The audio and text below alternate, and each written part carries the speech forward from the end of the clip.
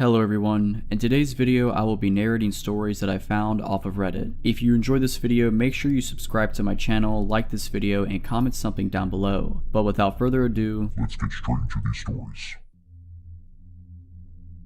I was about 21 or 22 when this happened. I was in the military at Fort Sill and didn't know it, but Desert Storm was right around the corner.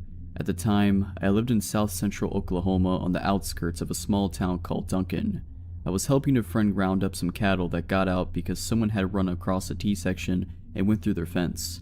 It tore 2 posts down and left a 30-foot section open for the cattle to get out. We'd already found most of the cattle and we were missing another 3 or 4, so we were out at 1 AM on dirt bikes trying to find them before someone hit one of them and sued his father. My friend and I went east and the other guys went north and south. One thing you need to understand about Oklahoma is that most of it is farmed, either cattle or crops.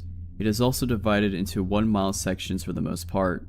In other words, the roads all run north and south or east and west and intersect at 1-mile intervals. If you ask directions for something out in the country, you're more likely than not to get instructions that include go 3-mile sections north and then 2-mile sections west. The area at this time was sparse and there weren't many homes. We didn't know how long the hole had been in the fence. My friend's father only checked the fence because he was missing livestock. They owned the entire mile section and a good portion of the adjoining mile section. The hole in the fence was on the east side of their land at the furthest distance from their house. They checked the fence for such holes on a weekly basis, so the hole could not have been more than 2 days old. James and I were riding on these old dusty dirt roads with battery-powered spotlights to both show the way and to search for cattle. We'd stop at any of the million small wooden bridges and look to see if there were any cows down by the water. Our plan was to go out 10 miles and then go over a mile section and drive back 10 miles until we'd gone a total of 10 miles out and 10 miles over. Then we would do it all over again, but on the north and south roads instead of the east and west roads. If you were to plot it a map, it would be a 10 by 10 grid. We had been at it since before 9 PM, just as it was getting dark and we'd already gone 10 miles out and about 3 miles over. I need to mention at this point that there are some mile sections that are not divided by roads and you have to turn one way or another at a T intersection. If that happens, we always took the road that went in our general direction of travel. If we were traveling east and came to a T, and we'd already checked the road north of us, then we head to the south a mile and then head east again. Occasionally, an old farmer would pass away and leave his land to relatives who had no interest in farming, and the land would be up for sale or just left alone for years. When this happens, and the roads aren't used as much, nature reclaims them and you're usually left with a dirt road with weeds and grass growing on it, or you're left with little more than an improved trail, usually 2 ruts with overgrown weeds and Johnson grass and occasionally a tree. We were on one of those rutted roads, headed south to the next intersection where we turned east again. The land here was too hilly for cultivation and had been left alone for at least the last 30 years. We were both familiar with it and we hunted and fished there. This mile section and the next 2 were basically wild. At the end of the dirt trail would be a T intersection, but the west side was fenced and the only option was to turn east again. At the end of this mile section, the road was a dead end, but we had to check it and then double back. We just made the turn back to the east when we saw something burning over the next rise. Grass fires are extremely dangerous and can get out of control in minutes. As we topped the rise, we saw the fire was actually in the middle of the dirt road. When we got to it, we found that it was a recliner that was burning, a blue Lazy Boy recliner. We stopped and threw some dirt on it and finally got it extinguished. James and I were wondering what kind of an idiot would do this and how strange it was to be in the middle of the road just burning. Satisfied that the fire was out, we got back on our bikes and idled past the recliner toward the end of the mile section, still a quarter of a mile in the distance. We found one of their cows at the bottom of the rise, about 100 feet down the road. It was laying in and half out of the road. Its throat had been cut and it was laying there with its eyes open and tongue hanging out. There was blood everywhere. As we were looking at it and trying to figure out what happened, James said, "Hey, look at this."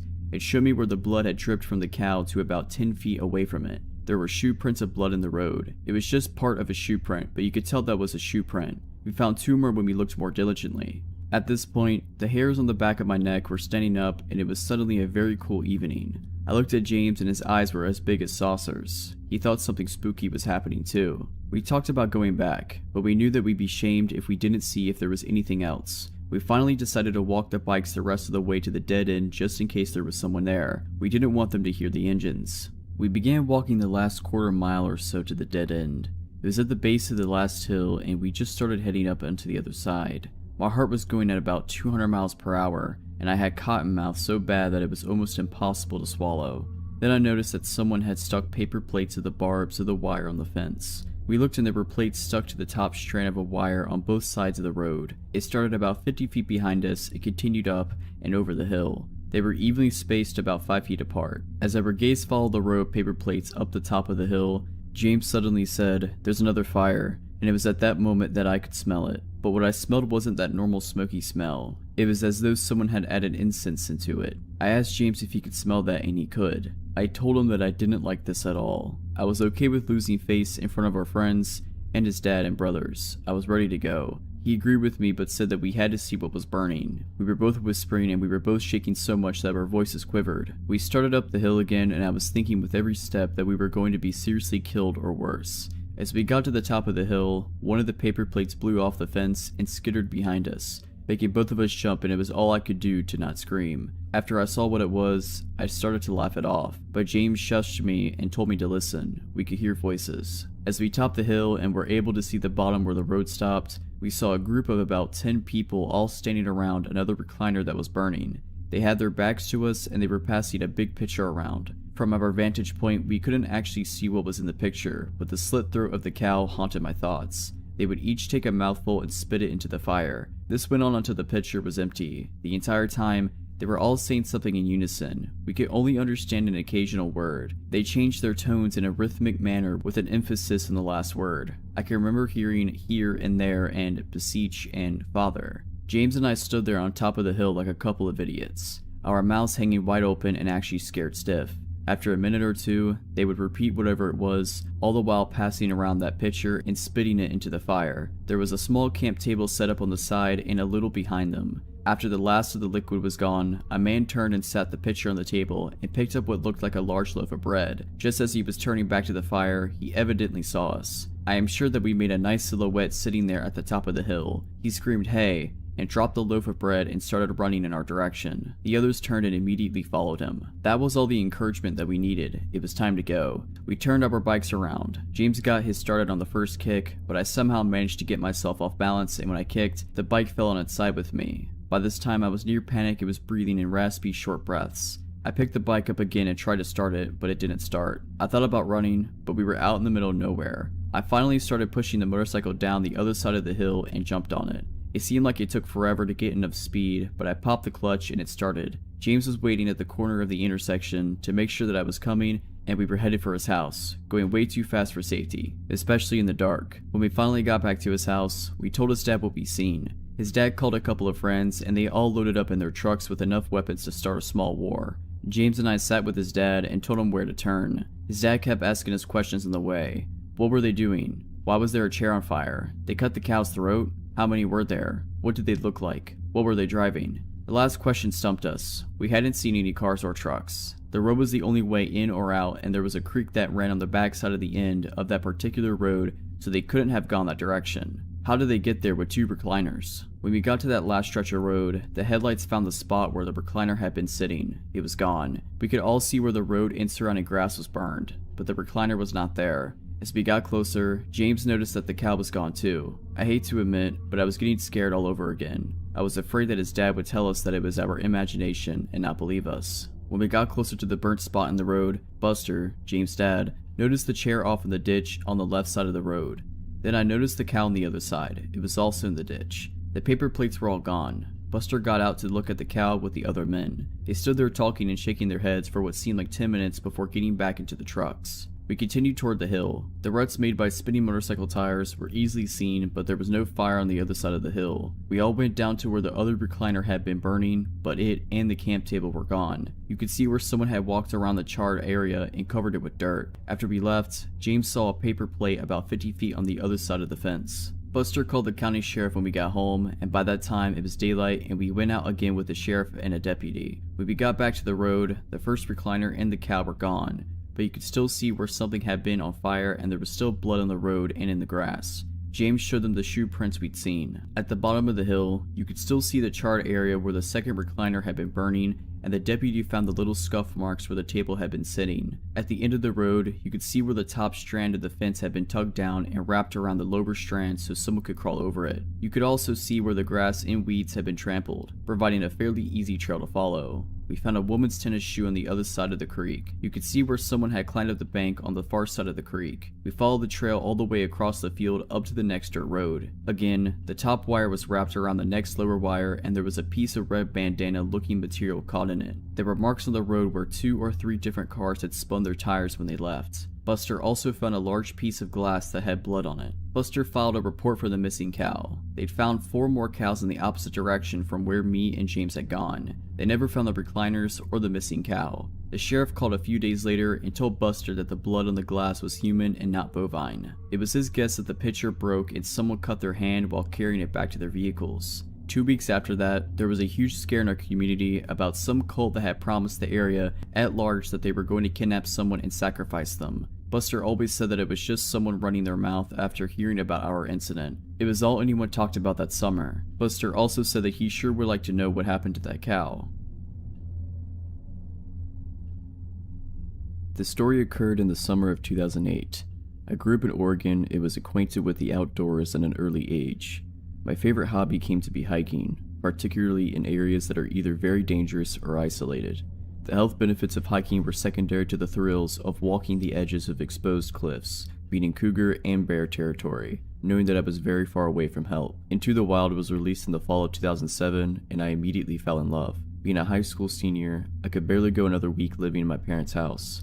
The movie spoke to my sense of adventure and inspired me to hike the California portion of the Pacific Crest Trail upon graduation. I made it from the Mexico border to Northern California without much incident. I saw rattlesnakes and black bears, experienced dehydration, but nothing happened that made me fear for my life. Somewhere in the Lassen National Forest in northeastern California, I walked around a bend in the trail only to be startled by 2 people sitting on a rock dressed in nearly all white. Their faces were dirty, their appearance disheveled, and the man had a long unkempt beard. Both seemed to be in their 40s. What struck me as odd about the encounter was encountering anybody at all. I frequently went days without seeing a single human being. Their white clothes could be explained away by the need to escape the California summer sun. Their scruffy appearance could be explained away by the fact that most thru hikers abandoned personal hygiene on the trail. After I said hello, they said nothing and simply watched me as I passed. Even that I didn't find odd. I chalked it up to them being foreign and not knowing what to say. I camped a few hundred yards off the trail that night, as I always did. Following bare precautions, I hung the leftover food I had cooked that night from a tree approximately 5 feet off the ground.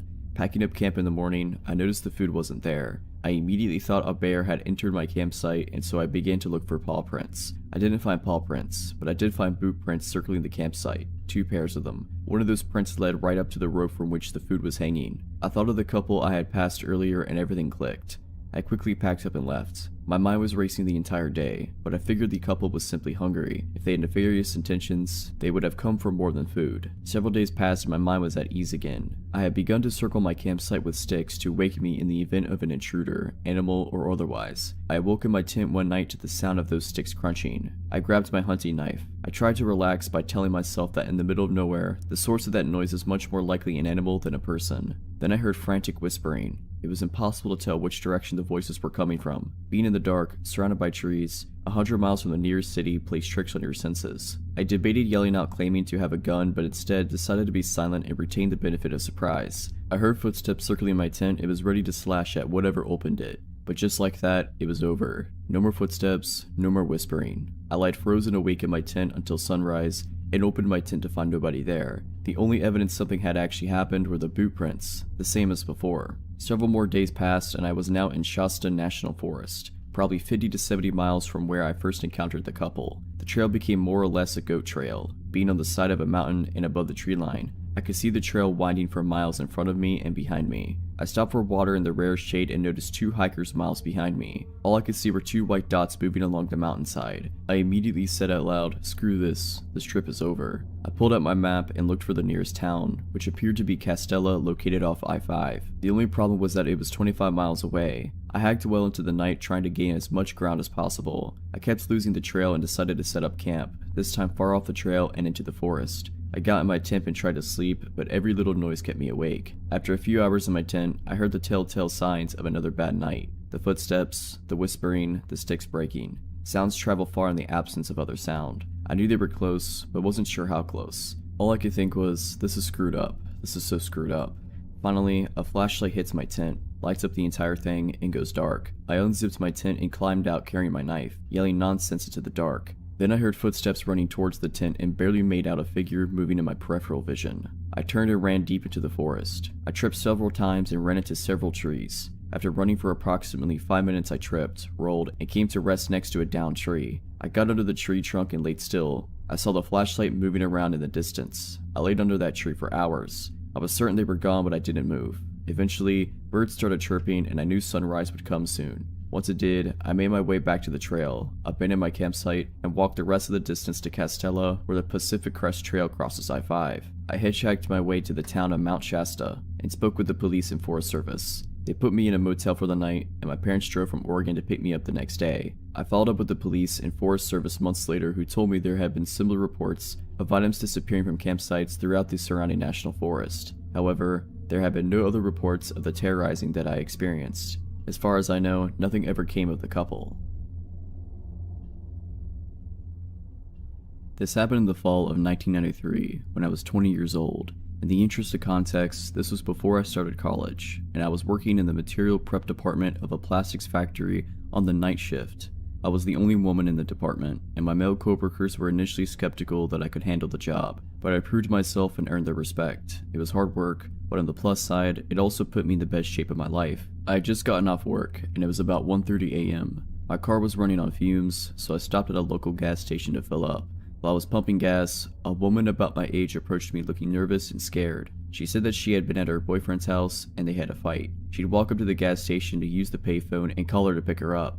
On her way to the station, our car pulled up as she was walking and the guys inside started catcalling and harassing her. With a slight movement of her head, she indicated a car that was parked off to the side by the gas station dumpsters. I saw a large light green car, like a Caddy or a Lincoln, with at least 2 or 3 shadowy figures inside. She said they threatened her, and she was too scared to call her friend and wait. The woman was neat, well-dressed, and didn't seem high or drunk or anything like that. She just seemed really nervous and freaked out, so I didn't even hesitate. I finished pumping my gas and told her to hop in the car, then I'd take her home. At that time on a weeknight, there was little traffic, so I booked it right out of the gas station and asked her where she lived. She kept twisting around in the seat to see if the car was behind us, and when I asked her to put her seatbelt on, she ignored me and kept looking for the car. I assumed she was just scared. A few blocks down the road, however, I noticed she was looking around the car, and she started asking me about the money. "Where's your purse? Where's your bag? I need money. You need to give me some money." My stomach sank. I have this woman in my car, and now she's gonna rob me. But when I thought about it, robbery just didn't make much sense. I was driving a 1985 Chevette and was wearing my work clothes, a ratty t-shirt and jeans with combat boots. I did not look like a person with a lot of cash, primarily because I wasn't a person with a lot of cash. She twisted around in the seat again and started yelling, "There they are, there they are." She didn't sound scared anymore. I checked the rear view and sure enough, the light green car is right behind me.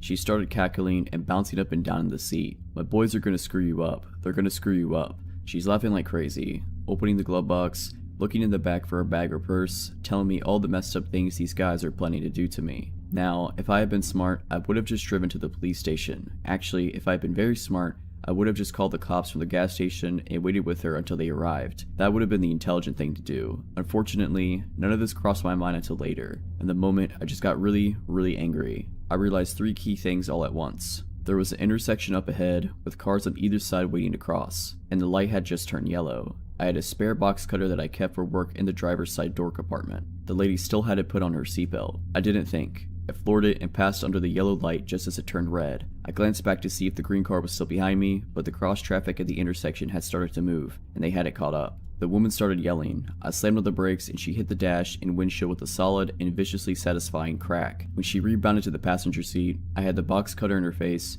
and was screaming some serious stuff. I can't remember exactly what I said, but it was along the lines of, get out of my car before I cut off your face and make you eat it." The crazy screaming and box cutter combo worked. She grabbed blindly at the handle and popped the door open, and I started shoving and punching her until she tumbled out the door to the curb. I stomped on the gas, got to the next turn, and squealed around it with the passenger door still open. I made a few more turns because I was afraid that the green car might catch up to me. After a little while, I stopped to close the passenger door, and then I cut across town and got onto the highway to go home. I was on the highway for about 5 minutes before the shakes started. I pulled off to the shoulder to calm down and get my act together, and then I drove home. I told my older sister. I was living with her temporarily after the breakup with my ex. She grabbed me in a tight bear hug while simultaneously yelling about how stupid I was for not going to the police. I've never been so glad to be yelled at in my life. I've lived most of my life way out in the valley countryside of Ontario. Given it's not a whole lot for an 18-year-old, but for me it's the only place I can call home, and I like to think that I know the entire area, as far as sprawling that is, like the back of my hand. Adventures across the long, cross-crossing roads, pastures, and woods that made up the skeleton of my village were a common venture in my childhood. As a young kid, I had a habit of biking extremely far out in hopes of finding new places, and sometimes my dad or one of my friends' parents would toss out bikes in their pickup and take us way out into a back road and let us explore for a few hours. This was how a lot of us first found that on one of these bad gravel roads, surrounded by thin woods, was a worn down old shack sitting just about 20 meters off of the path. Honestly, I never thought anything of it, except for the fact that it was creepy. It had no windows to see inside, and I never went anywhere near it. But one of my friends at the time said that her older sister had tried to go in it and that the door was always locked. We all had better things to do than to be curious about that at the time anyway, so I quickly moved on and became nothing more than a mundane landmark of that area. Honestly, I had completely forgotten about it for a few years now. Except last Tuesday. I was coming home from one of my very late classes at my university, and I usually take the back routes I used many years ago, as they're more straightforward and never have any sort of traffic. As I drove down the gravel path that would wind along the side of the country and eventually take me to the next street I needed to turn onto, I noticed a faint glinting coming from within the trees up ahead, maybe about 100 meters from my car. A flashlight? I thought, but as my car came closer, I realized what I was really seeing. The light inside of the shack was on. I should mention now that in all of the nearly 13 years I've spent living in my area, I have never seen that door open, and I've never seen a light on inside of that shack, ever. Not even once. I must have driven past that shack probably almost 100 times in my life, but this was the first time I'd ever seen any sign of a person's presence having been anywhere near that thing. That, coupled with the fact that it was 10 o'clock at night and pitch black outside aside from my own headlights, and the faint glow lighting up the door frame up ahead, immediately filled me with what I can only describe as a weird sense of dread. Fortunately, while my car approached the light, I was curious enough that despite the feeling in my stomach, I slowed down as I was about to pass, hoping that I could see what was going on inside, and this is probably the only reason I managed to spot the dark shape that burst out of the foliage on the side of the road, directly into my path. I wasn't going very fast at that point, but I still pounded the brakes rather hard in alarm, so my car came to a crunching stop on the gravel. For a moment, I was just really confused and freaked out. What was that? Had I almost hit a deer or something? This far out in the country, a deer would have been the most likely and most reasonable assumption, but in the beams of my car, I could see what had stopped me. A very tall, a very lanky old man with scraggly and balding gray hair. He looked dirty and unkempt, and as his clothes hung off of him, I felt extremely unsettled over what this guy could be doing way out here, and why he had walked out in front of my car. As I sat there confused, the old man came around to my window and knocked on the glass. I rolled down the window just a crack, only enough for someone to be able to hear me and for me to hear them. I was already creeped out enough as it was. Immediately, I had to say what I was thinking. What are you doing out here? In my peripheral vision, I could still see the light from the shack, but in my mind's eye, I wasn't really registering it anymore. Stupid, I know. I should have made the connection immediately, but I was still kind of shaken by the fact that I could have run this guy over if I hadn't been able to stop in time, and being a new driver and all, the thought of that was terrifying. After a small pause, the man started talking to me. He had a thick, croaky sort of voice, and he spoke very slowly. "My truck, it's broken," he explained. Oh, okay. I was also getting the feeling that he wasn't really all there, mentally. I didn't have to look around to notice there wasn't any truck on the side of the road, but I did anyway, turning my head around to confirm what I already knew. There was definitely no truck. Had he somehow driven it into the trees or something?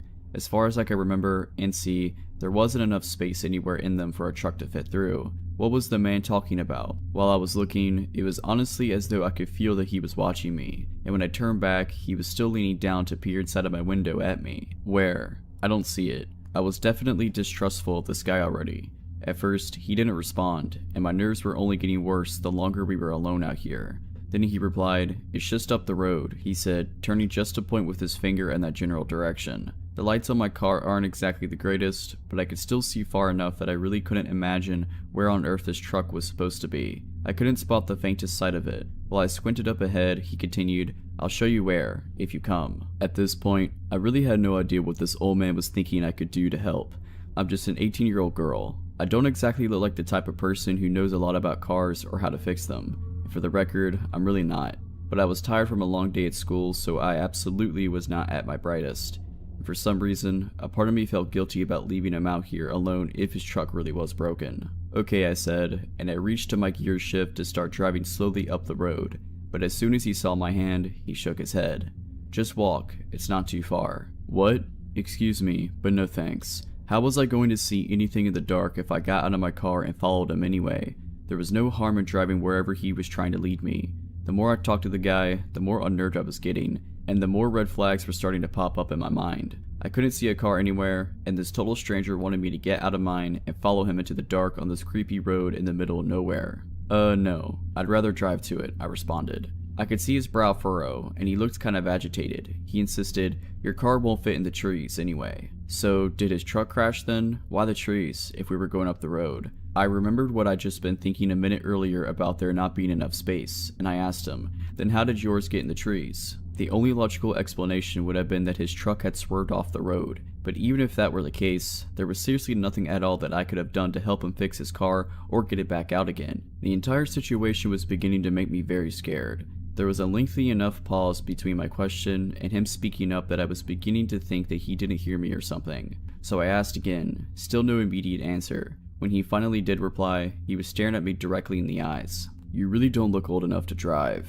I hear comments like this a lot, since I do look very young because of my size. Normally, somebody would say this with a smile or something to signify that this is, in fact, meant to be taken as a joke, but this guy's face didn't change even slightly. He just kept staring at me with a completely cold expression. That type of remark in this kind of situation immediately had my heart racing, and all I could think was, what did this guy want from me? What I wanted to say next was, well, who are you? But instead, I anxiously fumbled for my phone in my pocket, babbling in a way that probably made it really obvious I was completely freaked out in my mind. Okay, I could just call someone to come help you out. There's not really anything I can do. As I said that, it occurred to me to wonder, did this old guy not have a cell phone of his own? I know not every older person has one, even if they're becoming much more common, but seriously. And then I also remembered, with a sudden streak of massive fear, the shack with the light on. I could still see the light coming from it just up ahead in the trees. My dumb brain finally put two and two together. The old man hadn't even mentioned it at all. It was like it wasn't even there to him, and there was definitely no one out there that could have turned the light on but the guy who was just standing outside my car right now. What was he doing out here in the shack then, which had been locked for all these years by someone I never knew? There was definitely no truck around here. He wanted me out of my car for a whole nother reason. I think maybe the old man must have seen on my face that I was scared out of my wits and about to book it out of there. Instead of any words, without warning, his face contorted with rage, and he swung his fist, pounding against it my window with enough strength to make it shudder. His eyes were wide and he looked furious and completely insane. Even though I was panicking more than I ever had in my life, and I was sure he was about to smash the window in if he tried again, I screamed, threw my phone onto the floor, switched gears, and slammed my foot down on the gas pedal. I hurtled down the road, and when I glanced into my rearview mirror, I saw his dark shape turn from standing in the road, and I watched as he turned, and he walked off the road, directly back towards the light of the shack. I didn't slow down at all until I was nearly home, and absolutely sure that there was no way that he could have followed me. When I got home that night, I spent a long time crying about what had happened with my mom, and though I don't think she believed all of what I told her, we don't have the greatest relationship, she called up everyone she knew to ask if anyone knew the old man, or if they knew who owned that shack. In a town like ours, just about everyone knows each other, but no one had any clue who he was. One of our family friends even swore that he was sure it's been abandoned for at least 4 years now. And since most people don't usually take that road, no one said that they've ever seen a light on or the door open but me. I've been taking a different route home from school since, and I really don't think I ever want to head back down that road. Creepy guy in the shack, please, let's not meet again. This happened when I was in college. I lived in Isla Vista, the student community at UCSB, notorious for being a party school. It fully lived up to its reputation. I liked to party, but wow, these people were off the wall. As such, there were a lot of people who put themselves in dangerous situations, drinking to excess, not being careful, not locking doors, etc. It had a very isolated and insular vibe, and anyone who was hanging around who wasn't college-aged immediately looked out of place and strange. One night after having a few drinks, I came home to my small house where I lived with 2 other girls, probably around 2:30 a.m. We were all serious students. I was probably the least serious actually, and we partied, and it was not your typical UCSB mega rager. more like a small get-together with friends. We would often have a few people spend the night, sleep in our furniture, or in our beds as this case may be. That night, my roommates had a few people over who I didn't know, and I saw when I returned home that one of them had opted to sleep on the couch from the shadow that I saw there. I didn't turn the light on so I wouldn't wake anyone up, but as I was passing the couch to enter my bedroom, I noticed that the figure was lying very stiff. He just had this weird energy to him. He was lying down, but it was like he was putting all of his energy into lying as still and rigid as possible.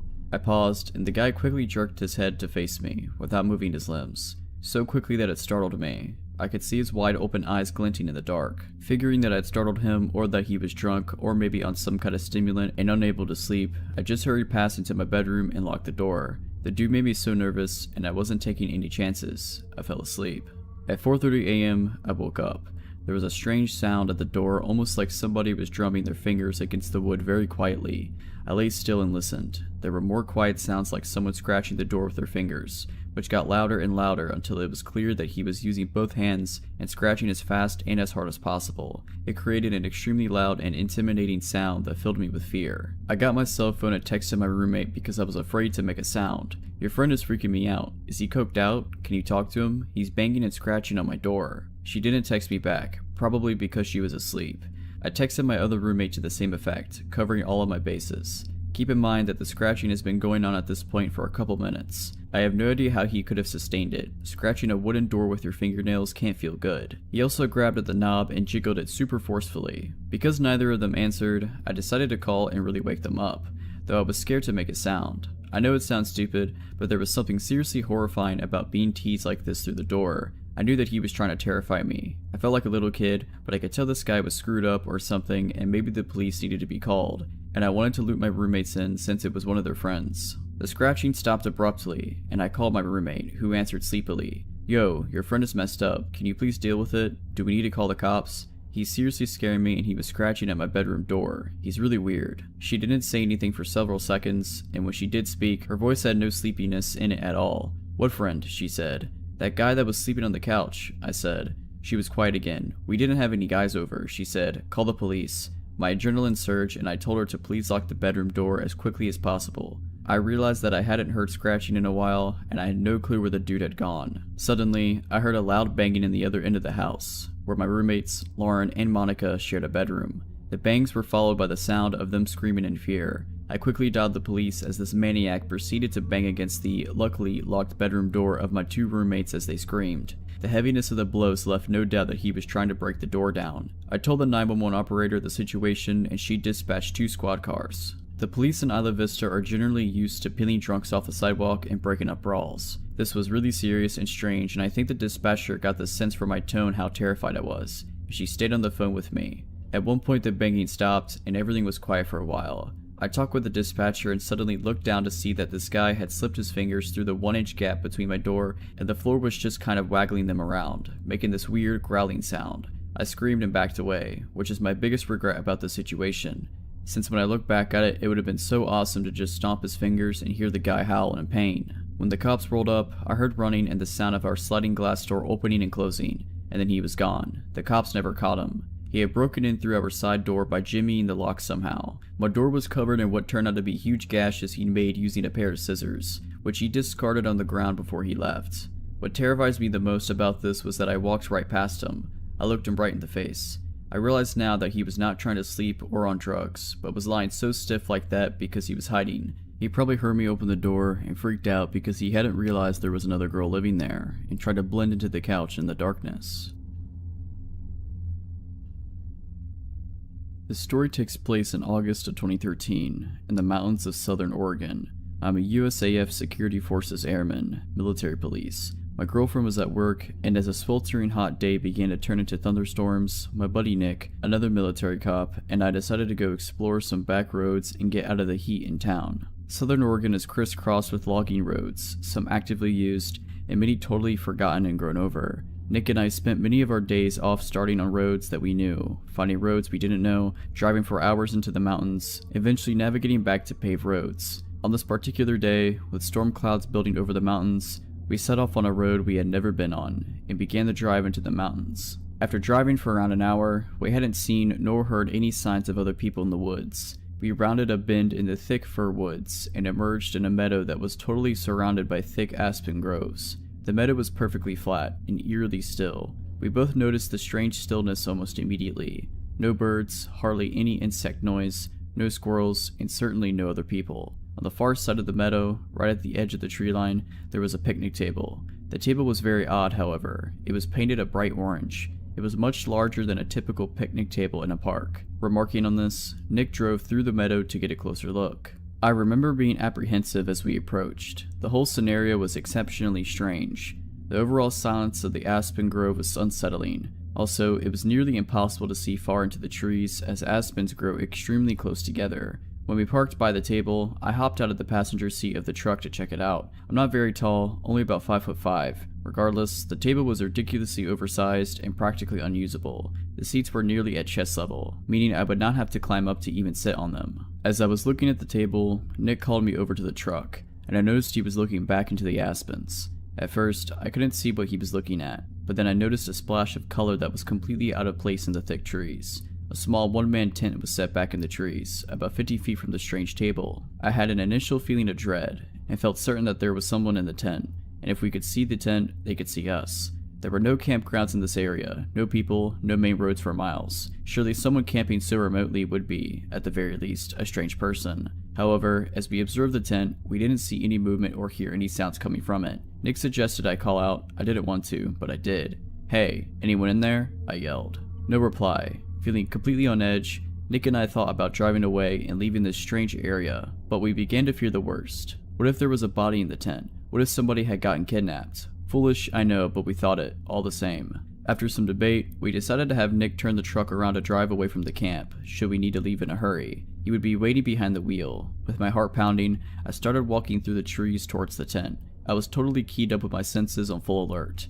When I reached the campsite, several things struck me as odd. Backpacks were scattered all over.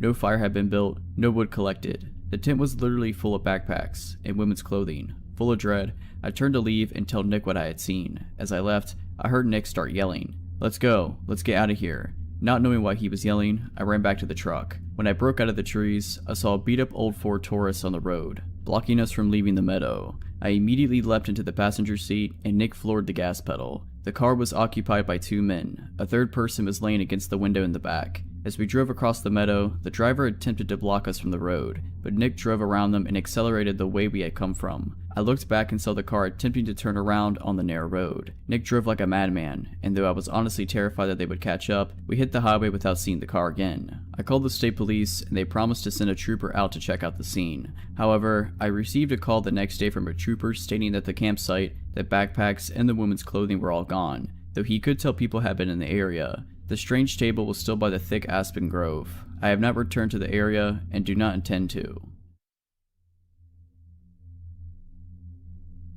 Okay, so I've had a few issues with my next door neighbors since I moved in, but nothing creepy until just recently. There is a man, a woman, and at least one boy living there, and I mostly just avoid them. The man seems okay but a bit weird, and the boy just keeps to himself, and the woman is quite a bit off. Not long after we moved in, she left a note in my mailbox.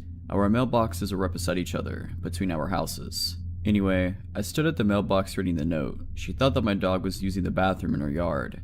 It was possible, as our fence had some holes in it, that our dog had gotten out then, but those holes had been fixed a long time ago. Still, no big deal, except I noticed her standing in her driveway, just staring at me, and the note was very long. I just kept reading it. The more I read it, the crazier it got, and the weirder her behavior in my peripheral vision became. Apparently I was entitled. She seemed to think I was somehow instructing my dog to use the bathroom in their yard.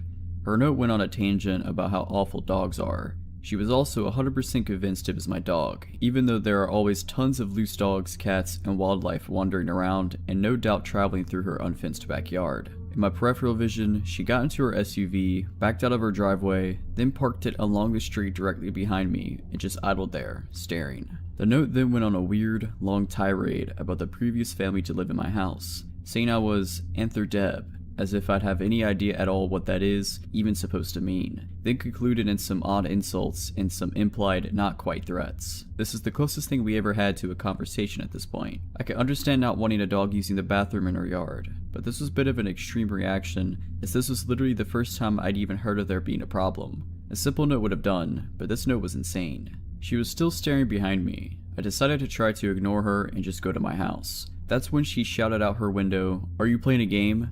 The reaction made no sense. "Are you nuts?" I replied, as I officially ran out of patience. She shouted more nonsense and insults at me while blocking my driveway, which is right next to the mailboxes, with her vehicle, while I repeatedly told her to leave before I called the cops. This went back and forth like this for a while, but she eventually sped off when I pulled my cell phone out. Later, my boyfriend, who had not been home at this time this happened, had a chat with the neighbors. He said they seemed agreeable and reasonable and basically dismissed me of just being dramatic. The woman told a very different version of events, of course. I was annoyed that my boyfriend wasn't taking me seriously, but let it go. I think he just wanted to keep getting along with the man next door, as they sometimes borrow tools. They speak to him a lot differently than how they speak to me. They don't do anything rude to me while he's around. In fact, they don't speak to me when he's around at all. They always wait for him to be away. Anyway, I mostly just avoid them. Sometimes, the woman stares at me, but I just ignore her.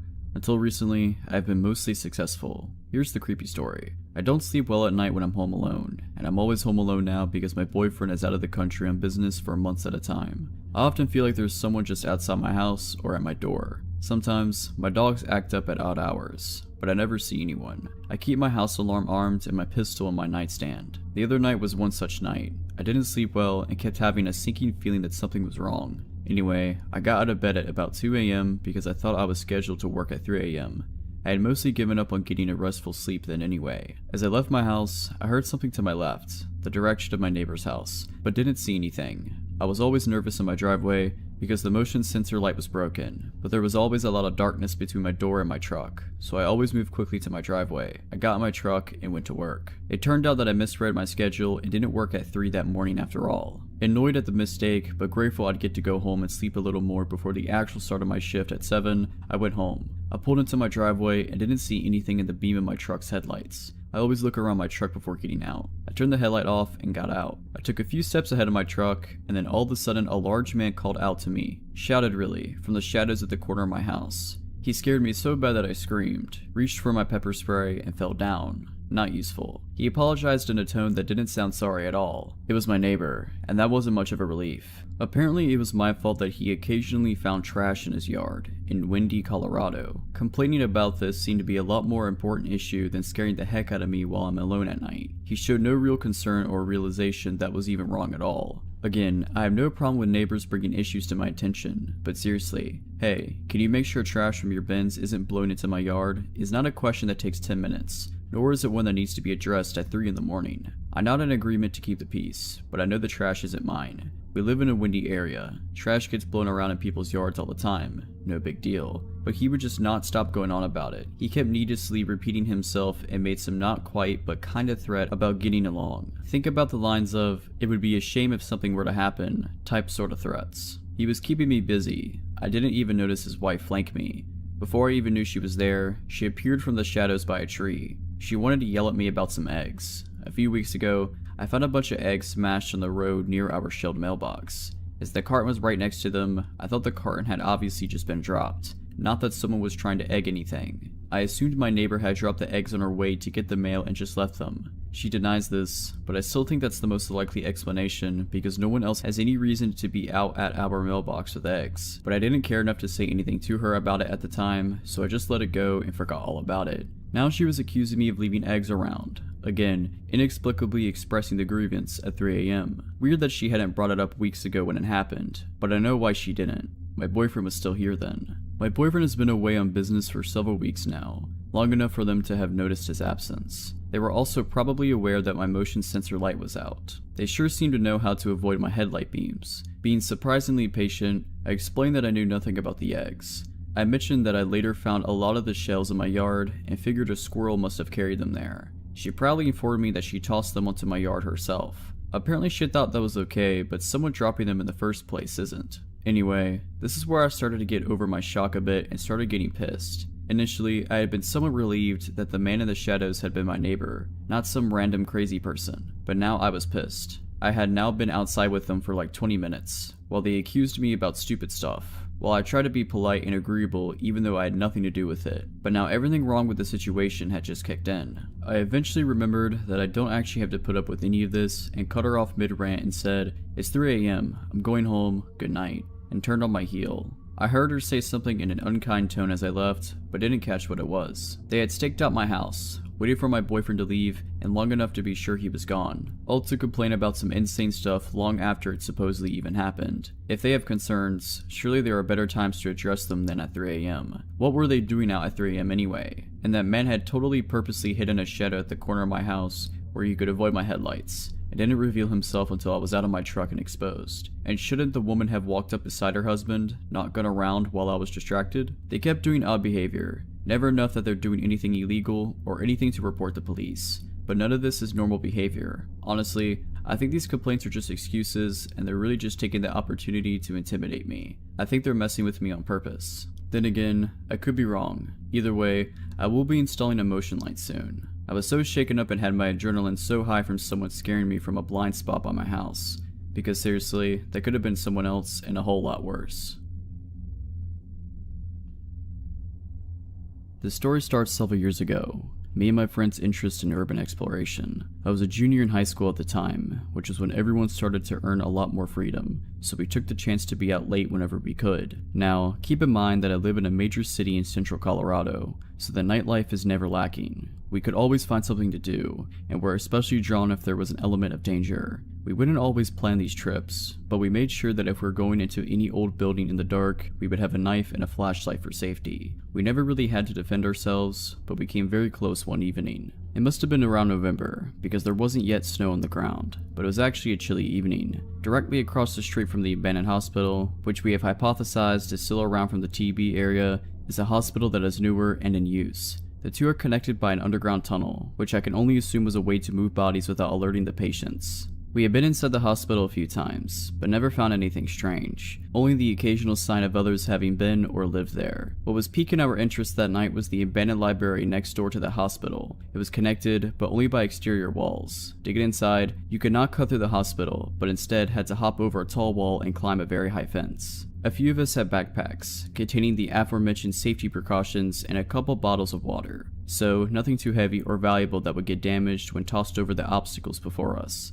A little ways off the road, it was dark if you clung to the buildings. We did for a while before stepping behind a small patch of shrubbery, which we determined was an easy way over the first wall, since the other way around to gain access was by a chained, unclimbable gate at the bottom of a set of stairs facing away from the ledge. Both were parallel with the library, so when tucked back in that corner behind the bushes, no one could see us from the street. I don't believe I went first, but I did not remain behind to be last over that wall. It was too high up for me to jump and haul myself over, so I resorted to stepping on a pipe jutting out somewhere lower along the wall. It gave me a bit of a needed boost, and soon I was up and over, moving into the library's courtyard. Another girl and I waited for our two other girlfriends to join us. Upon an initial glance over at the courtyard, there was no obvious way in. To our right was a dilapidated fountain, which I took joy in imagining springing forward a spray of water from its detailed stonework in the brighter summer months. People laughing and talking with the surrounding trees bringing them shade. Now, however, it had been in long disuse, and the earth at our feet was cold and hard. There were no signs of another soul for years, save the 15 chain-link fence directly in front of us separating the courtyard in half. I could tell it hadn't seen the same weather as the rest of the courtyard, because the metal showed no signs of rust. That must be our way in, we agreed, because with a fence like that, someone obviously wanted to keep us out. We hurled our bags over the fence, hearing them clank on the ground rather silently due to their lightness. I was the third over, because I have a slight fear of climbing and it took me a bit to mentally prepare myself. I made it to the top of the fence in short time, then sat at the top straddling it with a leg on either side. I had two girls on the other side in front of me, and one behind me who was telling me to hurry up. I spent a good couple minutes up there doing another mental preparation and some deep breathing, then climbed down to wait for the last girl. At the time, I was thinking that had been one of the scariest things I've done in a while, because I tend to avoid climbing at all costs. Of course, this is an irrational fear, as I have never fallen, but that phobic fear didn't even compare to what happened next. The last girl's feet hit the ground and all four of us split up into the smaller half of the courtyard, looking for any kind of entrance. We decided that breaking a window would be too loud and draw unwanted attention, not to mention we could really get cut up, so that wasn't an option. Searching for a little longer, we didn't find anything that looked remotely plausible, until we found a grate near the base of where two walls met. I couldn't believe we hadn't noticed it before, and upon closer inspection, the grate was already moved slightly from its resting place, so it would be easy to lift the rest of the way. The smallest and least fearful of our group went first. After moving the grate, there was a small drop down. It was no more than 3 feet down and 2 feet wide, but inside there was another drop down where we could see into the library basement. She hopped down into the small, square landing, only to almost immediately freeze. We looked amongst ourselves, wondering what was wrong. "There's a guy down there," she said. "What? Where?"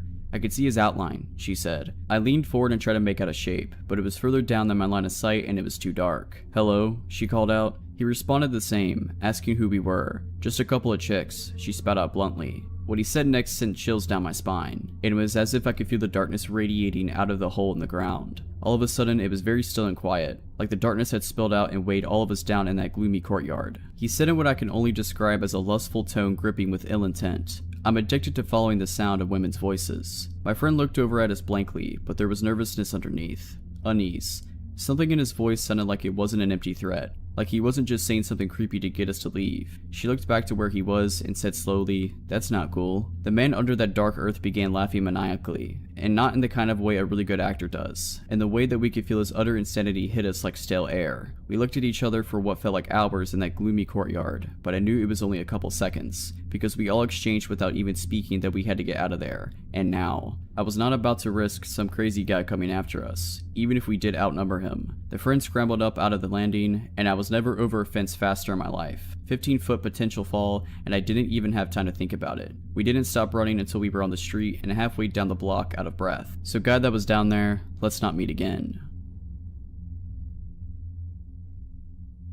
It was 2012 and my best friend Hannah had convinced me to join her on a weekend trip up north. She had, after searching for the longest time, found her dream car and was planning on traveling the 900-kilometer to the very north of Sweden to buy it. It was a second-hand door Suzuki Vitara in a purplish kind of color, and I must admit I didn't share her obsession with it. But with her being the closest thing to a sister that I will ever get, I was happy to join her nonetheless. Hannah and I have always had each other, from the cradle and onwards. Sharing each other's love for adventure, we have traveled the world together. At the time this happened, we were both 21 and had recently returned from a trip in Asia. The man who was selling her the car had agreed to meet us at the small airport in Umeå when we arrived shortly before lunchtime and it started to snow heavily. The first snow of the season, no less. The parking lot was almost empty, and when I saw the man standing outside the Vitara, I felt immediately concerned. He was dressed like a hunter. A lot of people in this area of the country live a lifestyle with hunting and fishing, so nothing strange with that really. But still, there was something about him that made me uneasy. He was nice though, smiling and waving to us, shaking hands with us both before walking us around the car and pointing all the tiny little flaws. He showed us the work he had done on the car and showed the paperwork from the recently done engine repairs. He made the impression that he didn't want to hide anything. On the contrary, he made a show out of being very forthcoming and honest. The snowing had now intensified and we were getting cold. He opened the car door for us and said, "I got the paperwork at home. Let's close the deal over some coffee."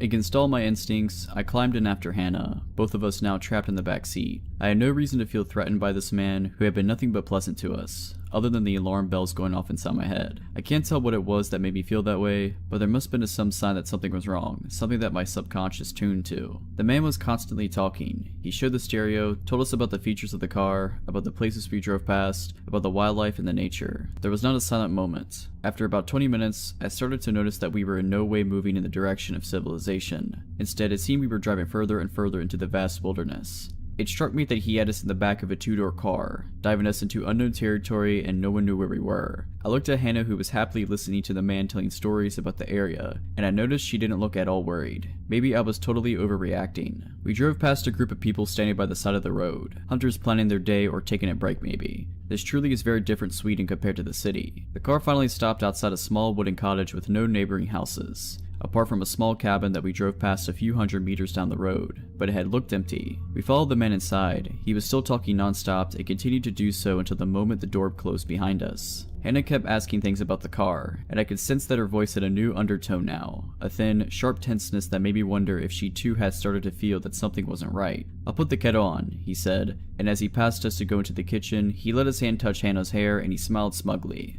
"May I use the bathroom?" I asked politely and made my way to the door with a little red heart on. I was washing my hands when I saw something in the stained bathroom mirror. Something was behind the water cistern. I pulled out a rolled up plastic folder, and as I turned the pages, I felt my blood run cold. It was very violent pictures that looked like had been cut out from magazines, and they were glued to the paper, surrounded by cut up pieces of handwritten text. Put it together made a horrifying story about how a woman was lured into a car with the promise of getting to buy the car cheaply, and then it quickly turned into a horror story. I know this will sound silly, but when we traveled together, Hannah and I had a code word for whenever we felt it was time to get out of a situation. We had never needed to use it, just joked about it, but now it came in handy. I walked out of the bathroom and looked at Hannah and said, "Potatoes. We forgot to buy potatoes.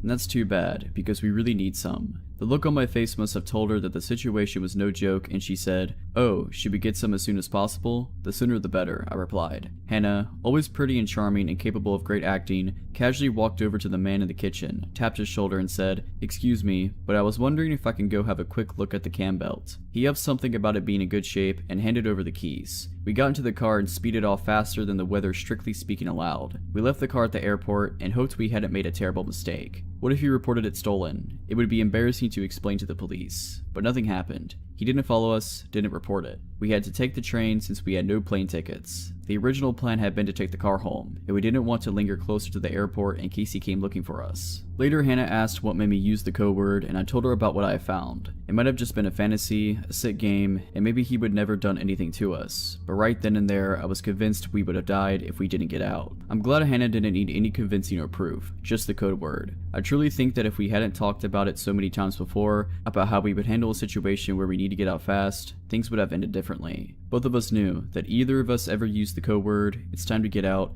no questions asked, just move. Okay, so I've had a few issues with my next door neighbors since I moved in, but nothing creepy until just recently. There is a man, a woman, and at least one boy living there, and I mostly just avoid them. The man seems okay but a bit weird, and the boy just keeps to himself, and the woman is quite a bit off. Not long after we moved in, she left a note in my mailbox. Our mailboxes are right beside each other, between our houses. Anyway, I stood at the mailbox reading the note. She thought that my dog was using the bathroom in her yard. It was possible, as our fence had some holes in it, that our dog had gotten out then, but those holes had been fixed a long time ago. Still, no big deal, except I noticed her standing in her driveway, just staring at me, and the note was very long. I just kept reading it. The more I read it, the crazier it got, and the weirder her behavior in my peripheral vision became. Apparently I was entitled. She seemed to think I was somehow instructing my dog to use the bathroom in their yard. Her note went on a tangent about how awful dogs are. She was also 100% convinced it was my dog, even though there are always tons of loose dogs, cats, and wildlife wandering around and no doubt traveling through her unfenced backyard. In my peripheral vision, she got into her SUV, backed out of her driveway, then parked it along the street directly behind me and just idled there, staring. The note then went on a weird, long tirade about the previous family to live in my house, saying I was Antherdeb, as if I'd have any idea at all what that is even supposed to mean, then concluded in some odd insults and some implied not quite threats. This is the closest thing we ever had to a conversation at this point. I can understand not wanting a dog using the bathroom in her yard, but this was a bit of an extreme reaction, as this was literally the first time I'd even heard of there being a problem. A simple note would have done, but this note was insane. She was still staring behind me. I decided to try to ignore her and just go to my house. That's when she shouted out her window, "Are you playing a game?" The reaction made no sense. "Are you nuts?" I replied, as I officially ran out of patience. She shouted more nonsense and insults at me while blocking my driveway, which was right next to the mailboxes, with her vehicle, while I repeatedly told her to leave before I called the cops. This went back and forth like this for a while, but she eventually sped off when I pulled my cell phone out. Later, my boyfriend, who had not been home at this time this happened, had a chat with the neighbors. He said they seemed agreeable and reasonable and basically dismissed me of just being dramatic. The woman told a very different version of events, of course. I was annoyed that my boyfriend wasn't taking me seriously, but let it go. I think he just wanted to keep getting along with the man next door, as they sometimes borrow tools. They speak to him a lot differently than how they speak to me. They don't do anything rude to me while he's around. In fact, they don't speak to me when he's around at all. They always wait for him to be away. Anyway, I mostly just avoid them. Sometimes, the woman stares at me, but I just ignore her. Until recently, I've been mostly successful. Here's the creepy story. I don't sleep well at night when I'm home alone, and I'm always home alone now because my boyfriend is out of the country on business for months at a time. I often feel like there's someone just outside my house or at my door. Sometimes, my dogs act up at odd hours, but I never see anyone. I keep my house alarm armed and my pistol on my nightstand. The other night was one such night. I didn't sleep well and kept having a sinking feeling that something was wrong. Anyway, I got out of bed at about 2 a.m. because I thought I was scheduled to work at 3 a.m. I had mostly given up on getting a restful sleep then anyway. As I left my house, I heard something to my left, the direction of my neighbor's house, but didn't see anything. I was always nervous in my driveway because the motion sensor light was broken, but there was always a lot of darkness between my door and my truck, so I always moved quickly to my driveway. I got in my truck and went to work. It turned out that I misread my schedule and didn't work at 3 that morning after all. Annoyed at the mistake, but grateful I'd get to go home and sleep a little more before the actual start of my shift at 7, I went home. I pulled into my driveway and didn't see anything in the beam of my truck's headlights. I always look around my truck before getting out. I turned the headlight off and got out. I took a few steps ahead of my truck, and then all of a sudden a large man called out to me, shouted really, from the shadows at the corner of my house. He scared me so bad that I screamed, reached for my pepper spray, and fell down. Not useful. He apologized in a tone that didn't sound sorry at all. It was my neighbor, and that wasn't much of a relief. Apparently it was my fault that he occasionally found trash in his yard, in windy Colorado. Complaining about this seemed to be a lot more important issue than scaring the heck out of me while I'm alone at night. He showed no real concern or realization that was even wrong at all. Again, I have no problem with neighbors bringing issues to my attention, but seriously, hey, can you make sure trash from your bins isn't blown into my yard? Is not a question that takes 10 minutes. Nor is it one that needs to be addressed at 3 in the morning. I'm not in agreement to keep the peace, but I know the trash isn't mine. We live in a windy area. Trash gets blown around in people's yards all the time. No big deal. But he would just not stop going on about it. He kept needlessly repeating himself and made some not quite but kind of threat about getting along. Think about the lines of, "It would be a shame if something were to happen," type sort of threats. He was keeping me busy. I didn't even notice his wife flank me.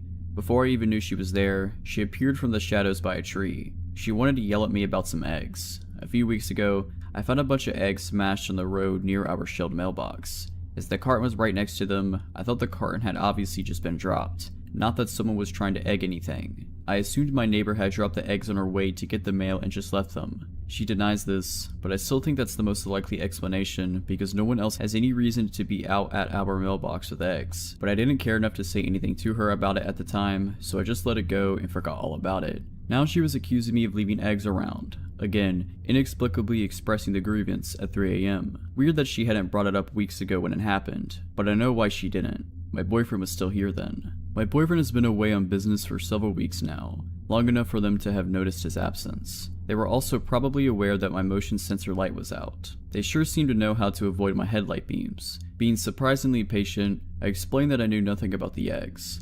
I mentioned that I later found a lot of the shells in my yard and figured a squirrel must have carried them there. She proudly informed me that she tossed them onto my yard herself. Apparently she thought that was okay, but someone dropping them in the first place isn't. Anyway, this is where I started to get over my shock a bit and started getting pissed. Initially, I had been somewhat relieved that the man in the shadows had been my neighbor, not some random crazy person, but now I was pissed. I had now been outside with them for like 20 minutes, while they accused me about stupid stuff. While I tried to be polite and agreeable even though I had nothing to do with it, but now everything wrong with the situation had just kicked in. I eventually remembered that I don't actually have to put up with any of this and cut her off mid-rant and said, "It's 3 a.m, I'm going home, good night," and turned on my heel. I heard her say something in an unkind tone as I left, but didn't catch what it was. They had staked out my house, waited for my boyfriend to leave, and long enough to be sure he was gone, all to complain about some insane stuff long after it supposedly even happened. If they have concerns, surely there are better times to address them than at 3 a.m. What were they doing out at 3 a.m. anyway? And that man had totally purposely hidden a shadow at the corner of my house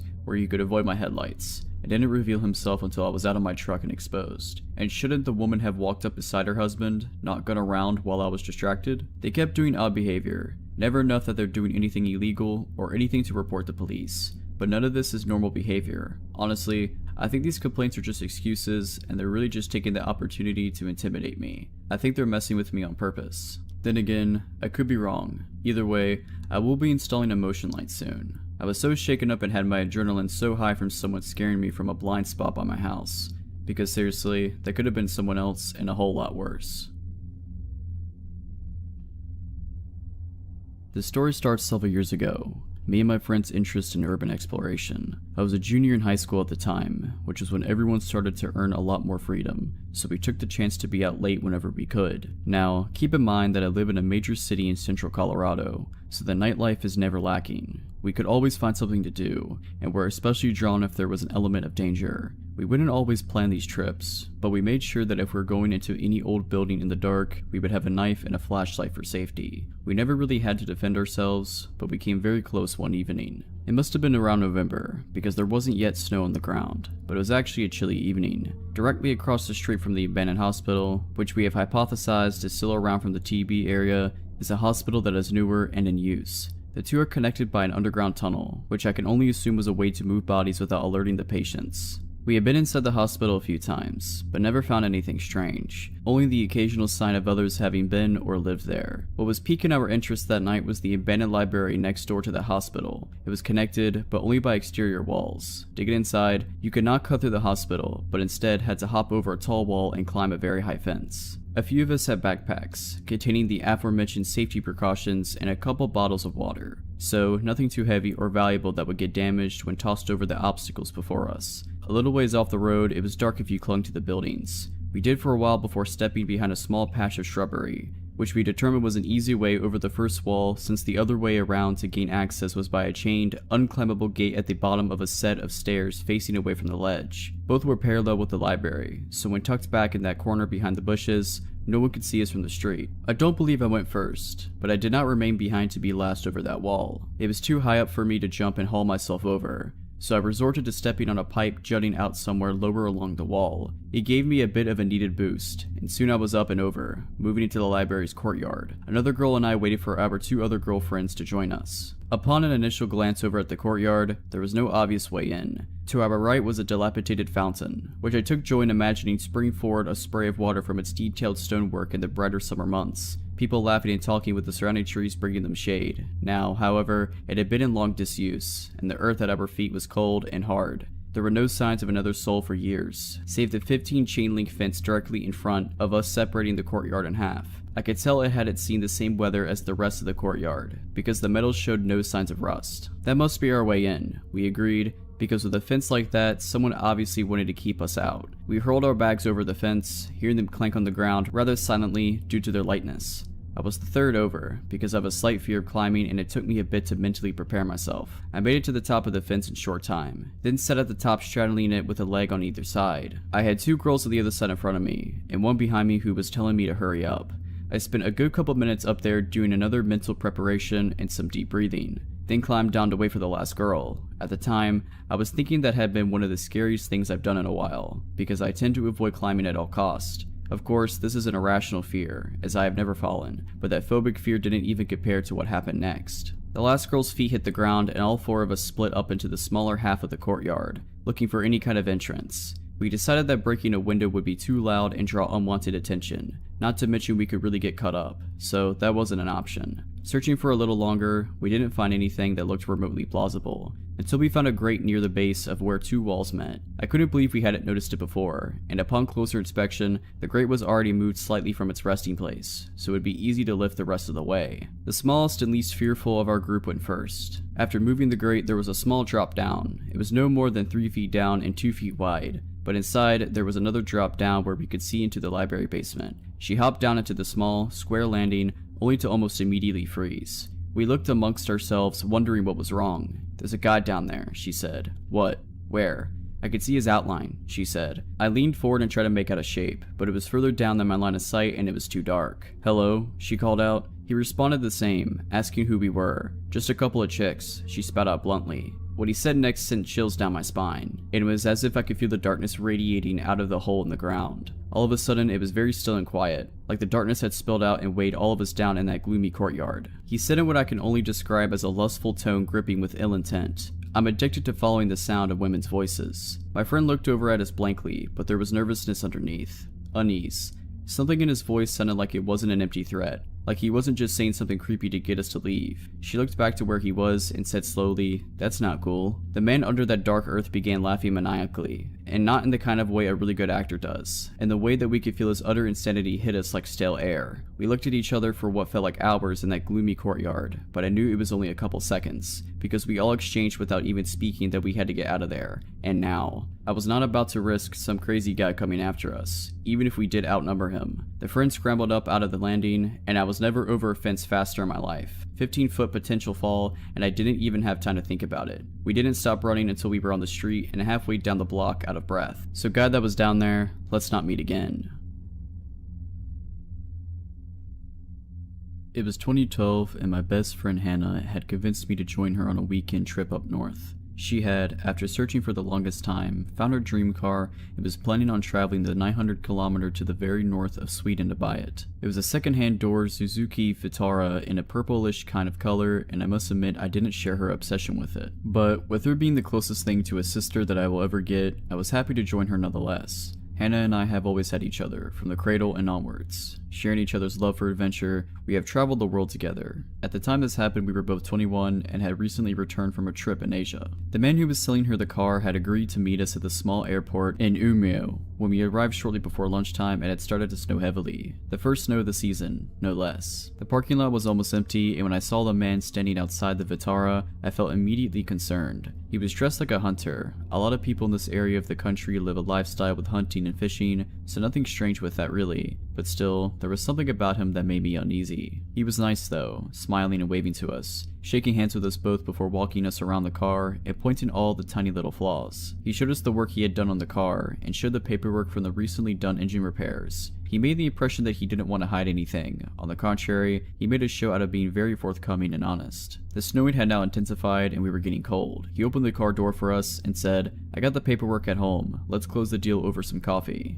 Against all my instincts, I climbed in after Hannah, both of us now trapped in the back seat. I had no reason to feel threatened by this man who had been nothing but pleasant to us, other than the alarm bells going off inside my head. I can't tell what it was that made me feel that way, but there must have been some sign that something was wrong, something that my subconscious tuned to. The man was constantly talking. He showed the stereo, told us about the features of the car, about the places we drove past, about the wildlife and the nature. There was not a silent moment. After about 20 minutes, I started to notice that we were in no way moving in the direction of civilization. Instead, it seemed we were driving further and further into the vast wilderness. It struck me that he had us in the back of a two-door car, diving us into unknown territory, and no one knew where we were. I looked at Hannah, who was happily listening to the man telling stories about the area, and I noticed she didn't look at all worried. Maybe I was totally overreacting. We drove past a group of people standing by the side of the road, hunters planning their day or taking a break maybe. This truly is very different Sweden compared to the city. The car finally stopped outside a small wooden cottage with no neighboring houses, apart from a small cabin that we drove past a few hundred meters down the road, but it had looked empty. We followed the man inside. He was still talking non-stop and continued to do so until the moment the door closed behind us. Hannah kept asking things about the car, and I could sense that her voice had a new undertone now, a thin, sharp tenseness that made me wonder if she too had started to feel that something wasn't right.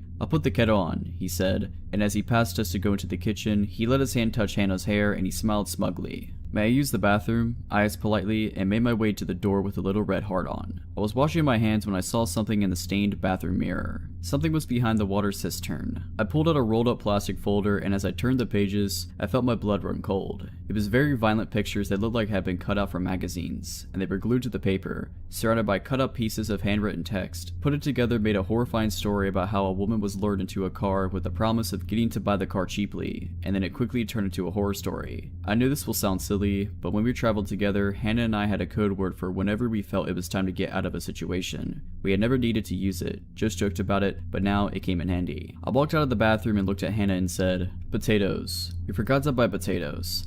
And that's too bad, because we really need some." The look on my face must have told her that the situation was no joke, and she said, "Oh, should we get some as soon as possible?" "The sooner the better," I replied. Hannah, always pretty and charming and capable of great acting, casually walked over to the man in the kitchen, tapped his shoulder and said, "Excuse me, but I was wondering if I can go have a quick look at the cam belt." He upped something about it being in good shape and handed over the keys. We got into the car and speeded off faster than the weather strictly speaking allowed. We left the car at the airport and hoped we hadn't made a terrible mistake. What if he reported it stolen? It would be embarrassing to explain to the police. But nothing happened. He didn't follow us, didn't report it. We had to take the train since we had no plane tickets. The original plan had been to take the car home, and we didn't want to linger closer to the airport in case he came looking for us. Later, Hannah asked what made me use the code word, and I told her about what I had found. It might have just been a fantasy, a sick game, and maybe he would never done anything to us. But right then and there, I was convinced we would have died if we didn't get out. I'm glad Hannah didn't need any convincing or proof, just the code word. I truly think that if we hadn't talked about it so many times before, about how we would handle a situation where we need to get out fast, things would have ended differently. Both of us knew that either of us ever used the code word, it's time to get out,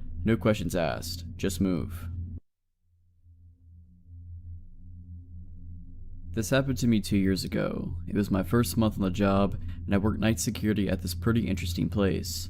I'm a 38-year-old male. I've worked security jobs most of my life, and the graveyard shift. I was an event security guard for various well-known concert venues for years, so I've seen my fair share of strange things and crazy people. The place I currently work is a resort-style apartment complex. To get the layout, there are 3 floors of apartments with 50 units on each floor. This place takes up one city block with a golf course in the back, indoor swimming pools, hot tubs, and a small movie theater. You name it, this place has it. Most of the residents are retired doctors, lawyers, and otherwise rich. There are some younger people that live here as well, stockbrokers, and real estate agents and so on. Some just use their apartment in the summer and leave as soon as the snow falls. It is located in a well-known tourist town in the United States. The building itself has 12 exits on the first floor. The doors are locked at 11 p.m. You can exit, but you can't get back in unless you go to the front of the building and ask to be buzzed in or pick up the call box phone next to whatever exit you are at. It will ring the company's cell phone and I answer and can come let you in. The front lobby is set up much like a hotel, with sliding glass doors which I lock when I start my shift. In the middle of the building on first floor are 2 big slider doors which I also lock. They lead to the private parking lot. The parking lot itself is gated and you need a code to get in. This was midsummer, and while it's never really hot here, tonight was an exception. It was still very warm after the sun had set. I came in 10 minutes to 11 to start my shift. We have a routine to hand off the keys, event log, and phone to the next person on duty. Despite its size, I am the only security person here at night. My coworker who was leaving told me the side iron gates that led to the parking lot are open on one side because they are stuck. This is nothing new and they often do get jammed. She told me the repair people would be in tomorrow, sometime to fix them, but to do just some extra patrol out here tonight. This place sits across the road from a public park, and while the area is pretty decent, the park tends to bring in homeless at night who sometimes like to try and wander on the property or cause trouble. My night started out as uneventful. As a security guard in this place, we only have pepper spray, a large flashlight, keys, and a company cell phone to call 911 if need be. We are told not to confront with bodily harm, nor can we detain anyone. We are simply eyes and ears and to call the police if something comes up. Of course, you could defend yourself if you need to, but in all cases if you are in danger, call the police is the company policy. Basically, I am to walk the grounds and floors for anyone suspicious, watch the cameras in the security office which is in the lobby, and otherwise try to stay alert. If a resident calls for a maintenance request, I would take the information down in the computer for a day shift, or if a resident called with a security issue, I would attend to it. Pretty easy enough job, I thought. I locked the doors to the parking lot and the lobby doors. I did a sweep of all the floors and then found myself back at the desk. It was really quiet and it rolled around to 3 a.m. I had just sat down to eat my food when the company's cell phone rang. The caller ID let me know it was from one of our outside call box phones. I picked it up and said, "Thanks for calling. Resort name here. This is Security Officer James. How can I help you?" All I heard was someone breathing heavy. I glanced at the cameras and could see the shadow of a figure standing just out of reach from the door in camera view. All I could see is the open call box and the metal cord from the phone. I again asked, "How can I help?" The man started to breathe heavier and laughed in silence. I got up from my chair and started to walk out of the office into the door he was at when it rang again, this time from call box number 2, which was further down. I quickly looked at the camera and saw this large figure in a hooded jacket. I knew this was strange as it was very warm outside. He was holding a black bag in his hands but had his back to the camera. "I'm coming for you," they said in this raspy, deep tone. He hung up before I had the chance to say anything. Then the phone rang again. This time I picked up and before he could speak, I let him know the cops are on their way and to leave the property now as he is on camera. He tried the doors and both were locked. This time he was at yet another call box. The guy had to be running at top speed to make it to the next and the next call box as they were a good distance between doors on the outside. "I can see you. The cops won't make it much here in time," they said. I spoke loud and pretended like I was talking to another security officer and asked him to send 3 other security guards to such and such location and that police are dispatched. The guy slammed the phone down loud against the call box receiver and I watched him on camera take off into the darkness of the park area. I figured it scared him off. I was going to call the police, but honestly, the location of this place, it would take them at least 15 minutes to get here, and I figured this guy was just some homeless guy from the park. I scanned the cameras and walked the back lot just to be sure no one was there. I had my pepper spray in my hands just in case, but no one was out there. I returned to my desk and wrote what happened in the incident log. But a half hour passed, I had finished my food, and was just about to do rounds when the phone rang again. This time it was from an unknown number. I thought it would be a resident calling for a repair issue or something. I picked up and said my normal line, then I heard, "Where are the cops? I don't see them, but I see you," the voice said. It was that guy again. I scanned the cameras and did not see anything. I went to the front door to look out there. There was nothing but darkness and a few front floodlights on. "I know you're alone," he said. I basically told him to get screwed and hung up. I called the non-emergency number to 911 and let them know what was going on. The dispatcher said she would send out a car to check the area and make contact with me. The next thing I hear is a loud thud against the glass windows to the day manager's office, which sits across from the security room. Another 3 loud bangs. I run to the door and unlock it. I pull up the shades and shine my flashlight through the window into the darkness. I catch the face of this hooded man. He looked to be about 40 with long, stringy hair poking down and these wild eyes. He looked right at me and grinned before slamming his head into the window to try and break it. I started yelling at him and told him the cops are coming and to get out of here. That's when he pulled the biggest butcher knife I've ever seen and make a slicing motion like he would use it to cut my throat. The guy was crazy. He continued slamming his body against the glass trying to break it. He used his head to try and break the window but managed to bust his head open, so the window now had blood all over it. I backed out of the office and locked the door to it. I then decided to wait for cops as this guy was out of control and my pepper spray wasn't going to stop him, and the last thing I wanted was to handle a bloody crazy person. He then ran to the nearest side door and took the call box phone off the hook. He then ran to each call box and removed all the phones, which caused my company's cell phone to ring and jam up the line. This guy had to be on something because he ran as fast as I could imagine. I watched the camera and noticed to my horror, the sliding door to the garage was open. Now it was common for residents to go out to their cars and unlock the doors themselves. It's just a sliding lock like the kind in department stores, but this is the last thing I need with this guy running around. I sprinted across the building and took a shortcut through a couple banquet rooms to make it to the garage. As I was doing so, I saw that crazy guy running up the garage pathway. I slid that door as fast as I could and locked it before he got to the entryway. He then slammed his body into the glass, over and over, but the door did not move. I locked the second set of doors in case he got through the outside ones. He would at least be trapped or slow him down. I reached for my pepper spray, thinking maybe he would just leave and yell the cops are here. He started to laugh and howl and then held that knife up again before running to the darkness of the parking garages. I called the cops on my personal cell phone to let them know that the man has a knife. The dispatcher told me the cops will be there shortly, and I let her know what happened. I made my way to the front again and locked myself in the security office. At least this place had no windows and I could watch on camera. I heard another loud thud and bang and realized he was at the front lobby doors trying to get in. I was hoping the cops would roll up any minute, but they didn't, and while it probably didn't take them long, it felt like forever at this point. The guy was standing at the lobby doors with a knife in hand. He faced the camera, and by this time his hood had fallen back. He was bald-headed with wild, long, stringy hair on the sides of his head. His eyes were huge, and I will never forget that grin on his face as he mouthed to the camera, "Die, die," while making stabbing motions with that knife. Blood running across his face from slamming it into the glass, he then ran out into the darkness. About 5 minutes later, the cops show up. They sent one officer.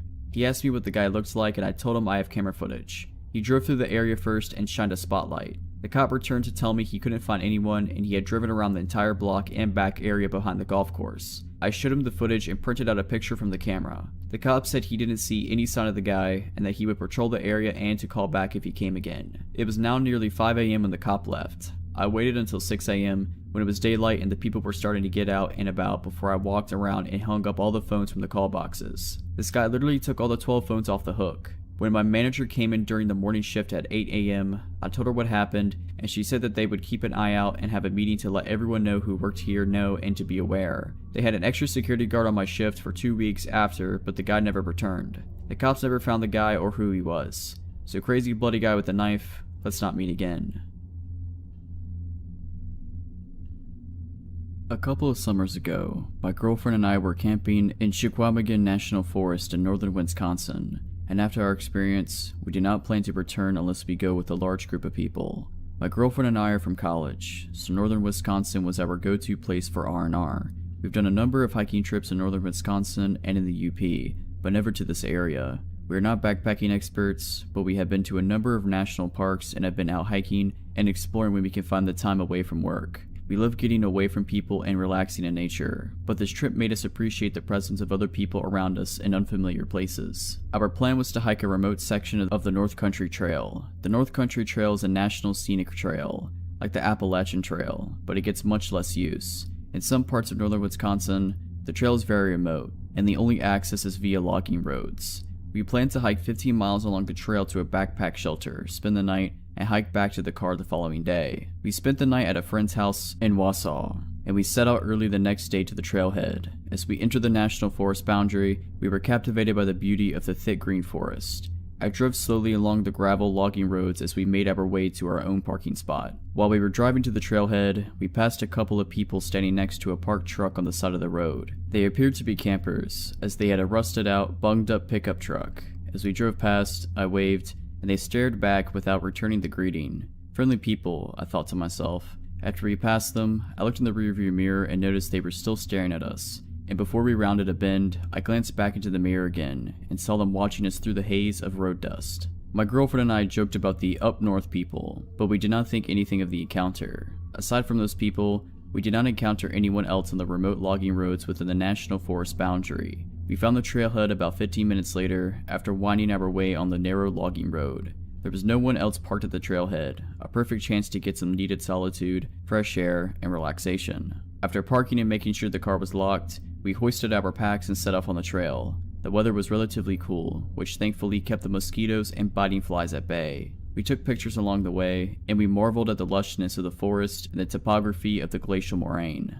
After a solid 8 hours of hiking, we found our campsite. It consisted of a wooden backpack shelter and a fire ring. Even though the shelter provided ample space for us, we opted to set up our tent in a small clearing about 100 feet behind the shelter. We built a fire at the shelter fire ring, and I boiled water for our dehydrated trail food. As we ate, we watched the sky slowly turn dark. My girlfriend and I passed around a Nalgene filled with wine, and we marveled at how many stars you could see away from the city. When the fire was reduced to a small pile of glowing embers, we decided to head back to our tent. We settled into our tent and looked through the pictures we took that day, but after lugging a heavy pack for 15 miles and drinking some wine, I was ready for some shut-eye. When we camped at state and national parks, I usually wore earplugs, but that night, there were no RVs or other campers to make noise, so I closed my eyes and let the noise of the forest lull me to sleep.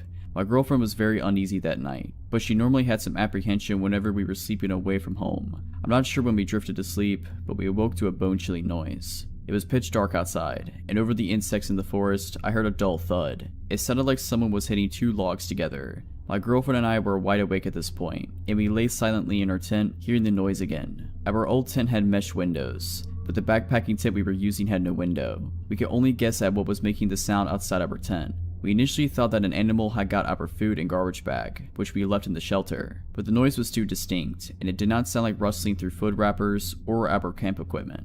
Our hearts were pounding as we heard the persistent knock in the darkness. Unarmed and scared, we did not know what to do. I would normally have carried a can of bear spray, but I decided to leave it at home to save on weight, against the wishes of my girlfriend. The knocking continued, but we remained still as to not give away our location. For all we knew, whatever was making the noise had already spotted our tent. After what seemed like an eternity, the knocking sound ceased. We lay in complete silence with only the dull buzz of the insects in the background. Then we heard it. Leaves rustling, a branch breaking, voices. We heard low talking in the distance. We could not make out what was being said, but it sounded like a couple of people talking in the distance. The voices continued for a bit, but to our relief, the voices did not seem to be getting louder. Whoever was out there did not spot the tent or decided to leave us alone. We sat in our tent for the rest of the night, adrenaline surging through our veins.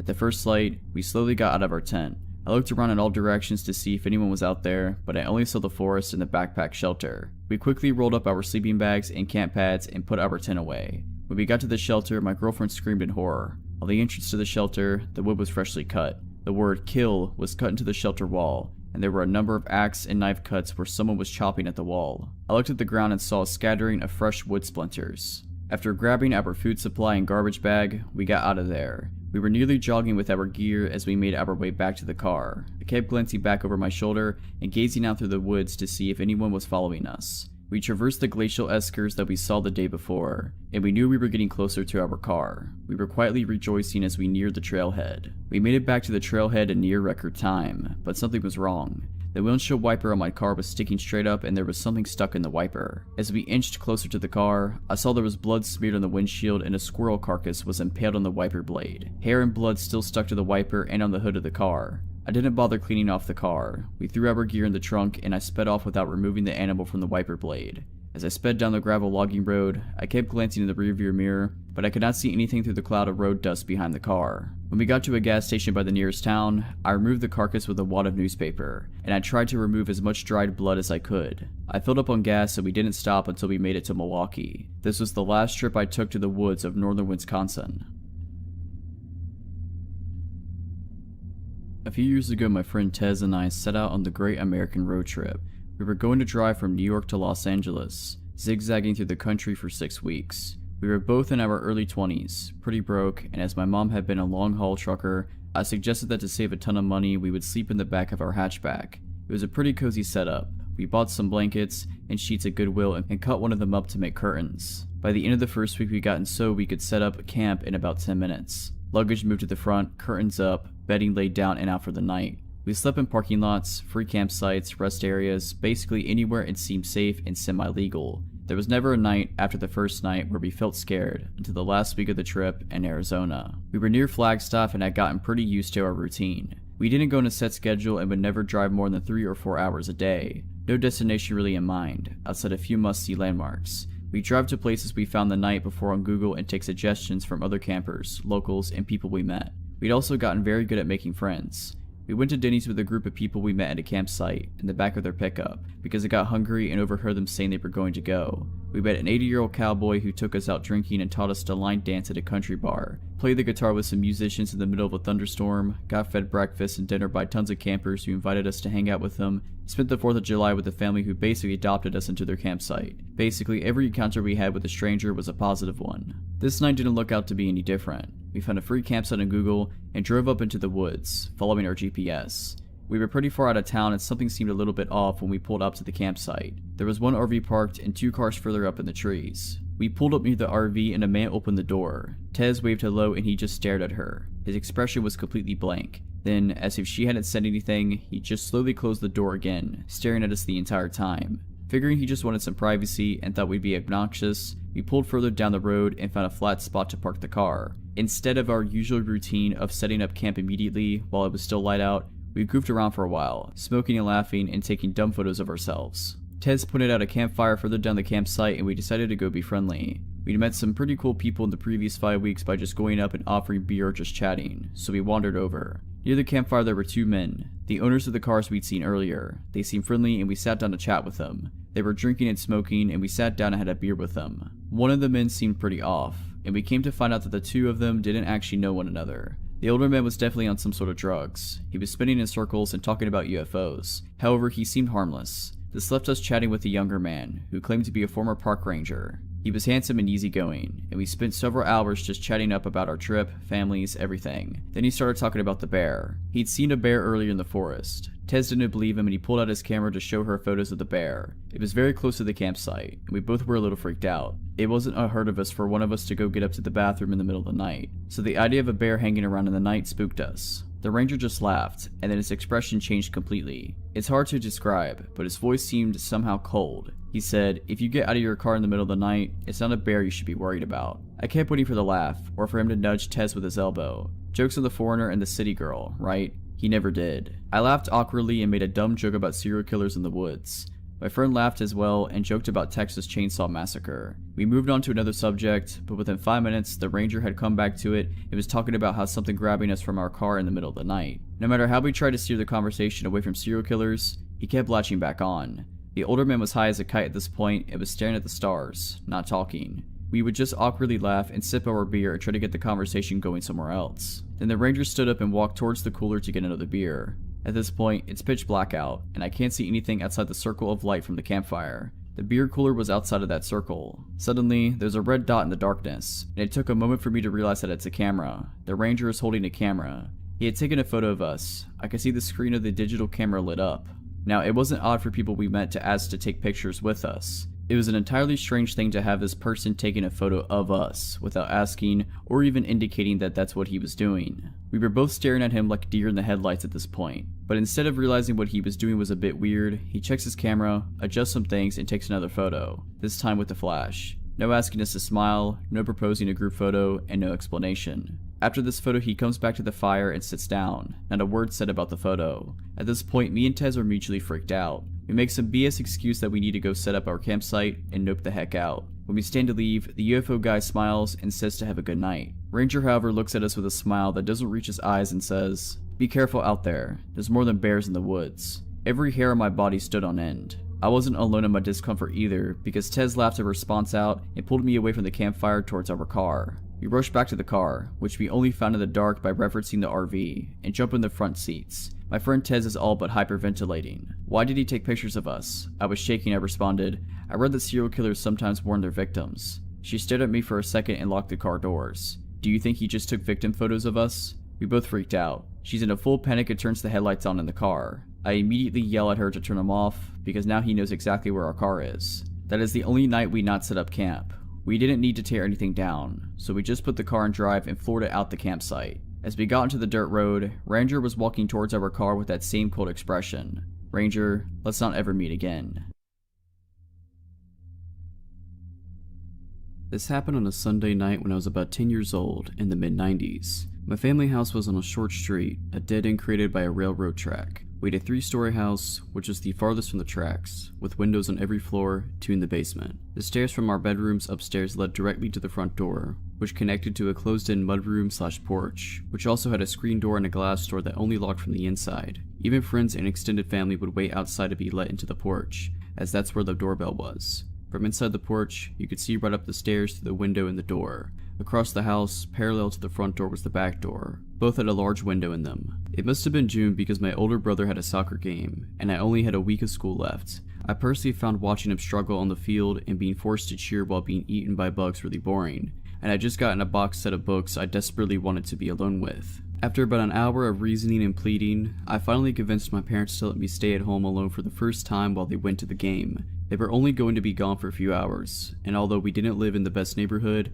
our neighbors were close family friends. I'd be fine. Mistake. Usually before a game we'd all go out and eat together, but since I was staying home, they ordered a pizza from down the street, my brother's favorite. I'd already been face deep in the first book for half an hour when the doorbell rang. Pizza. I walked out from my bedroom and down the stairs to my living room. I got to the bottom of the stairs, and my father was at the door having a conversation with the delivery guy. They were talking about soccer, so I just decided to take the pizzas and keep on keeping on. Which is when I noticed the delivery guy staring at me, intently. He was a middle-aged Caucasian with an accent, and he was smiling at me in a way I recognized. It was the same smile I had on my face when I told my parents I was old enough to spend the evening in the house alone. Fake, but convincing.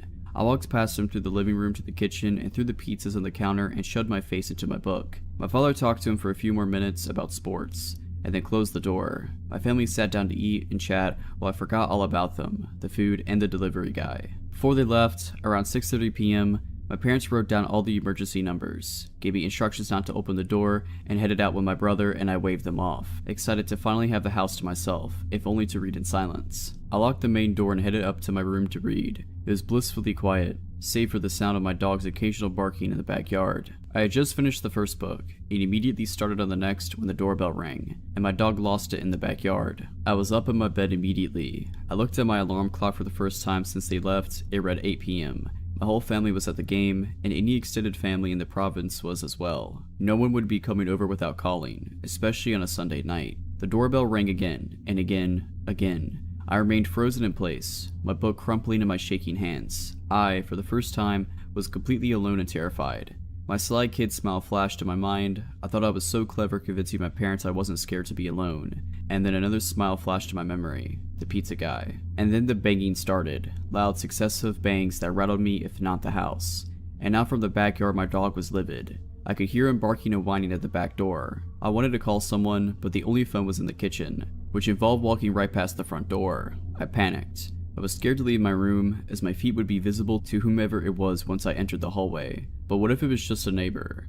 I checked the alarm clock again and was surprised that only minutes had gone by, and my parents wouldn't be back for an hour and a half, minimum. I'd have to wait it out, so I did. I got up as silently as possible and closed my bedroom door. Eventually, all the barking, ringing, and banging stopped. I waited for half an hour, and then opened my door and crept out of my bedroom. I crept down the hallway to the top of the stairs, trying to press myself into the far wall, as out of sight as possible. But all the lights were on, and I realized that it was obvious that someone was home. I peered quickly down the stairs in the window, looking through to the glass porch door, and saw no one. Luckily, no one was there. I tore down the stairs and ran for the back door and checked outside. Nothing but my dog, who was all too happy to run inside. I let him in through a crack and slammed the door after him, locking it, and I realized it had been locked before. I turned to the phone, grabbing it, and about to dial my neighbor's number, when my dog started acting like he was going to the vets. A low growl accompanied by a crouch, backing away. I froze and looked in his direction, then followed his gaze to the window in the inner front door, where inside my porch, past the front screen and glass doors, stood a man I've never seen before, and he was staring at me, livid. I froze, paralyzed with fear as I looked at him, and I couldn't look away. He was tall, slim, and had bags under his eyes. His hair was shoulder length and unkempt. He lifted his hand and placed it on the window, and then looked down, as he tried to turn the knob, twice, but it was locked. I came out of my paralysis the second his eyes left mine, and I moved quickly to the side of the wall that led to the basement stairs. It blocked us from being able to see each other. Hiding felt good. My dog, still in the corner, inched towards me, low to the ground and still growling. I couldn't breathe, my heart was pounding. This couldn't get any worse. Wrong. I saw you, boy. I saw you. Open the door. My stomach nestled in my throat. I started crying. I've never really had a flight or fight moment. Only flight or flight. But there was nowhere to go. Back upstairs led right past him, and going down into the basement seemed even more terrifying, as I'd have to walk past the window in the middle of the staircase that looked out into the alley leading to my backyard. I saw you. You can't hide forever. You have to pay. You have to pay. He screamed through the door window, shaking the door as he pulled on it. I thought he would just break the window and unlock the door, so I descended slowly down to the steps to the basement, going just halfway to put some distance between us. I stood still, waiting, and then silence. For a minute, nothing, and then the sound of the glass door and screen door to the outside opening and slamming. More silence. My dog straightened out, walked over to the top of the stairs, and then looked right past me, and started growling. I can still see you. I see you. I see you, boy, and you have to pay. I jumped and turned my head, and through the window to the alley, I saw his face. He was laying on the ground, staring at me. I see you. I know you're home. I see you. I bolted up the stairs to the inner front door, ripped it open, and then locked the glass door to the porch, and backed up into the living room, closing the main door behind me, locking that too. I ran to the kitchen, grabbed the phone, and unplugged it, and turned back around. He was at the door again, this time outside the porch. I steered myself and ran up the stairs with the phone, dog in tow, to my parents' bedroom, which was the only room with a working phone jack and a lock on their door. And then the doorbell started to ring. I closed and locked their door behind me, left their light off, and plugged in the phone. I dialed my neighbors and got their answering machine. I dialed again, no answer. Every ring of the phone was matched by a ring of the doorbell. I called them over and over, finally whispering a message. Tom, it's Kevin. I managed trying to get into the house and I'm alone. I peered out of my parents' window and looked down into the front yard. He was still there, pacing, walking up and down the stairs, looking in the windows, walking out of sight as he entered the alleyway, and then back into the front. I noticed my neighbor's car wasn't there. They weren't even home, and it still hadn't occurred to me to call 911, so I hunkered down and waited for my dog, watching from the corner of the window. He walked back up the porch, tried the door, and then the doorbell went off a few more times. And then he walked down the stairs and headed back out into the street. He walked a bit down the sidewalk away from the dead end, towards the main road, and then stopped, and turned around, walking back towards the house. He stopped again and looked up, directly at the window I was looking through, but the room was dark. He couldn't see me. Instead of turning back around, he continued walking down the street, and crossed the street when he reached the train tracks. He walked back up the other sidewalk, staring at my house all the while, and kept going until he reached the main intersection, and turned the corner. I stood in the corner of the window, watching the street for what seemed like hours, until my parents' car pulled up in front of the house, along with the neighbor's car. They all got out and my mother headed towards the house while my father started chatting with the neighbor's husband. I unlocked the door and booked it downstairs, instantly crying with relief as I unlocked the inner door, and then the glass porch door. I recounted the night's events to my parents in the kitchen through tears, and they had just started to calm me down. And that's when the doorbell rang. I started to shake and cry again, and my father burst out of his seat and barreled towards the door and swung it open. And there he was, the man. He stood there smiling a disgusting smile, and I immediately took off down into the basement. My mother was right behind me. I heard my father and him arguing loudly for a few minutes, and then my father slamming the door. My father called my mother and I back upstairs, and then after I made him promise the man was gone, I walked up into the kitchen. My father sat me down and explained the situation. Earlier, my father hadn't had enough cash on him for the pizzas. He had told the delivery guy that he would be back in 4 hours, but had to make the game and didn't have time to get more cash. The delivery guy agreed, wished my brother good luck in his game, and then had passed the message on to the guy who would be working the closing night shift. The delivery guy had misunderstood, thinking that he was to return immediately and collect payment. He explained it all to my father as if he had rang the doorbell a few times, and then had left. Not that he had been circling the house terrifying me for over an hour. He told my father he wasn't sure if anyone was home, so he looked around back, but only saw my dog, so he left, only returning, coincidentally, minutes after my parents returned, armed with a convincing story. Kids have such an imagination. Sorry that I frightened him. Suffice it to say, but I brought my books with me to every soccer game after that. This happened a couple weeks ago. I'm 17 and my parents were out of state for the month on vacation. I live in a small, nice neighborhood that has quite a distance from any other neighborhoods around us. My neighborhood likes to be involved with each other, so there's always neighborhood summer barbecues and neighborhood parties now and then. Everyone always attends to these, so I'm very familiar with who lives in the neighborhood as I can name off a majority of them. My neighborhood is always dead quiet after 9 p.m. as the kids are inside by then and families are usually heading off to bed. I meant to spray paint art and I decided I wanted to work on a painting in my garage at around 10 p.m. because it was cooler by then. Mind that the garage door is fully open. I'm setting out a tarp so I can start painting when I hear someone walking on the sidewalk. I look up expecting to say hi to a neighbor going on a late night walk around the neighborhood. Instead, it's a man I thought I couldn't recognize at first glance due to it being dark and the only decent light source around was from the garage. He was at least 6'3", lanky, and looked completely normal from what I could see. The man stood at the end of my driveway facing me. With the little light stretching across the driveway hitting his face, I didn't recognize him. I live in a very friendly state where we're usually nice to strangers and make conversations. I thought nothing suspicious as he could have been just a neighbor I wasn't familiar with, so I just struck up a conversation like I usually do. Hi, how's it going? Hi, it's going good so far. Sorry, I don't really recognize you because it's so dark. Oh, I'm Xavier. I don't think I've ever met you before. Did you just move into the neighborhood or something? Yeah. I moved into the corner house up the street. You moved in with the Millers? Yeah, the Millers. I moved in with them. They're my cousins and they're letting me stay with them until I figure some things out. I thought nothing of this, as this seemed normal for a family to let a member of theirs stay with them for a while, and the Millers are just those kind of people. Well, I better get going. I need to finish something. It was nice meeting you, Lainey. I never introduced myself, I think? Oh, the Millers told me all about you. I thought nothing of this as well because I would babysit the Millers' kids frequently and my family is close with them. Xavier kept walking and I thought nothing of what just happened and started painting. The next morning I went on a run to my high school that was about 3 miles away. My high school is on a common road that always has cars on it. As I was nearing the school, I heard a car pull up behind me. I stopped running and turned around to see a beat up car with the windows rolled down. A smiling man was sitting in the driver's seat. He looked to me in his mid to late 20s and he had a fairly handsome face. Hi. I probably had a confused look on my face as I didn't recognize the man, but I knew his voice from somewhere.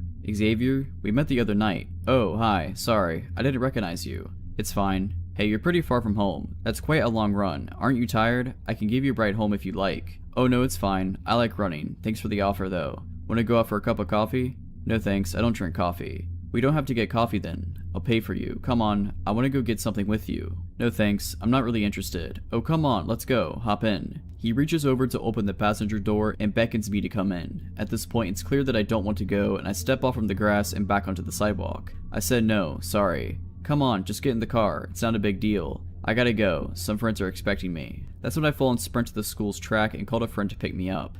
While waiting at the track for my friend to pick me up, Xavier's beat-up car goes down the road, away from the direction of my neighborhood. Few bad things happen in my city, so I didn't think much of what happened and shook it off, which was stupid of me to do. A couple of days later, there was a neighborhood barbecue. Although my parents weren't home, I didn't mind going to the barbecue alone because it's always a blast. I hung out with my neighborhood friends like I usually do. I saw the Millers and had a friendly conversation with them, which soon turned to, oh, I met Xavier the other night. The Millers didn't know who I was talking about. They said they didn't know, and Xavier, no family member moved in with them. I told them about what happened at the school the other day while I was on my run. The Millers and I are freaking out about now. They call over one of our neighbors who's a cop. We'll call him John. John lives a couple houses down from me. I tell him about the confrontations I had with the guy and what he looked like. He told me to call him or the cops if I didn't feel safe or if I encountered the guy again. John patrolled around our neighborhood for a few weeks. Neighbors kept a lookout for Xavier and didn't let their children out late. There was no sign of Xavier for 2 weeks. I got back from a friend's house late at night. I pulled into the garage and went inside, turned on the lights, and I was making something to eat. Then there was a soft knock on the front door. It was late. I got back from a friend's, and my guard was down, so I walked across my house like I usually do. From the front door, you can hear footsteps if someone is walking to the door normally and not trying to hide their steps. I thought it was just a friend. I looked through the peephole and saw a wide smile that belonged to Xavier. He was at my door, late at night, and he had a large backpack with him.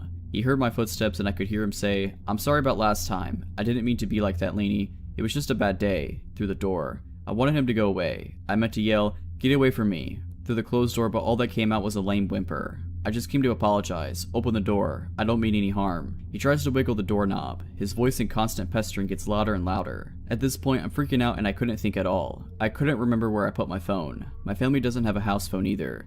Xavier began pounding on the door and repeatedly pushing on the doorbell and kept repeating, "Open the door, Lainey. Open the door. They're waiting for us." My dog heard the ringing of the doorbell. I don't think he heard the soft knock because he was upstairs somewhere, but when my dog hears the doorbell, he's always excited to go look out the front window and see who's standing on the porch. If it's someone he recognizes, he'll just stand there quietly looking at them until one of us opens the door. When it's someone he doesn't recognize, he barks. He's a German Shepherd and his aggressive bark is very loud. My dog comes running down the stairs, looks at the window, and he doesn't recognize Xavier, so he starts barking at him from the window. Xavier laughs and I hear him say, "They never told me you had a dog. You're smarter than they said you were, Lainey." With my dog barking, I guess I snapped back into my senses. I realized I left my phone in my car in the garage. I called the cops and John. By the time they got here, Xavier was gone. I gave a description to them and they drove around the area for an hour looking for the guy, but they never found him. I stayed at a relative's house for a couple of days until my parents got back and we changed all the locks in the house and installed a security system along with floodlights. My parents had me on lockdown. John patrols around the neighborhood for a while after his shift ends every night now. Xavier, let's not meet again. I'm from the middle of nowhere, born and raised, which can get awfully boring. In order to shave off boredom in my particular little corner of nowhere, my friends and I often enjoy something called contra dancing, which is basically New England folk dancing, where one pairs off with a different, random partner at each dance. This hobby would bring us to all corners of the area and in contact with lots of interesting and usually older people. One night, a friend and I had driven about 40 minutes into the woods to this old townhouse. It's an incredibly scenic little area, even at night, great view of the stars, crickets chirping, people dancing in the tiny town hall. A perfect hot, summer night with friends and about 60 others, again, mostly old town folk. I had even made cookies for everyone to enjoy, which was announced at the beginning of the dance and was applauded by everyone there. I had danced maybe 2 dances when an older man in his mid-60s approached me for a dance. This was far from unusual. In fact, most of my dance partners were over 40. I had seen this guy at several contra dances, so he definitely wasn't new. This guy came off kinda creepy though. Most of the older guys struck 18-year-old me as grandfatherly, but some just are uncomfortable to be close to. I refused him, saying I promised my friend a dance. He insisted that I dance the dance after with him. Not wanting to be rude, I agreed, trying to be as perky as possible so he didn't know he was making me uncomfortable. "You look so beautiful tonight," was the first thing out of his mouth when we paired up for the dance. I kind of just smiled and nodded. I didn't want to be encouraging. He was sweaty, had a walrus mustache, and was bald except for a crown of gray hair. The dance was a particular extravagant one, with a move called a gypsy, when the partners stare into each other's eyes while circling around each other into a swing. He started making remarks under his breath during this move, such as, "Get over here," and "Can't get away from me," while pulling me closer. Gross, but nothing too bad. "I heard you made the cookies. They were delicious. I'll have to get the recipe out of you, or just make you my wife. Then I have them all to myself." I almost stopped the dance to get away from him, but I shut down and refused eye contact and conversation. I was sufficiently grossed out, but it was nothing too bad. I pulled my friend aside after and told her about him, and then enjoyed the rest of my night. After summer dances, the young people often drive down to a small pond and swim to get off the sweat and grossness of the dance. Skinny dipping is encouraged, as this spot is really in the middle of nowhere, no houses around, and an absolute amazing view of the stars. My friend and I spent about 20 minutes hanging out in the water, with people slowly leaving until we were the only ones left. That's what I thought at least. Until I saw a figure standing at the bank of the pond staring out at us. I didn't call out, assuming it was one of our friends. I swam closer, starting to get out of the water. It wasn't until I was actually fully out of the water, clothed only in a t-shirt and underwear, that I recognized the old man from before. A lurch of fear and wrongness I felt in that moment I will never forget. I have never seen anyone above the age of 25 go down to the pond with us, and he was fully clothed and not there for a swim. He also wasn't saying anything. "Shannon, we have to go now," I yelled back at her. The pond bank was narrow and it was hard to scramble around him. I was pretending I couldn't see him, that he wasn't there, or that I didn't care he was there. Shannon was about 20 feet behind me when he turned to follow me back to the cars. The rocks were painful to walk on and made it hard to move quickly. "I heard you guys were coming down here," he said. At this point, Shannon was just coming near him. She did not recognize him from earlier stories. It wasn't reacting to the creepiness as strongly as I was. "Haha, yeah, sometimes we cool off down here," Shannon replied. He got between me and her, blocking her from the car. "You know, you and your friend look like sisters. I heard she made the cookies. Do you cook as well as her? I'd love a pair of you at home." This is when the situation really hits Shannon. We're alone, with this guy who's apparently followed us to the middle of nowhere, with unknown intentions. "It was nice talking to you, but we have to go now. Come on, Shannon." I was practically running to the car, throwing the words over my shoulders. He put a hand on Shannon's bare shoulder, which spurred her after me. "Come on, you two. I'm just trying to have some fun." I was already in reverse by the time Shannon got in the car with me. We tore out of the dirt road at about 50 miles per hour. It hit pavement at around 70. I almost puked when I saw headlights turn out from the road, following us. Since I was about 40 minutes from home through all the back roads, I took a gamble and headed towards the nearest gas station, followed the whole way. We stopped at the station, right in front of those huge windows in front. He slowed down, looked at us, and then sped away. I haven't seen him at a contra dance since, which is the scariest thing to me, as he used to be a regular. In my experience, contra dancers are a loyal bunch, but this guy just sort of drifted in for a couple months and disappeared just as quickly. Still makes me uncomfortable to think about. If you're liking this video, all I ask is that you make sure to subscribe to my channel and like this video. Thank you. Here is a little bit of background. I was 20 at the time. I moved in with my uncle in San Antonio, Texas, with the agreement that I didn't have to pay rent as long as I helped him out with chores and my cousins. I got a job at a super known coffee chain downtown close to the touristy part of the area. We had a lot of regulars and a lot of homeless coming in and out. I felt relatively safe though because I got to know the people there and it was almost always a lot of foot traffic. I used to even take walks after work in the area, especially since I was super close to the Riverwalk. Skip to a couple of months into the job and I was friends with everyone I worked with.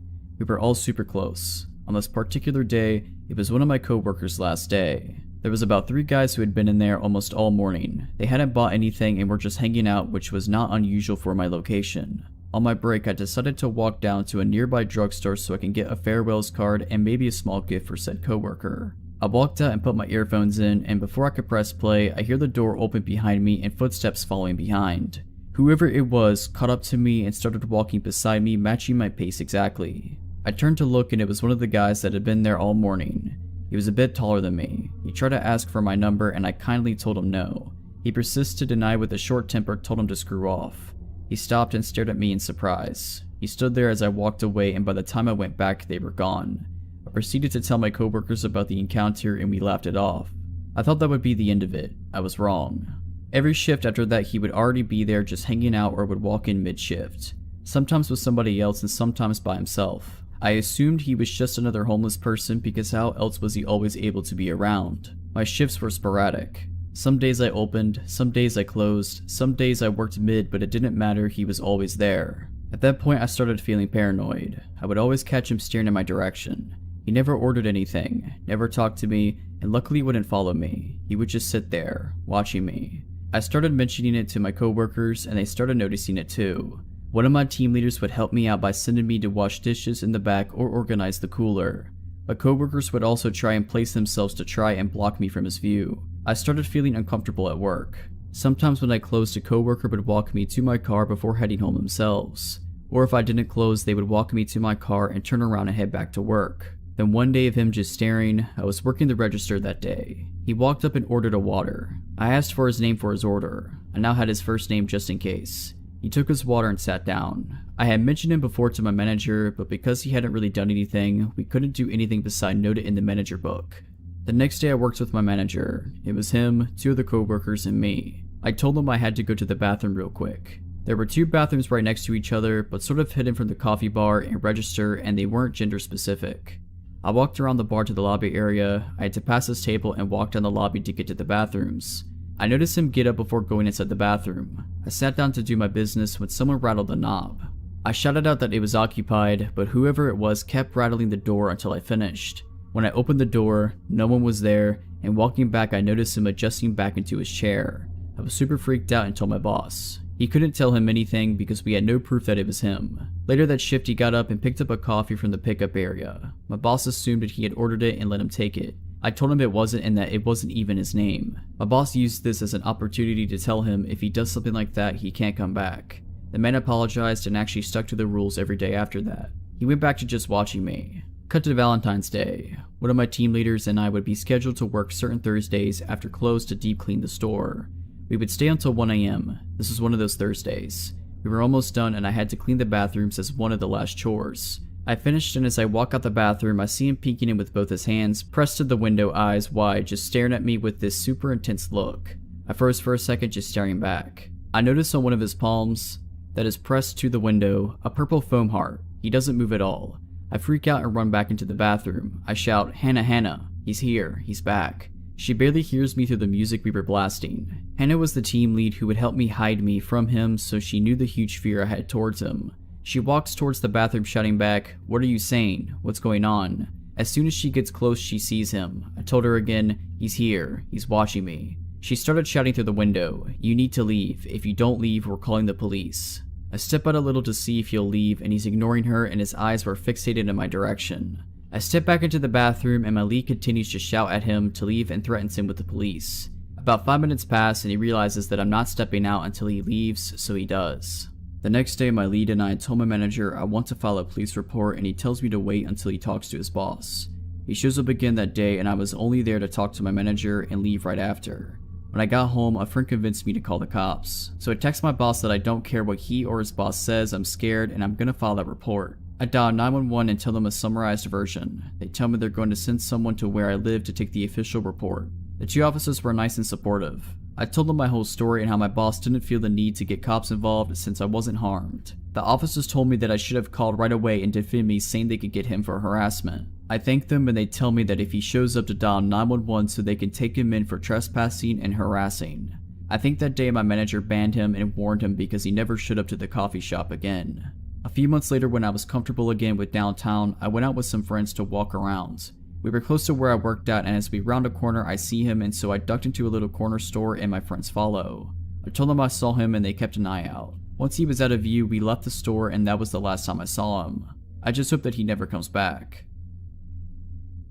I'm in a school still and work for my family member on certain weekends at a local college selling concessions at the stadium. It's about once, twice a month and the stadium is off towards the edge of town. It's Friday night and I just gotten out of school and I had to go straight to work. I get to work for 4 hours, half shift tonight, and my boss, my aunt, tells me we need more spoons for tomorrow's event. We sell ice cream, and these events have like 5,000 plus people at them. I say okay, and I'll go grab them on my way home. The only store open with heavy duty spoons is all the way on the other side of town, and I still wanted to go meet up with some of my friends and mess around. I decided to take the faster but more sketchy way around the outskirts of town. I live in a weather bipolar state. It snowed last night, but I figured the roads would be fine enough even if they weren't plowed. I take off to the store and the first 5 minutes go by and nothing's wrong. I haven't seen a single car or any buildings the entire time, but keep in mind it's approaching 9 PM and I'm on the outskirts of town, and no one really takes this way in case they really have to. All of a sudden I see something in the corner of my eye, and it looks like a man, roughly 5'8" I'd say, wearing shorts, t-shirt, and a backwards hat. He's in the ditch, walking in snow when it's 10 degrees out. My first thought is to pull over, but I'm on the phone with my mom at the time and she warns me not to as some things have happened before in this town. I consider stopping, but for some reason I tell myself not to. I wasn't really worried about anything. I pass the man, going about 40 miles per hour. Like I said, roads aren't the best. I drive not even 500 feet past him, and immediately, a car that I did not see at all before turns on and pulls out of a field entrance off the road and starts to follow me. At first I thought I just was focused on the man in the ditch and didn't see a road and that's where they come from, but I later found out there was not a road there. I start to approach the town again and have to take some turns to get to where I'm going. I turn left, the car turns left. I turn right, the car turns right. I go around a roundabout and skip my turn and go twice as no one else was there. Car follows. At this point I start to worry a little, but maybe they just need to go to the store also. I then pull up to a stop sign and I turn without my turn signal. The car follows. Now at this point I should have went straight to the police station, but I still didn't think much of it. I'm 2 miles from the store where plenty of people will be. I take a few more turns and the car continues to follow me. I completely blew a stop sign at a non-busy intersection and the car does a quick stop and go and catches up. At this point, I have 2 turns till the store, so I'm still not worried. I turn into the store and the car turns also. The store also has a gas station, so I pull there first to act like I was getting gas. The car sets off to the side of the road, in between gas station and store, and just sits there. I wait about 10 minutes and the car doesn't move. At this point, I start to get worried. I call my friends I'm supposed to meet up with later on and give them the license plate for worst case scenario, then take off to the store. I cross the street and the car comes straight behind me. I'm freaking out on the phone, not knowing if I should call the cops or not.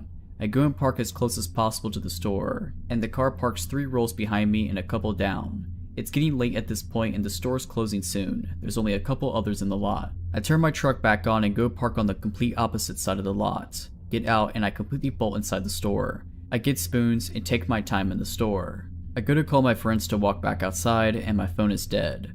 I look out the sliding doors and suddenly there's a white van next to my driver's side. Looks like no one's in it, but the back windows are covered and it's running. I run to customer service and explain everything, but they think I'm some young kid messing around. At that time, I didn't see the original follow car, but no way I'm going outside with that van next to my truck. After waiting for about 30 minutes, the van pulls forward, and the original car appears from the side of the building. I wait another 10 minutes and dash outside. I speed to my friend's house, and when I get there, I park at his garage. My one buddy asked why there's a big orange mark on my tire, and my heart sinks. When I was inside, the follow car must have marked my tire. After inspecting the rest of my truck, we find a small pipe dropped in the bed of my truck surrounded by snow. It was wrapped in duct tape. It was not mine. I was alone, no phone, scared, in a part of town I'm not familiar with. I can't help but think what would have happened if I walked outside. Last December, I was visiting my family down in Florida and we spent some time in Treasure Island. My brother and I took my dog down to the beach at about 2 a.m. to play some fetch and drink and have a good time. If you walk along the water, you can reach a few restaurants and bars and hotels that line the beach. Out of nowhere, we see someone walking pretty quickly in our direction from over there, and a few minutes later, we can make out that they're being followed. My dog is arguably pretty well trained. We work search and rescue, and I've never once had her run off without permission, and never once has she not instantly returned when called, but that changed that night. She was about 5 feet from me and I saw her hackles shoot up and I went to grab her collar, but she took off in a full sprint, making some truly terrifying barking and growling sounds. We obviously took off after her and she reached the first person and stopped between them and the people behind them. She was barking and growling and lunging, and I finally caught up and put her on a leash. She's never reacted in that manner, so it was scary. The group following her ended up being 3 men that were probably in their early 30s. They started booking it in the other direction. I turned around and the person being followed was a young woman around my age. We asked if she was okay and she just broke down in tears and collapsed into my brother. So she got into her phone and rang her friend's number to have us talk to her. We were able to figure out where she was staying and walk her back to her hotel, where we met up with her friends and we all exchanged numbers to talk a later time. The next day we all got together, where we learned she had gone out for a walk on the beach, stopped for a drink at the bar, drank a bit, and then just wasn't feeling right. So she left the bar and soon noticed 3 men left after her. She had been walking for about a mile at that point, terrified and slowly getting more and more screwed up. She doesn't remember much about that night, and we knew she was probably on something, but we had no clue she'd been drugged. We're still friends now, and we're all gonna meet up for spring break when we're all back in Florida. I've never been more proud of my dog and more grateful that we were in the right place at the right time. I hate thinking about what could have happened. I'm an extremely outdoorsy female and love to spend a lot of time in nature. I spent the better part of my early 20s living in remote northern locations and exploring a lot of Alaska, Yukon, and British Columbia. I have many odd, frightening, and bizarre stories that came up from my time in the north, and this is one of them. In the summer of 2012, when I was 22, I'm 26 now, I was living and working in a pretty remote town in northern British Columbia from May to September. The place I worked at was a campground in the provincial part of the Alaskan Highway, 4 hours north of Fort Nelson and 2 hours south of the Yukon-British Columbia border. The best part about this park was the fact that it had beautiful natural hot springs, which attracts tourists from all over North America every summer. I lived in an old trailer on a separate part of the campground where the rest of the staff lived. I quickly got used to living in a place where I had no running water, no electricity, no cell phone service, and no internet, and driving 4 hours to Fort Nelson every 2 weeks to get groceries and do my laundry. Life was pretty sweet. I got to hike, go for late night dips in the springs, make some traveling friends, and spend quality time in nature getting to know the flora and fauna of the landscape. My job at the campground was being a park facility operator, gatehouse attendant, wildlife interpreter, and sometimes had a few security shifts here and there. The feeling of living in the woods was much different than the feeling of living in a city, as far as safety goes. In the city I'm from, there are people around. You're aware of the fact that your house or apartment could get broken into, but emergency services are quick to respond and neighbors are also a plus. However, in the woods, I felt more vulnerable. The closest police were 4 hours away, and I lived in a trailer that was run down enough that it could easily get broken into. Plus, it was pretty dark and anyone could sneak around easily at night.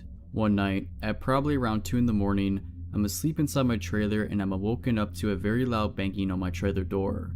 Reasonably shaken, I look outside the window next to my bed and see a car with its lights on, and 2 men standing at my door. I can feel the blood drain from my face. Through the door I say, "How can I help you?" and one of the guys, clearly hammered out of his mind, starts rambling on about something. No matter how hard I try, I cannot understand what he is saying.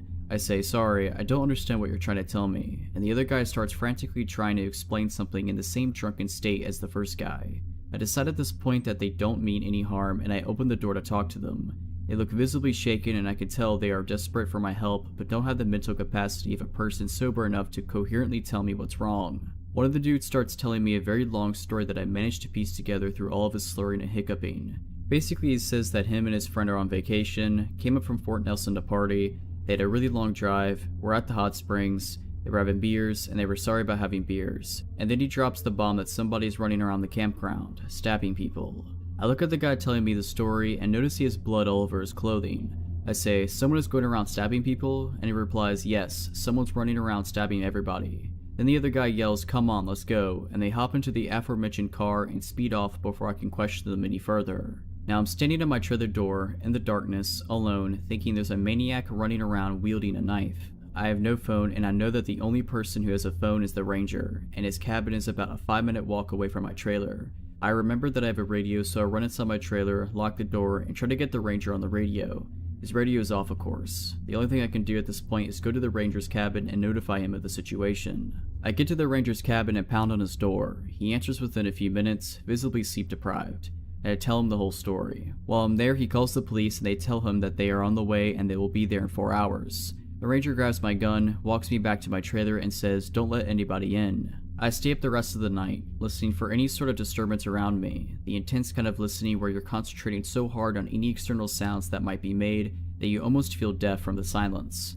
After about 2 hours of doing this, my trailer starts rocking back and forth. I freeze. My heart drops. I can hear the sound of someone breathing extremely heavily and I'm thinking, this is it. I'm just sitting there on my bed in my trailer as it's rocking, waiting for the maniac to stop tormenting me and just break the window and stab me. I'm still listening intently to the heavy breathing and that's when I hear a grunt, a very non-human sounding grunt. I get a feeling that it's not what I think it is and I peer out the window of my trailer and a bison is scratching its back on the side of my trailer, causing it to rock back and forth. The RCPM get there at around 6:30 a.m. and proceed with their investigation for 10 hours. They close off the springs and the entire campground. We don't hear anything about what took place during the night until the investigation is over. Apparently there was a guy at the springs who made a lewd comment about one of the females in another group, which resulted in an argument. The guy disappeared and returned an hour later with a knife, stabbed 2 of the guys in the group, and booked it back to Fort Nelson, not before stopping at my trailer with his buddy to tell me about the incident, of course. Yeah, one of the guys at my trailer, he was the dude stabbing people. My guess is that him and his friends stopped by my trailer to try to make it seem like they were innocent. Drunken logic. The 2 guys that were stabbed survived, which is good. I just hope that I never have to wake up to someone like that at my door again. A couple of years ago, I was still adjusting to the adult dating scene. I was using Tinder, and though I had been on a few dates and had a few hookups, it was mostly just situations where I either wasn't that interested in the guys, or it was strictly a one-night stand. It was a college town, not where I went to school, about 45 minutes from my parents' house, and I went on a few dates there. It's a cool city to hang out in, so it was always worth the journey even if a date didn't work out. I started chatting with this guy who I matched with on Tinder. He wasn't exactly my usual type, but he was charming enough. He was a little bit of the stoner/alternative type. He was funny and confident over the phone as well. I usually made it a rule for myself to chat on the phone at least once or twice before meeting up with guys, even just to gauge if we would be able to carry a conversation. It's not the same when you're only texting. We hit it off over the phone well enough to the point where I felt we should give hanging out a shot. We talked about how I went to karaoke night often at a local bar close to where I attended school. He said he and his friends liked going to karaoke too. Great. He lived in the previously mentioned college town and I agreed to attending karaoke night with him and his friends. He said they were hanging out at a local coffee shop near where he and his roommate lived, and I could meet them there. A girl he knew worked there as well, and he said she'd give me a coffee on the house. Before leaving, I texted one of my friends where I was going, just to be safe. When I arrived, I could clearly see into the coffee shop. I could see a group of 4 scraggly looking dudes, and one girl behind the counter. As soon as I pulled up, I got a nagging bad feeling in my stomach. As soon as I got out of the car, the guy I'd been chatting with left his group and came out. He said they were leaving right now, so we should just go. Not that I really cared about the coffee, but what happened to the coffee I was promised? I asked exactly what the plan was, and he said they were going to head back to his place before heading to karaoke. He didn't ask if I wanted anything from the shop, and didn't even ask if I wanted to come in. By this point, his friends came out and they all got close to my car. I was getting pretty bad vibes at this point. He isn't acting charming or funny like before on the phone. Everything felt forced. There was an air from the group that they were only pretending to be friendly. Nobody introduced themselves, but they just kept saying how awesome karaoke at the bar was. The girl inside at the counter had gone in the back of the shop, and because she was friends with him, I didn't know if I could trust her. Thinking quickly, I said the plan sounded great and I could drive and meet them there, that I didn't want to leave my car there. This apparently was a problem. The one car in the parking lot, which I assumed was one of theirs, was the girls. They said they walked there, but it would be a lot better and faster if I just drove them back to the house. At this point, I'm freaking out a bit. Everyone's close to my car and me. I tell them a stupid lie and say that I have a bunch of stuff from school in my car, and it's pretty messy on top of that, so not everyone will be able to fit in. Mind you, they are right by my car, standing in front of it. They can see through my windshield into it. It's got like a backpack in it, and that's just it. I just lie and say I'm kind of embarrassed because the floor is messy. I'm saying anything I can get to get out of this. I tell them I'm really sorry, but if they order an Uber, I could just meet them at their place. I'm not budging on not letting them get in my car. The guy I'm supposed to be on a date with tells the other guys to head back inside the coffee shop, and now I'm alone with him. He asks why I can't just drive everyone. He tells me it's not a big deal, and that it's just easier if I just drive everyone there. I stand firm that there's not room and my car's messy. I tell him I promise to meet him at his place if they order an Uber or walk, just text me his address. He says that it'll take too long to get back to his place, so I should just meet them at the bar instead. He won't give me his address. He texts me the address to the bar, and I apologize about the car thing. I tell him I'm so excited for karaoke and I'll meet him there. I smile and act as naturally as possible, and then I get in my car and try to drive normally while in view. As soon as I'm out of sight, I take off and just drive in different directions haphazardly before heading back home. I was constantly watching in my mirrors to see if anyone followed me, and thankfully nobody did. Not long after arriving home, I got multiple texts from him. He told me I was just another girl pretending to be nice and that I deserved to die. Clearly I made the right call. I blocked his number and blocked him on Tinder. I never heard from him again, and I hope it stays that way. This happened to me when I was about 10 years old, but even now as an adult in my 30s, I remember it like it was yesterday. My parents had taken my sister and I out to a movie, and then to get ice cream in celebration of my older sister getting straight A's on her report card. I remember my dad had gotten off work later than usual, so by the time the movie was over and we had our ice cream, it was well past our bedtime. It didn't matter though. My parents were happy and proud of my sister. We had a great time, and we took our time getting home. If it wasn't for what happened when we got there, I would have always looked back fondly on this night. We got home at around 10:30. Bedtime was usually 10, so I went straight to my room to put my pajamas on while my sister went to brush her teeth. I remember thinking that it seemed a little more chilly in the house that night, but that's the only thing out of the ordinary I can recall from when we first walked in. I barely had a chance to change when I heard my dad yell our names from what I thought was the kitchen. I didn't know what was wrong, but I knew it was bad because I heard fear in his voice for the first time ever. It scared me really bad. I bolted out the door and into the kitchen as fast as I could. My sister was already there, and her and my parents were standing very close. My mom looked like she was on the verge of panic, and she motioned for me to come close. She wrapped her arms around my sister and I, and my dad was already dialing on the house phone. Then I noticed some glass on the floor. I asked my mom what was wrong, but she didn't want to tell me. She said we needed to go outside right away. As we headed out the front door, I heard my dad talking to a 911 operator and telling them that when we got home, he found our back sliding glass door shattered and objects strewn about the kitchen. He went to the neighbor's house and waited for the police to come. After a few minutes, my dad joined us. He seemed to be well shaken up, which was a new sight to me. The police arrived and searched the house extensively. It was a big scene with all of our neighbors outside, and flashing lights illuminating our entire street for hours. They never found anybody in our house. Whoever had been there had come and gone. The thing that gets to me is that nothing was stolen. Whoever it was didn't want any of our possessions. What they did take was our canned food out the pantry and stacked them into a small pyramids on our kitchen counter. They also turned on the TV in the basement and moved a few random objects to different parts of the house. It was like someone had been in our home and did things for reasons that only made sense to them. As the police were finishing up and ready to leave, I heard one of them ask my mom a question. They talked quietly, and I'm sure they thought I didn't hear. I pretended not to be listening, but I heard everything. We kept magnetized letters on our fridge, and we used them to leave each other messages for fun sometimes. The cop was asking my mom if the message on there that night was done by any of us. It wasn't. I watched my mom turn pale when we told her what it said. It still makes my skin crawl to this very day. It said, "Always watching." The police didn't find any fingerprints. They said the intruder had to be wearing gloves. For the next few days, the entire family was extremely uneasy. Within a few months, we decided to move. It was all just too scary for us to stay in that area. We moved to a house several miles away. We were never bothered again, but I do still think about it. This happened many years ago, but the hairs on my neck still stand up sometimes to this day. I just wish that we never experienced something like that again. In April of last year, my boyfriend and I were walking home from our friend's house, and I had just finished my first year at college and we wanted to go out and celebrate and have some fun. We live in a rural town and our friend lived on the far side of it, so our walk was about a half an hour or so. I had a drink or two and smoked some of the joint they had rolled. Smoking makes me paranoid, and this night was no different. Anyway, we left at maybe 10 or 11 p.m. and everything was perfectly normal until we got to the end of the long street that would eventually lead to my house. This street always feels so long to walk on, like hours can pass and you can barely make a dent in the amount of steps made. The street we turned onto this road was maybe 10 blocks from my house. A few minutes after we turned onto this road, I felt like something was off, but my boyfriend said that I was stoned and reassured me that it was just that. This white pickup truck that was parked in front of some house turns on and begins to drive slowly away and would then park. I watched it to see if it was just me being paranoid or not, but it proceeded to stop a couple houses down and sat there with the car still on.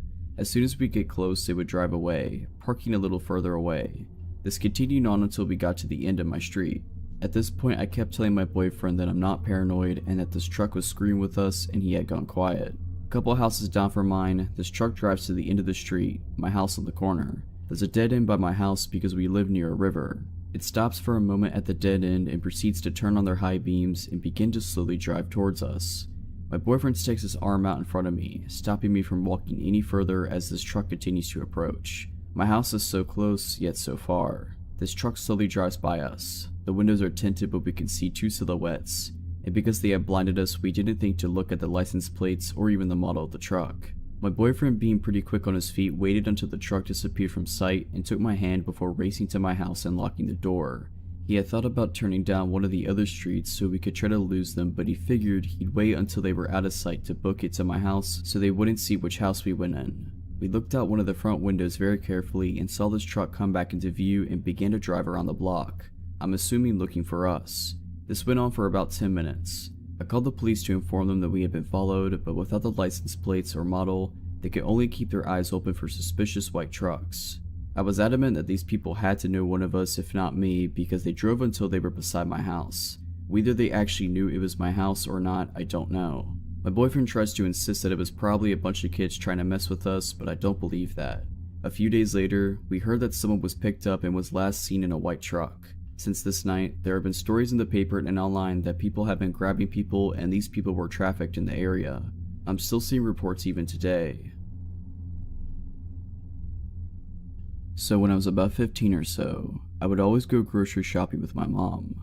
This time she didn't just need groceries, but some other things that weren't close by. We lived out in the country and the closest town didn't have what she needed, so we went to the bigger town/city about an hour away.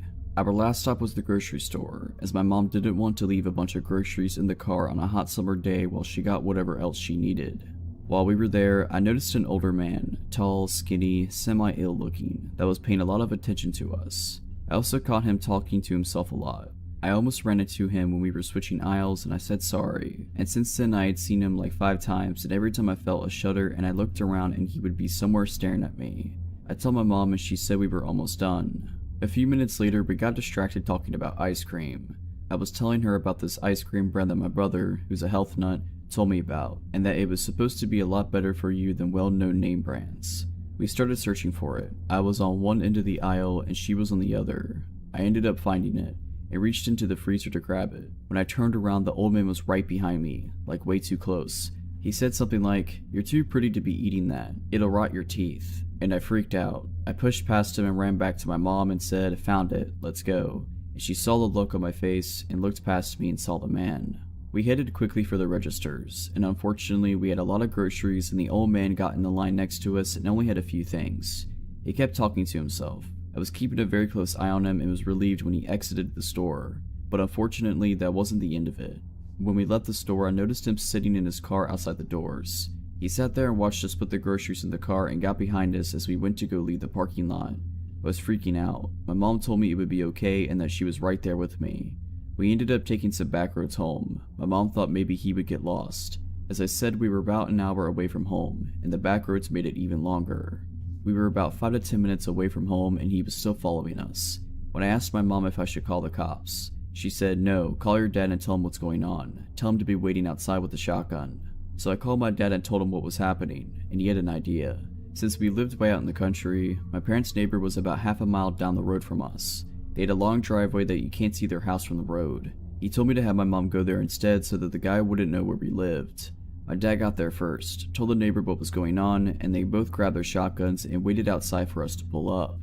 The guy followed us down the long dirt driveway, and as soon as he got to the clearing with the house and saw my dad and our neighbor with their guns out, he threw his car into reverse and hightailed it out of there. So far since that incident, my family nor I have seen that man again, and I hope it stays that way.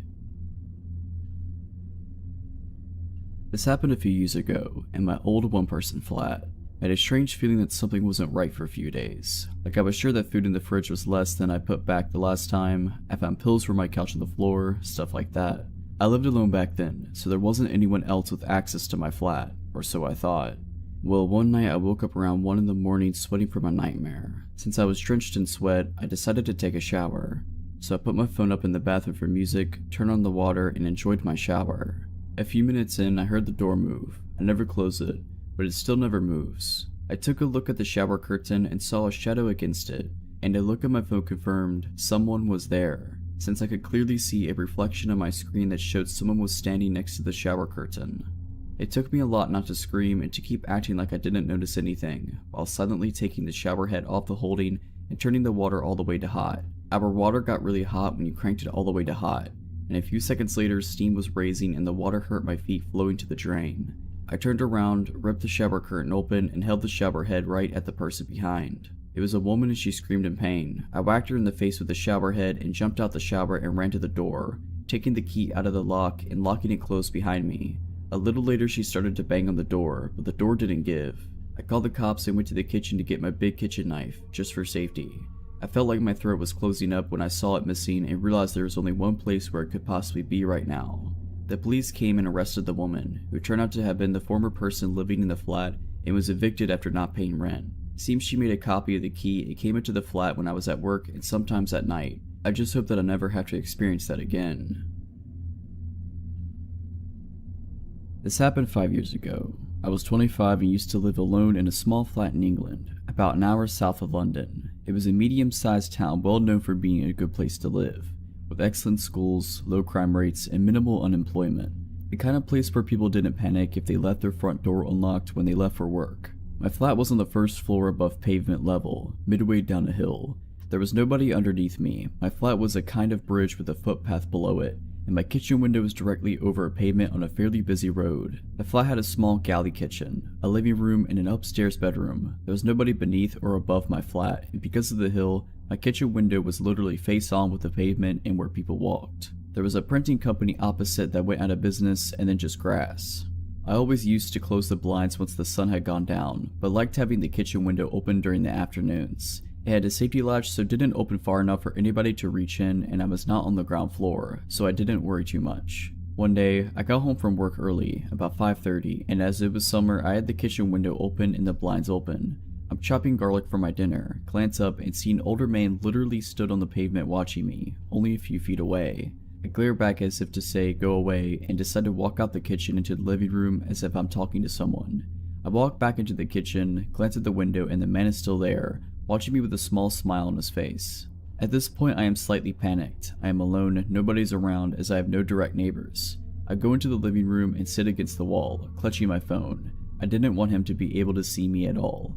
A lot of front doors in England have a kind of two-door system. Directly on the street you have a glass door, normally with decorations on them so you can't see everything in and out, just blurred images, and a proper wooden door inside. I had been out for a smoke so the glass door was shut and locked, but the wooden door was wide open. From where I'm sitting, I can see the glass door, and I see a figure walking towards it. Sure enough, as it gets closer, I can see that it's the man from the pavement, standing at my front door and trying to look in. He tries opening the door, but luckily, I locked the outside door after my smoke, and it was a strong door. He drops a cigarette, says, "Screw it," and after about 15 to 20 seconds, he turns around and walks away.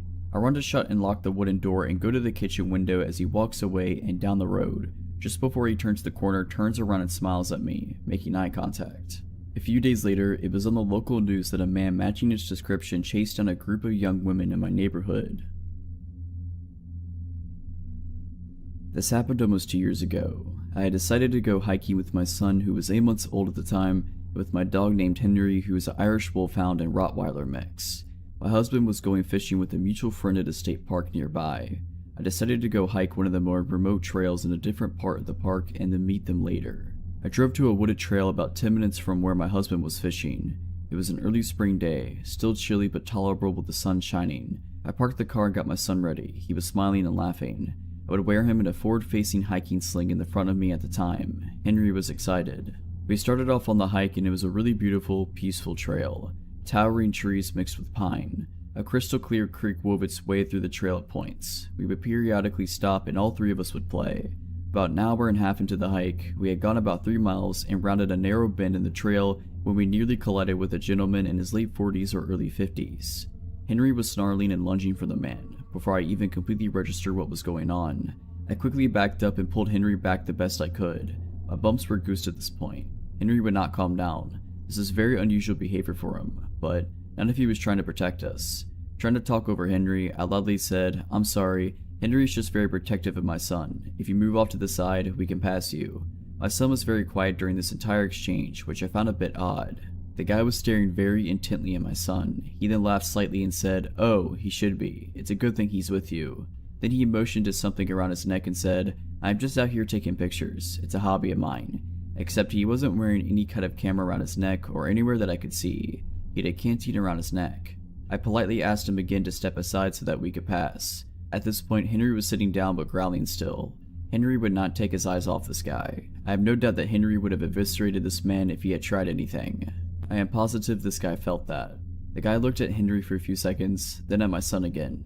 He took a few steps off trail so there was room to get by and so that Henry couldn't reach him when we went by. As I warily walked by him, he was like 10 feet to my left. He muttered something about how he used to be able to see his kids. I kept looking back as we walked away to make sure he wasn't turning around to walk our way. He did continue to stare after us for several minutes though until I could no longer see him. We kept hiking and eventually came to an opening point where cars would park.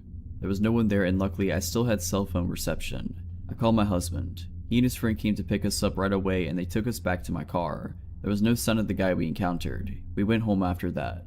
Henry has since passed away and I am sad that my son doesn't get to grow up with him. He was really the best dog ever. So thanks Henry for being gentle yet fierce. I hope I never have to see that photographer ever again. This story happened about 2 years ago when I was 19 and my foster sister, Kira, was 16.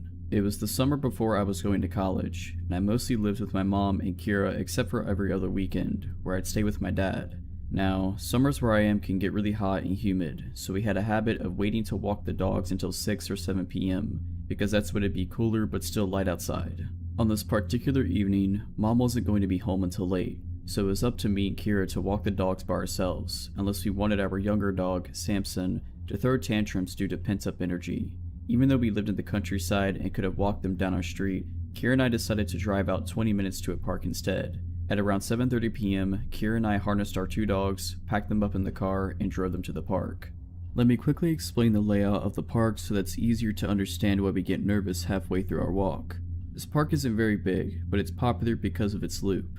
The entire park is surrounded by a mile-long looping road with its attractions, like playgrounds, ponds, and a small country hall, spaced about in the inner side of the loop. The outer side is just grass, trees, and one playground at its end. Thus, it's common and expected to pass people walking the loop at least 2 times if you're walking in opposite directions but not if you're walking in the same direction. Any cars on this road can only drive in one direction because it's a one-way road. At first, everything about this walk was normal. I parked the car, we clipped our dogs to leashes, and we started on the loop. Every so often, we'd stop so I could take pictures of our good boys, particularly of Kira trying to wrangle Samson, who pulls like his life depends on it and weaves around because he wants to smell everything. It was while I was taking one of these pictures that the first encounter happened. A man, who looked to be in his 40s, walked past us, walking the same direction we were, up towards the playground on the outer side of the loop.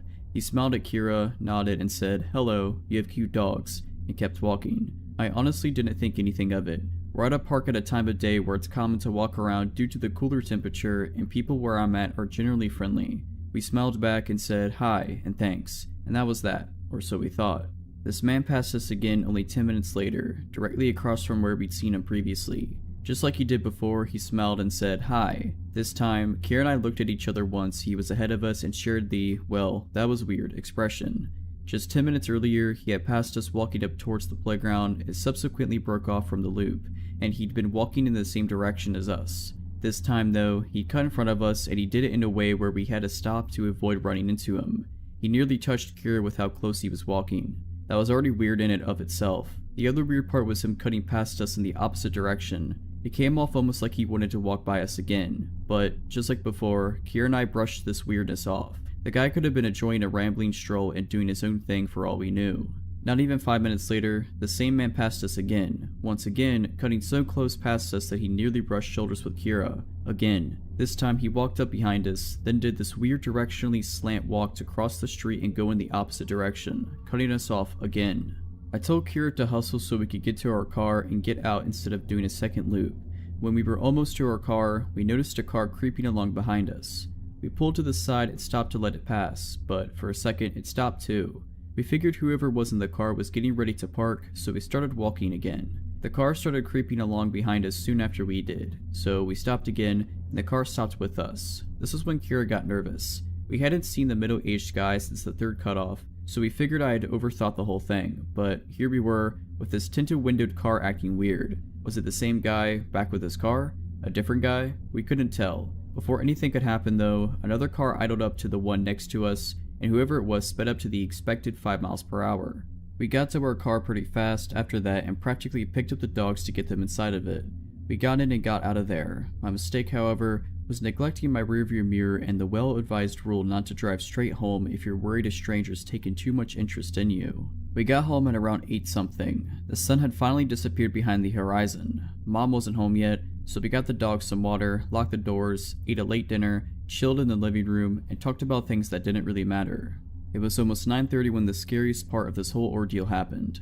There Kira and I were, sitting on different couches, talking about something, when we noticed the ceiling briefly light up over where Kira was sitting. Due to our long, slightly curvy driveway, it's common to see headlights stream through the window, light up the ceiling, fade, then intensify. It means someone's just come home, so when the ceiling above Kira lit up, we thought nothing of it, assuming Mom was finally coming back from wherever she went that night.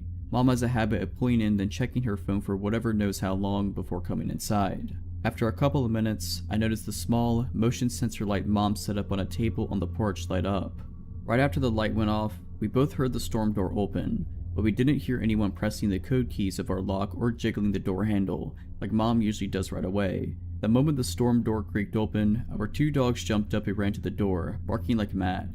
Our golden greyhound mix, Calvin, has a deep and scary bark. Samson, who is a big dog, jumps up on his hind legs and scrabbles to one of the small windows in a desperate attempt to see who's outside. Immediately, the storm door slammed shut, and we heard heavy footsteps on the cement of our porch. Calvin started going nuts and jumped up on Kira's couch, standing on its back instead of the cushions to look out the window. Samson ran out the room and went out the doggy door that leads to the back porch, which is a ramp going down into a fenced-off portion of our yard. I sat there, my mind steadily going blank as my heart sped up and my limbs refused to move. Kira gets up and spins around and looks out the window but can't see anything because, besides the motion light on the porch, it's too dark. So, naturally, she gets up, grabs a stray dog toy which just so happens to be a tug-of-war rope with a ball on one end, and opens the door. I tell her very calmly to shut the door and stay inside. She ignored me and stepped out onto the porch. She comes back inside after not seeing anything, but, to my utter disbelief, she disappears into the kitchen, comes back with a knife, and goes outside again. This time, She's gone for a handful of seconds before running back inside and slamming the door shut. Breathless, she tells me she went out a bit into the yard and saw the outline of a man by the run-down dog kennel we don't use anymore. When she saw him and froze, he moved. This time, she listened to me when I told her to lock the door. I managed to call Mom and she convinced me to get up and make sure all the doors were locked, including the basement and making sure the dogs were inside. After Mom got home and looked around, finding nothing, we called the non-emergency number for the police, not wanting to bother them in case we were overreacting. 2 cops came by and walked around our yard and found nothing. We got the sense they didn't believe us, but instead saw us as 2 overexcited girls with exaggerated imaginations. Still, they humored us and told us, after we told them about the park, that if we think anyone might be following us, or if someone's acting a little too creepy, not to drive straight home and to check if anyone's following us. Then, they left. But when we heard those footsteps and Kira went outside, she swears she saw someone. The dogs don't run up to the door like that and bark their heads off if no one's there. I don't know if whoever was at our house was the same guy that ran into us at the park. If it was, I don't know the reason why he cut in front of us multiple times. I don't know if he was in the car that inched behind us and stopped when we stopped. I don't know what would have happened if Calvin didn't have a scary and manic bark. I don't know much of anything, but what I do know is, if you're out and about, minding your own business, and a stranger is taking a lot of notice of you, following you, frequently running into you, or whatever, trust your gut. Don't drive or walk straight home, meander, get to a public space, or just take your time. Pay attention to your surroundings. You never know who is watching you. This happened a few years ago when I was an 18-year-old girl in high school. I worked at a store in the mall of my mid-sized Midwestern city, and that evening, I worked a closing shift. I was walking back to my car in the snowy darkness when a black SUV pulled up beside me. A woman opened the window and yelled, "Hey, excuse me, I need your help." She was a round-faced woman in her 30s or 40s and spoke with a very heavy Spanish accent. She went into a story about how her sister got into a car accident and the woman needed to get gas in her car before she could help the sister. However, she could not find a gas station and had no money, and she even said she had driven around to several churches to ask for help, but no one would help her. She was difficult to understand and did not tell the story super clearly, but I understood that she needed to find a gas station and she needed me to pay for it. She told the story between sobs and she seemed so desperate that I was moved to help her. I told her that she could follow my car to a gas station that was just across the highway and that I would buy her some gas. At the gas station, I parked in front of the store and was surprised when she did not pull up to a gas pump, as I had expected. I got out of my car and said, "Okay, don't you want me to buy and pump gas for you?" She then said something like I had misunderstood her first story. She didn't need gas. She needed money to give to her sister, and added a bunch of other facts I don't remember to continue the story. Her accent and changing story was difficult to understand. I said, "Well, I don't have cash on me, only my card. I mean, I suppose I could see if there's an ATM inside?" She immediately replied that she knew there was, which definitely is suspicious in hindsight, but I didn't pick up on it at the time. I agreed to go in and get her some money from the ATM, and as I turned to go inside, she said, "Wait, but if you give me money, I will have to repay you somehow." I said, "No, that's okay, you don't have to." She said, "No, give me your phone number so I can contact you to meet up later so I can repay you, or give me your address and I will send the money to you." I refused both, and she tried again several more times, begging me to meet up with her later to give me the money. This probably lasted 5 minutes or so. Finally, as I refused her last time, she said in a very chilling way, "Don't be so nice." Despite all of this, I for some reason was still convinced she needed my help, and I went into the gas station to use the ATM. However, in my teenage wisdom, I could not remember my PIN number, and was unable to withdraw money. I went back outside to tell the woman, and she rolled her eyes, huffed something under her breath, and very quickly got into her car and sped off. I never saw her again after that. As I drove home, I became suspicious about the scenario. I figured out after a while that the woman was definitely trying to scam me for my money, but it disturbed me more that she tried so hard to get me to meet up with her later and give her contact information. I just hope that I never have to meet someone like that in the future. When I was young, I used to live in rural Pennsylvania. Where I lived wasn't quite suburbs, but the houses were all within walking distance of each other, and we knew nearly all of our neighbors. My small neighborhood was blocked off from the ones on either side by decent-sized creeks, and to get to them you needed to climb down a fairly steep slope. This is an important detail later. My friend Rachel was a bit younger than me, by 2 or 3 years. I was 11 at the time. We had decided to go on a bike ride and ended up dropping our bikes and helmets at the top of the hill leading down to one of the creeks, and we went exploring. We were making a racket, I'm sure, squealing as we jumped around trying not to get wet. We noticed bubbles in the water and became concerned for the swans that lived down at the other end of the creek in the pond. Out of nowhere we heard a man chuckling, and he was standing at the top of the hill above near where we were standing. I said nothing. He asked what we were doing and slowly started making his way down the rough terrain of the slope. He obviously didn't know where the path to come down was. Rachel answered him that we were trying to find out where the bubbles were coming from and that she was scared it would hurt the swans, as there had never been any bubbles before today. He told us he could take a water sample and test it if we could bring it up to him, then asked our names and how old we were, still making his way down to us the entire time. Rachel told him her name and had started to say mine when I stopped her by grabbing her shoulder. I had an extremely bad feeling about this man, and I was very uncomfortable with the situation. I perked my head up looking off to the side and asked her, "Did you hear that, Rachel? I think your mom is calling us."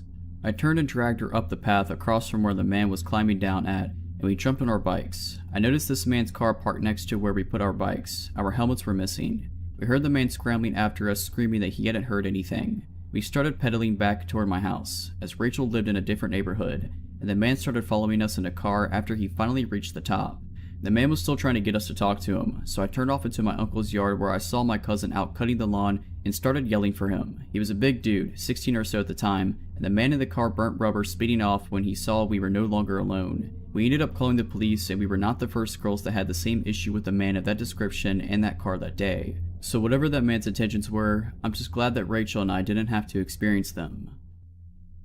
This was my very first apartment and I was so excited to be in it. My freshman year I lived in a dorm on campus, and before that I just lived with my mom, so I had never lived on my own before. The apartment was a 2-bathroom and 2-bedroom, and I shared it with my friend who I had known since we were 13. I had just turned 20 when all this happened. Josh was my friend and it was his first year at the university, so naturally I showed him around. We did pretty much everything together. Fast forward to the homecoming football game. We attend a university that's crazy into football and we're actually a pretty good team, so the homecoming game is a big deal to everyone. Josh was so excited to go out because it was his first homecoming game. He was going to go with this boy he started flirting with and he wanted me to come along. I don't really remember why I didn't want to go, I just didn't. Josh got mad at me, we said dumb stuff to each other and he left, so I was alone for the rest of the night. I had, still do, a small dog, Poppy, who lived with us. She was around a year old at the time. We actually had a pretty relaxing night in the beginning. I took a shower and put on face mask and Poppy and I watched TV in bed and stuff. I remember listening to a song on repeat the entire day because that's what I do when I find a new song that I like. To this day, I still can't listen to it without being reminded.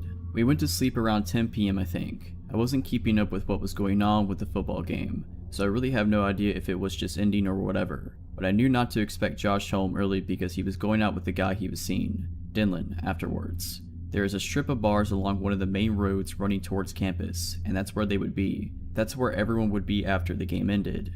I don't know what time it was, but I woke to cabinets being slammed and really loud noises. It was really dark in my room and the only thing I could see was that the kitchen lights were on. I saw the light coming through the bottom of the door. It sounded like people were going through our kitchen cabinets one by one.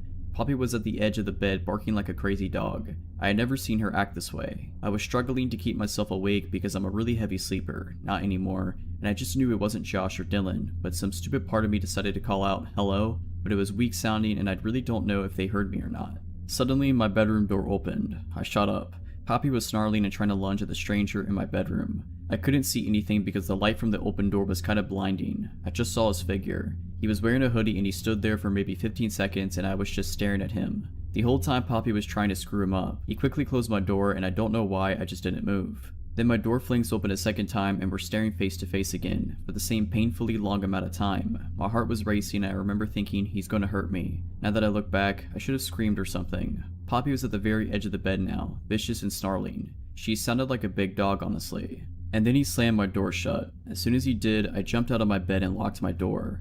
I heard them take my car keys. I was terrified they would find my car and steal it since I had just parked directly outside. I frantically called 911 and was sobbing the whole time. I said, "Someone is in my house, they came in my room, please help." And it took them 30 minutes to get there, when I know that there were cop cars everywhere surrounding the bar since it was homecoming, which I live a 5-minute drive from. When I finally came out, the living room and my roommate's bedroom were completely ransacked. My roommate's TV was on the floor because they tried to carry it out, but I guess decided just to leave it. They stole my Xboxes and all my games. They stole my book bag with my textbooks and my homework in it. The 2 policemen got here and I told them everything and asked if I could call my roommate. Josh picked up the phone but was heavily slurring and I could tell that he was inside of a bar and could barely hear me. I just screamed, "Please give Dylan the phone," hoping that Dylan was at least more sober than Josh was, so Josh put Dylan on the phone, and I don't know how, through my tears and sobs and through the screaming, people, and house music, but he heard me say that our apartment was robbed. He frantically said we are coming and hung up. They probably ran. While I was waiting for them, one of the policemen asked if he could try to take prints from my roommate's TV and I agreed. He proceeds to then drop his flashlight directly on the screen, and as it shattered, he just looked at me. So then Josh and Dylan get back and the policemen totally change their tone. They get aggressive and say that they were targeted for a reason. I'm pretty sure that since it was homecoming, the robbers were not expecting me to be there, and were trying to just rob apartments blindly. We also lived on the ground floor, so it's easier to get in those than in the 2-story and 3-story apartments. Josh is in the military, but Josh looks just like any other regular college freshman boy, and his only friends at the time were literally me and Dylan, so we were the only ones who knew he was in the military. They tried to accuse Josh of stashing guns and drugs everywhere, and that's why we got robbed.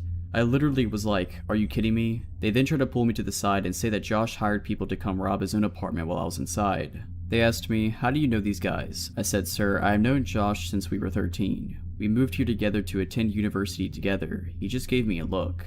When they left, we got our locks immediately changed, and then I had to take the next day off of school to drive to the nearest Nissan dealership, 30 minutes away, and then wait 7 hours for them to rewire a key fob for me. To the men who robbed me, and to the cops who accused my roommate of robbing his own apartment, I hope I don't have to meet you again. This happened to me 4 years ago when I was 16 years old on a school trip, but I still remember it to this day. I had recently graduated from one school and enrolled in another, more advanced one via special program. Germany's system of education is sometimes complicated. There were about 20 people who did the same as me, and we were all put in one class to catch up with the regular students. To get to know each other better, the class went on a 3-day trip to a youth hostel in our county town. The trip was organized by our school and overall pretty nice. 2 of my friends had transferred with me and we had fun, except for the second evening. It was late summer and the sun was still up despite it already being around 7 p.m. One of my friends, Sarah, and I decided that we wanted to go for a walk before accompanying our other classmates to the river to have some drinks. We wanted to visit the newly built benches along the river and just talk for a bit. To get to those benches, we walked over a long parking lot next to the river. Between the parking lot and the river, there was a small path which was, in some places, divided from the parking lot by a small grass strip with a few bushes and trees. On the other side of the parking lot, there was a bridge approach which could be used by cars and pedestrians alike. This will get relevant later. There were some rocks in the parking lot to prevent cars from driving too far and falling into the river. My friend and I had some fun by jumping from one rock to the other. At some point, a man on a bicycle, probably in his early 20s, emerged next to us on the other side of the parking lot. He applauded us for some weird reason we didn't understand. My friend applauded back ironically, and we just continued walking but stopped jumping on the rocks. When we arrived at the benches, we chose the first one we came across and sat down. Bicycle guy stopped right next to us, got off his bike and just lingered. I started to feel uneasy, but since there were no free benches left, I thought he just wanted to hang out there too. At some point, he pulled out his cell phone and called someone. Even though he was right next to us the whole time, I couldn't understand him because he was speaking a foreign language. Sarah and I sat there for about 1 to 2 hours until it started getting darker. Bicycle guy was still right next to us and still on the phone, circling the area around us and just generally creeping us out by continuously staring at us. At this point, Sarah had also started feeling uneasy and we shared our feelings about this guy. Since it was almost dark, there was no one around anymore. We wanted to return to the hostel. The second we got up and started walking towards the parking lot, Bicycle guy also got onto his bike. My heart sank into my stomach when I realized he was going the same direction, just slow enough to stay next to us. He continued following us. When exiting the bench area, Sarah and I took the path next to the river to get to the parking lot. Directly at the beginning of the parking lot, there was one part where the path had one of the strips with trees next to it. Bicycle guy directly went past us and onto the parking lot, passing the trees on the right side. We went to the left. He continued staring at us before he went further ahead. The second Sarah and I set a foot on the path, I stopped her and told her that if he turned around after the trees to get onto our path, which he would have no reason for if he didn't want anything from us, we would turn around and run the opposite direction. Well, Bicycle guy turned onto our path. We booked it out of there as fast as we could while desperately clutching each other's hands while Bicycle guy was following us. There was not a single person around to help us, so running was our only chance. We couldn't process what was happening to us in that moment, but we just knew that we needed to run. Remember the bridge approach I mentioned earlier? We went across the smallest part of the parking lot and went up there so we could take another route back. While walking up the narrow sidewalk, still grabbing each other's hands, we glanced down into the parking lot. If I hadn't been sure that he was following us, then I definitely was in that moment. Down on the parking lot there was Bicycle guy, circling the area and staring us down while we were almost running up the bridge. It got even worse. We were halfway up when suddenly,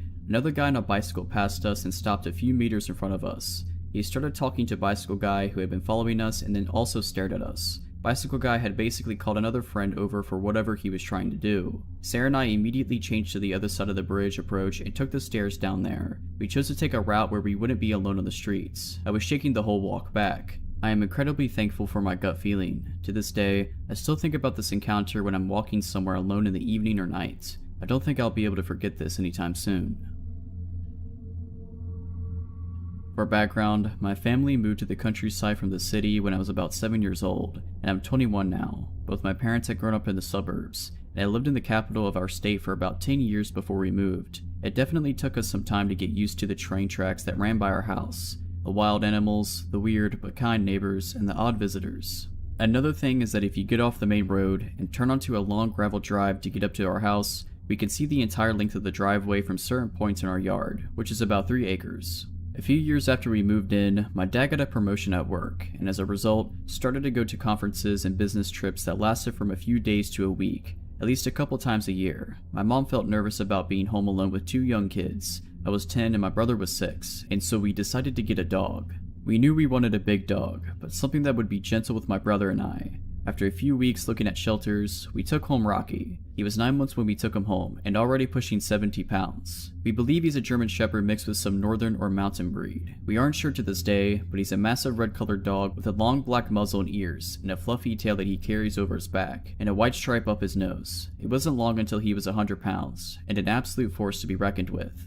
Even though he was very gentle with both my brother and I, loved our cats, it was a big ball of joy around anyone we brought into our house. He tended to be very territorial and aggressive with other dogs, and very protective of us, especially of my mom and I. Once, the electric company came to do work on the telephone poles on our property without telling us first, and after 20 minutes they finally had to call us because Rocky had them trapped in their truck and was jumping up and barking at their windows. I doubt he would really have attacked them if they'd gotten out of their trucks, but it was more than enough to make them think twice. This protective instinct came in very, very handy one day. It was summertime, my dad was at work, and my mom was home with my brother and I, since she was a teacher and off for the summer with us. My mom was working in our garden, and my brother and I were playing close by, with Rocky watching over all of us. Rocky all of a sudden sounded the alarm, throwing his head up in the air and barking and howling. He makes a deep woo-woo noise. I looked up to see a dirty white pickup truck pull off from the main road and into our driveway. This wasn't necessarily alarming at first, as people sometimes used our driveway to turn around when they got lost. But the white pickup truck slowly ambled up our drive, and I could see something strange in the bed. It was lumpy and discolored, but I couldn't really tell what it was until he pulled all the way up to our house, where our other cars were, and honked the horn to get our attention. It was meat. Giant, red chunks of meat with some of the limbs of various animals still attached. It was the creepiest thing I'd ever seen in my life. Just a weird man who looked to be in his early 50s, driving a pickup truck full of meat in the southern July heat. I immediately just got a really bad vibe from the guy, and I remember my mom telling my brother and I to go inside, and we did, but watched out the glass door. Rocky had surprisingly been quiet at that point, but was now next to my mom, and she had her hand around his collar. The guy rolled down his window and asked my mom if she wanted to purchase some meat. My mom said no and to please leave our property. Instead, he went on about the different types of meat and asking how much we wanted, beef, venison, pork, etc. My mom asked him to leave again, but instead, he decided to get out of the nasty white pickup. As soon as his feet were on the ground, Rocky went ballistic, barking and snarling. This finally made the guy stop. He looked at Rocky, looked at my mom, and asked, "Does your dog bite?" And my mom, deathly serious, replied, "Only if I tell him to." The guy took one more look at Rocky, and I'm guessing decided not to mess with the giant, snarling beast. He got back in his truck, backed up, and headed back down our driveway. I don't know if he was really selling the meat or not, but apparently he'd been around to our neighbors, who also had gotten a really bad vibe from him. We'll never know what he was really up to with his giant slabs of meat in the bed of his pickup truck. Maybe he was just a weird guy trying to sell some sketchy meat. Maybe he was looking for something else. We never saw that guy again. Rocky's still kicking it, by the way. He's almost 15 and completely deaf, but he's still out in the yard on summer days, watching over us.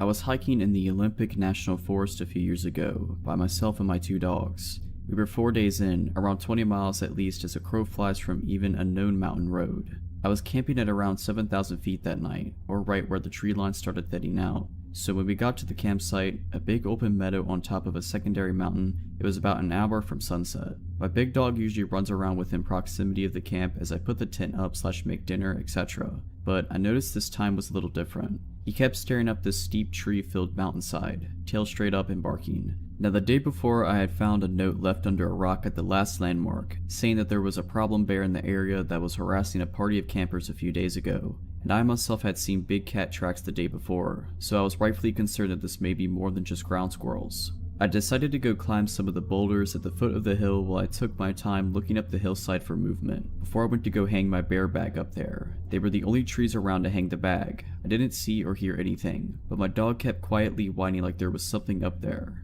So while still concerned, I started hiking up this steep hill to hand the bag. It was so steep I had to use the trees to balance and lean against so I didn't go tumbling down, before making another 5 to 6 step push to the next tree I could just lean against. Anyway, I'm slowly making up this hill ridge, hopping from tree to tree to keep my balance. Then I get about 100 feet up the hill, and I hear a whole lot of big movement at about 50 feet in front of me. My dog immediately goes from a deep low growl to a savage, slobber flying everywhere type barking now. My heart starts pounding out of my chest, and I start to panic. A million thoughts go racing through my head in the matter of seconds, because if this is a bear, my dog is going to try to save me, in which he will most likely die. And I'm stuck here. If I have to get off that hillside fast, I almost 100% am going to trip and fall off the 12-15 foot cliff onto the boulders below, like hundreds of 5 to 20 foot boulders. So I'm feeling pretty screwed about now. Then I hear my other little dog start barking and freaking out down at my campsite, which is just out of sight. I had zipped her in my tent, so she didn't wander off like I was away. So yeah, I'm absolutely panicking at this point.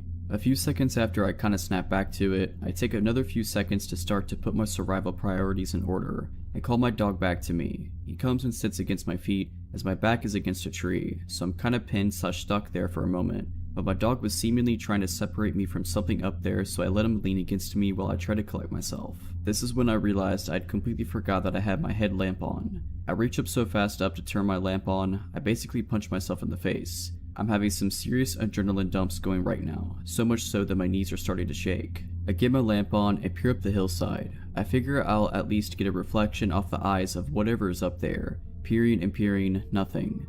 But I had just heard something. We both did, and whatever it was didn't get away, or sound like it had made it too far. I knew something was there, so I'm kinda just steadfast at this point. I need to know what is up there, because I have to sleep here tonight. And you know, I'm out in the middle of nowhere alone. Better to face it than wait like a sitting duck all night is my thought process. So yeah, as I'm looking up this hill, and at one point my dog lunges forward, unpinning me. He does a fake / bluff charge up the hill about 15 feet, and I mean he's snarling and foaming at the mouth at this point. As he does this, I finally see movement, something moving up and breaking the line of the horizon / sunset.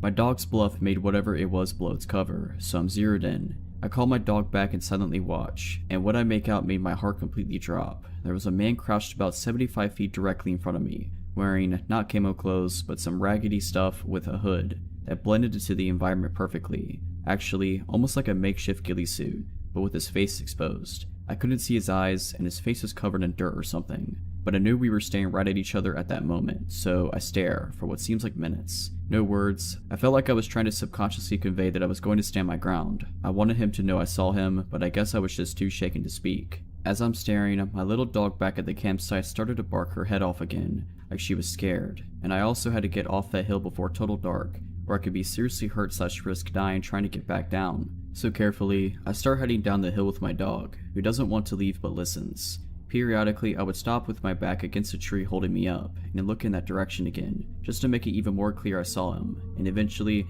I make it down to the boulders at the bottom. By the time I finally jumped down and hit the boulders, my little dog had stopped barking. I could only see the top of my tent from the bottom of the boulders. I thought she was barking just to bark back, or at my dog, but when I get there, my little dog had somehow got out of the tent and was walking around the camp growling, with her tail sticking straight out. Still trying to hold it together, I thought okay, maybe she just got her nose between the zippers and worked her way out, but I was positive I had zipped it so the zipper tab / openings was at the very top of the tent door, out of reach. So, in a mixture of being terrified, pissed off, and the feeling of needing to do something, I reached into my day bag and pulled out my pistol. I fired a single shot into the air as the sun was setting, climbed into my tent without eating, and lay with my gun next to me until first light. As soon as the sun came up, I was packing up my stuff and leaving, heading back down the mountain.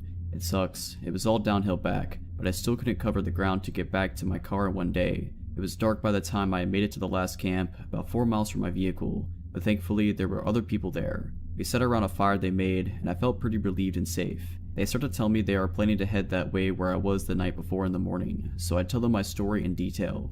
Needless to say, we were both walking back to our cars in the morning. Screw all that. The thing that still creeps me out to this day though, is when I got home and started reading reviews of the same hike I was on, other people had similar experiences like mine as well. Even a man found dead from a fall around the same boulder range 2 years ago, and a woman found murdered last year. This happened when I was growing up, around 2004 or 2005 when I was about 13 years old. It took place in a rural area, a good ways outside the town of Uvalde, Texas. The town itself was really small back then and not much to look at. It's just one of those towns that really isn't on the way to anywhere important. My father knew someone who owned a deer lease that was about 1,000 acres, down outside of that area, and was complaining about a ton of hogs that were tearing up their land. Being open season on hogs in the south, my dad thought he would surprise me that summer and take me down for a week to go hunting for them. Not only did that help him with networking for his job, but also gave us some quality father and son time. I remember the drive down there from Dallas was torture. It was about 7 hours in my dad's hardtop Jeep Wrangler. That car was so uncomfy, I hated it. All I had to do was either stare out the window or try and beat Super Mario Land 2 on my Game Boy Pocket, something I was never able to accomplish in my youth. The drive, obviously, took most of the day, so we got there in the early evening. The owner of the land had told my dad that he hadn't had anyone else lease it that year yet, and the cabin and the property might be a little rough and dusty. I didn't really care. At this point in my life, I had been in scouts for a couple years and spent a lot of my free time in the woods or fishing with friends. Needless to say, I was pretty comfortable roughing it. So after unlocking the gate and driving to the cabin on the land we settled in, the cabin was pretty rough, dust and dirt everywhere, flies. I remember that it looked like some raccoons had gotten into the cabin. After cleaning up a bit and getting the sleeping bags out, then setting up the cots, we decided to sleep. Something about that night was weird. I was never able to get comfortable enough to fall asleep for any restful amount. I couldn't put my finger on why, but I had that feeling of being watched. I was finally able to drift off for what I guessed was an hour maybe. When we woke up, it was early, about 7 a.m. We decided to scout around the land for tracks and signs of hogs and find a good place to set up a blind. It was the summer and horribly hot in the afternoons, so morning was the best time to be out and about. After walking for an hour or so, we came to an area of trees, lightly dense, and luckily found some signs of hogs. Typical torn up ground where they had been rooting, so we followed them into the trees. I was looking for more signs when my dad stopped me with his arm. I remember looking up and seeing someone standing about 50 yards away. Some of their body was blocked by trees. This was private land, so they definitely weren't supposed to be there. We also had confirmation from the owner before we got to the lease that nobody was there, not to mention the gate was locked up when we first arrived. The person was wearing some bright colored red jacket. We slowly walked toward them. My dad called out something like, "Hey, we're hunters. This is private land." The person didn't move at all, dead still. We were about 30 yards away and could see that he was turned away from us with his hands in his pockets. The weird thing was that the person was in a ski jacket and what looked like to be ski pants. Now this is Texas in the summer. It was about 98 outside by then. My dad called out again, no reaction. He told me to stay behind him and unsnap the clip to his pistol holster. We approached the person's right side and then my dad told me to stay put about 20 yards away. I stayed and crouched down, watched him circle around to the front of the man, all the while talking to him, asking if he was okay. He finally passed around to the front of the man and my dad stood straight up with a confused look on his face. I called out and said, "What's wrong?" and he called back saying, "It's a mannequin." I walked over to it while my dad stood there staring, and as I got closer, one thing stood out the most.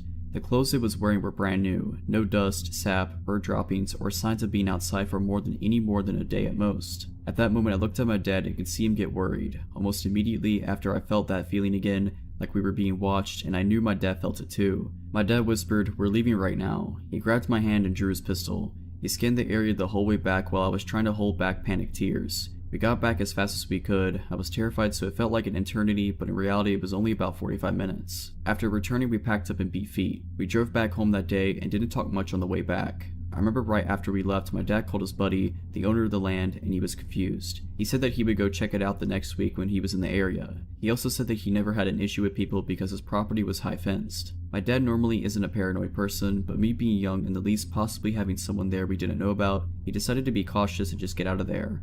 After we got back home, we talked and my dad wasn't able to sleep the night before as well. He had the same feeling but didn't want to wake me up because he thought I was sleeping too. Turns out that next week he got a call from his buddy and he checked the whole property and never found any trace of anyone, no mannequin or anything. That story still makes my hair stand on end. I honestly have no idea what that mannequin was. So this happened to me a couple years ago when my now husband and I were living in a townhouse in a pretty decent area. My husband was working third shift as a corrections officer at our local corrections facility, and I was working as a waitress/bartender. It was an unusually warm night for mid-March, so I took advantage and decided to take my husband's 80-pound Alaskan Malamute Siberian Husky mixed dog on a quick walk around the neighborhood near our complex. We get to the end of the street that leads into the complex we live in, and across the street is a Marathon gas station. I notice as the dog, Luke, stops to relieve himself that there's a guy across the street at the gas station with a case of beer in his hands. I have my phone out texting a friend and looked back up to notice the guy was near the stop sign, also relieving himself on the sign. I felt really awkward and instantly put my phone away and led Luke down the street on our path. At this point, I think this guy noticed us and he crossed the street to where Luke and I had just been. I hear him walking a few feet behind me and just keep my head down staring at my phone with Luke glued to my hip.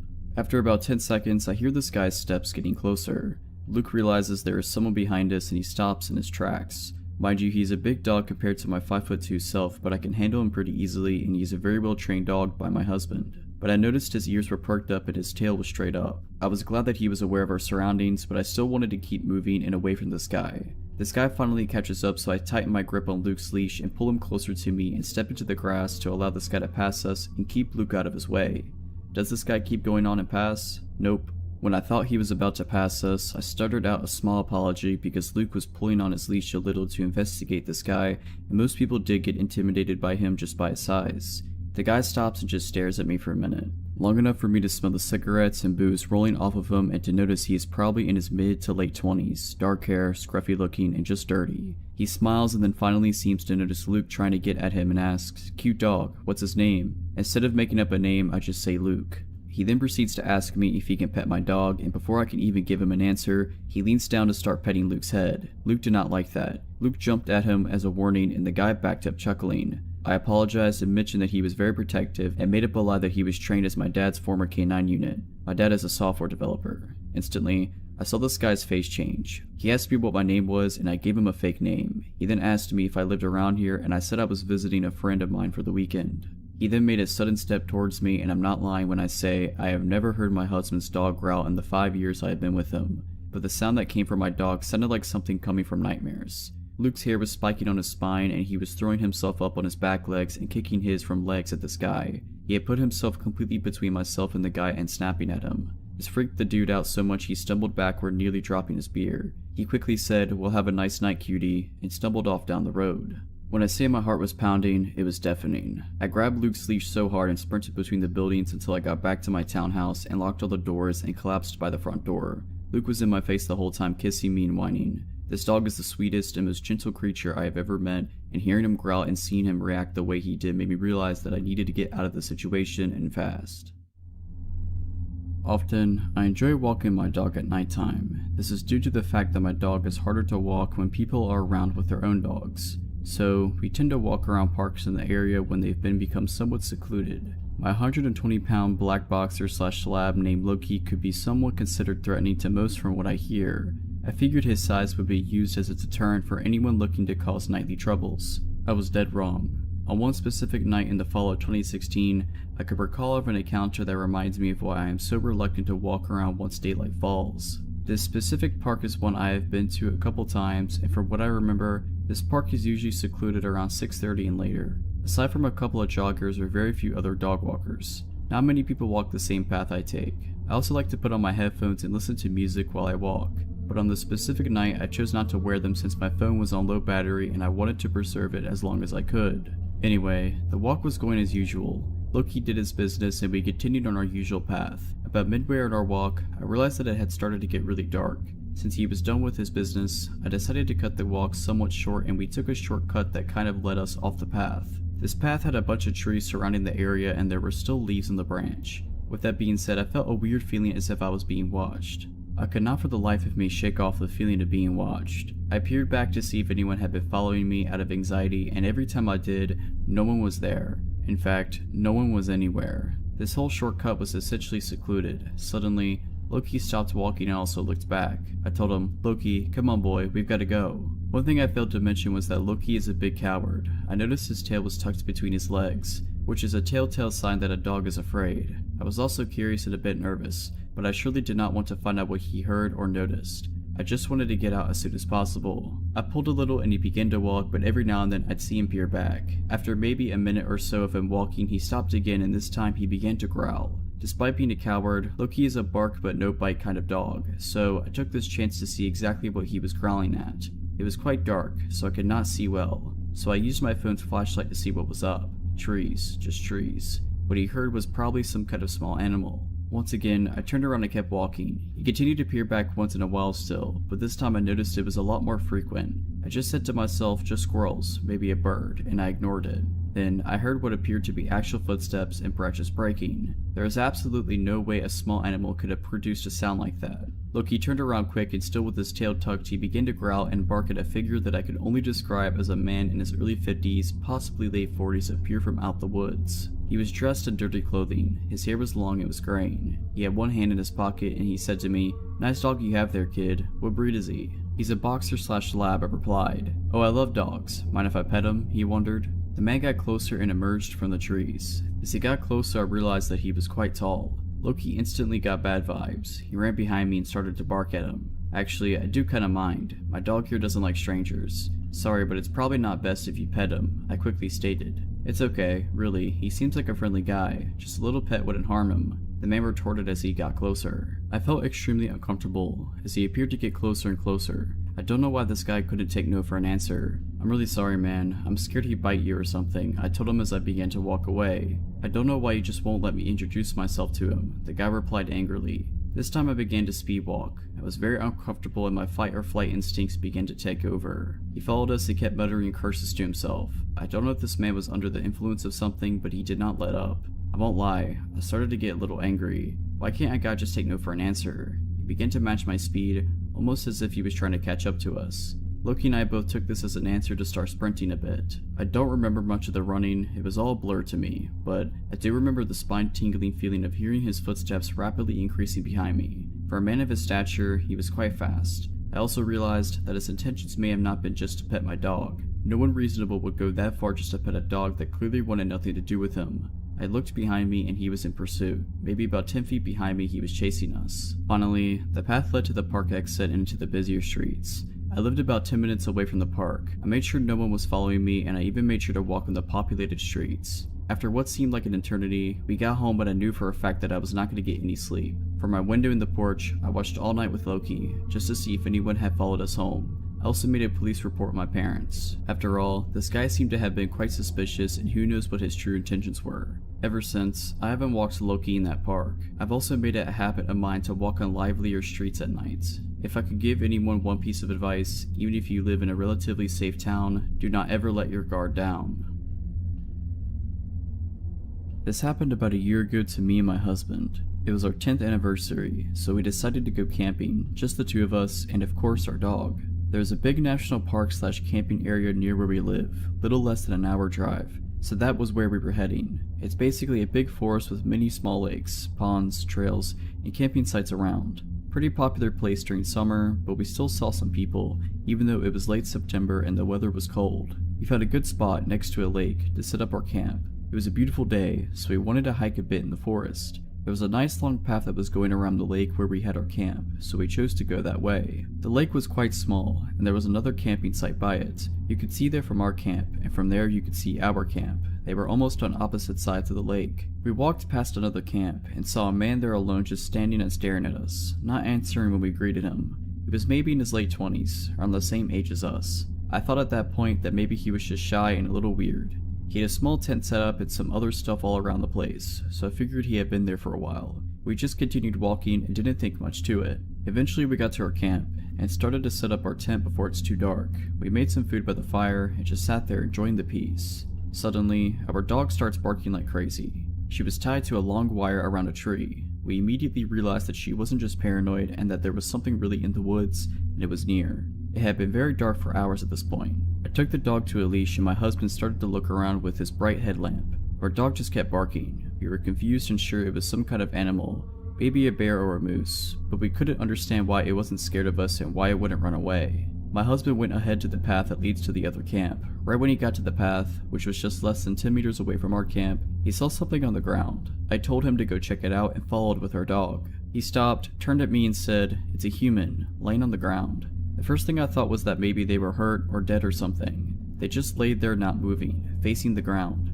We asked, "Are you okay? Are you hurt?" And they just suddenly stood up. Turned out, it was the guy from the other camp. He was very scared of our dog and told me to not let her near him. I was kind of relieved that it wasn't some bear that was going to eat us, but I soon learned that a bear might have been less scarier than this guy. After he stood up, he walked straight to our campfire and sat down. My husband tried to ask him multiple times why he was sneaking in the dark forest without any light. He didn't give us an answer. We even laughed a bit and told him how we thought that he was a bear or something, but he didn't even smile, just stared at the fire, looking annoyed. His right leg was soaking wet. He probably stepped off the path and dipped it in the lake on his way to our camp. He sat with us for 30 minutes, not talking much. He also clearly wanted to know where our dog was at all times. I saw he had a knife hanging from his belt, but I guess it's not that weird when you're in the woods. Every few minutes he put his hand in his pocket and just peeked at whatever was in there. Kind of like checking the time on your phone without taking it out from your pocket, but it wasn't a phone he had there. I felt very uncomfortable and anxious by the whole situation. So, when the 30 minutes had passed, he again stood up and mumbled about going back to his own camp, and left. He never gave us any explanation of why he came to our camp or why he was stalking us in the dark. He tried very hard not to be seen when we found him. When I thought he was far enough, I told my husband that there's no way I'm sleeping in that tent. The biggest nope ever. Fortunately for me, he agreed and said that that guy might come back when we are sleeping. I just wanted to leave as soon as possible, so my husband started packing up things up. Our car's nearby, thank goodness, and I was guarding and looking around with the light if he comes back. Just when we had almost all of our stuff in the car, I saw a quick flash of light on the path from the guy's camp towards ours. He was coming back. Maybe he thought we went to sleep because he couldn't see our campfire anymore. So yeah, we got in the car and left real quick. I don't know if we overreacted, but I had such a bad feeling about him. Who crawls in the dark, wet forest alone just to stalk some strangers? What would have he done if our dog wouldn't have hurt him? What were his motives? I don't know and didn't want to stay there and find out. I'm just glad that we had our dog with us. There's a chance that she saved our lives. This happened to me when I was 19 and in college. I met a guy named Sam through a friend of a friend. Sam seemed nice enough and I would see him around, but that's as far as it went. One day we managed to end up alone. As I'm coming out of my building, he sees me and starts chatting me up. At first it was simple small talk, but I became uncomfortable once he starts complimenting me saying I have nice teeth. Not nice smile, but nice teeth. I thought this was a weird way to phrase a compliment, but I just ignore it. He then goes on to ask me, "What are you?" meaning he wants to know my ethnicity. I tell him I'm Latina. He asks if I speak Spanish and I say yes. He makes a comment saying he likes Shakira's music and that he likes her song La Tortura. He then asks me what La Tortura means. I tell him it translates to the torture. I notice his eyes get wide and he starts smiling. At this point I'm done talking to him and I tell him I have to go. I make a mental note to stay away from him after that because throughout the rest of the conversation he had a really creepy smile on his face. I get busy with classes so I forget about him quickly. One day I get a call on my cell phone from an unknown number. I decide to answer it and I hear a raspy male voice breathe heavily and say, "La Tortura." I hang up and think what was that, but I just take it as a stupid prank and move on with my day. For the next week or two I keep getting calls from an unknown number but I don't answer. Weeks go by. I had forgotten about the phone calls when I end up running into Sam again outside my building. He starts making small talk again, then with a giant grin he says, "Have you been getting any phone calls lately?" It takes me a second to realize that it's been him calling me from that unknown number. I don't want him to see me reacting so I say no, but internally I'm freaking out. He then goes on to tell me, "I've been watching you through your window for weeks and you never noticed." For context, my dorm window was split into 3 parts. One big glass pane in the middle, with 2 smaller panes on either side that you could open for fresh air. If those side panels were open enough, you had enough room to slip your hand in, move the curtain out the way, and get a good look inside. Obviously after that I was thoroughly creeped out and was wondering how many times he watched me dress, nap, or do any of the other things you do in the comfort of your own space. I ended the conversation somehow and wondered what I should do. After I calmed down, I decided to report what he said to me to my residential advisor and then reported it to the director of housing at our school. Luckily the director took the situation seriously and encouraged me to report him to campus police. A report was made. They would have to speak to him to get his response to my allegations, and I was told that in the meantime if he approaches me again I should come back and make another report. A couple of days later, the director of housing comes to my dorm to tell me that campus police spoke to Sam and he admitted to them that he told me he had been watching me but that it was all a joke. He was told to stay away from me and I was told to report him again if he kept harassing me, but it never went further than that. Over the next few days, I end up telling the girls in my dorm what happened with Sam. They obviously think it's gross, so we make plans to go out on campus as a group for the time being and to keep our curtains closed. Going out as a group definitely made me feel safer and everything was fine for a little while until, one day, we are coming out of the dorm dining hall and we run into Sam and some of his friends. He sees me, gets visibly upset, and starts approaching me yelling, "Why did you tell him what I said?" I got scared thinking he might do something, but luckily my dorm mates rallied around me and rushed me out of there. I knew he was mad about reporting him because before this happened, our mutual friend, a male, had told me, "He's mad that you reported him." Thankfully, this is the last time I was ever near that guy. The school year ended soon after this happened. I moved off campus, got a new friend group, and moved on. Who knows what would have happened if I hadn't made a report and ignored him. When I was 16, I used to attend English classes that were for people of all ages, so I was used to having colleagues older than me that also wanted to improve their language skills. I was really close to another girl my age back then, Jasmine. She was much more popular than me, so she would always introduce me to new people. One day I noticed this guy in her group. He was 32 and very talkative, always smiling. For some reason though, he made me feel uncomfortable from the get-go. I think it's because he would stare at me for no apparent reason. While everyone was talking as a group, he seemed to address me specifically every time, but I didn't give it much thought. As the days passed, he started waiting around before my classroom door and started conversations about my friendship with Jasmine, my high school, my family, etc. I thought it was weird that he was so interested, given that he was much older, but I felt guilty for feeling bad, like he was just being nice and I was being mean to think he was weird. I should have listened to my instinct. Instead, I forced myself to answer, to make small talk. He told me how close he was with Jasmine and that made me feel a bit safer. When I asked her about him though, she said she didn't know him that well, but that he seemed nice enough. One day I got a call from a number I didn't recognize. When I picked it up, it was him. He said he got my number from Jasmine. I was upset and confronted her about giving my number to him, and she said he insisted, so she ended up agreeing to it. He started calling me all the time, like 2 to 3 times a day, to ask about my day, saying he missed me and wanted to chat. He started telling me private stuff about his life because he felt like he could talk to me since I was so mature for my age. I didn't like it, so I stopped answering, or would make an excuse and quickly hang up, and he would send me messages. That's when things started getting worse. The messages would vary in tone. Sometimes they were really childish, with lots of emojis. He would wish me a lovely day or say he was thinking of me. Other times they would simply say, "You're so pretty," too pretty, with no context. He would say he was glad I didn't have a boyfriend, that I should never get one or he would be mad. I never answered to those and showed them to Jasmine. I told her I didn't want to see or talk to him anymore before or after class, and she said she would help. I started going to class late so I wouldn't meet him in the corridors. I leave class immediately after the end, but I saw him watching me. I could feel he knew what I was doing but actually sort of enjoyed it. I felt like it was a game to him, making me feel uncomfortable. He stopped talking to Jasmine and everyone else, but continued to message me saying, "I miss you," or "Why are you so busy?" I blocked his number. I thought that would be the end of it, and started relaxing a bit, but one day I was talking to another girl outside the school and he showed up, with a big smile and said that it's been too long, and why I wasn't answering his messages. He acted like he was worried about me, that I was studying too much, etc. He invited me to go have a coffee with him in his house. I told him no and went inside, where I pretended to study in the library until he left. He waited around doing nothing more for an hour. I started really being scared then. Since that day he invited me to his house, he became more aggressive, making fun of me whenever he bumped into each other in the corridor, saying stuff like, "Still busy," or "I'm in no hurry." He found my social medias and sent me messages there, each time more explicit. He would comment on my pictures saying I was sexy and that he knew what I was up to, teasing me. I blocked him everywhere, but I always felt like he was watching me all the time. He stopped talking to me but would always stare at me in class. One day I was going back home alone after class. I noticed a car was right next to me, driving slowly, and when I looked it was him. He talked to me through the window and invited me in, said he would give me a ride home. It was a residential street, not many people around. I said no and continued walking. He kept insisting and saying he knew where I lived, he could drop me there. I started walking fast then, stopped interacting with him at all. I just wanted to get to the main road so there would be more people around. He got angry then, said, "Get in a voice I almost didn't recognize. I looked at him in shock and his facial expression had changed completely. He had a dark look in his eyes, no smile at all. He looked like he wanted to hurt me. So I ran and got into the first shop I saw, a mini market. I waited until his car left and then sped home. After that I didn't want to go back to class. I asked my mom to change classes. I never told her why. For some reason I felt ashamed, like I somehow caused the situation. I finished the semester without incidents and thought it was all over, but after 2 years, yes, 2 whole years, he came back. By then I was starting university, and any thoughts of him were out of my mind, until he created a new account on Facebook and started messaging me again, like nothing happened, like no time had gone by. He said he was hurt I cut him out of my life, that he wanted to be my friend.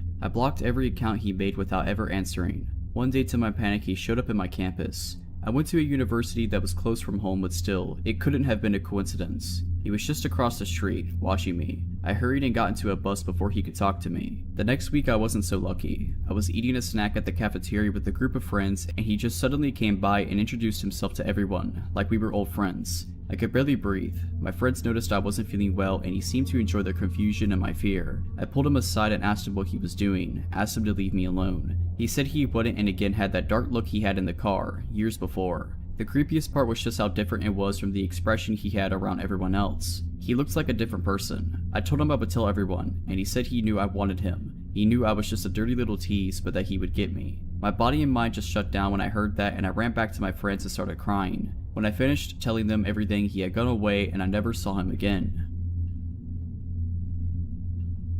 When I was 16, what feels like eons ago, I started going to high school that had a public library in it. Upon entering the front doors of the school, there was a wide hallway with the entrance to the library being a straight walk from the school entrance. So it wasn't like outsiders had to walk through the halls to get to it, but it really bothered me that anyone with a library card could be in our school at any given moment that it was open, even if they were only supposed to check out books or use a computer. Having said that, I rarely saw adults that weren't school employees in the library during school hours. My family didn't always have the electricity on, much less the internet, so I would often stay after school to do my homework in the library where I could use the computers. The librarian's desk was in the middle of the library, and there were maybe 24 computers off to one side, in 4 or 5 rows. Other than that, there were a few small rooms where the book club would meet or someone could study privately, which were locked up when not in use. One afternoon I had a research essay to do. I think it was about Homer's Odyssey, so I had asked my dad to pick me up 2 hours after school ended. I went to the library immediately after my last class and chose a computer close to the librarian's desk. Blissfully, only the librarian and I were in the room. I was really pleased to be able to work quietly, and started plugging it away at my assignment. 30 minutes into writing, I heard the doors of the library open. I didn't look up, but I could hear a man speaking boisterously to the librarian, with her responding in a very chummy way. They were talking like they knew each other very well. After a few minutes of chatting, the librarian excused herself. I can't remember if I heard her say why, but she bustled out of the room and did not return before I left, more than an hour later, which hadn't happened before. I can't say for sure, but I'm almost positive that she was supposed to not leave the library unattended while it was open. They actually closed it when she took lunch sometimes because I'd seen the "back in X minutes" sign on the door previously. Almost as soon as the librarian left, this adult man decided to use a computer. Being that we were the only 2 people using computers, you would think he sat nowhere near me, right? He sat 1 chair away from my right. I could see from the corner of my eye that he was a very large man in every sense of the word, but otherwise, he looked like your average guy with generic black frame glasses. After the first peripheral glance, I tried to avoid looking over at this guy. I also told myself that the librarian knew him, so he's probably okay, just subdue checking his email, nothing to be paranoid about. As I'm continuing to research for my essay and make notes, I start hearing this guy giggle in between clicking the mouse. At first quietly, but he starts chuckling within a minute. I didn't want to, but I felt my whole head turn to look at this guy's computer. His monitor was showing what appeared to be a photo covered by colorful jigsaw puzzle pieces. As the guy clicked on the puzzle piece outlines, they disappeared, revealing the picture underneath. When I first looked at it, the picture was completely visible except for 2 pieces. The image was a naked man posing with his arms over his head. The creep looked over at me, still chuckling. I had the feeling he was canvassing for my reaction, which was unmasked disgust. I logged off and moved to a different computer, which I thought sent the message that he may be uncomfortable. I logged into my new computer, and as soon as I started typing, the guy got up, walked over, and sat down next to me. I promptly stood up, kicking over my chair, unplugged the computer. I wanted to log out really fast, and ran out. My dad wasn't going to be there for another 30 minutes, at least. So I waited in the bathroom. Whenever it was about time for me to get picked up, I walked toward the front doors to leave the school, and I decided to peek in the library. The creep was sitting at the computer still, but his body was turned to face the doors and he was looking straight at me, with a big grin on his face. I dropped out of school that year, and this honestly played a part in that decision. I felt so vulnerable, and looking back I think that librarian might have been secretly creeped out by this guy and was playing nice in front of him. She might have made a lame excuse to leave the room so that she didn't have to entertain him, which I would understand if she wasn't leaving him alone with an underage student. I didn't trust the school to take it seriously, especially the librarian, so I didn't tell anyone. I just hope that guy isn't prowling around the high school still. Last year I, a 20-year-old female, had taken the morning off from work so I could pick up my friend from a pretty serious medical procedure. It had been a tense time and I really just wanted her to get through it okay so she could begin to heal and feel better. I live in New York and her appointment was right off of 42nd Street by Grand Central Station, which is arguably one of the most well-populated, busy areas of the city. I had just gotten off the subway and was walking east past Grand Central Station when I made eye contact with this dude walking towards me, and half a block away, he was a thin, looking guy with really creepy eyes, and he was looking basically directly into my soul. It was incredibly unsettling. We were far enough away that I tried to play it off, looked down, and casually strafed to the right a bit so that our paths wouldn't cross. When I looked up, I noticed he mirrored my movements so our paths were directly aligned again. I strafed again to the left and he again moved to be in line with me, eyes still locked on me. I felt a sick feeling in my stomach and started to freak out a little. He was getting much closer now and we were basically trapped in a group of people, so I didn't really have space or time to cross the street. I also didn't want to turn around and go the opposite way because then my back would be towards him. I took my headphones out and kind of slowed down, but he was absolutely still coming for me. When he inevitably got close enough to me that we were within arm's reach of each other, I guess my fight or flight took over and I grabbed him by the shoulders and shoved him aside, sidestepping him. He was full on attempting to collide with me. The group of people around us barely reacted, which is crazy to me. I thought I dodged a bullet, except after shoving him out the way, he began screaming at me. I yelled back at him, "What were you doing? Get out of here, you're creepy, keep moving." And other random phrases that just felt right in the moment. Deep down I think I was just hoping if I made a scene someone would step in to help, but nobody did, and then I noticed that he'd stopped walking and had fully turned his body around to face me again, and then began to walk toward me again. He was yelling at me this time, calling me disgusting, crude names, telling me he was going to smack me and teach me a lesson, etc. I absolutely panicked and began jogging away, only to look back and realizing that he was now jogging after me, still threatening me and screaming at me. He was getting closer and all I could think was find a cop. You're at Grand Central. Where are the cops? Not one stranger noticed or intervened. He was literally 10 feet away from me when I finally just ran up to the biggest, burliest dude I could find and yelled help at him. He was a little surprised and didn't do much, but this younger couple next to us stepped in. The guy got in between us and started telling the creepy dude to get lost, that he's making a scene and that he needs to go, etc., while the girlfriend consoled me. The guy glared at me one last time until he finally turned and started walking away, still cursing. I thanked the couple and continued along my way, making it about 5 paces before absolutely breaking down in tears and calling a friend. Thank God for the coffee place nearby that let me loiter while I collected myself before going in to pick up my friend. I thank the universe for that brave couple that stepped in to protect me. To this day I wonder what the man would have done to me if I hadn't shoved him aside or if that couple hadn't stopped him from chasing me. Just goes to show, no matter how many people are around you, if you're having a bad feeling, listen to it, and don't be afraid to yell for help. To give you a little background about myself, I'm a female from a South Asian country. That being said, there are some states which are relatively safe. 2019 had been a rough year for me, but by October I started feeling rather better and decided to take a solo trip for my birthday. I spoke to some friends and decided to head to the small village down south. My brother helped convince my overprotective mother as he'd already been there. To put her mind at ease, I decided to get pepper spray. Unfortunately, we couldn't find one, so I kept a bottle of deodorant and a knife handy. I decided to stay there for 5 days and booked a room at a guest house only for 2 days, thinking I'll check out this guest house that my friend had suggested and hopefully move there. To tell you a little bit more about this village, everyone is extremely friendly and warm, and they have tourists coming from all over the globe. Once I got to the room, I was a little paranoid because it seemed a bit dingy. Forget about a security system, the latch on the door was barely functional. The first night was a bit unsettling, but nothing happened. The next day was my birthday, so I rented a bike and went on exploring the village. Sometime after lunch, I decided to check out the guest house that my friend had recommended, which was a little secluded but extremely peaceful. As I reached there, I was greeted by the owner, who showed me around. This place had big huts on one side and a row of small rooms on the opposite side. I decided to take the latter as it was cheaper and I didn't plan on being in the room much anyway. We exchanged numbers and I told him I'll move in the next day. The next day, I got there and had lunch with the owner and he told me about the history of the place, and a bit about himself. I realized that he wasn't around when my friend had been there. I was trying to read him, seeing if I was getting any creepy vibes from him since I was going to spend 2 nights there. I didn't see any red flags in particular. After lunch, I went to a restaurant that was right behind the guest house. I met some of the locals whom I was already acquainted with. Along with them were two new guys, one of whom was from my city. The three of us instantly clicked and started hanging out. Once it got dark, we came back to my guest house to chill, when the owner told us that he's planning a bonfire with some of his guests/friends who were sitting at another table. An hour passed as we ate and played cards, but those guys didn't seem like they were in the mood for a bonfire and soon left the place. Since the owner had already set things up, we decided to spend some time by the fire with him. We were all sitting and talking up until midnight, when the other two boys decided to take off as they weren't staying there. I told the owner that I head back to my room too. He tried to convince me to stay a bit longer, but I didn't want to be alone with him. My room's door had around 4 to 5 locks, but only 2 of them were functional. So I locked them and realized that the windows facing each other did not have any panes and the curtains were made with scraps of thin cloth,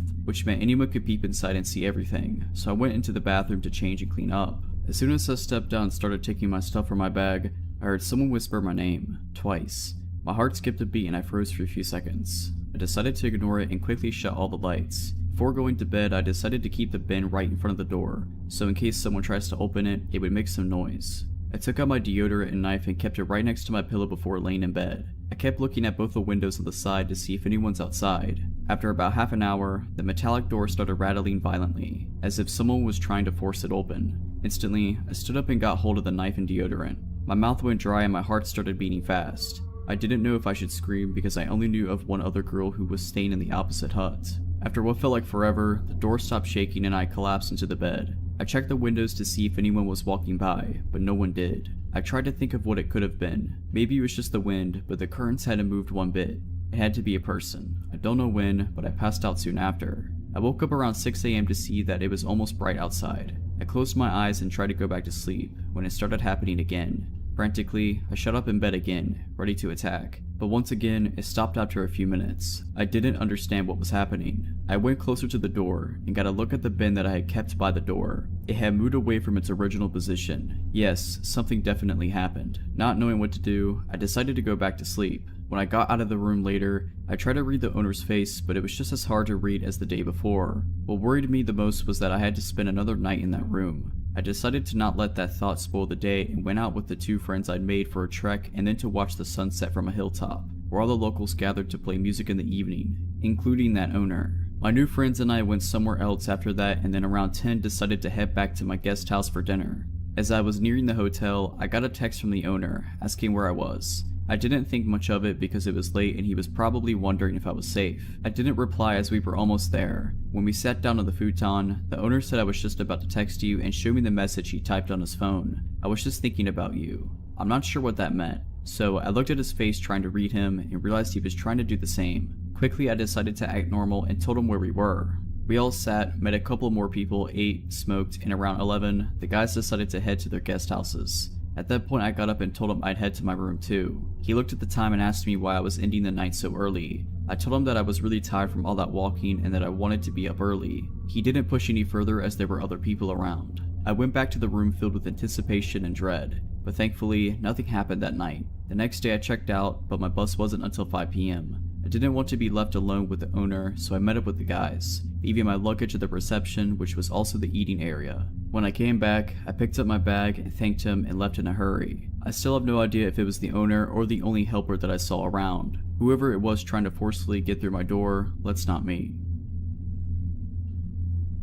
I may have been 8 to 9 years old. I lived in a nice little middle-class neighborhood. One of my best friends, Raven, lived across the street diagonally, one house down, so I often spent evenings at her home after school. Raven's mom would always call my mom to let her know I was leaving and to expect me in the next minute or so. This way mom knew to unlock our front door. Often she stood and watched from the screen door to make sure I got across okay. I had begun noticing this beat-up red car, possibly an old Volkswagen or Buick, that would pass by almost every night as I ran back across the street. I would always head home just after dark, so possibly around 8:30 anytime I was leaving Raven's house. It was always rolling super slow, speed limit was 25 miles per hour, and I want to say this vehicle was always passed at maybe half that. One night as I was leaving perhaps a bit later than usual, I stepped out the side door of Raven's house just as the car was about to pass the house completely. It stopped in the road and backed up as I approached the side of the road. The window rolled down just as the car stopped in front of me. A little woman with short reddish brown hair and blue framed glasses was smiling sweetly at me. "Hi sweetheart, it's a little late for you to be out right now, isn't it?" she asked me. Her voice was low and pleasant.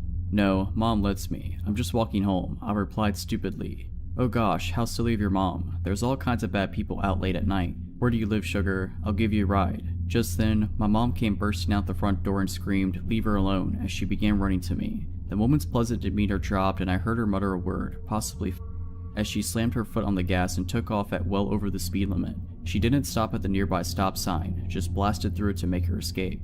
I got a nice lecture that night, but also a lot of tight hugs. My mom was super glad that she chose to look out the storm door to check on me instead of just letting me wander home. I could have been taken, and she told me as much. I cannot remember if the police were called, but I never interacted with any officers. This doesn't end here though. Like most little kids, I really liked setting up lemonade stands. Like most little kids, I also enjoyed hand making and baking cakes and brownies and cookies, and also selling those at my lemonade stands. About 2 weeks after the prior incident, a beautiful sunny Saturday, Mom helped me with the baking and helped me make lemonade and set me up in the front yard with my sign. She had been paranoid ever since the prior incident and had hardly let me out of her sight, aside from school and the bus, and this was no different. She stayed outside with me all while I sold my little treats to passerby, until she had to run to the restroom. It would obviously be a pain to take everything down and bring it inside while she went, and then to bring it all back out and set it up again. She figured I'd be okay for a few minutes, considering it was the middle of the afternoon and usually kidnappers aren't that stupid. Mom left me alone for several minutes when she went to the bathroom and presumably went to grab a snack as she was gone for 10 or so minutes. A familiar face walked up, about 8 minutes in. She appeared from around some bushes down the street. I didn't see her in the distance walking up. I honestly saw her stand up from behind some bushes and brush herself off and begin walking towards me. Her clothes were smart and sophisticated looking, almost like a pantsuit. It was a real clash with how ratty her car had been, but that same placating smile was on her face and her eyes glinted behind the same glasses. Aw cute, a lemonade stand. Hi again, sweetie. Sorry for bothering you the other night. I didn't realize how close to home you were. Mama told me to not talk to you. Go away. I said it as meanly as I could muster, but Mom had rightfully made me so frightened of this woman that I'm sure I just sounded like the scared little girl I was. Come on now, Mary. She spoke my real name, first and last, and my eyes got big. I'm a friend of your parents. I live down the street. Remember, we met at the pool this past summer. I had no recollection of her. If you're their friend, why did you leave so quick? Mom, I began shouting for my mother. This made her crouch down in front of my table, eye to eye with me. We don't need to do that. I just want to talk to you. You like to bake, right? I have a really fancy kitchen with a nice baker's oven. All sorts of cool gadgets to make baking cupcakes and stuff like this super fun. No, no, no, Mama. I stood up and pushed the table into this woman and started running for the front door. This woman kicked the folding table away and started to chase me until my mom appeared in the doorway. She flung the door open and I barreled into her and the woman stopped running and stood in the yard. What are you doing to my daughter? My mom shouted at her. My God, your child is rude. I was just trying to buy a cupcake and she shoved the table into me and ran. Now I have lemonade all over my clothes. The woman lied through her teeth. I don't think she was expecting my mom to come back. That's the lady from that night, in the car. I was now trying to get around my mom and hide behind her. My mom pulled out her cell phone and this time I know she called the police. The woman immediately ran off back the direction she came. The cops appeared. One took statements while the other one patrolled the neighborhood searching for her. They ended up finding her car parked at the grocery store that was up the road about half a mile at the other end of the neighborhood. They waited for her to show up and claim it. She never did. They couldn't find her. So, random lady in the red beater, please, let's not meet again. This happened a couple years ago when I was 16. I had just recently got my first job at a chain sandwich shop. It was located in the shopping mall outlet at the far end. There were quite a few businesses around it, including a restaurant down the way and a super Target on the other side of the mall on the far end of the parking lot. My parents were always super protective and taught me at a young age to be aware of my surroundings and protect myself, and rarely even let me walk alone to begin with. On this particular day, I had left my phone at home because I wasn't allowed to have it at work and had a daily time limit on it anyways. Thanks, Mom. I had ended up finishing up my shift early, and my mom was still shopping at the Target, so told me to go ahead and walk over to meet her. I began walking towards the Target and had to wait for passing cars. One silver car stopped and let me walk across. I smiled and waved thank you, and the man in the car did the same, and turned on the street going the direction I was walking. I didn't think anything of it, as it was a relatively busy parking lot and most of the shops are over on the other side by the Target. A minute or two goes by and I spot the same car now driving in the opposite direction towards me. I make a mental note but think I'm just overreacting. That is, until he turns back around. At this point I'm concerned and notice I'm now a part of the mall that's a little less crowded with a more empty parking lot. I get this uneasy feeling in my stomach that he's following me, and to test my hypothesis, I switch my direction. Instead of heading towards the Target, I walk towards the restaurant. The car immediately turns into the parking lot. I switch into freak out mode and speed walk to the front doors. In my time of panic, I didn't realize that the parking spots for the restaurant were completely empty. I pull on the doors and they're locked. They were apparently closed on Sundays. At this point, the man in the gray car was parked in the lot in front of the restaurant watching me. The way he was parked, I would have to pass this car to go back on the path I originally was on. I stand there a moment pretending not to notice and think about what to do next. I obviously don't want to walk any closer to the car than I already was. I decide to cut through the side shrubbery of the restaurant and head towards the closest shop I could find. The gray car comes out of the parking lot still following me, and I bolt into the dollar store across from the restaurant. I see the gray car park and I walk up to one of the cashiers and explain what happened, and I ask if I could use her phone to speak to my mother. She says of course and tells me to stay in here until my mom comes to get me. I call my mom and tell her about the car, and she of course freaks out. By this time, I think the man in the car caught on because he eventually backs out and leaves. My mom shows up and thanks the cashier lady, and we drive to the Target. Aside from us both being shaken up, we were okay. It definitely ruined me for walking alone again. Now that I'm an adult and live on my own, I carry pepper spray and a plucking knife anywhere I go just in case. I rarely walk anywhere unless I'm with someone or it's only a few minutes away. It still scares me today to think of what could have happened, or what that man's intentions were. So, to the man in the gray car, let's not meet again. This all happened last summer when me and my childhood best friend, we were both 15, decided to go camping for her birthday. We were originally supposed to be a 5 to 6 person group, but it ended up being just the two of us. So we met at her grandma's house, me with my scooter and her with her mom in a car, and headed to our camping site for the next 2 nights. The camping site was very deep in the woods beside a public trail, but there were still neighbors who had a lot right next to the one we were using. My friend's mother warned us to not go take a walk on the left side of the trail, which would lead us to the weird and possibly dangerous neighbors. We obviously listened since we didn't want any trouble at all. So after unpacking most of our stuff, her mother left, letting us alone in the middle of the woods with only a 50cc scooter to get out in case of emergency, which, don't get me wrong, is very useful but not very fast. So we started doing our thing, eating junk food, listening to music, catching up on both of our lives, since we haven't talked in a very long time. She moved away a few years prior to this, so we don't get the chance to talk to each other that much. The sun was slowly going down. It was getting darker and darker. We were talking and singing when we heard an ATV coming on the trail. It was coming from the left side. Me and my friend freaked out a little, so we basically just locked the door and ran to the back of the camper. The ATV stopped on our camping site. We could hear 2 adult males talking to each other about whatever knows what.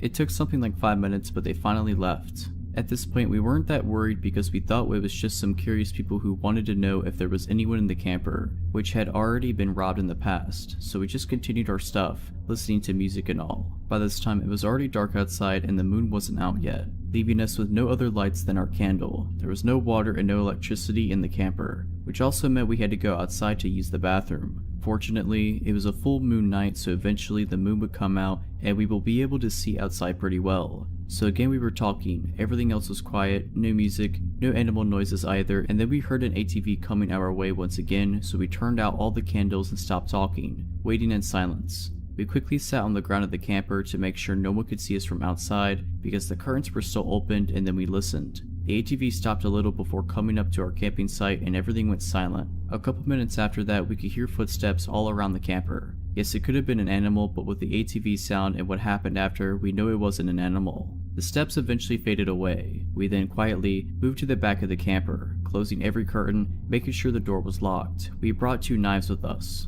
We eventually heard another noise. We immediately went silent and we hid the candlelight. We then heard the noise again. It was like someone was trying to open the camper door just by turning the handle. We then heard footsteps going all the way around the camper, and we could hear the person testing every single window to see if any of them were opened. We were almost crying. After they tested all the windows, the steps faded away with maybe 1 hour of tranquility and silence, during which we were quite panicking. When we finally calmed down, we heard noises at the door once again, but this time, it sounded more like someone was trying to unlock the door with a lockpick. We could hear the lockpick inside of the mechanism, and then the person would try to turn the handle. After 5 minutes of trying, the person probably got mad and started turning the handle angrily and punching and kicking at the door. We were freaked out. I had my brand new iPhone in one hand, hesitating on calling the cops or no. No service was available at this location, but 911 can still work most of the time. The noise was still going on at the door and all around the camper. This lasted for at least 30 minutes. The person was trying every window and then at some point gave up once again. We then started to make up a plan.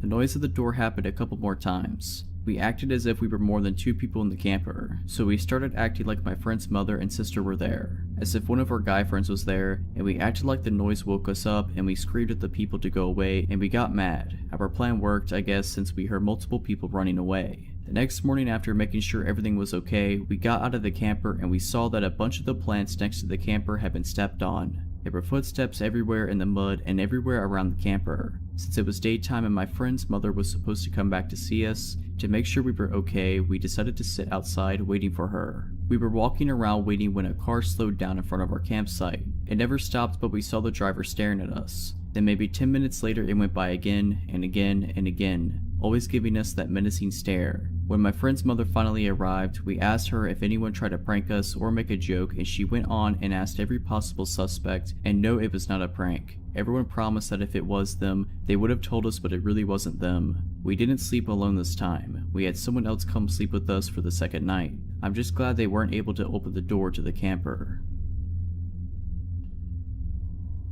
So I'm 23 now, but when this happened, I was 17. In my last year of high school, I was the art girl. I was working on my portfolio so that I could apply to art school. I mainly did landscapes, but part of the requirement for our portfolios was life drawing. Obviously, my high school didn't have any life drawing classes, so my art teacher linked me up to a life drawing class at a local university, which is one of the top art institutions in the UK. So for my school, I had to get a half-hour bus to the center of the city, and then walk maybe 15 minutes up a long stretch through the student district. It was a 6-week course, and this happened the 5th week. The class was really interesting, and I learned a lot since this was my first time working with life models. I was pretty confident and not too worried about walking alone at night.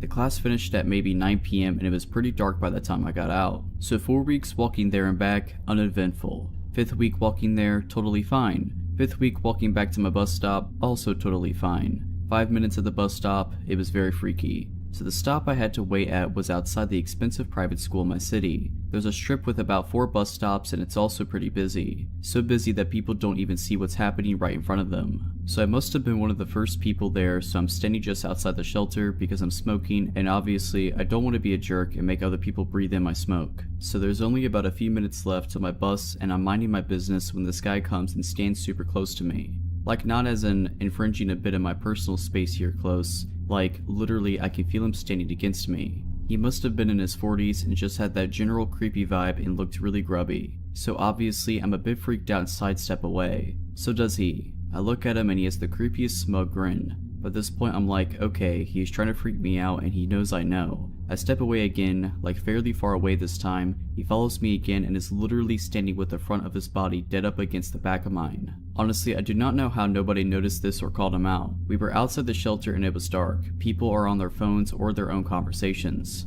I guess it must have been just that. I literally just froze in the moment, even though there were people around who would have helped. I don't want to overreact, maybe it's just a misunderstanding. I don't want to seem rude. So anyway, it gets worse. After dodging this creep for a few more moments as time dragged in slow, finally this bus comes around the corner. I know if I get on this bus before this guy, he's gonna sit next to me, which is what I want to avoid. So politely I gesture and say after you. He gives me that creepy look again and says no, you go first. I insist but he refuses again. There's a big queue now and I don't want to hold anyone up, so reluctantly I get on right before this guy. I get on the bus and do the only reasonable thing, which is to sit next to an old lady right at the front of this empty bus. The seats are only in pairs, so there's no way he could sit beside me now. Like I said, this bus is almost empty, so where does he sit? In the seat directly behind me. I'm just sitting trying to ignore him, which is pretty difficult to do when this guy keeps leaning forward and literally playing with my hair. I have really long hair and his hands are on it. I pulled out my phone and tried to text my mom, but the sending bar would just stick. It happened to literally every time I tried to message her. Obviously, I was scared to call her. I didn't want him hearing what I had to say. I messaged my friend and told her what was happening and that I thought that if I got off this bus, the guy would most definitely follow me. I still had a 10-minute walk home after I got off this bus up a long straight road, so my friend calls my mom and tells her what's happening. My mom then calls me and relays what my friend had told her. Now, I'd been on this bus for about 15 to 20 minutes and my stop was coming up in 5. It's not a big city. My area is suburban and I don't know everyone, but I think I recognize most. I'd never seen this guy before. He wasn't local to my area, so I reasoned he had definitely been on this bus longer than his stop. Anyway, my mom called. I just said to her, I will be getting off this bus in 5 to 10 minutes. You need to get to X Street now and meet me. As soon as I said that, the creep pushes the button for the next stop, literally as soon as I say it. He stands up and makes sure to bang into my arm and drag his body hard across me as he walks past, stares at me from the door and through the window as the bus drives away. I'm not 100% certain if he actually had bad intentions, or if he just got off on a 17-year-old girl who was on her own. The fact he pressed the button as soon as I confirmed someone was meeting me makes me think he did intend on following me. I didn't go to the final week of that class. This happened this past year, my senior year of undergrad. I attend a big university with 2 bus stops. The first one is for a smaller portion of the school, and the second one is the main one that people use, but they're pretty far apart. I got out of class and was next to the small bus stop around sunset. This guy, I'll call him Eric, comes up to me of all people in line and starts asking if this bus would take him to one of the student housing areas. It was kind of odd because it was partway into the year, but whatever, he seemed genuinely confused. I explained yes, this bus would take him there and his stop is the same one I get off of. He asked if he can wait in line with me and he was nice, so I said sure. We're talking and waiting for the bus and it doesn't come, so I decide to walk to the main stop and he follows. Again, at this point it's not creepy because it's just small talk.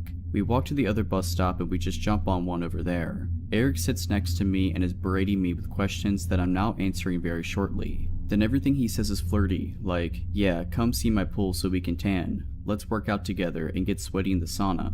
All very weird and random, and I just don't say much because everyone on the bus can hear the conversation. He then asks for my number, which I lie about, but this guy says okay, let me call you. Obviously, I get a call and Eric's just confused and I just say oh my bad. I knew he would call it again, so I just gave the right number. Now I'm regretting telling him I stop, but I still get off with him. He's continuing the flirty comments, but the street I'm parked on is opposite of his route home. I say goodbye and wait till he's out of my sight and to get in my car and drive away. At this point it's late and he was gone, so I just went home and forgot about it. He texted me a couple times the next few weeks, all of which I ignored.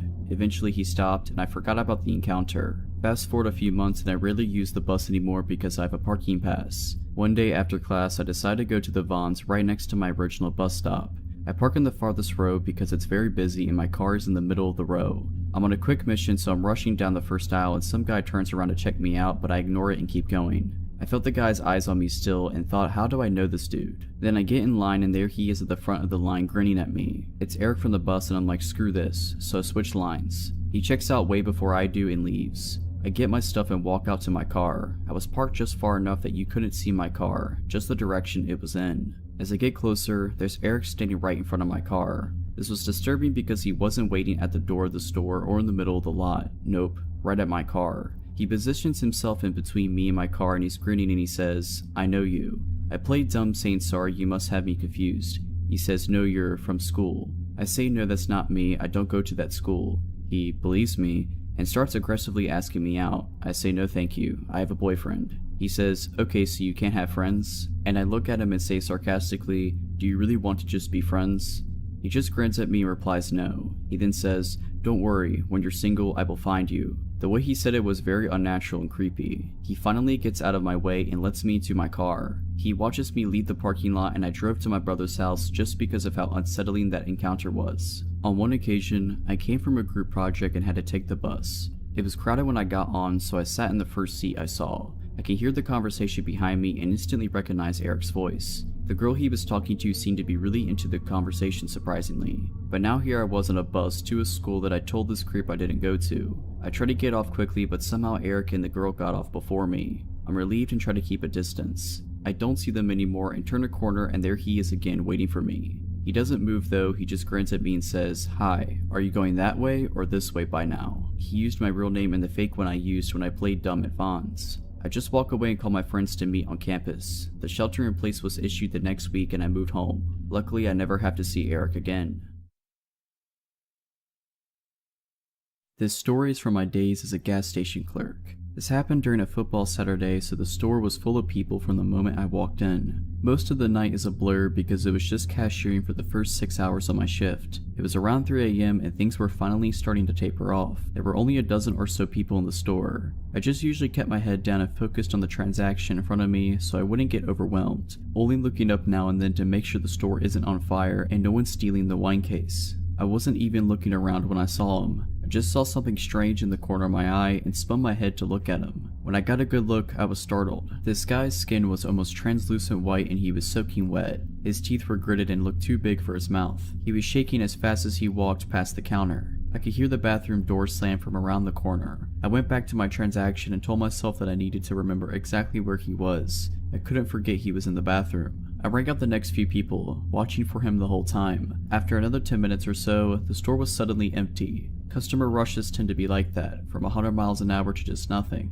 I knew he was still in the bathroom. I thought about going to knock, but I felt repelled. I had no intention of going near that door. I look at the clock and it's nearing 4 a.m., which is when I need to start brewing coffee for it to be ready when my manager comes in. The coffee grounds are all in the supply closet behind the counter, so I tell myself it's totally fine to go get them. It satisfies both my paranoia and my arrogance as well. I'm still doing my job, but doing something I believe to be tactically the best move. If for whatever reason the guy opened the bathroom door and tried to run behind the counter and do something to me, I could shut the door and lock it from the inside. Besides, the bathroom doors are old and loud. I can easily hear them open from inside the closet, so I can just come out and wait near the panic button until he leaves. This all seemed like a very good idea at the time. So I decide to go get the coffee packets and I'm listening carefully while I load up on all the flavors I need. I figure I will only be a minute or so I don't even turn the lights on. I'm listening carefully and I don't hear anything. I still don't hear anything. Then I hear a weird noise. It sounds like the water pipes in the back hissing at first, but it's too ragged. I suddenly realize the noise is breathing, and it's getting louder. Then it's right on top of me. That's when I stood and turned to leave, and saw him in the doorframe. We just stood there both staring back at each other. Later, when my manager reviewed the footage, she saw him leave the bathroom by slowly pushing the door open. Without making a sound, he had wandered behind the counter and peeked into her office, stepping in far enough to trigger the automatic light. After that, he had wandered behind the food service counter before making his way to the open supply closet door. The next thing she saw on camera was me flipping out. I stepped backwards, my body shaking so hard my knees almost buckled. At this point, I think he realized how absolutely horrifying this entire scenario was to me. He put up his hands and started apologizing awkwardly. He was really twitchy and still gritting his teeth. I basically went on autopilot for a moment and said I wouldn't talk to him until he got out from behind the counter area.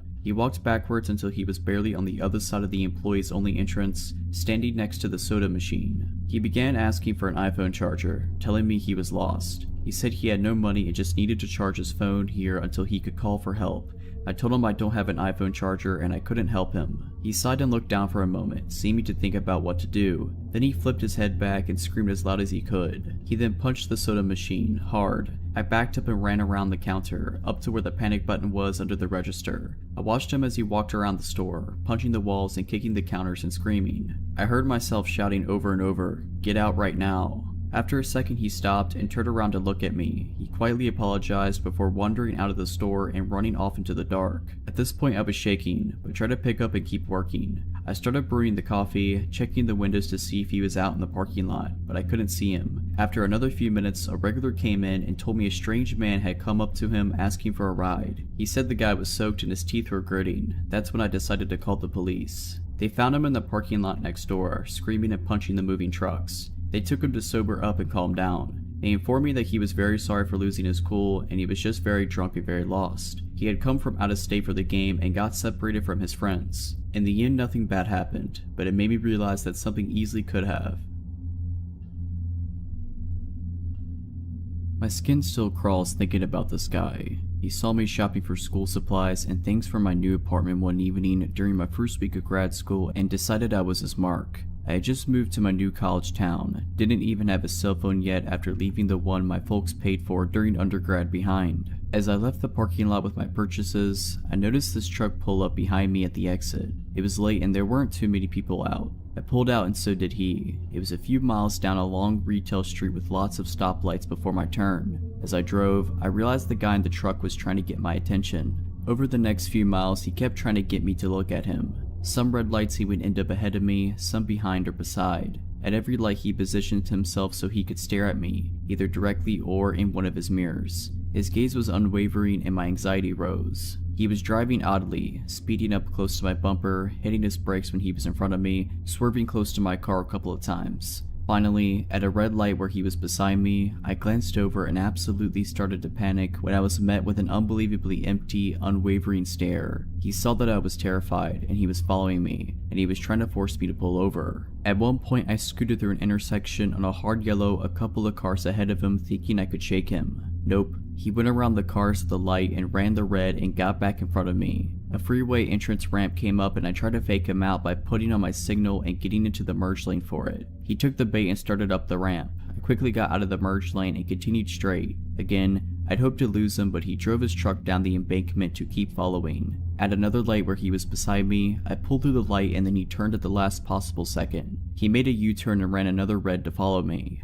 My panic really ramped up at that point. With no cell phone, no sense of direction, in a new city, I really didn't know what to do, so I turned on some music and forced myself to sing along and forced myself to go to the speed limit so I wouldn't crash out of terrified stupidity. I decided to drive to the supermarket across town because I remembered it had a police station in it. He followed me all the way there. He burned out of the lot as soon as he saw all the cop cruisers parked out front. I filed a report and asked for a police escort home. I insisted because something told me this creep was waiting for me to leave the police station. He was. As soon as I pulled out, I saw him. I pulled over and told the officer following me and he went after him, but the truck had taken off and the cop couldn't catch him. The police got the surveillance video from the first store. It turned out this jerk had been dodging me the entire time I was shopping. I saw my surveillance footage following me through the store. I saw him follow me out, close enough to grab my elbow. I saw footage of him circling the lot in his truck, waiting for me to pull out when I took too long to unload my cart. My heart sank. I was able to remember 6 of 7 digits of his plate and the make and model of his truck. In the end, the cops did nothing. They said it was a he said she said since the surveillance video didn't catch him doing anything particular unlawful and was a losing case to try to charge him with anything.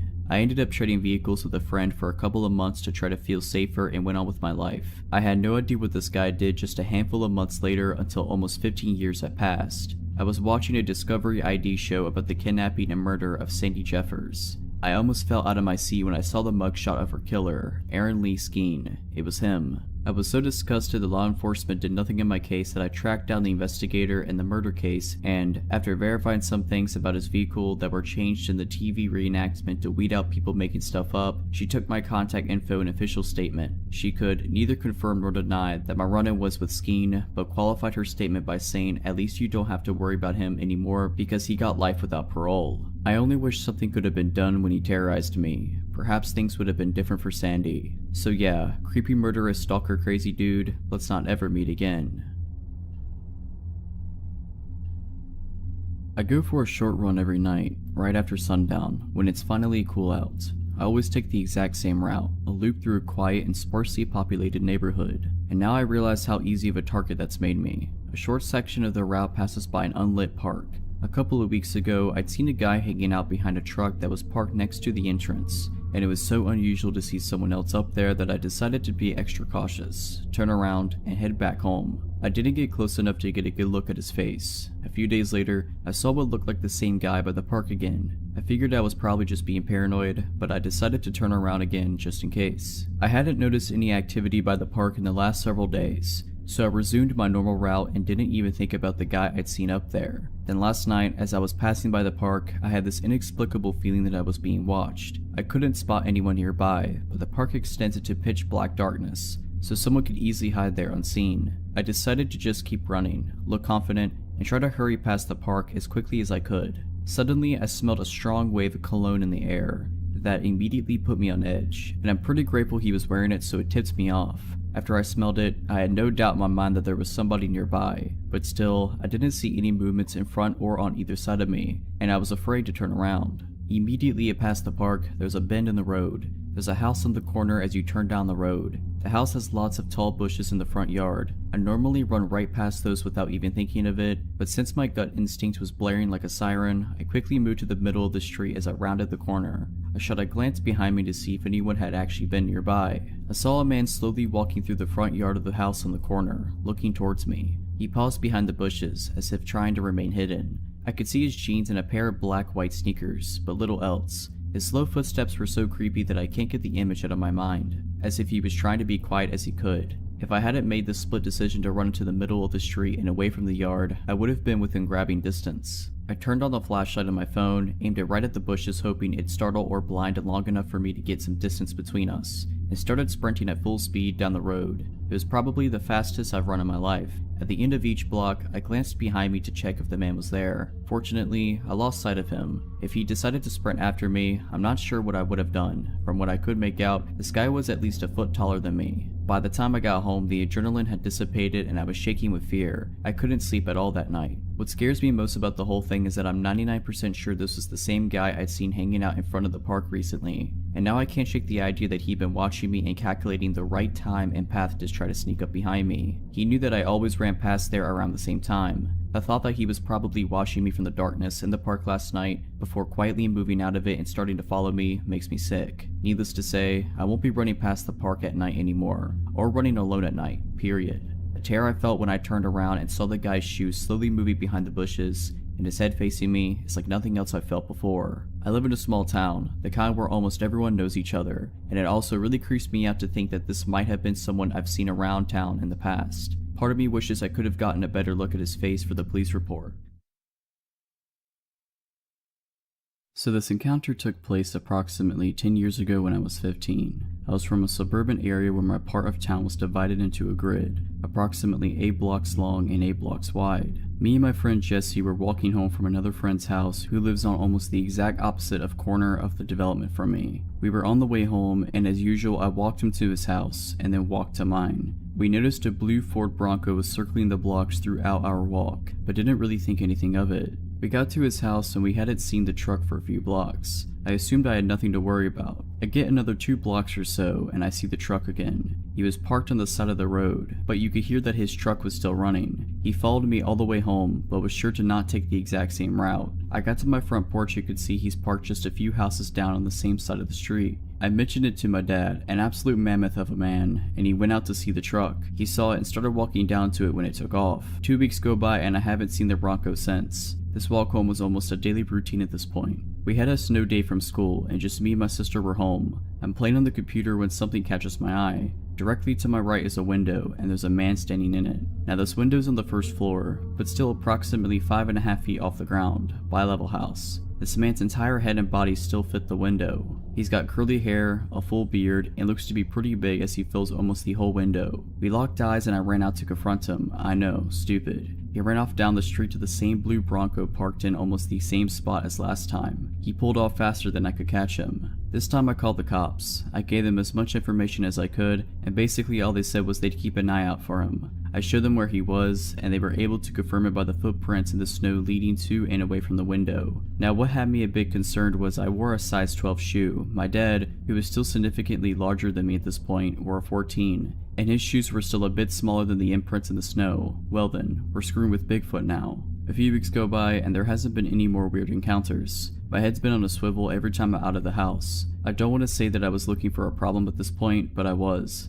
I was kinda hoping that this dude would show up and try something. I was ready for it. I wasn't ready. Me and Jesse were walking home from the same friend's house one night and we saw this Bronco again. Screw it. We're young and stupid dudes, so we figure we're gonna trap him. We went completely out of our way to go to the only dead end in the development to try to get to him once we confirmed he was following us. You never know it was a dead end unless you knew the area because there were never and still aren't any dead end or no outlet signs. I guess he had an idea to what we were doing because he knew where we both lived. He didn't follow us down. We thought it was the perfect plan because of how many moves he'd have to make to turn around. Several cars parked on the street, and it's not a cul-de-sac, just a road with no outlet, and thought we could run up on him when he tried to back out. He outsmarted us that day. The next day on the same trip, from the same friend's house, on the same road we see him again. I walk my friend home and figure screw it, I'm fine. I dare this dude to come out at me, and he didn't. This happened several more times over the next week or two, until the guy decided to make his move.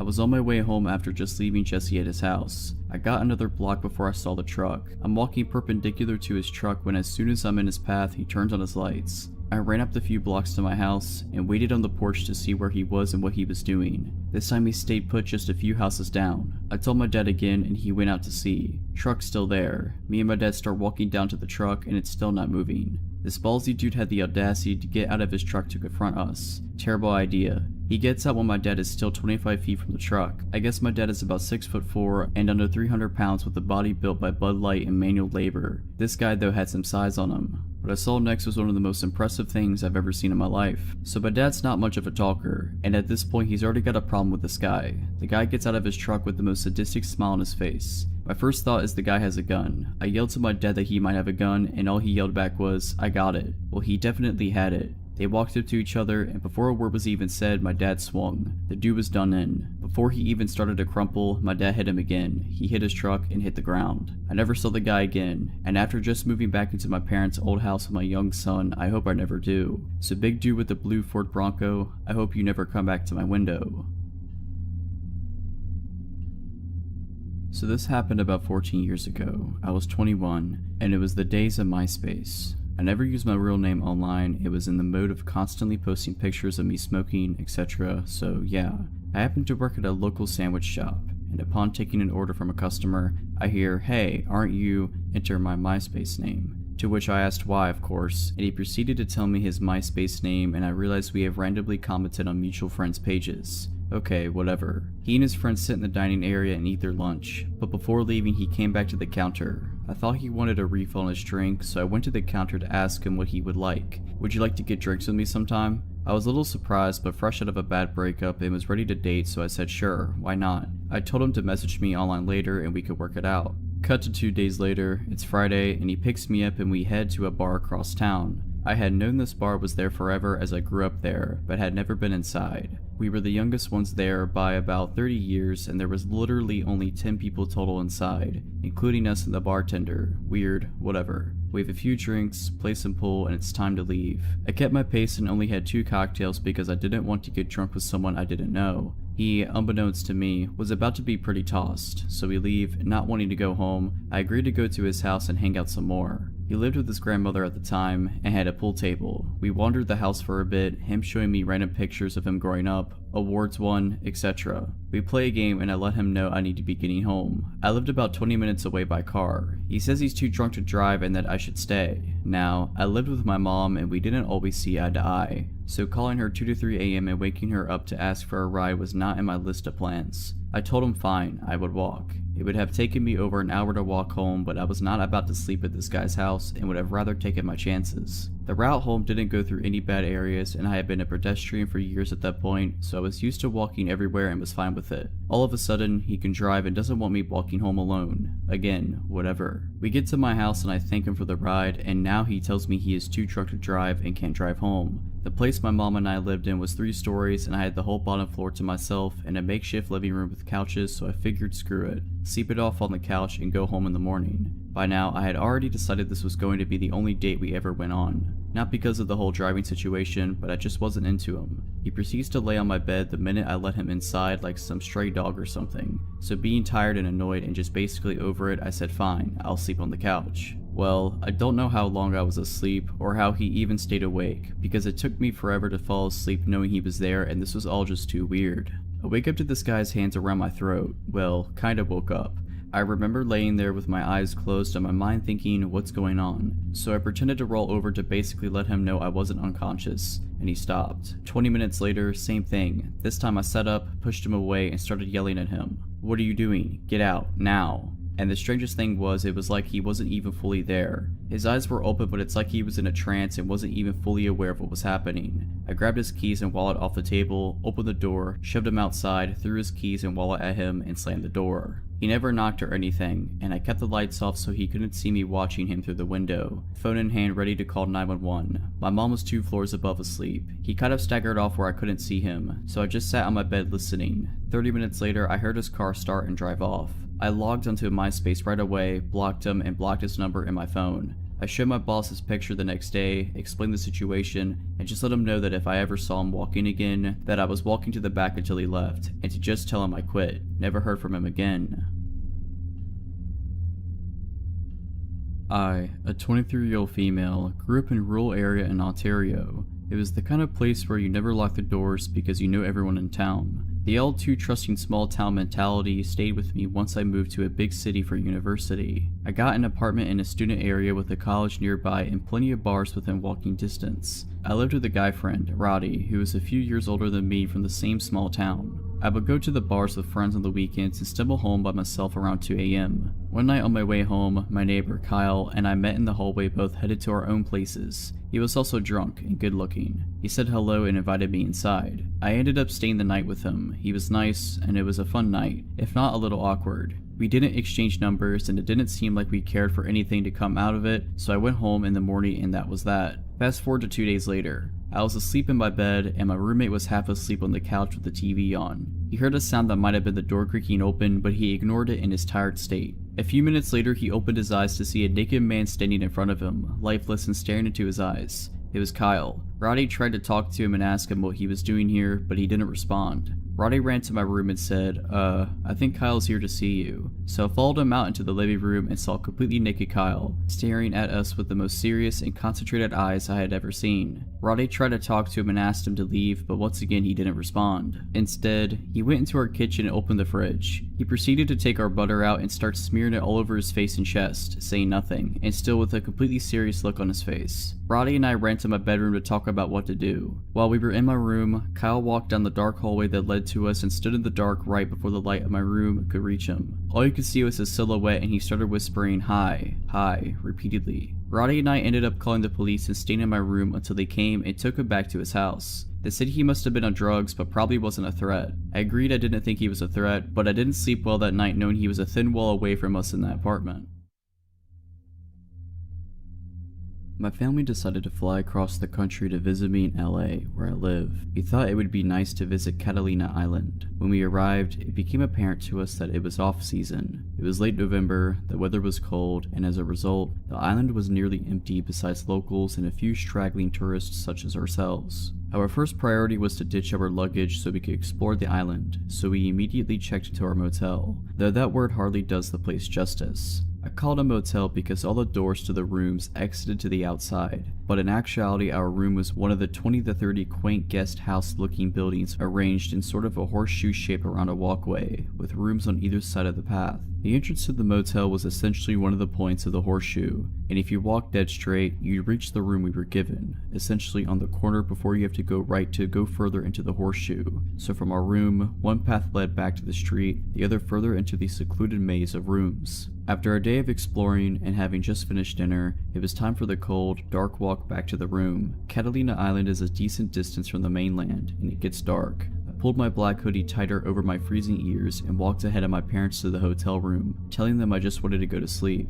And I did immediately. I was already losing consciousness as they entered after me, drifting off without so much as a good night. I then woke up to my mom saying my name, a harsh whisper. The room had two beds, my parents' bed closer to the door and mine further in the room. My mom's voice cut through the silence again. She sounded concerned for me. I didn't blame her, considering my mental state at the time. Groggy, I rolled over. What? I asked. As my eyes adjusted to the dim moonlight coming in through the curtains, I saw her turn to face me. She was surprised to see me in my bed. Her eyes got wide. If I'm in my bed, who was she talking to? We both looked back to where she was previously looking to see a hooded figure in all black standing over their bed. This was horrifically startling as it was on an island in the middle of the ocean and wake up to see a hooded stranger looming over you. This moment seemed to last forever. My mom's words became low and severe as she said my dad's name in a dire voice I've never heard her use before. Then the hooded figure did something so bizarre and unsettling. It didn't advance towards us, but instead crouched in the corner near where it stood. The way it crouched was so absolutely unexpected, even in regards to this already unexpected situation, that it terrified me. It seemed animalistic. I knew two things. The hooded figure had been standing over us sleeping, and it's not acting in any sort of way that I could understand.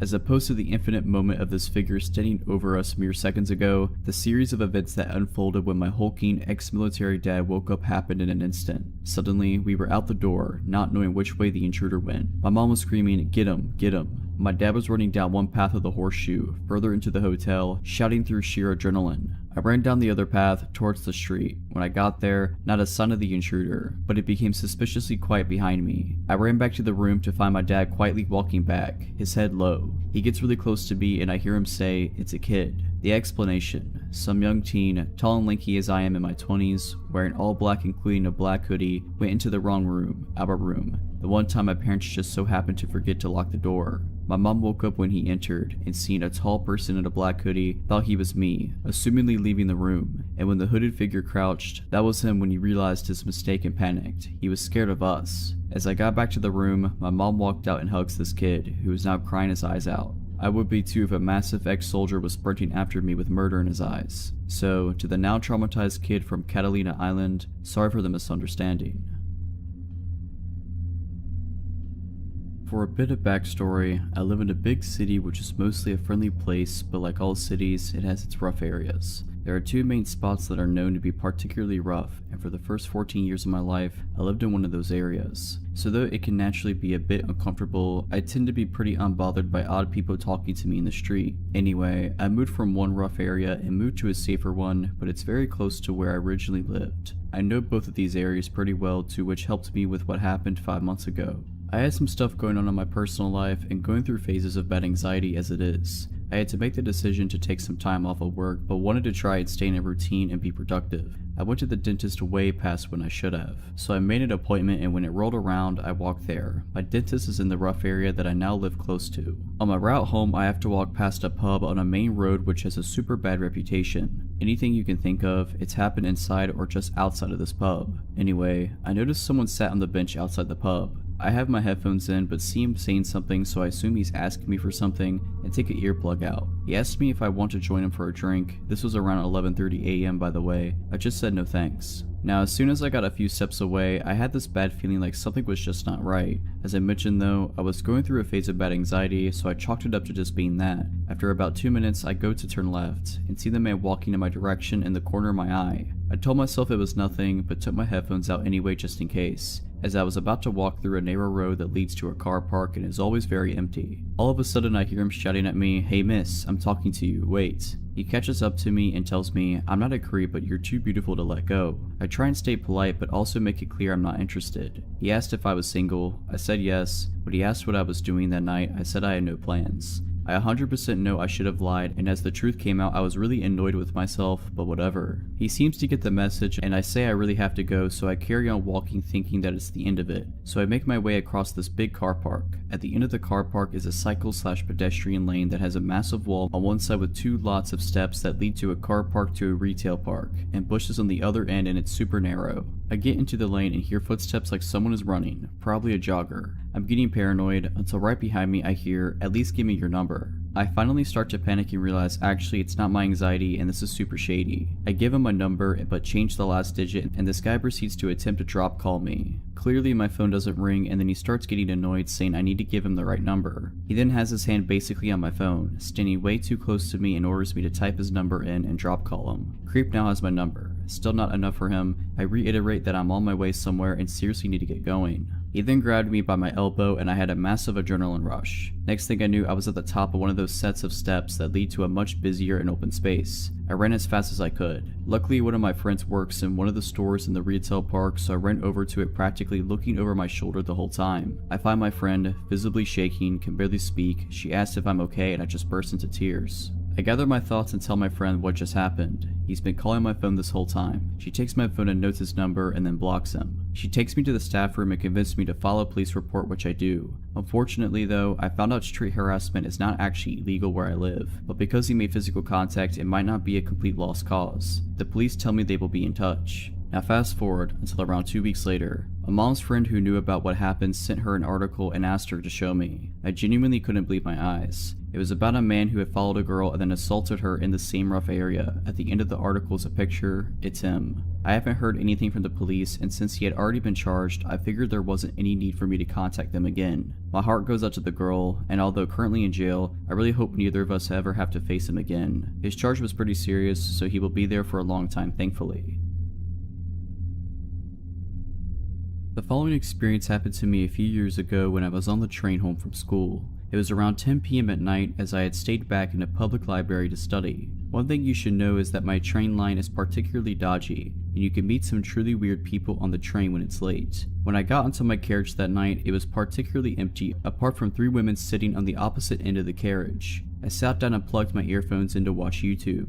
My train ride usually takes around 45 minutes. About 3 stops into the train ride, and the only other person who had gotten onto my carriage at the time was a man who was wearing construction clothes. He sat near the 3 women, so I assumed he knew them. I turned my attention back to my video. A few minutes later, I noticed that the 3 women who were sitting on the opposite side of my carriage had moved to my side. I didn't really think much of it as I was engrossed in the video I was watching. That's when I noticed someone take a seat opposite of me. It was the man who had gotten on earlier. He asked me my name, but he was giving me a weird vibe, so I pretended like I couldn't hear him. I had my earphones in after all. He then proceeded to tap my knee to gain my attention. There was no use ignoring him, so I removed my earphones and looked at him. He was a big guy, probably around early 40s, and he was clean shaven. He asked me my name, to which I gave him a fake name. He then asked me how old I was. I was in my school uniform at the time, so I told him. He reached out his hand and introduced himself. Not wanting to be rude, I extended my own hand to shake his hand. This is when things started to get weird. His handshake was super weird. His grip was abnormally tight and he seems to pull my hand towards him as he shook it. I quickly withdrew my hand. He then asked me if I had a girlfriend, as he thought I was quite attractive.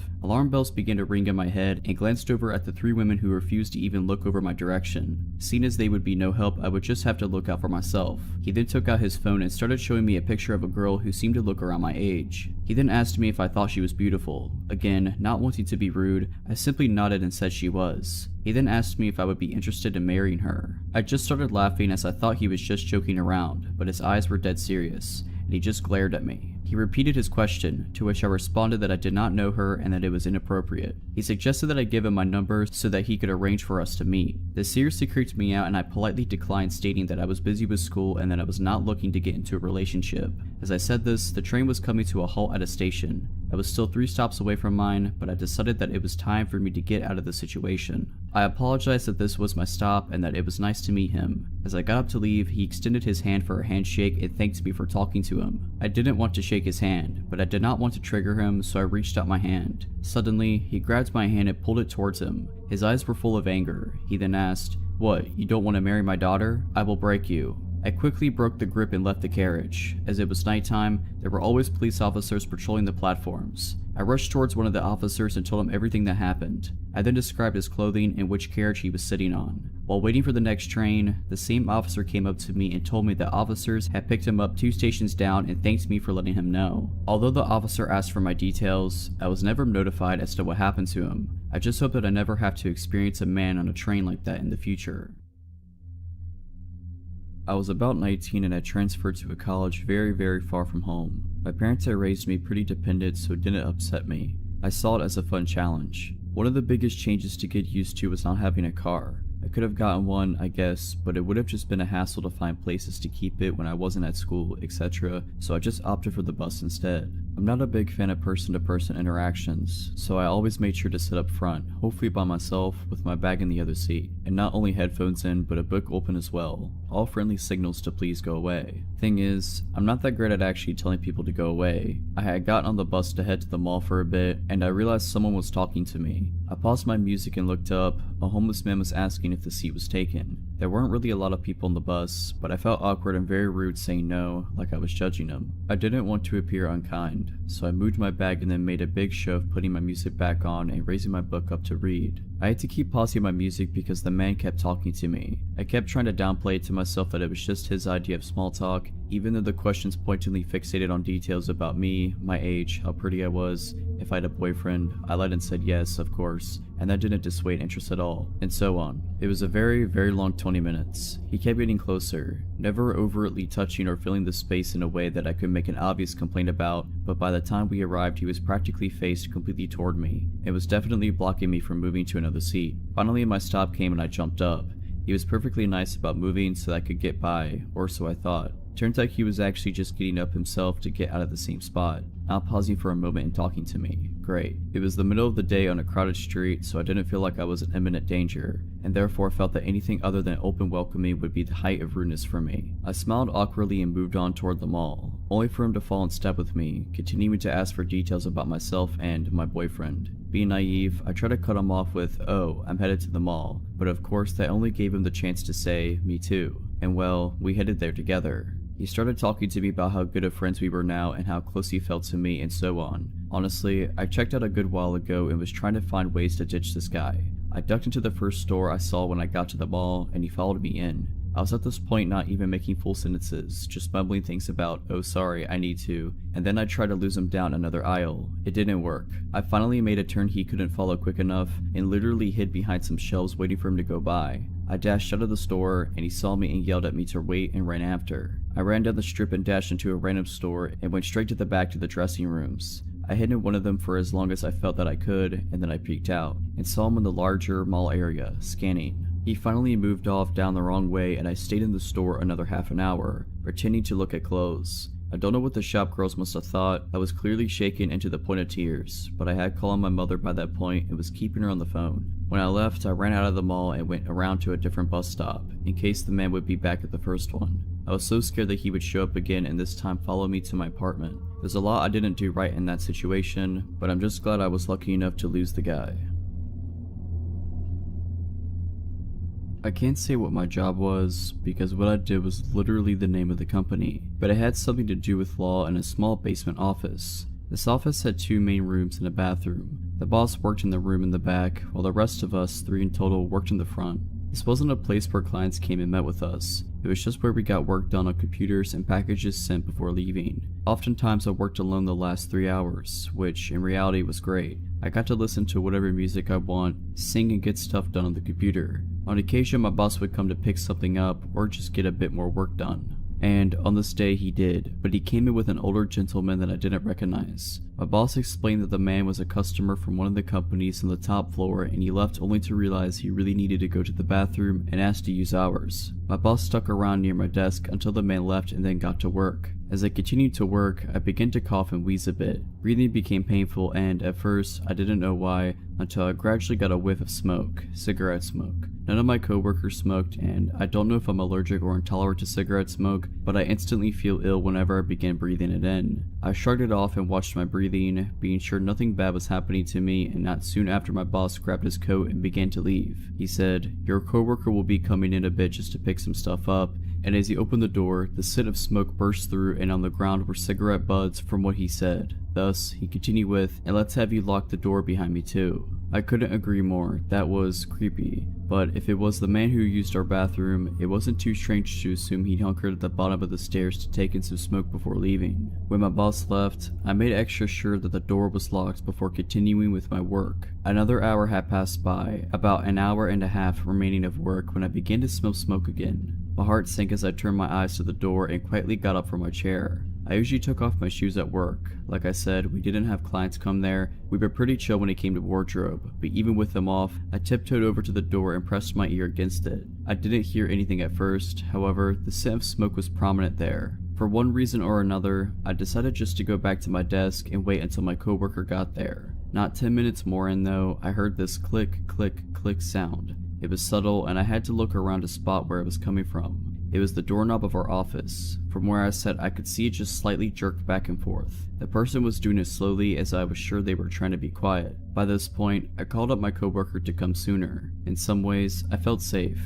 I was in a locked area after all, but who knows, right? After calling him though, the scent began to diminish and the doorknob stopped moving. I tried to listen for someone going up the stairs. I didn't hear anything for a long while until I heard someone coming down them. It was my coworker. He came in and said, "There are like 10 cigarette butts out here." I explained further what had happened as he came in and locked the door himself. I also explained the man who'd come in to use our bathroom prior. Like I said, I couldn't be sure if they were the same person. There wasn't much to take from the offices. The computers were fairly old, wouldn't at all get a good chunk of money from them, and everything else was paper. We weren't at all at a place that kept money around. So if it was him, I can't fathom what he saw that he'd feel the need to come back in to steal. My coworker somewhat brushed it off. He figured that the person was gone, all was fine, and went to pick up what he needed to. He ended up staying for a while, I'm not sure why, perhaps he felt like he needed to, because as I began finally finishing up my work, the smell of smoke came back. My coworker and I looked at each other, almost as a way to confirm that we both smelled it. The click-clacking of our computer stopped and we just waited and waited and waited. We didn't take our eyes off each other as the click, click, click came back. I just didn't want to deal with this and go home as soon as possible, but I shirked the thought of walking out there. My coworker was far more fed up. He stood, stomped to the door, unlocked it, and opened it. There was a man there. I didn't get a good look at him. I saw him raise his arm, freeze, and then he disappeared and sprinted up the stairs. My coworker walked me to my car soon after, told our boss about it, and we made it a rule that we always lock the door from that point on. Especially me, because after that day, every now and then, I'd smell smoke and hear the doorknob attempt to twist. Whenever I did, I either called up my boss or waited every now and then I heard the steps leave. Frankly, we should have put a camera up or called the police, something at least. When my coworker described him to my boss, it seemed like he was the same man who used our bathroom, but that is just speculation. We have no idea what he wanted or if there was a purpose. Be careful letting people use bathrooms. They could have ulterior motives. When I was about 8 or 9, my family took a trip skiing to a small resort a couple of hours from where we lived in Spain. The resort itself was a sleepy little town of about 400 to 500 people max, with a few small supermarkets and hotels and not much else. Typically, we picked the worst time possible to embark on the trip, which we had been planning for a good few years. The night after we arrived there was a blizzard, and so we spent the first half of the week locked in the hotel. Although we were able to go outside for the remaining few days, we had little to do given that the slopes were shut. The story I want to tell comes from those first few days locked in the hotel. Despite my parents' annoyance at the timing of the trip being a nightmare, myself and my sister, who was 11 months older, were having a fantastic time. Locked up in the mountains with nothing to do, we were able to spend our days running around the hotel, eating sweets and watching the TV in the lobby. I should probably mention at this point that the hotel was somewhat of a maze. The large bar restaurant area where my parents sat each day reading was at the center of the hotel. The myriad of smaller rooms then connected to the bar area at random points, shooting off in different directions. These rooms often had no discernible function. Each one had the same mahogany interior, and they were full of couches, fireplaces, and antiques that allowed for great games of hide and seek. The rooms would often have offshoots themselves, connecting to new rooms which would then connect to yet more useless wooden caves. As such, it was possible to be 4 or 5 rooms away from the main hotel area at any one time, without knowing exactly where you were or how to get back. Anyway, at some point along the weekend, myself and my sister decided to play hide and seek. Bearing in mind the above, it was almost an impossible challenge to find the hider. At one point in the game, I was just about to give up on searching for my sister until I heard her voice from what sounded like a few rooms away. After successfully navigating the web of rooms, I emerged to find her sitting on a couch alongside a German man with gray hair, probably in his 60s if I had to guess. As soon as I emerged into the room, the man turned to me and told me he was taking my sister to the swimming pool and asked if I wanted to come. I remember immediately thinking it was odd that there was a swimming pool that we hadn't heard of. My parents had been complaining that morning about how much TV we were watching, and so I was sure they would have taken us there if they had known about it. And besides, the hotel did not seem of the size to be able to host one. I told the man that I have to ask my parents first, and told my sister to come back with me to find them. He immediately replied that I should go and that he should take my sister on ahead. I told my sister that she absolutely had to come with me, but excited at the thought of the swimming pool, she said she didn't want to. We began to argue, with the man taking my sister's side and encouraging me to go ask my parents' permission whilst he waited with my sister. I dug my foot in, telling my sister that our parents would be very cross if we went somewhere on our own. And after a few minutes bickering, she eventually gave in and came back with me, giving her assurance to the man that we'd come back. Of course, when we told our parents, they were livid. My dad went back to the room to try and find the man, but with all the offshoots and given that all the random rooms looked the same, it was almost impossible to be sure that we were in the right one. In any case, there was no sign of him. I remember my dad screaming at the hotel lobby that he needed a list of all male guests and their room numbers, but of course they wouldn't give it to him. We spent the rest of the trip by our parents' side, terrified at the thought of being locked up in a blizzard with him. Thankfully, we never saw the man again. My mama and I normally shopped at the market just a few minutes away from our house. My mom had been shopping there for 20-some years at this point and was friends with most of the workers, so I was friendly with them too, and was always happy to talk to them. Whenever my mom got distracted talking to someone, I, with the attention span of a 6-year-old, would wander around the aisle. My mother would keep an eye on me to make sure I didn't get too far, but if she was distracted, one of the employees would usually be around and gently guide me back over. One day though, we went to a different market that I couldn't remember having been to before, and we didn't go back to for nearly a decade. We were walking around the aisles when my mom ran into her friend. They started talking, and I, not realizing that I no longer had a store full of adults keeping an eye on me, started wandering around the aisle. My eyes caught some colorful display, I think flowers or balloons or something, and went over to look. Once I was satisfied with my inspection, I turned back to the aisle only to find my mom wasn't there. That had never happened before. I looked around a little, though not moving from my spot near the colorful displays. Since it was right near the registers, there was a decent amount of people nearby, which I'm thankful for now. As I was looking around, an employee came up to me. He was older than my sister, she was 12 or 13 at the time, and younger than my dad, in his mid-40s, which was about the only way I could gauge age. Now, I would say he was probably in his early to mid-20s if I remember right. "Hi there," he said sweetly, in that tone you normally speak to kids in. I cheerfully said hello, actually stepping a little closer. "Are you looking for mommy?" I say yes, happily explaining that I had last seen her talking to her friend and that I could normally find her easily when I wandered away, so I wasn't sure where she could have gone. "Does she leave you alone often?" "Not really. My older sister was normally with me if my mom wasn't. She was 12 or 13 and she was super mature, so if my mom had to leave her for a little bit, she knew I'd be okay. And she never left us alone in public, just at home if she needed to run somewhere, never for very long. And my dad was at work a lot and didn't come back until late usually. Where do you live? Well, you wouldn't know it, I just learned my address. We just learned how to mail a letter in school, even took a little class trip to the mailbox in our school corner to send them out. I knew how to write my address now, and I knew how to say it. Where do you go to school? Who picks you up? Well, I go to the local elementary school. I don't know the address though, sorry, but I know which street it's on because I wait on the sidewalk for my mom or daycare sitter, depending on the day, so I see the street sign a lot since I'm usually waiting for a while to be grabbed. It had only been a few minutes since I last saw my mom. Even with how much information I was dumping, I was a very fast talker, but I was starting to get a little antsy. Not because I was uncomfortable talking to a stranger, but because I had skipped lunch that day specifically to calm my mom into letting me get a bagel from the store next door, which is why we were at the market in the first place. My mom was holding onto the bagel to make sure I didn't try to eat it too fast and choke, which I had done several times in the past. I wanted my bagel, and while I liked talking to this grown man who made me feel smart and was oh so interested in my life, I liked bagels more. Plus, if I caught my mom when we were near the bakery section, I might be able to use my charm and get a cookie. So I gotta find my mom now. Oh well, I'll walk around with you and help you find her. You want to lead me through the market you work at where you can easily bring me to the back room, meat locker, or any number of places? Yeah, sounds good.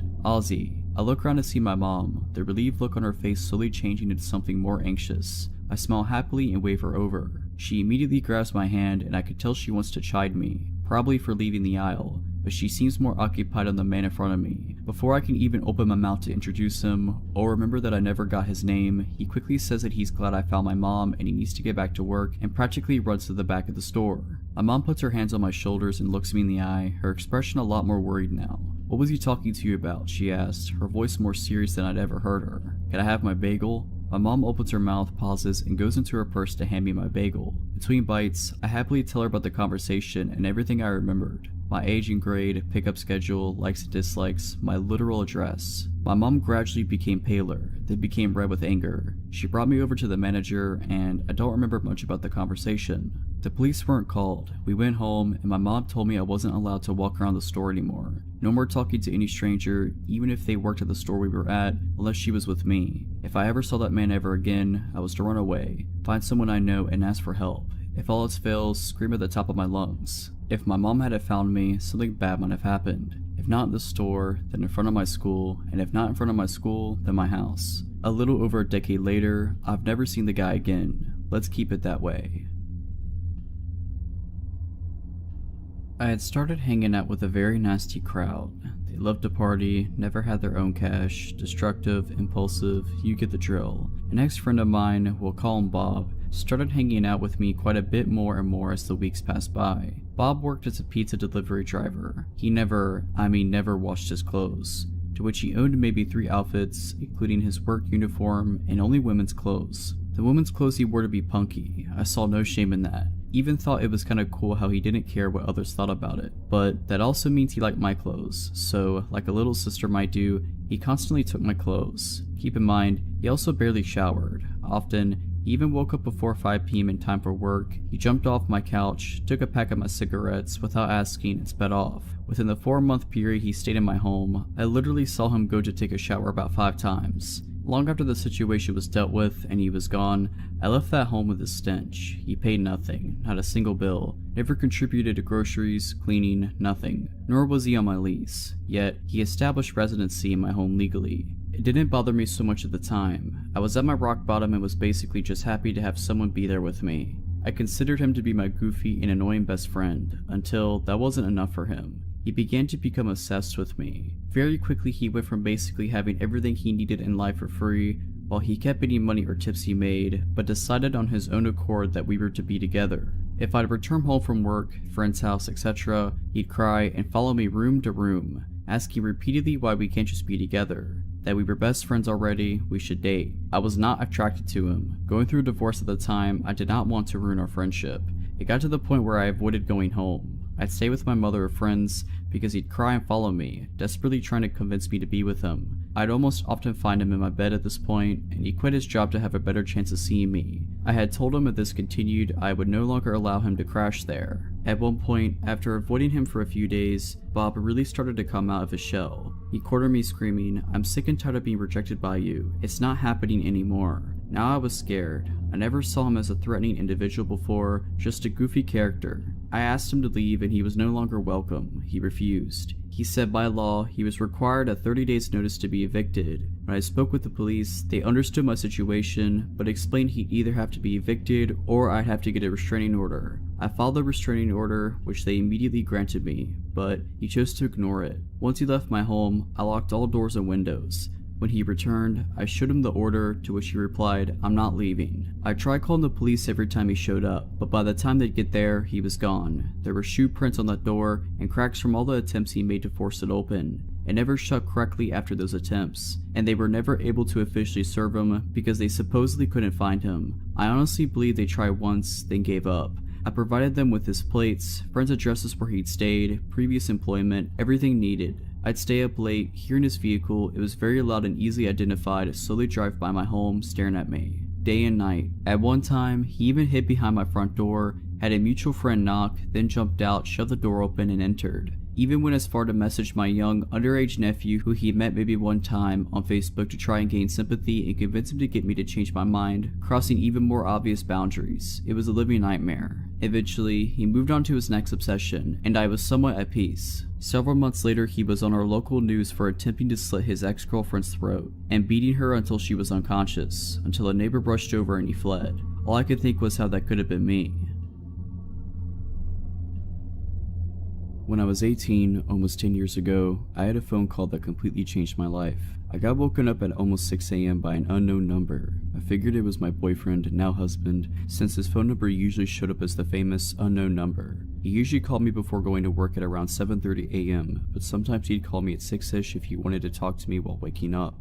I answer, he says what's up, and I'm still half asleep but start talking. He tells me he has a little problem and that he wants to see me. Being 18 and the fact that I started dating him recently, I also was down for this. He tells me how he absolutely loved seeing me last weekend and how good I looked. He basically described what we had done during the weekend. If I remember properly, his parents weren't home for the weekend and we had the house and the car to drive around. And we had lots of fun obviously, and how much he loved some of the things I did to him. I replied and I was more and more awake and we were having a really good time. Then I noticed it was almost 7 a.m., time where he usually takes a shower, eats, and gets ready to go out the door. And I basically ask him, so this is fun and all, but aren't you going to get ready for work? He replied with, no, I think I'll skip work today. How about I come over? Now the thing is, by then I was pretty awake, and although the voice that was talking to me was very similar to my boyfriend's, something threw me off. My boyfriend doesn't say, no, like this guy does. Besides, I knew that unless he was sick, my boyfriend would never skip work because he was scheduled on his shifts and missing his shift was a big deal that could get him fired. I kind of froze. He noticed it, so he said, "Oh babe, you're right, I should start getting dressed. So you want me to come over?" By then I swear that his voice was back to my boyfriend's voice and I just felt silly. So what if he wanted to skip a day at work? Maybe he just wanted to see me. So I tell him, yeah, sure, come over, it will only be us here. He replied, great. Then he asked, where's your house? The last time I checked, I'm pretty sure my boyfriend knows where I live. He had been coming over for weeks now. I laugh it off and tell him, ha, you know where it is. That's when he laughed, and his laugh was absolutely not my boyfriend's laugh. I instantly ask him, you're not my boyfriend's name, are you? He said, can you just hang on please? I need to go grab something. Meanwhile, I get a text from my boyfriend. I figured that maybe this is just a sick joke. Maybe he coordinated it perfectly. Maybe he's sick and his voice doesn't sound the same. The text from my boyfriend said, at the subway, going to work now, love you. I texted him saying, why are you texting me? We are talking right now. At which point my actual boyfriend called. He was very confused at first and figured someone had hacked into his MSN. When I told him it was by phone, he reassured me that he absolutely did not call me and that whoever it was not him. He had to go as the subway train was there, but that he will call as soon as he was at work. Then, the other guy called back, I picked up and I asked him, who are you? What do you want? I pretty much went crazy on him. He said that his name was Mike, that we had met a long time ago, which was impossible because my phone number was fairly recent, and that he just wanted to have fun, that he didn't know I had a boyfriend. I asked him how did he know that I was wearing and what did we do and how he got my phone number. He just said, where are you? Why don't we meet? At which point I hung up. He called again, I didn't answer. Within minutes, I had called my mom to tell her what happened. She told me to change my phone number and not to stay home alone. I changed my phone number right away. I also alerted local police. They opened a file, but nothing ever came out of it. I still wonder how he knew what we did and what I was wearing. My boyfriend swore at the time he would never let any of his friends know all that, but his parents' house did have lots of windows and we weren't exactly careful. So Mike, let's never meet again.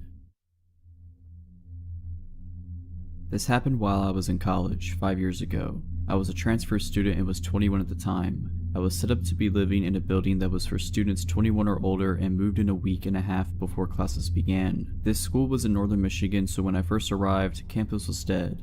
I mostly kept to myself, but was friendly with a few people in my building, namely one guy named Khalil, an exchange student from Lebanon. He seemed nice enough, though there was a distinct language barrier, so things were easily lost in translation. Our RD and RA, resident director, resident assistant, made everyone who had moved in have a meeting to go over basic rules and whatnot. At the end of the meeting, as I'm leaving the rec room, Khalil suddenly puts his arm up on the wall in front of me, almost clotheslining me. Caught off guard, I am peeved and creeped out about this. He begins explaining that he would like to be my friend and would like to go out for dinner to get to know me.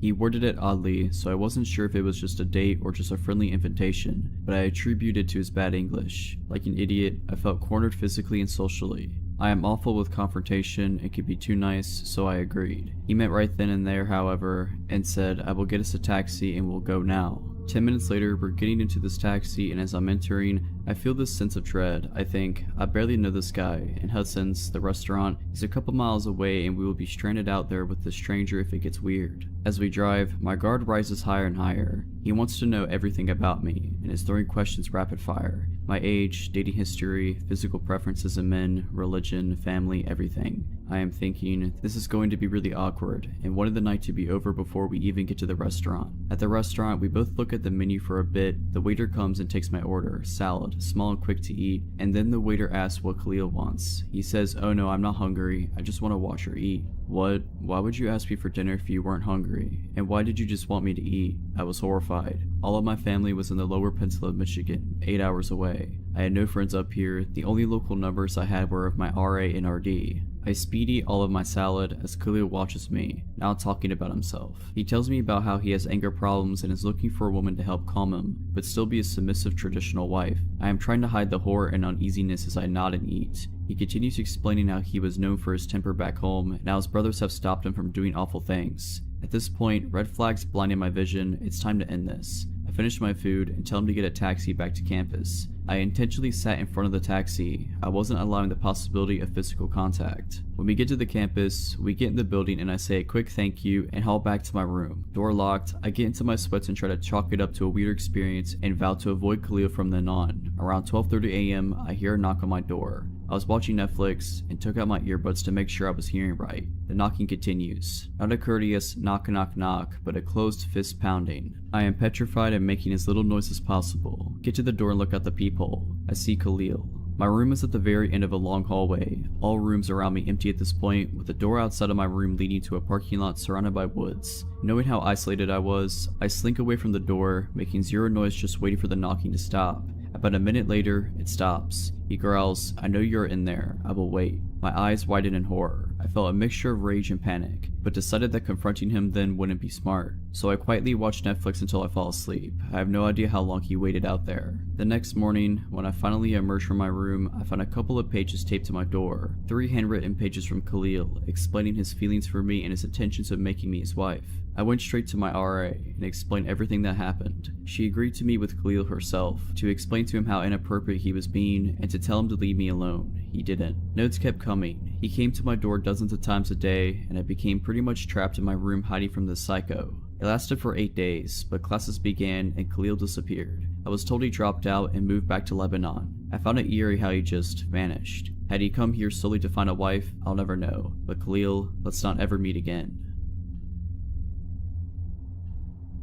It was the middle of the afternoon and I was home from college for the weekend, driving home from an auto shop, having just picked up my car after some repairs. It suddenly started making a loud grinding noise. My car was very old, things were always going wrong, so I pulled into a shopping center parking lot and called my parents for advice on whether I should take it back to the shop or get a tow. I know very little about cars. My mom told me she would come and meet me at the shopping center and we'd figure it out. At this point, my phone battery was also dying, so my phone shut off after the call. As I was hanging out in the parking lot, a guy pulled over on the street in front of me, rolled down his window, and asked me for directions. I did my best to direct him, but instead of taking off, he then pulled into the parking lot and got out of his car. I found that a bit weird. It was broad daylight, I was in front of a shopping center, cars were driving by constantly, it's not like it was nighttime in an abandoned alley. So the guy started to make what seemed like small talk and I complied, still not understanding what he wanted. He introduced himself and asked what my name was, and I offered my first name. He asked what I did. I said I was a student studying art. He asked where I went to school and I told him. He asked how old I was. He made a little more small talk, and then I guess seeing that I was a bit more relaxed, he said he was a sculptor and that if I was interested in art, I would love the sculptures he had at his house.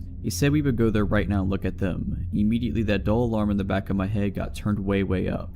I was young and naive, but I knew enough to never ever get in a stranger's car and immediately felt very uncomfortable. Though he knew how old I was, I looked extremely young. I started to put two and two together. He was getting increasingly more insistent that I get in his car and go to his house. He reached for my arm, and at that point everything is a blur. I yelled that I had to go and ran from my car into the nearest store. It was a tiny game store, so there weren't really anywhere to hide, but I told the cashier about the guy and asked if I could wait in there until my mom showed up.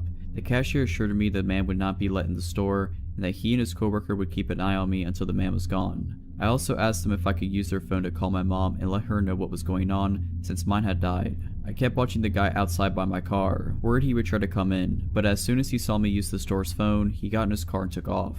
I wish the story ended there. The whole encounter really shook me up, but as I reflected on it, I realized, through the questions the man had asked, he had my first name and exact birth date by asking how old I was and getting my birthday. He also knew where I went to school, though thankfully it was several hours away from my hometown where I encountered the man. I asked a friend of mine what kind of info he could get based on what he had, and much to my distress, my friend showed me he was able to find out my full name, my phone number, and my home address with the info I had given the man. I felt like such an idiot. I had always been taught to be wary of strangers and not give them personal info, and I was baffled by how easily this guy had gotten personal info out of me just by pretending to have a casual conversation. Nothing happened for a few weeks and I started to stress less, and stopped thinking about the encounter, and stopped worrying about running into the man again. Then one early morning my cell phone rang. The number was restricted. I answered. There was heavy breathing on the phone, but no reply. I hung up.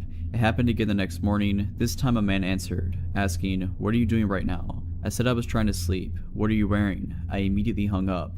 The calls continued. The next time I picked up, I told him if he called again, I'd call the police. I got a few more calls from a restricted number after that, but stopped answering, and eventually they stopped. I'm still not sure if the calls were from the man I met in the parking lot, but it seemed likely. It was just too much of a coincidence they started after that encounter. I spent a good year being afraid of that man. I still can't believe how foolish I was giving him info about myself so easily, and it was an important lesson in how smooth and sneaky creeps can be, and now I'm much more careful about what I say to strangers. I still don't know what he had planned if I had actually been foolish enough to get in his car, but I'm very glad I never found out.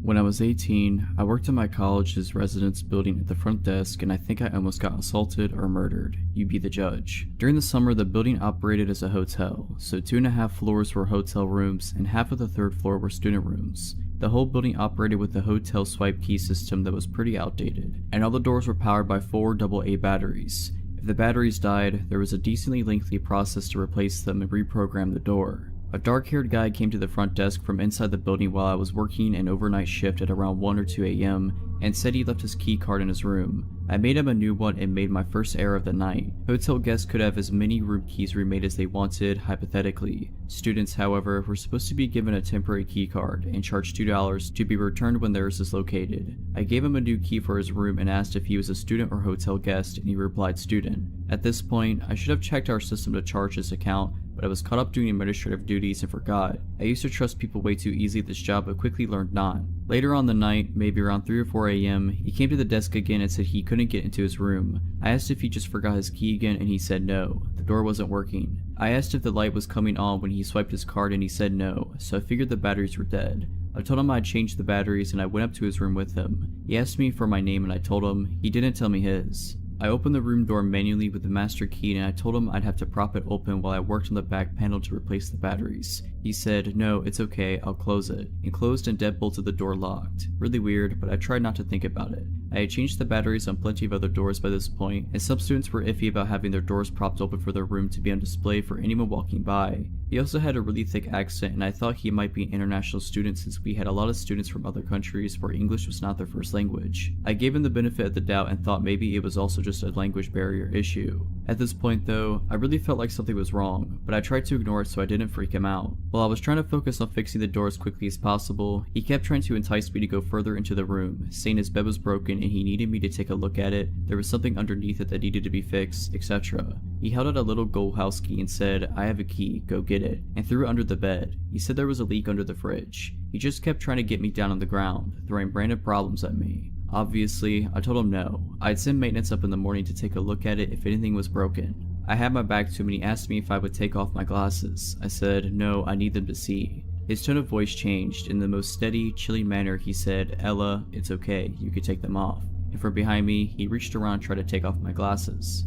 I swatted his hand away and, trying to remain composure, said, "No thanks, I need to keep them on," even though he was creeping me out. I didn't want to be rude to him. I didn't want to get in trouble if he complained about me, or risk upsetting him and having him yell at me. I got up to grab something from the door repair kit and undid the door deadbolt and opened it up in the process. He jumped toward the door to close it again and told me to keep it closed. I told him no, I had to open it to start reprogramming it from the front. While I held the door open with my foot and grabbed something from the door repair kit, he started playing with the little wispy hairs at the top of my forehead and trying to touch my shoulder. I swatted him away again and asked him not to touch me and focus on getting out of there. He once again tried getting me to follow him into the bedroom, saying the bed was broken, and I went as far as the door frame to see if I could spot any actual problem with his bed. This is when I realized that he had nothing in his room. No dishes in the kitchen, no shower curtain in the bathroom, no sheets in the bed, nothing. This wasn't his room. My brain once again went back to the international student theory, thinking he had just arrived today and hadn't got a chance to buy anything yet. But in the pit of my stomach, I knew something was wrong. I fiddled around with the door for a few more seconds before announcing that it was fixed, and quickly gathered the door kit and left. Before I had reached the elevator, he came back out without his shoes on to follow me. He tried to get back in to get his shoes and called out, "Ella, the door isn't fixed, you need to come back." I went back and opened the door manually and told him if the door was broken, I'd have to send up maintenance to fix it in the morning. I knew he was going to follow me to the elevator again, so I closed the door behind me once he went inside and ran down the stairwell as fast as I could. When I got to the front desk, I checked the computer and saw that the room he was in was supposed to be empty. It wasn't a student room or a hotel room. I locked myself in our back office and called campus security. He came down a few minutes later and went behind the desk. I yelled at him to get on the other side and wait, now that I knew he wasn't a resident. He tore the corner off a slip of paper I had sitting on the desk and drew a flower on it, then put it back on top of my papers. When security arrived, he ran back up to the empty room and tried convincing them he lived there so he wouldn't have to leave. He kept showing them his key, which I decided to work on the door again somehow. They escorted him back downstairs and came to ask me if he really did live there. Obviously he didn't. That's why I called you guys crying and terrified. He kept interjecting to argue that he did live there, but couldn't even recall his room number when asked. Security asked him for a student card and he couldn't produce it, so they told him he would have to leave if he couldn't prove he lived there. While they were grabbing his information, I listened from the office and could immediately tell he was lying. The phone number he gave was just a bunch of random numbers. The name he gave was prefixed by, as if he was trying to think of a name. When they asked him for his address, he just said, "across the street." One security guard asked if he lived in the apartments across the street and he said yes, but couldn't tell them what the building number was. He said his apartment number was 1200, but I moved into that building a few months ago later and apartment 1200 doesn't exist. When security asked what his purpose was to be sneaking into a room, he just kept up the ums and the uhs and saying he didn't know. They'd ask, "Were you trying to see a friend? Do you know anybody who lives here? Were you here to hurt somebody?" And he kept fidgeting and saying, "I don't know, no reason, I was just here." At one point he tried to tell them he was my friend, at which point I poked my head out of the office to say that I literally had never seen him before that night. He left. We didn't call the police because he didn't actually do anything, but it was still unsettling. Later on, it dawned on me how he figured out that the room was vacant. One of the housekeepers had been using it as her personal break room. A few days later, a housekeeper came to the desk and told me they found the door deadbolted open, the TV on, and a housekeeper inside watching TV. She must have forgotten to close the door when she left for the night, and when the creep let himself into the building, he found out. I never saw him again, and to this day, I still have no clue what he was doing there. I haven't worked there since last winter, and overnight shifts still give me the creeps. The lesson I took from the story was always read through your lease/rental agreement fully before signing. This takes place 4 years ago in Kansas City, Missouri. I'm originally from California, so trading up city life for a less urban life was very challenging for me. Making friends was hard, but I made the move to be with my dad, who lived in an apartment complex with a roommate. My dad was a trucker, so he was gone for weeks at a time, while I was left alone to work and come home to a foreign place that I was slowly being accustomed to. My roommate was gone most of the time because he had a girlfriend, and he would leave his dog with me, so I never truly felt alone. I had an old lady for a neighbor that would come up and check on me too. That's how people were in that area, and I found it kinda nice how people knew their neighbors. I got to know everyone in my building's name after about 6 months of living there, except one. There was a man, I'd say in his early to mid-50s, who lived directly below my apartment. He looked, for lack of a better description, like a creep. He was balding except for on the sides of his head, which that hair was straggly too. He was tall and kinda skinny, had outdated 90s glasses, and a thick mustache. He was the only person in the building who wasn't friendly, or at least didn't make the effort to say hello or introduce himself to me. He also happened to be the maintenance man for all 5 buildings. I didn't think much of this at first. I honestly don't care if you're overly friendly to me. I enjoy having space of my own, and sometimes being too friendly is suspicious to me. That's just a personal problem, but I'm explaining why I didn't send up any red flags at first. One day when I was pulling out of the driveway to go to work in the morning, I noticed across the large lawn that led to the door to our buildings, the maintenance man was standing in the center, staring directly at me. Stare is the wrong word, more like glare. At first, I looked around confused, thinking perhaps he was looking at someone or something behind me. I was the only one there. Although a bit creeped out, I shrugged it off and continued with my day, forgetting all about it. The next day I was over at my neighbor Claire's apartment, the elder lady, and she happened to bring up a maintenance issue she had. But she mentioned that she would never ask the maintenance man for anything, and neither should I. I tried to ask her more about what she meant by that, but she ended up being very broad and said something along the lines of, "He's just a known creep around here." Fast forward to the first incident. It was around 2 AM and I was still awake, but only barely, sitting on the couch watching TV alone in the apartment. I was starting to drift off into sleep when I heard a soft noise near the front door. Thankfully, the show was very low in volume, because I normally don't pick up on quiet noises most of the time.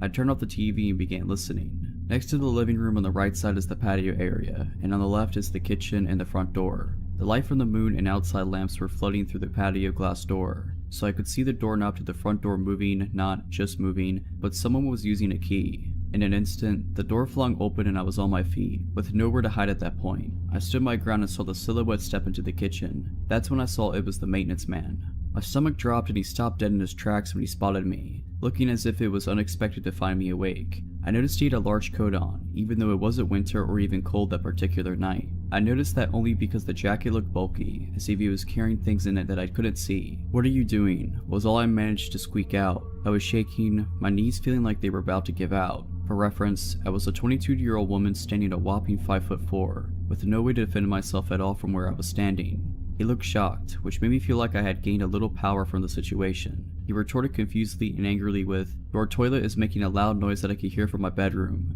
I was angry and terrified, and only reacted with more anger when I saw him scrambling for excuses. "So you just let yourself into my apartment at 2 in the morning? I'm reporting this to management first thing in the morning." He stepped closer to me then. I backed up a few steps but still stood my ground, quickly turning on the light closest to me so he could see my fury. "The toilet is rumbling. I need to check it, now." Now I was trembling so hard I could barely stand. I had adrenaline and anger and fear all coursing heavily through my body. "Get out." He started to take the liberty to look around the kitchen where he was standing. My head immediately thought, what if he goes for a knife? And that's when he said it. "I can come in whenever I want." The sentence makes me shiver to this day. I didn't know what to do, and felt the power over the situation quickly dwindling down to a bad feeling that something bad was about to happen. "If you don't get out of my apartment now, I'm gonna start screaming as loud as I can." My voice was crackling and shaky, which made my heart drop into my stomach. I immediately felt like I was gonna be sick when he took yet another step forward towards me. "Check the lease. I could come in whenever I want. I'll see you later." He winked at me, creating a wave of nausea, and I felt faint. He slowly turned around and walked out, closing the door behind him and even going far enough as to lock it from the outside with his extra key. The next day, I contacted management as soon as their office opened. I could tell the conversation wasn't going anywhere when the manager sounded irritated right off the bat. When I told her that the guy entered my apartment illegally, she cut me off and told me that they do not allow any illegal activity, and take what I was saying very seriously. I thought, yes, I've got him, until the manager said, you can't just throw around accusations without proof. This man has dedicated over 20 years to working for this company, and we don't plan on getting rid of him anytime soon. Perhaps if you had read over your lease like you should have, yes, she was actually scolding me, you would have seen the clause that states that a maintenance worker has keys to the entire property, and if there is a maintenance issue, they are permitted to access the property at any time of day. This floored me. It couldn't possibly be legal, but of course I'm from California, and of course, I didn't read the lease carefully. When I moved there, my dad was already living in the apartment and I literally had nowhere else to go. So if I were to be living there, I was gonna have to sign the lease no matter what. So I did. Needless to say, nothing got done. Fast forward again, a few days go by and I don't see Mr. Maintenance Freak until I do. This time I'm pulling in after a long 10-hour shift at work. I haven't forgotten about the scary incident, but I put it in the back of my mind for the time being to concentrate on other things. Although I lost sleep over it. I park my car facing the large lawn area again and start using my phone for a few minutes. I'm peering down on my phone and glance up for a split second before I see him there. He's standing across the lawn staring angrily at me. I mean furious. I quickly look back down and pretend I have not seen him, getting that sinking feeling again. As a paranoid person, I put the key in the ignition just in case and pretended to keep scrolling on my phone while subtly locking my door. I glance up again and this time he's walking towards me, very fast. I look in my rearview mirror, hoping to see someone that he may be stomping angrily towards, and of course no one else is there. It's nearly dark now, but when he gets about 10 to 15 feet away from the front of my car, I can hear him shouting something, but I can't make out what he's saying. Now I put my phone down and I'm watching him come right at me until he reaches my window and starts banging it all with his might, and slams his body into the door. He's also fidgeting angrily with the handle, even though the doors are locked. My car doesn't have automatic locks, so I'm praying that all my doors are locked at this point.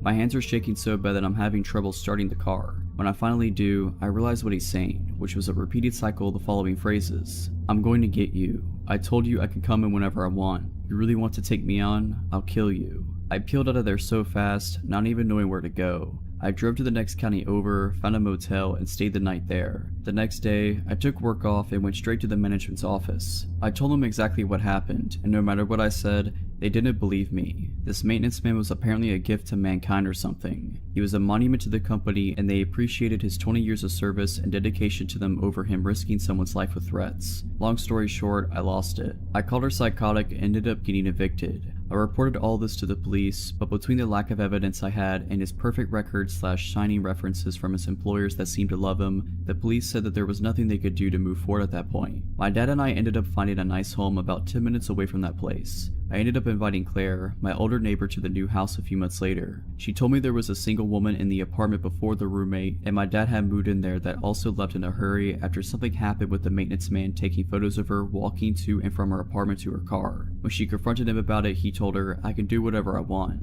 I guess in Kansas City, maintenance workers are considered gifts to mankind. Needless to say, it's been 4 years and I'm back in California. This happened when I was about 18 years old. I was big into running back then and lived in a town that was a suburb but had big swaths of farmland, as in smallish tomato and strawberry fields, not huge never-ending wheat fields. I preferred running on the dirt at the edges of these fields because it was a lot easier on my legs than running long distances on concrete or asphalt, and I was usually training for half marathons. This particular day I was planning to run an easy 6 miles. I told my mom and she suggested I do a loop and then meet them at the dog park about 3 miles from our house as my halfway point. This is pre-cell phone area, but being careful I took a walkie-talkie my dad always used and my mom took the other one. Now, the walkie-talkie had a range longer than the ones my brothers and I played around with when we were younger, but it definitely did not work 3 miles away and I honestly had no idea what its exact range was. So, I take off to my run. I'm planning to go on the sidewalk for a little bit until I get to the fields. I think it was lettuce or something then, but short small plants. I'm running in the dirt with the road a few yards to my left. I have to run south and then turn right onto a slightly smaller, less traveled road to get to the dog park. As I'm running on the first dirt part, my parents drive by and, being dorks, they honk and wave and yell at me. I wave and then soon after I make my turn onto the smaller road. This one is road, me on flat dirt, small drainage ditch, forever of lettuce field, then a wall that is the backyard of some houses. I start noticing how quiet the street is and how few cars are passing me. Then I randomly start thinking to myself, if someone tried to do something, I could run to those houses. Then I hear a car, but this one doesn't pass me like all the others. I hear it slow down so that it is behind me, just out of my peripheral vision. My senses go super alert and I immediately realize what an idiot I was to pick this route because I'm stuck out here with no one to help me and nowhere to hide. The car starts speeding up enough so that it's next to me and I glance over and see a man. Middle-aged, white, dark hair. Totally normal looking, but I get a chill down my spine immediately. He sort of leans over into the passenger seat and says in a super sweet voice, "Hi, where are you going? Do you need a ride?" I am scared and realize that this is not good. Immediately, nothing has happened yet and he could be totally innocent just wanting to chat, but my intuition is in overdrive telling me I'm not safe. I hop over the ditch thinking at least that will make it harder for his car to follow me if I need to take off across the field to try and make it to those houses in the distance. Well, this pisses him off. He guns it and gets closer to the ditch and in front of where I am, and then he says in a voice I can only describe as bone-chillingly evil, "You know, you shouldn't be out here all alone. Something horrible could happen to you out here and no one would ever know where to find you." He put his car in park and is taking off his seatbelt when I remember the walkie-talkie. Piece of junk is all static because I'm too far away, so I immediately turn down the volume and say loudly, "Hey Dad, yeah, I see your car. I'm over here by this red Buick. Do you see me?" Fake wave to no one. There was no car coming from the direction my parents were, and when I had started talking, there was no one behind us either. But by the grace of the universe at that exact moment, a car turned onto the road. The guy saw it, looked at me, and sped off so fast he left skid marks. I have never run faster in my life, and I was looking behind me every few seconds and thought he'd be waiting for me at every intersection I had crossed. I was shaking and I was scared and relieved when I got to the dog park. I told my parents everything and my mom called the cops. They took a statement but said it would just help if something actually happened to someone else. The weird part was, I was having trouble getting my story out and I was so upset, and before I gave a description of the car, the cop asked, "Was it a red Buick?" He wouldn't tell us why, but that just added to my feeling that I had narrowly escaped something awful.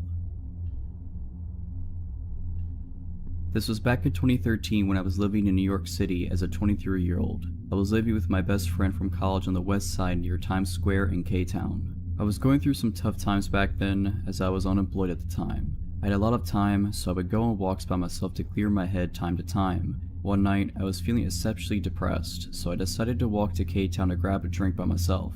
I walked into a Korean bar and I got some weird looks from the waiter as I asked for a table by myself. After ordering a couple of soju bottles, I was feeling pretty drunk, so I decided to walk back home. However, as I was exiting out of the bar, this Korean guy followed me. He looked very normal, just like a nice Korean guy. He told me that he saw me drinking at the bar by myself and that he would love to walk me home to make sure I got home safe. I politely declined. After all, my apartment was pretty close, but he insisted and he looked so harmless that I decided to take him up on his offer. We walked like 10 minutes I think, and it was quite pleasant. We were both a little drunk, but I remember talking about all sorts of things, nothing personal. When we finally arrived at my apartment, I thanked him and wished him farewell. Now, my apartment was a 5-story walk-up, and there was a main door where we needed a key to open to get into the building. No doorman. I didn't think much of it and inserted the key to open the door and went in. The door takes a while to close shut, and it was my mistake for not checking before I went up the stairs. While I was approaching the second floor, I heard someone grab the door from closing,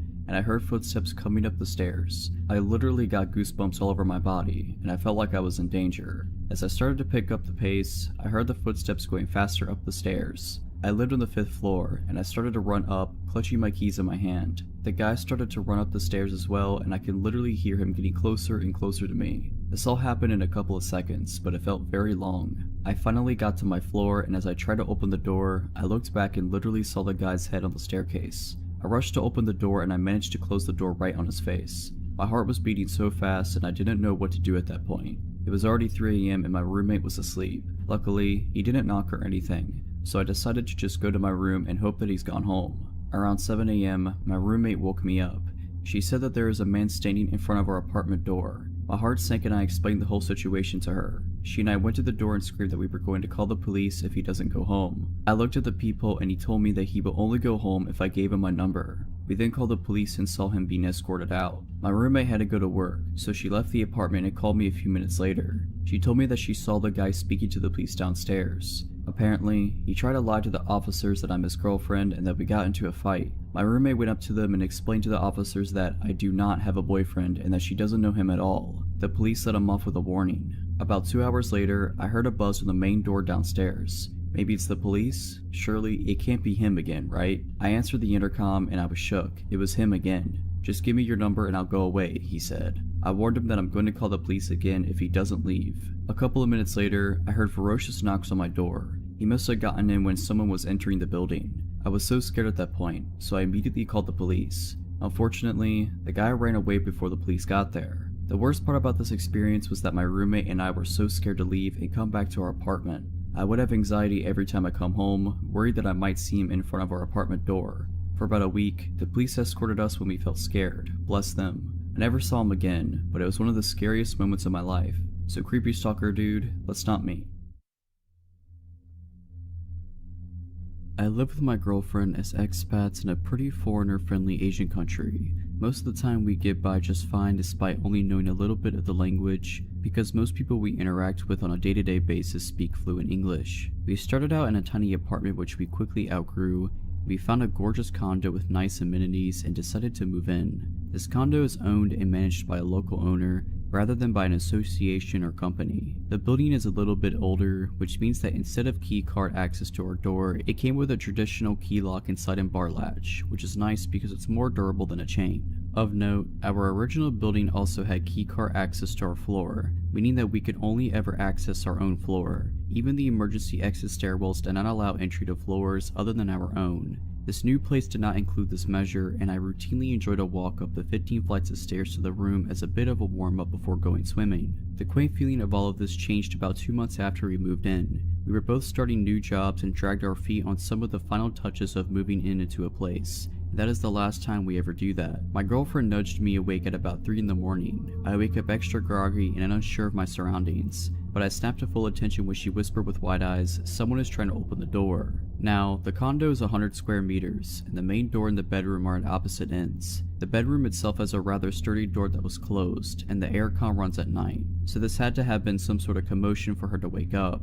I sprung out of bed and made it to the door in seconds. There was some guy outside our door, studying very intently at our lock. He was about my height, though probably 15 kilos heavier, and he was not a foreigner like us. "Wrong room," I had to yell, because the door is pretty thick. There was a pause and then a thud, then a smaller tock tock tock as he was knocking. From experience I know that it's hard to hear through the door, and if English was not his first language, then understanding me through the door was going to be a real challenge anyway. Looking through the people as he kept up steady knocking, I noticed he swayed back and forth slightly, so I figured he maybe had a couple drinks and had the wrong room. I turned to my girlfriend and told her so, and that I was going to open just the key lock but not the bar latch and tell him he had the wrong room. She didn't love the idea, but what was a good alternative? I took a deep breath and undid the key lock. My hand shook as I turned the handle, and one hand braced against the door while the other opened it slightly. He must have been leaning close because I saw his face right at the opening, and I could smell beer on his breath. "You've got the wrong," was what I got out before he pushed against the door as hard as he could.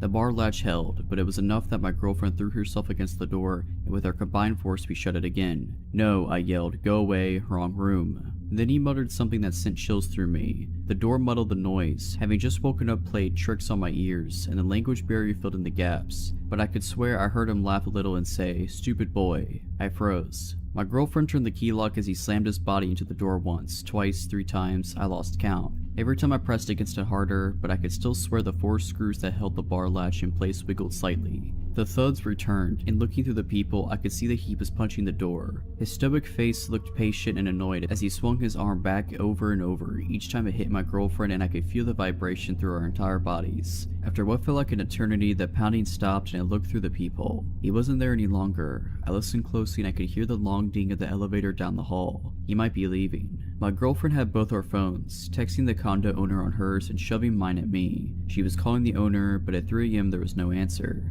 Frantic text of "someone is trying to break in" spammed the other end when no one was picking up.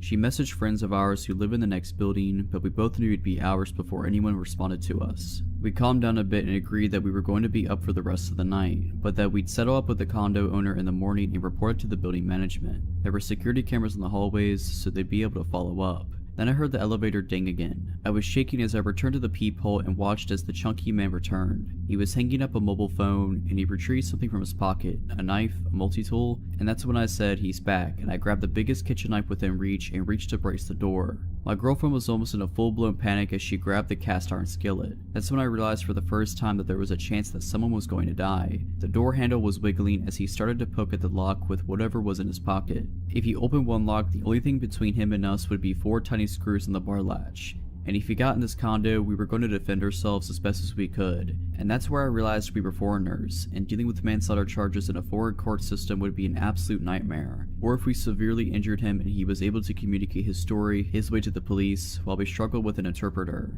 And of course, this is all assuming that we would be the ones to overpower and subdue him. All this is running through my head as I called the equivalent of 911 and shouted English into the phone until someone spoke English. My brain wouldn't quiet down enough for me to be polite. I finally got an operator that spoke English, and I explained someone was trying to break into our condo, that he had left and returned, and gave him the address. He sent a car and asked for an ETA, and he couldn't give me one. He wandered off again, but my spider sense was in full alert mode. It wasn't until half an hour later when several people wearing police uniforms and building management jumpsuits knocked on the door that I calmed down even a little. Still, I wasn't sure what to expect. One of the groups spoke English while the rest stood back. I explained everything in detail and pointed at the camera in our hallway, saying I wanted whoever it was found. One of the cops pointed at the nearby knife and raised an eyebrow, and I just confidently said, yeah, I would have if I needed to. After assurances and apologies and promises of follow-up, we received what we should have collected weeks ago: direct phone numbers to our building security room where cameras are monitored, as well as the local police station and the personal mobile number of our building security director.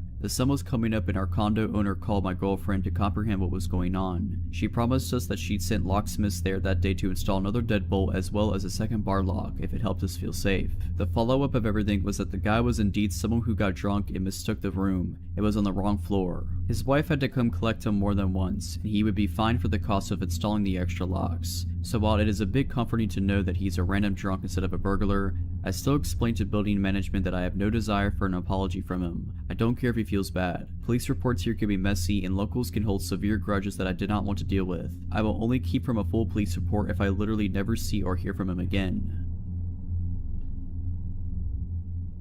So just as some background, I am male and currently 25 and still living within 15 miles of my old house. This happened when I was about 8 or 9, making my sister at the time 5 or 6. We lived in a quiet neighborhood that, once I grew up, I found out was actually a lower income part of town. However, we had some wonderful neighbors, and it was thanks to these neighbors that a lot of potentially negative situations were avoided.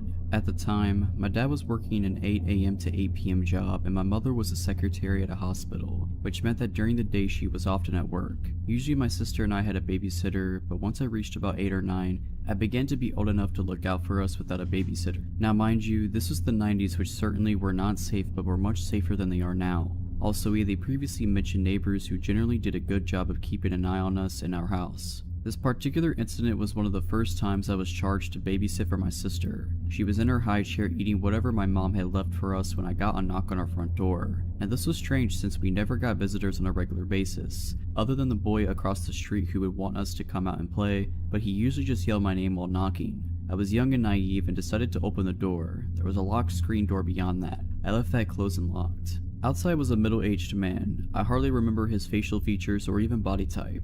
I remember his yellow shirt and dirty jeans. "Can I help you?" I asked innocently, no alarm bells going off yet. "Hey there, are your parents home?" Alright, first alarm bell. My parents teaching me not to trust strangers rushed through my head, but I still didn't quite fully grasp the potential danger here. My mom went to the store. She'll be back any minute. Weird half lie. I could have said she was here but in the shower, or that she was laying down upstairs. I'm glad I didn't tell him that she wouldn't be back for quite a few hours, but looking back it's scary how naive I was. "Well, that's no problem. Hey, so look, my dog went missing and I think it went into your backyard. Do you mind if I can come in and we can go check it out?" Okay, so I might have been dumb, but I wasn't that dumb. There was no way I was letting this stranger into my house, especially with my sister there. She was my first thought. Sure, I didn't want to have any harm follow me, but she was my sister and it was my job to keep her safe. I should have closed the door right then and there, but once again I went with the less safe but still not totally stupid route. Well, the gate should be unlocked. If you want to go check the backyard, you can. And promptly closed the door. Now, of course I was very curious if there was a stray dog in my backyard.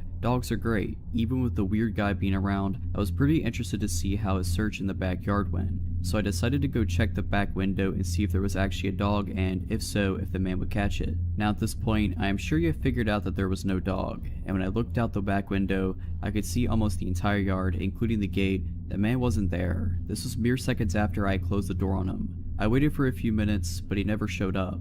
After about 5 minutes, there was another knock on my door. This time I was much more wary and I didn't like this guy showing up. I was pretty tired of the whole ordeal, but I still hadn't fully grasped the situation. I kept the chain lock on the door and cracked it open. "Did you find your dog?" Again, I can't remember his facial features, so I can't really recall his expression, but I remember his tone was a bit desperate as well as annoyed. "No, I looked all over the yard and I couldn't find him. I have a picture in my car if you want to take it just in case you see him." Nope, no more. I still didn't understand abduction, but I certainly was not going to go anywhere outside of the house with a stranger. I told him that he can leave a picture in the mailbox and we will keep an eye out, once again promptly closing the door. What followed is what really creeps me out to this day. Looking back, I was freaked out that I had to come that close to exposing my sister and myself to danger, but this really scared me. Suddenly there was more knocking on my door. Not the screen door separating the door itself. Like I mentioned previously, the screen door was locked and unless that was open, it was impossible to knock on the door itself. It freaked me out and I took my sister to my bedroom and crept back out to the kitchen where I could see out onto the front yard and saw the man quickly getting back into his car while my saint of a next door neighbor Joan stood on our front lawn smoking and watching him intently. It took a long time for me to add it all up and honestly, I had forgotten about it for a long time. When I finally remembered it all, I couldn't even believe my own memories. Either way, Mr. Yellow Shirt Man, yeah, let's not ever meet again. Also, thank you Joan wherever you are. You saved me on multiple occasions and I didn't even know it. When I was in 4th grade, my family was still living in Denver, Colorado in a small condo near my school. My brother, kindergartner at the time, and I only had to cross the street and walk between a couple of apartment buildings to get to the football field attached to our school. It was normally a pretty quick and safe trip to and from. My mother was taking night classes at NAU at the time, and her boyfriend, whom we lived with, would usually watch us in the evenings, although he wasn't off work until about 6:30 p.m. We grew up as latchkey kids, so this wasn't a big deal. One day, my brother and I were walking home together after school like we'd usually do and had just gotten to the street in front of our home when a white car pulled up in front of us. The man driving the car didn't seem like your typical weirdo, maybe in his late 20s and looking pretty clean cut. Looking back, the fact that he was driving such a fancy car, a Benz I believe, and wearing such a crisp outfit didn't really fit with our neighborhood. He asked my brother and I if our parents were home. I immediately got a serious sensation of stranger danger from this dude. I looked at our apartment across the street, then back at him, and in the most I'm not stupid tone I could find, I asked why. "It doesn't matter," he replied dismissively. "Are they home?" He seemed a little more insistent with his question and glanced around. Yep, despite fully knowing they were not home and that my mom's boyfriend wouldn't be able to be there for another 2+ hours, I figured it was better to lie and say yes. "What are they doing?" he asked, really looking us over. I then turned to my brother and ordered him, "Let's go," but he wouldn't follow me. I went to grab his hand and he quickly withdrew with a sharp no and looked back at the guy. The guy then looked at both of us and then back to my brother, and with a facial expression that made my hair stand on end, he said, "Come closer, I have something for you." My brother started walking to the door of the car and the guy was reaching with his hand out, nothing in it, like he was about to grab him. I grabbed my brother's coat immediately and started hauling him towards our apartment as fast as I could. He was screaming for me to let him go, but I was terrified so I just kept dragging him. The guy quickly put his car into gear and literally peeled out of there. My mother's friends started picking us up from school after that and a PSA was issued to the community. I still get a little creeped out when cars slow down near me while I'm outside walking. Potential child abductor, let's not meet again. If you're liking this video, all I ask is that you make sure to subscribe to my channel and like this video. Thank you. It was the middle of summer and my parents had left for the weekend to go to our house in the Cape Cod. It's about a 2-hour drive away, so it's no big deal for them to leave me alone for a few days. My mom had some pulled pork and pasta for me to heat up to eat whenever I had some money if I wanted to order a pizza. Things were all good. The first night I was alone, I stayed up till 3 in the morning playing Xbox, so I woke up really late the next day. I checked my phone when I woke up and saw it was a little past 1. I had made plans to play some street hockey with my friends at 3, so I threw myself out of bed and stumbled into the shower. I take really long showers, so when my parents are gone I go mental. I was in there for about 45 minutes on my phone scrolling through Reddit and Twitter and whatnot, when I heard my front door open. The bathroom is directly up the stairs from the back door, and the thing is pretty loud when it opens and closes. I immediately froze, since obviously I was supposed to be alone. I waited for about 2 minutes, ears trained and trying to hear anything else. Nothing. I figured it was just the wind or maybe my parents were home early, so I turned off the shower, wrapped my towel around myself, and slowly walked down the stairs to check it out. Even though my house is old and each step on the stairs makes a super loud creak, I still took my time and tried to be as quiet as possible. I probably took 45 seconds walking down all 12 of the stairs. So when I get to the second to last stair, right before I could see around the corner to the kitchen, I take a little breath to compose myself. In my mind, I knew I was being stupid. There obviously wasn't anything in the kitchen. There's no way I wouldn't have heard another noise, and there's no reason for them to still be in the kitchen even if they were burglars or something in the house. After sort of mentally chastising myself for being such a wuss, I sort of chuckled to myself for being so stupid and just normally walked the last 2 stairs and turned the corner to the kitchen. Standing about 2 feet away from me in the middle of my kitchen is a man staring straight at me, perfectly still, with a massive smile across his face, just staring at me. The thing I remember most vividly wasn't his face or his smile but his arms. They weren't just at his side. He held them in the strangest, most abnormal position I've ever seen. They were where one would normally hold their arms, but he had rotated them to the point where they were almost completely reversed, as well as lifting them up and a little behind himself. Honestly, I think I almost had a heart attack right there. Looking back, I can realize how creepy this situation was, but in the moment I just took a step towards him and punched him as hard as I could in the jaw, sort of half slapping / pushing him towards the ground. The second I connected, I beelined up the stairs, dropping my towel in the kitchen with my heart beating out of control. I sprinted into my room and locked the door behind me. I quickly put a chair up against the doorknob like you see in TV. Almost without thinking, I immediately called 911 and nearly in tears told the operator what happened. As I sat on the floor of my room in practically the fetal position, staring at the door praying that a cop would be here soon, I noticed the light coming from the gap between my door had stopped. The guy was standing outside of my door. There's no words to describe the feeling I had. I was paralyzed with fear, watching the shadow across the bottom of the door shift in tiny ways. I stayed balled up, staring at the gap, praying the man would go away for what seemed like an hour. All the while, the 911 operator was asking, "Hello, sir? Sir, are you there? Hello?" I didn't want to make a noise, and even if I wanted to move my arms to bring the phone to my mouth, I don't think I could have. Eventually the light returned to the gap and I heard the faintest of footsteps, slowly creaking the wooden floorboards as he walked down the hall. It was silent for minutes as I just sat there curled up, unable to even speak. I heard banging on the front door and the sound of 2 officers entering my house. I finally felt safe, and I opened the door to the 2 of the men standing there as I almost cried. Nowadays, my parents don't even leave me alone home anymore, and I check every lock on the house before going to bed. Even working with sketch artists in a few lineups, the police never found whoever was in my house. I have no idea what he wanted or who he was, but regardless, let's not meet again, ever. I'm 29 now. This story happened 10 years ago. At the time I was jobless, and I found a job as a security guard in an office building. The office building was in a forested area, away from any busy streets, like secluded. The person who had the job before me had a car accident and apparently was paralyzed from the waist down. Nobody was interested in the job since you worked during the night and the office building was so big, it was just really boring. But hey, a job is a job. Once I started, a supervisor worked me in for a week, what to do, etc. This was my first night working by myself. I came to work and took the shift over from my colleague at 9 p.m. and he told me there will still be some people left in the building. Before I went up to the 15th floor, I closed the main entrance in such a way you could only exit when you're inside, so no outsiders could come in.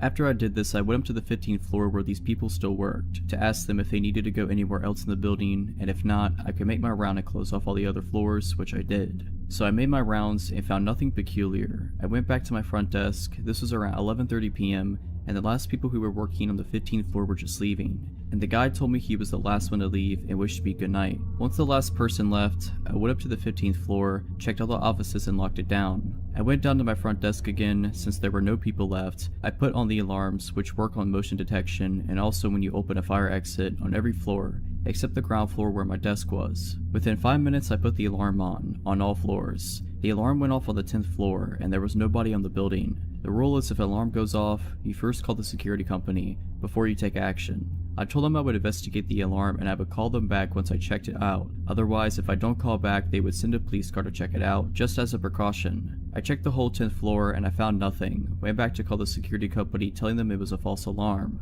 I kid you not, the alarm on the 10th floor went off like 7 times in an hour, and every time I checked the floor, I couldn't find anything out of order, or even that there was someone there. Since this was my first day working alone, and the alarm went off so many times, the security company thought I was screwing things up and wanted to file a complaint to my boss, which would mean I would lose my job I just had for a week. In retrospect, the following was the dumbest thing I could ever do, because the alarm went off again. Since I didn't want to call the security company again and cry wolf, I went up to the 10th floor without informing the security company. The only thing I had on me was a mag light, since security guards in the Netherlands are not allowed to carry guns. I went up to the 10th floor, checked the floor, and as before, found nothing. The only difference now was I pretended to leave, turned off the lights, and stayed on the 10th floor, listening if someone was there. In about 5 minutes, I heard someone or something moving. I was relieved and anxious at the same time. relieved I wasn't wrong and that there was something on the floor, anxious because of what was on the floor. I turned on the lights and tried to sound as manly as possible, saying something in the line of, "I know there's someone here, show yourself." As you can imagine, no response. So stupid I didn't go down to call for help, but stupid me went looking to whatever it was I heard on the 10th floor. I walked to the office I heard the sound from, turned on the lights, and found a little girl who couldn't be older than 13 with long brown hair, in white pajamas squatting and rocking front to back on a desk, looking straight at me. The scary thing was there was no emotion in her face or in her eyes. I collected my nerves and took the girl by the hand. I took her down to the front desk, offered her a Coke, but she didn't respond whatsoever. The only thing I could do was call my supervisor and told him about what I encountered. My supervisor's response was, "Stay there, I'll be right over." The time I hung up on the phone until my supervisor came, I just had this underbelly feeling with this girl, that there was something really wrong with her. Before my supervisor turned up, he called me and told me to call an asylum which was pretty close to the office building I worked at, just to check if someone was missing. Why would there be a 13-year-old girl in an office building with no houses nearby whatsoever? So that's what I did. I called the asylum, asking them if there was someone missing from the asylum, and I got the scariest response you can get. Yes, as a matter of fact, someone is missing. I gave them a description of the girl sitting next to me, and it was in fact the girl who was missing from the asylum. They told me she was really dangerous and that I should watch my back at all costs. They immediately sent people over to take the little girl with them. A week later, my supervisor told me the story of the girl I found, since he talked with the people from the asylum. It turns out the girl killed her mom and dad and little brother whilst they were asleep when she was 11. Even in the asylum, she wounded staff members, either by stabbing them with a pencil or in another case biting a piece of an ear off. To this day, we still have no clue how she ever came in the building. We checked all the cameras and there was no footage of her ever entering the building.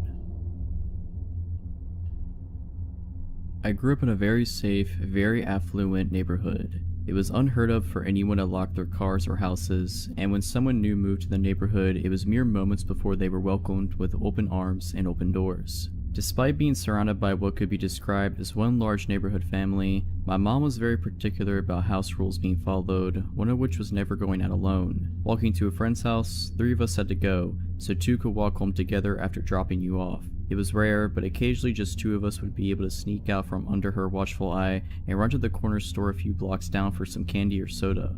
One sweltering day during the summer, I turned 9. I found myself home alone and restless. I decided to take my sister's cool new 10-speed for a spin around the block a few times. Now, even though I was tall for my age, the bike was still a few inches too big for me. I decided that didn't matter, jumped on and started pedaling. My first lap around the neighborhood went off without a hitch. Birds were chirping, sun was shining, and the wind blowing through my curled hair felt wonderful. Second lap around the block, I passed an older, unfamiliar car parked on the side of the road, and the sun reflecting off the huge scrape down the side temporarily shocked my vision into bright blue stripes which I furiously tried to blink away. The third lap, I saw the car pull off the side of the road heading towards me, and a tiny pit of unease began to grow in my stomach as the driver slowed when he passed me. I chalked it up to being scared of being caught out being alone, and continued on my way. I picked up speed as I rounded the corner towards my house, and I decided to go for one more time around the block, but to make it quick so I'd beat my mom home and avoid the trouble I knew I'd be in if she caught me out alone. I hit the bottom of the hill next to our house with some speed and started to climb to the top,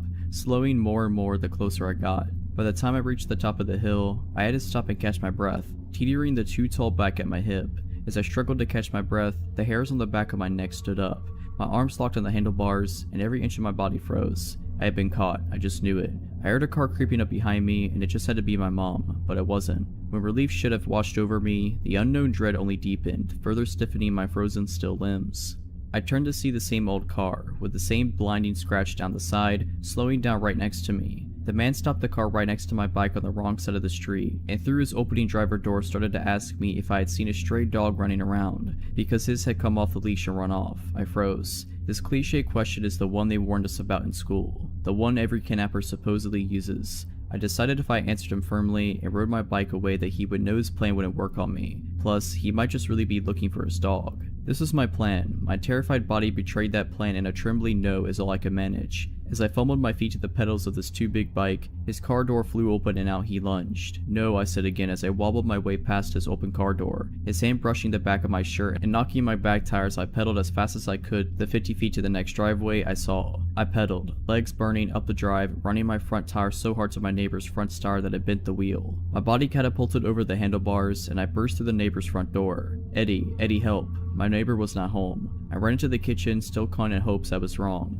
What are you doing? A man's voice behind me, and I froze. I slowly turned around, not knowing what else to do, and there stood my neighbor's son, home from college. I dissolved into tears, gulping out what happened. He tossed the bent bike into the back of his truck and drove me around the corner to the safety of my home. My mom was home and had the look of death in her eyes until she saw my tear-streaked face. The police were called. The neighbors were called. The car had been spotted frankly circling the block the few minutes following our encounter, but he was gone by the time police arrived. To this day, 20 years later, I still have a hard time riding my bike alone. This all happened when I was 19. I'm not the best looking dude, so I've never had much luck with women, and I ended up on Tinder. I wasn't having much luck there either until the third month of using it when a blonde woman named Katie messaged me. She was pretty enough that I just dismissed her as a bot. It wasn't until 3 days later that she messaged me again, which was odd because bots almost never message more than once. I clicked on her chat and replied, then looked at her profile. What I saw was pretty generic, but it definitely wasn't a bot's profile. We had been talking for like a month when she proposed the idea that I come see her. I was pretty reluctant as she lived nearly 8 hours from me by car, but I had to admit I really did like her quite a bit, and I had been thinking about asking her if I could come see her for a while now. After a bit more badgering from her, I finally said that I would take the drive to go see her. At this point, I had no reason to doubt she said who she said she was. We had video chatted every other week and called most days, and I just assumed I got really lucky. Things did get a little weird on the way there though. She kept messaging me, asking me where I was, and making sure I was still coming. At some points, when I took more than 30 minutes to respond, she would send me a slew of annoyed texts. Admittedly, I had chalked this all up to her being nervous about me coming to see her. I was pretty nervous too, so I couldn't blame her. I had a hard time finding the house at first. The directions she gave me were pretty confusing, and it was back through a series of gravel and dirt roads and a large thicket of trees. It was still about midday when I came onto an old-looking house. A window on the second floor was boarded up, but it didn't look abandoned, just worse for wear. Katie's red buggy that she liked to talk about was parked in front of the garage. I took out my phone and texted her that I was here. She only sent a smiley face in return. When I got out of my car to go knock on the door, I noticed someone was looking at me from one of the second floor windows. I found it a little creepy, but figured it was just her father or something. She had told me that he comes to stay with her every now and again, so I ignored it and knocked on her door. She answered with a smile and even gave me a kiss, which surprised me, and I followed her inside. We sat down on her couch and started talking about our plans when I asked her about her dad. "You didn't tell me your dad was here," I said. "Was that going to be a surprise or?" Katie looked confused and told me that her dad wasn't here.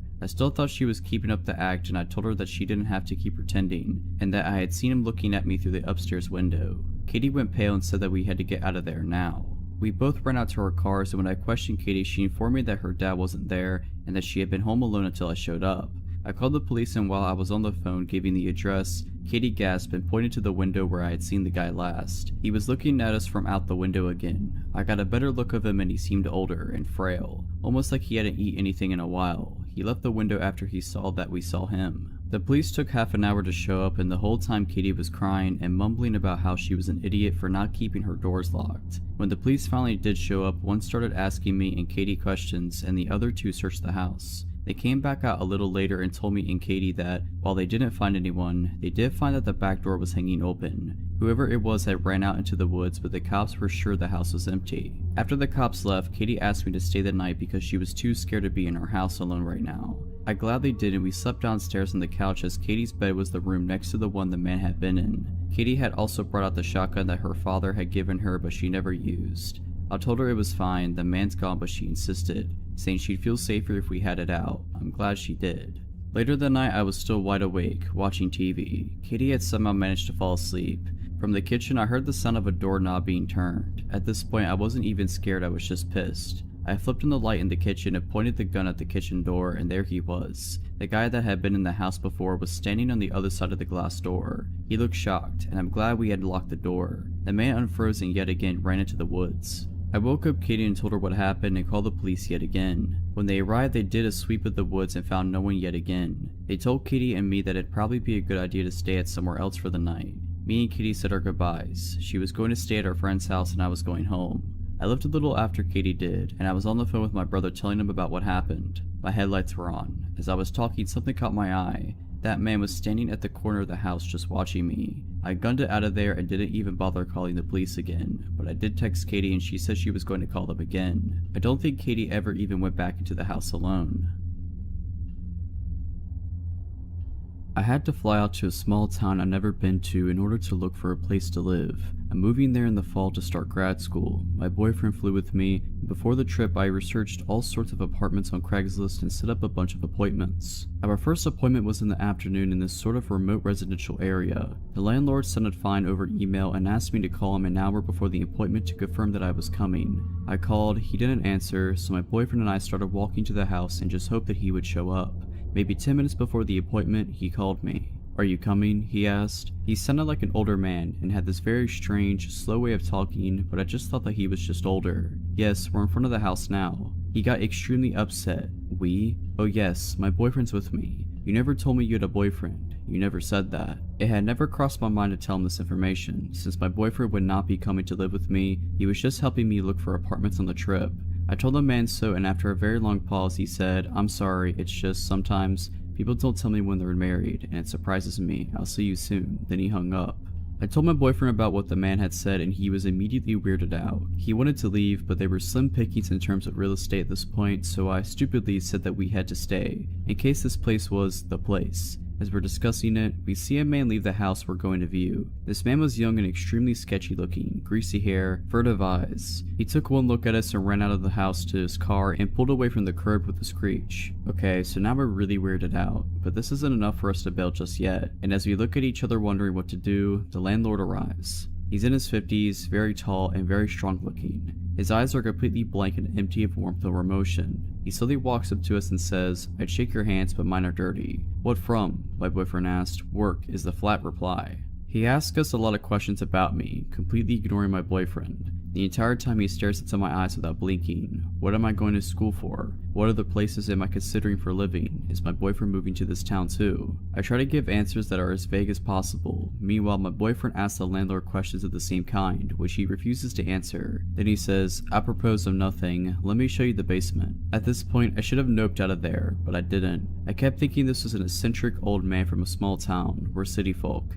and that we were just feeling paranoid. My boyfriend, on the other hand, wanted out of there, but he followed us as the man led us back to the house, away from the street to this sort of detached shed. He opened the door and we saw that there were stairs leading down into the utter darkness. He flipped the switch at the top of the stairs and the light didn't come on. Normally the response for this is, "Oh, the lights are out," or something like that, but he just said, and slowly walked down into the darkness. Then he stood there without moving in the dark and said, "Aren't you coming down?" "There's nothing to see if the light's out," says my boyfriend. The landlord just stands there for a long time, then slowly walks up the stairs and closes the basement door without saying anything. He took us into the house. Weird and increasingly creepy things ensued. The front door, the only exit to the house, locked automatically, and when my boyfriend tried to fiddle with it, the man got really upset and told him to leave it alone. He managed to get it open secretly though. The man kept trying to box us into small rooms and, according to my boyfriend, kept reaching his hands into his pockets, only to take them away when he caught us looking. On Craigslist and in person, the man claimed that there was a grad student already living in the house,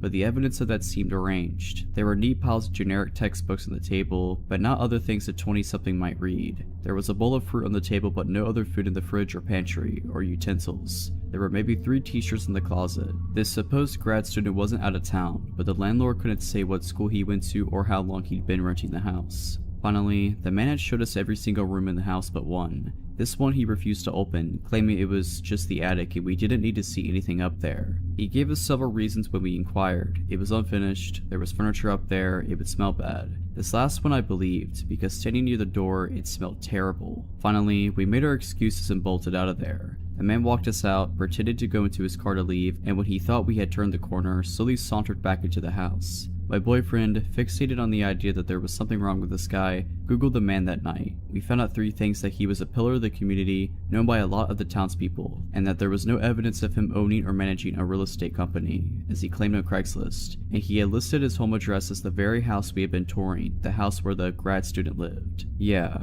we won't be renting this place. This happened sometime in 2011. I had been married for a little over a year and had given birth to a son a couple months prior. I was 23 and had just started working in a hospital while I took classes to finish my degree and hopefully apply for the police academy. I had met one of the security guards named Joe a few times as I frequently assisted in the ER with various tasks. As I got to know him, he had a son a little younger than mine and was a veteran also applying to police academies, and we formed a friendship. We exchanged numbers as he offered to help me train and give me pointers for the physical portion of the police test since I was out of shape after having a baby. One day while talking to him, I mentioned how where I would study when on break was so loud and wish I could find a quiet place to sit. He offered to give me a tour and show me some all the hidden places employees would use. It was a Sunday, so the hospital was quiet and I met up with him. We walked around and he showed me gray areas and offered to show me where the helipad was. We went through areas that were blocked to most staff. As we climbed the stairs and got closer to the roof, I started to get anxious and felt my stomach drop. I couldn't explain it and felt fear as we got closer. I'll admit, I'm afraid of heights and thought maybe that was it, but when we got on the roof, the fear got stronger, but it was directed towards Joe. Something was off, and I had this feeling that at any moment he might try something and push me over the edge of the building. I just had to get out of there. Fortunately, at that moment, the phone I carried rang and my coworker wanted to know where I was and if I'd be back soon to help her with something. I told him I had to get back and followed him back out, making sure he was never behind me. After that day, I avoided Joe at work and would only keep text messages short. I felt bad at first, thinking I was overreacting because he had never done anything to me to make me feel that way. As time went on though, the texts became more frequent and he would try to ask me what I was wearing. I told him it was inappropriate as we were both married. I started seeing him more frequently and felt he was everywhere, just lingering like he was waiting for me. Finally, one of my coworkers, Stan, asked me about it and I confided in him what was going on. I told him how I was scared to report him because he was part of security. I also mentioned how I would see him sometimes when I would leave at night around midnight and was scared that one night he'd be waiting by my car even though he didn't know what kind I drive. After that, Stan walked to my car every night I worked since we had the same shifts together. After he noticed I was never alone, he stopped bothering me. A few months later, I found out that he was fired for harassing another girl, who had the courage I didn't have to report him. I feel bad that I didn't speak up at the time and someone else had to experience it. So Joe, I hope we never meet again and I hope you never got into police academy. I grew up in a small town in the Midwest where you left your doors unlocked and came home when the street lights turned on at dusk. After moving away for college, I decided to move back to my quiet, sleepy hometown in one of the 2 apartment buildings. I'm living there for roughly 3 months when one night I go to sleep early on a Friday night. Now, I'm a reasonably hard sleeper, so when I wake in the middle of the night to noises, I'm immediately alarmed. I'm going to describe my apartment layout for a better understanding. As you walk in the front door, the kitchen is to the left and the living room is to the right. There's a hallway straight ahead with one bedroom at the end. A bathroom is to the left in the hall and my bedroom to the right. I get up from my bed, walk around the end of my bed, and peek my head out of the bedroom door. I look to the left to see my front door open to the outside hallway. There's a loud voice coming from my enlightened kitchen. From my vantage point, I'm unable to see into my kitchen. I froze. I come to my senses after realizing that I've stopped unconsciously breathing. I take a shallow breath to steady my mind and gather my bravery. There's no thought process about what to do at this point. I let my body and my instincts take over. I turn around and head back to the far side of my bed. I grab my phone from the nightstand and quietly remove it from the charger. Luckily, my bed frame is high enough for me to squeeze under without much difficulty. I immediately realize that there is no escape from my hiding spot if things turn south. I'll have to rely on luck to get me through this. I dial 911 and a woman answers and asks about my emergency. I briefly explain in a whisper that an unknown man is in my apartment and that I am currently safe. I lay there, listening to the chaos of my home, reassured by the presence of my cat, Marcy, laying under the bed with me. It seems to me that he's in a phone call based on the one-sided rambling. I tell the operator this fact and explain my fear that he's going to bring other people into my home. He was making enough sound to allow me to give a play-by-play on the call. He starts screaming about killing someone. I'm unsure at this point whether he's talking to the person on the phone or if he knows I'm there. The voice is unfamiliar, but this does little to ease my terror. He then starts ringing the doorbell in the outside hallway and yelling for me to come out. My blood runs cold as I realize that he might come try to find me. Marcy is alarmed by the doorbell that hasn't ceased ringing and she creeps out from under the bed. I panic. What if he hurts her? I start whispering as loudly as possible to get her attention without letting him know my location. She senses my unease and crawls back under the bed with me. At this point, it's felt like an eternity, and I ask the operator how long until the police arrive. She is unsure but assures me that they are on their way. My town is roughly a 30-minute drive to the nearest city police, but I assumed there's a highway patrol that would be coming soon. Little did I know that safety was in a rush to get to me. I hear him walking around my apartment and enters my extra bedroom, which is a storage room with a bed. He hasn't stopped yelling. I'm still unaware whether he's on the phone or not. I hear him mention that it must be a kid's room. I shush the operator because he's ceased his screaming for the moment. I hear more noises like he's going through boxes and throwing things. Then my fear is realized, as I hear him quietly enter my room. I see his feet walk closest to my vantage point. He starts going through my clothes and emptying my hamper onto the floor. He turns around and walks to my bed and sits down. I stopped breathing. I think he lays down at this point since the pressure of the bed lessens on top of me. He's deadly silent and I'm still holding my breath. They're shuffling and moving around and he gets up and walks out of my room. I take a shallow breath and steady my conviction. He starts making noise again like he's throwing and punching things. I inform the operator that he was just in my room and the police need to hurry. I don't know how long I can keep Marcy under the bed and concerned about what could happen if he finds me. He walks back into the kid's room quietly. I shush the operator again because she is continually asking for a play-by-play. I hear him breathing from the other room. After the quietest few minutes of my life, he yells, "Who's there?" I freeze again listening for movement, nothing. I'm starting to get lightheaded from my shallow breathing. The silence is deafening, and I fear he's trying to detect me. After a lifetime, I hear footsteps entering my apartment. I hear a man's voice say, "Hey bud, you're in the wrong house." I've never felt more relief in my life before this night or since. I hear my door close, and I crawl from under the bed and break down. The adrenaline and anxiety take over as soon as the feeling of safety washes over me. A female officer comes around to my side of the bed and puts her hands on my shoulders. I'm trying to keep it together and failing miserably. She let me put my clothes on, and I could hear 3 male voices coming from my apartment. The woman left and came back with a handful of clothes asking if any weren't mine. They all were, and I answered in kind. She shut the door behind her as she left again. I turned and looked out my window and see no lights from the cop car on the street. I look at my phone and realize the call to 911 took 19 minutes. I can't explain the feelings I had at this time since many hit me all at once. The door opened and the officer motioned to have me exit. Taking a first look at my home was almost as anxious as the event itself. My apartment was a complete mess. Clothes were everywhere mixed with garbage and other belongings from my shelves and counters. This man had removed items that he intended on taking and placed them in the outside hallway. They tell me that they found him on the floor in the second room completely naked, holding a bottle of lotion. In his vicinity, there was a winter hat with an unknown substance inside. They tell me to look and see if any of the clothes in the apartment do not belong to me. I tell them no. This man entered my home completely naked and destroyed my home. I noticed that the lid of my garage can was filled with cat poop. It seems that it had been separated from the rest of the bag. The rest of the garbage was littered across the outside hallway. They asked me if I would like to stay here or go elsewhere. Thankfully, my parents lived on the street, and I had an officer drive me there. I explained to my parents what had just happened, and in the next few days, I have to explain the situation to what felt like half the town. The ridiculousness of the story catches people's attention and becomes a slight joke. Now I should feel better knowing that he is in custody, but the events after the break-in do little to comfort me. An officer shows up with a subpoena to appear in court to testify, but I receive a call for a postponement. I just want this to be behind me. After a month, I call the phone number on the paper I received and ask when they are rescheduling for since I hadn't heard anything. The woman informs me that they mailed another and I had not shown up. I asked where was it since I have not received a summons. She tells me that they sent it to my address, but the wrong town. It has been 2 years since this happened and I've since moved 3 times. I don't know if I'll ever be content and happy anywhere, but I'm hoping that is not the case. He was released 6 months after his conviction for some reason or another on parole. He immediately disappeared and fled from his parole officer. So naked man, I hope to never meet you again. So about 6 years ago, I was 21 and I was home from college for the summer and living with my parents. This is deep Texas suburbs, so the houses are all cookie cutter houses built around the same time by the same developer. Every few blocks there's a pool or a park of some sort. Well, every year the community people, I honestly don't know how this gets organized or by whom, have a Rock the Park event at one of the pools/parks within walking distance of my house. Some old guys bring their garage band and cover songs by Aerosmith and the Eagles, etc. The pool stays open late, there's a playground, and you can hear the music from every corner of the park. It wasn't too loud though, unless you were nice and close. Well, my parents went on a dinner date that night, so I decided, with my 21-year-old brain, to pour some vodka into my Coca-Cola bottle and walk up to the park for some tunes and have a good time. It's only about a block away from me, so I get there pretty quick and down a good amount of vodka along the way.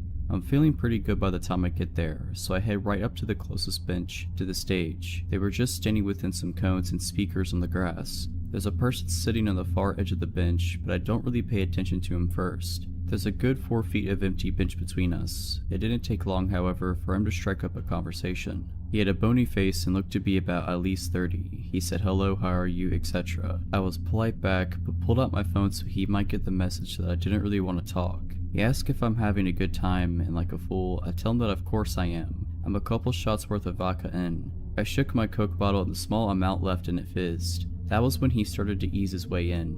I stayed on the far edge of the bench, but as he kept talking to me, he kept moving closer. He asked if I lived around here and I said yeah, don't worry, I walked. I honestly thought he was asking because I was not sober enough to drive. He told me he lived in some vague direction and then asked if he could have my number. I started getting uncomfortable because for the first time in my life, I was alone somewhere and in a compromised state. I told him I didn't know him that well and he said something like, okay, well, get to know me. I told him I needed to walk around because the music was too loud and I had to make a phone call. I ventured to the other side of this large playground equipment with lots of climbable walls and tubes. I make sure he can't see me, but I know he watched me where I went. I texted a bunch of my friends from college telling them what was going on and asking for advice. They told me to leave, but I knew he could see me and I didn't want him to follow. I started hitting up my friends from high school, hoping some might be home for the summer already, and luckily one of my friends was. I told her what was happening and asked if she could save me. She said she could, but that she couldn't make it for another 20 to 30 minutes, which was still well before the event ended. I went over to a different part of the playground where the swings were and took a seat where I could see the stage, hoping maybe he'd forget about me and leave me alone. Sure enough, the moment I sit, he's approaching the swings. He takes the one next to me and starts trying to be like, what did you want to know about me? What do you need to know? I was like, actually, I'm getting really tired. I am probably going to go home soon. I just want to enjoy the music a bit longer without talking. That was when he became adamant about walking me home. It was a suggestion at first, but the more I told him no and that I'd be fine, the more aggressive he got about it. My parents wouldn't be home for another few hours, so if I did go home and followed, he'd know where I live and have me alone. He asked which direction I lived in and I pointed in the opposite direction of my parents' house. He got up and took a few steps in that direction, then turned back to me like he expected me to follow. I told him that I wasn't ready to go home, but it became very clear that if I was walking home that night, he was coming whether I wanted him to or not. He stayed near me for the next 10 minutes or so until my friend arrived. I saw her car pull up and immediately got to my feet like, hey, that's my friend, and I sped off towards her car. She parked and got out and started heading back towards the park. I was like, no, hey, we gotta go now, but it was too late. He followed me and touched my shoulder. He said, hey wait, you promised to give me your number. I hadn't, but I felt rather trapped and figured that if I gave him a fake number, he'd be satisfied enough to let me leave. Sure enough, immediately after I spouted off, he calls it and starts looking at my phone, expecting it to ring. That's when my friend goes, hey, didn't your phone die? And I was like, oh yeah, I forgot, I'll get you later man, text me. And I waved to him and we both walked back to her car. He didn't follow, but he watched us drive away. I told her to go to the opposite direction of my house and to take the long way around. So weird guy from the party that wanted to walk me home, let's not meet again. I am a 21-year-old senior in college, living with 3 other girls in an old one-story house. We are located about a 15-minute walk from main campus and the majority of our neighbors are college students. That being said, this town is notorious for being a little, well, sketchy. Millie is home to one of the first insane asylums built in America. After the majority of it being closed down / abandoned for years, the final building was shut down about a month ago and the remaining patients were released. Now, I doubt this is directly correlated with my creepy experience, but I am not the only one who has interesting encounters with strangers since the release in this town. 2 nights ago, after getting off work around 11:30, I came home to my roommates getting ready to go for a night out. I realize now how stupid it was, but we often had an open door policy, free for anyone to come over and visit as they please. We would lock the door at night, but the one time we forgot to really came to bite us. Around midnight, I was hopping in the shower as my roommates were heading out the door. We said our goodbyes and I told them I would be meeting up with them later. I had just stepped out of the shower when I heard what sounded like the front door slamming shut. I automatically assumed one of the girls had forgotten something, so I called out their names, no response. I then hear footsteps in the hallway. I call out again, no response. Fear and dread came over me, and I immediately grabbed my clothes and ran into my bedroom. I threw my clothes on, leaned my ear to the door, and waited in silence to hear if someone was in the house. I hear nothing. I decided that it must have been one of the roommates grabbing something and leaving again, so I head into the living room to get my phone. 6 missed calls and it's still ringing. My roommate, Carrie, was on the other end. I answered and immediately could hear the panic in her voice. Lay, are you in the house? Me? Yes. Why? Carrie? You need to get out. Sam drove by and he said he saw a man walking through the front door. He called the police, but you need to leave. Nothing was going through my head besides pure adrenaline and fear. I wasn't sure of the man's intentions, but I sure wasn't going to wait and find out. While remaining on the phone with my roommate, I bolted out the front door and hid behind my car. I watched the house from afar, waiting anxiously to see any movement. As my friends approached in a truck, I sprinted out from behind my car and jumped in the back of their truck bed. Just as I did that, a dark figure scurried off into the woods running in the opposite direction. I can only assume he had been inching closer to as I was waiting for them to arrive. I screamed and we floored it out of there. I refused to go back into the house until the police arrived and it had been triple checked. There were no signs of anything being touched or stolen, which makes me wonder what the man's intentions were. You can guarantee that I've locked my door every night since, and to the stranger who walked into my house while I was in the shower, let's not meet again. Back when I was 18 years old, I started working at a gas station. This was my first job. Near the end of my first shift, I was cleaning the hot dog rollers and a man walked in. He was rough looking, not in a bad way, but like he had been working outside all day. As soon as I set eyes on him, I got the gut feeling that I needed to stay away from him. Since I wasn't the one at the register, there was no reason for him to talk to me. However, the moment he saw me, he walked over and asked if I was new. I said yes, and he told me I was doing a good job and went on his way to check out. I noticed that he had a Jamaican accent, which was weird to hear since I lived in Michigan. Honestly, at that point, I thought that my gut was wrong about him. I was right the first time. During my next shift, he once again came in, and again I was cleaning. He came over to me and I still got the bad feeling in my gut. He asked me how my day was and I told him that it was okay. He then looked at my hand. I was wearing my high school class ring and I put it on my left hand ring finger because I didn't want to scruff it up while cleaning with my right hand. He asked if I was married. I said no and I told him it was my class ring. He then asked if I was dating and I lied and said yes. He started asking me questions about my boyfriend, like how old he was, did I want to marry him, and if we were in a physical relationship. I told him I wasn't comfortable with answering that and he got mad but dropped the conversation. He would continue to ask me questions about my love life every time he would come in. After about a month and a half of this, I noticed that he would come in every day that I was working. This was weird because the days and hours that I worked changed from week to week. I asked my coworkers if he came in when I wasn't here and all of them said no. I also asked if any of them had told him what shifts I had been working, but again they said no. This honestly freaked me out and I'd start to feel nervous when I would see his car pull in. One day he tried to give me his phone number and I politely told him that I wasn't interested in it. He got mad and was telling me that I needed to take it. My coworker at this point told him that he needed to leave.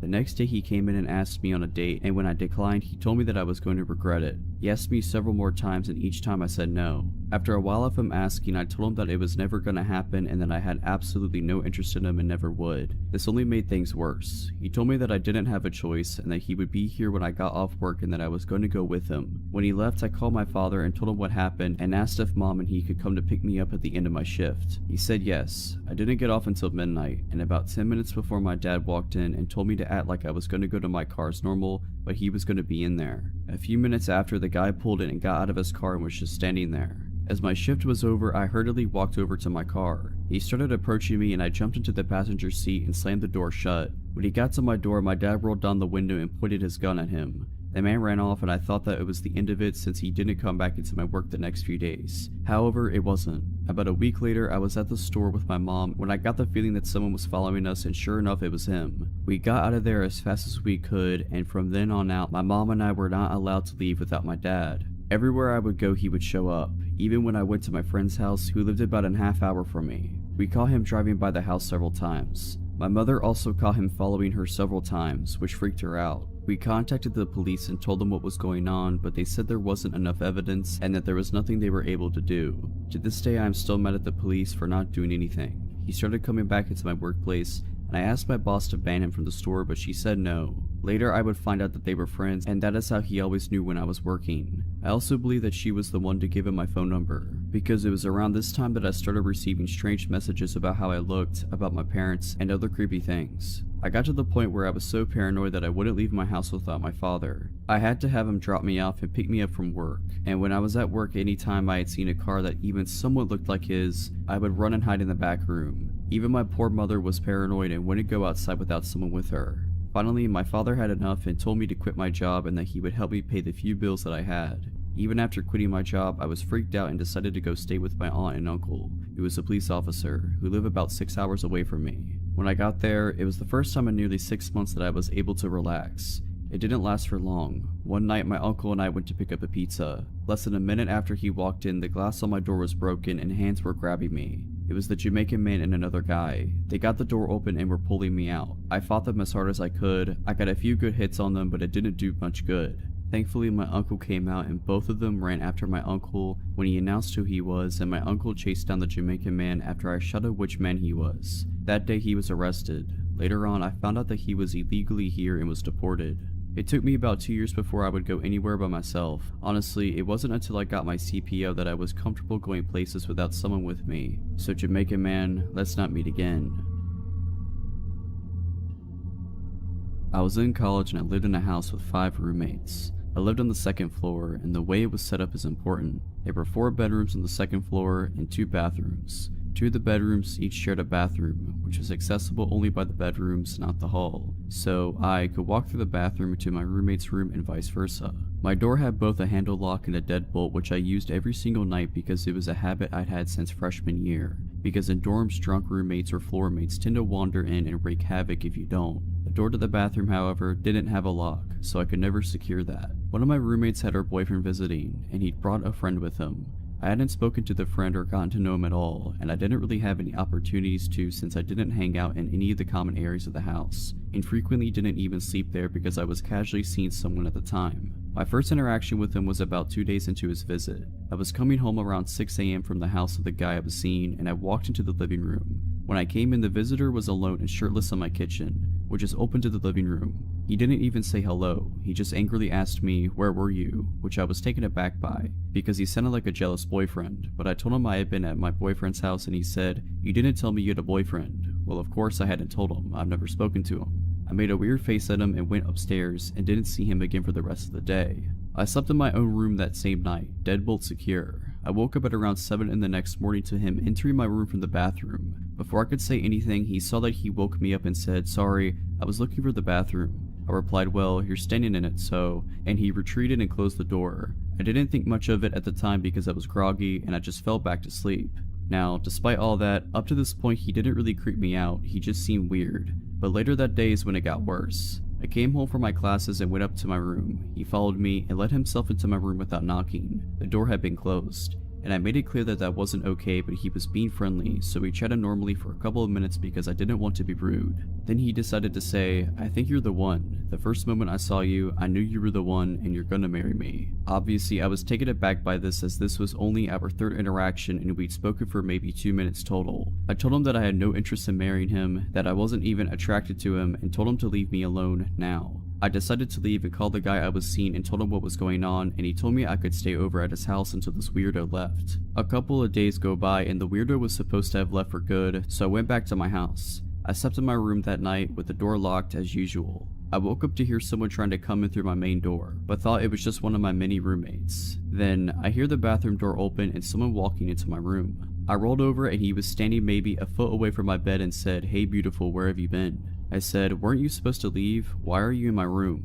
He said, "I wanted to wait for you to come home. I couldn't leave without saying goodbye." And then he tried to climb into my bed with me and kept touching me while saying, "Scoot over, I want to say goodbye properly." To which I started yelling, "Get out of my room. I didn't invite you in. Leave now." I smacked his hands away from me and he got upset but left without much of a fight. I immediately left my house and went to my boyfriend's. The guy did finally leave later that morning.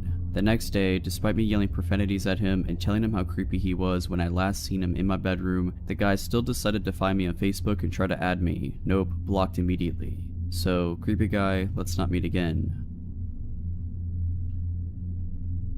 This is back in November of 2018 and takes place in North Carolina.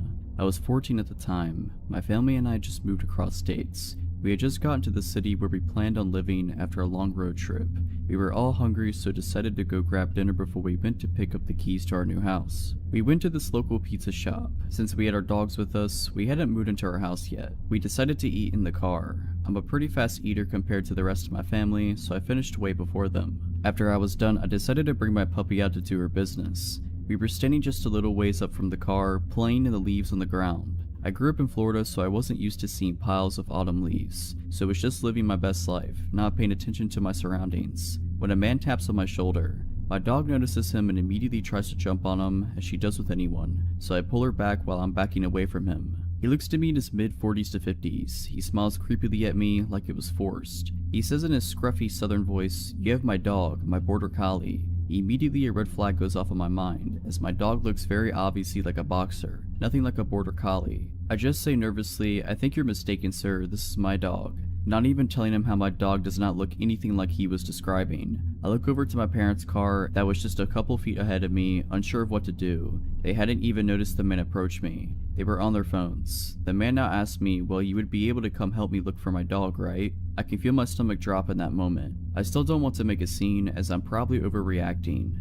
He then says something along the lines of, I have some money in my truck for you if I went with him. My hands are sweating at this point. He points over to a very sketchy, run-down looking truck. I tell him I'm busy and I have to go, but best of luck to finding his dog. Still trying to keep him on my good side. Looking back on it now, I don't know why I didn't tell him my parents were right there. If I would have, I think he would have backed off. He then decides to grab my dog's leash and says he has dog treats at his truck and starts to walk away with my dog. I pull the leash away from him and say sternly, I have to go now. As I start walking away, he then grabs my wrist and rips the leash out of my hands, throwing it to the ground. He starts pulling me with him, mumbling something like, just come see what I have for you. My dog, the sweet girl she is, follows after us and starts barking, while he starts to drag me with him. I am pretty small, 5'4", and have no upper body strength, so I just start screaming to let go of me. My parents are alarmed, hearing me scream and our dog chasing after me barking, see this man pulling their daughter against their will. They immediately start sprinting after me. I start screaming, Mom, Dad. I think he got alarmed when he heard me yell out Mom, as she starts running towards us. The sudden realization that my parents were right there in their car the whole time. He makes a run for it and we didn't run after him. My parents were just glad they had me. This is definitely not a good way to start off our new life in North Carolina, not even have lived there a day yet. I do not wish this to ever happen to anyone, as it was terrifying. But my advice is for you, don't be afraid to use your words, even if they offend the person. I like to begin by describing myself, because I believe it's relevant to the story. I'm 25, male, and a bit above average height. I have been doing sports 5 to 6 times a week since I've graduated high school: gym, running, CrossFit, squash, swimming, and any team sport my friends decide to play at any given time. My favorite hobbies are mountaineering, hiking, and bouldering. I've just recently purchased a new pair of high-altitude mountaineering boots because it's near the end of the summer season and they were on sale. The plan is to wear them in the Alps next summer on a few ascents. I live in a European capital, one that's surrounded by wonderful nature with many trails and opportunities for hiking. I decided to break in my boots last Saturday, more specifically because it would have been my granddad's birthday, and he also loved hiking before he died. These boots are overkill for these woods, but I needed to try them. I selected a nice route that's around 25 kilometers and set off at about 9 in the morning. It rained just the day before, so I expected a fair amount of mud and not so many people, as they were easy scared off by the weather. Since the summer was extremely hot, it was a nice change of temperature, especially between trees and such, where it's a few degrees cooler than in the city. In the not so distant past, my dog would have definitely joined me on this hike, but she's turning 14 this year and she doesn't enjoy long distance walks anymore. My girlfriend had to do something for work on short notice, so I knew from the moment I woke up I would be doing the hike alone. The first half of the hike was perfect. The altitude difference along the trail is minimal, I barely broke a sweat, and I misjudged how many people would be out due to the storm the day before. I met at most 6 to 7 people during the first 2 to 3 hours, and most of them were cross-country runners. It's worth mentioning that I wasn't walking quickly. I stopped on many occasions to take pictures or study some animal tracks. There are deer and wild boars in these woods, nothing more menacing, not animals anyway, but I won't get ahead of myself. Between 12 and 1, the path ran into an actual road, one where cars can go. This road is asphalt, but deep in the forest and can only be used to reach certain landmarks that are also in the forest, so cars seldom go here. My trail required me to take this road for a few hundred meters. As I was walking along the road, I heard a car approach from behind me. It went past me, not too quickly or too slowly. It was an older, green SUV with a fresh registration. You could tell by the license plate. Probably an import. Anyway, I thought nothing of it at the time. Then I heard it come back. It drove me past for the second time, now very slowly, and I could clearly see 2 men sitting in the front seats, wearing baseball caps and sunglasses. Both had stubble beard game going on as well. I assumed they were gamekeepers, even though their cars have a crest on the hood and on both front doors. As I hike a fair amount, I know these things, I see them around quite a bit. They would also not be driving a car like this. They have Jeeps which are more suitable for the forest. Still, I felt no discomfort, and again, I thought nothing of it. Then, my trail left the asphalt road and began snaking in the woods again. I walked ahead serenely, gazing at trees and whatnot. Then, I suddenly had the strange sensation that something or someone was behind me. An engine sound was becoming more and more clear as well. At this point, the trail was quite narrow, but if, for whatever reason, you want to drive a car in it, you could, just about. Now when I turned around, the aforementioned SUV was basically in my face. It was an arm's length away from me, and it stopped just as I had. I looked at the driver, who was staring back, as I can only assume as he was wearing sunglasses. I calmly asked him, "What's wrong? Shall I let you go?" in a polite tone as his window was rolled down. He didn't speak. He slowly started reversing and he soon disappeared behind a curve. Now I was quite uncomfortable. I also noticed that he was alone in the car, unlike earlier. I listened intently, standing still since I wasn't sure what was going on. At this point, I was not scared, but there was a faint feeling of unease in the air and bad thoughts began gathering in the back of my mind. I heard the car and the engine stop just behind the curve. I heard a door open and shut, but nothing from that point on. I turned around and began walking towards my destination at a much faster pace than before. Now I was a bit scared. I didn't understand why he didn't answer and why he just reversed and left without a word. I wasn't sure what to make of it, and I had no desire to ask him again, or to see him again for that matter. I had just walked enough for these unpleasant thoughts to slowly be erased from my mind. As I had been drinking a lot of water as I usually do, I decided to use the bathroom. I saw a perfect spot, a very narrow path off my trail that led quite clearly to a little hunting tower. I walked over to the tower, put my bag down by the ladder that led up to it and began peeing. I was also interested in checking Google Maps to see where I was, but since there was no signal, I decided to check my map. I also had a sip of water. I had been camping there for a good few minutes before I headed back at the trail from where I deviated to pee. Right before I arrived back to the main trail, I thought to myself how extremely quiet it was. No wind, no noise of any kind, absolutely nothing. This made me realize, just a moment later, how alone I was. Except for the man who was standing maybe 50 meters away from me on the trail, in the direction where I was headed. I only saw this as soon as I stepped back on the trail, since the small one to the tower was well hidden by trees and you couldn't see the main trail, as it was running perpendicularly to the small one. I looked at him and I was instantly chilled to the very bone. He was dressed in tactical clothing, with a baseball hat on his head. The only reason he was standing still, I believe, was a moment of surprise that I had appeared from a place where he didn't expect me to appear from. At this point, I was fully and utterly alarmed. He was holding a rifle that had a scope on it. Had this happened without the incident with the SUV, I would have probably walked along the trail thinking he's a hunter. However, in light of the strange encounter with the SUV, from which the second man was missing, something in me snapped instantly. In hindsight, it's also illegal to hunt in these woods this time of year. I figured in the matter of 2 seconds that I was going to sprint through the woods until exhaustion, towards and past the tower, as it seemed natural to do at the time. If there was no malicious intent on this man's behalf, or the others, he'll just think I'm an idiot and forget about me in 2 minutes. If I'm right, it's the best call I will ever have made. He began running towards me. Adrenaline blossoming within me, I began sprinting away. I sprinted past the tower and deep into the bushes, not sparing my legs as I was wearing shorts and a thermal jumper. I crashed through branches, small trees, and slipped on several occasions. I really did sprint until I was exhausted. It must have been several kilometers. I even crossed some smaller trails but didn't even bother to look either way. My pulse was a billion the whole time. I began checking my phone for a signal, but nothing. I was already really angry at myself for not memorizing the license plate. After a while I began power walking, but still off trail straight ahead in a direction that I knew would sooner or later lead me out of the woods. When my phone got a signal, I told the story to several people frantically, but no one took me too seriously. They said I was overreacting and whatnot. You must have misunderstood the situation. Finally, I reached a trail that led directly to a cute little town that borders this rather large forest. It felt like an eternity, but I walked the last kilometer to the main square, took off my jumper and put it in my bag. At least I looked a little different from far away. I waited for a bus that took me back to the station near my car, rather anxiously. After the bus ride, during which I studied each car on the road, I walked back to my car, got in and drove home. My dog welcomed me like I was coming back from a 2-year deployment. Dogs are just amazing. She must have felt that something shook me up. The boots destroyed my feet, but they aren't meant to be sprinted in for long periods of time. I called the forest gamekeeper's office. I inquired about whether they have such cars in service as the one I come across. They do not. Their gamekeepers also don't typically work in pairs, like 99.9% of the time they are alone. I told them my story and they took me a lot more seriously than my friends, but they assured me that the police wouldn't. No one could have been legally hunting in the area during summer either. I've been reading local news but nothing extraordinary has been reported yet. I really hope nothing will be reported either. Gentlemen in the empty forest at lunchtime, let's not meet again.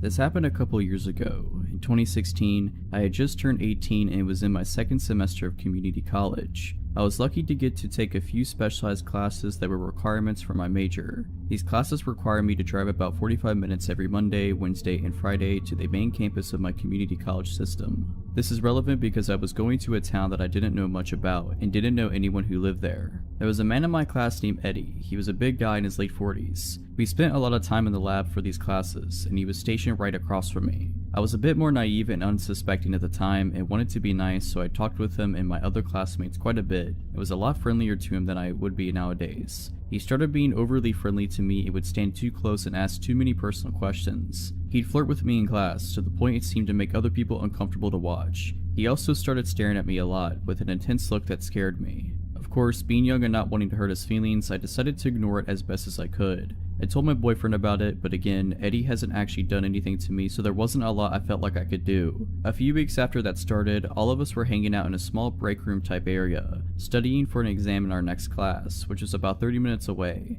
I was sitting at one table chatting with some middle-aged women in my class, and Eddie was at the next table over messing with his phone. I noticed that I was going to get something from the vending machine and stood up. As I did, he tried and failed to discreetly turn his phone toward me and snapped pictures of me as I walked in the machine, got my drink, and bent over to pick it up. I realized what was going on as I was walking back to my seat, with him still taking photos, and I shot him a look. He put his phone away and just sat there staring at me. I was trying to look pissed, but honestly I was just really freaked out. I excused myself from the table and called my boyfriend near tears, telling him what happened. He was angry and said that I needed to tell someone, but I said no, I didn't want to make a scene. He tried to comfort me as much as he could, but I had to go to class soon afterwards. Our last class finished at about 9 p.m. and since it was January, it was completely dark out when we all walked to our cars. I was actually texting one of my guy friends about what had happened when Eddie walked up to my car, stopped for a second, and looked at me through my windshield, then slowly kept walking, watching me through my driver's side window the whole time. He was parked nowhere near me and the wind chill was below zero, so he had to have made a point to walk by my car like that.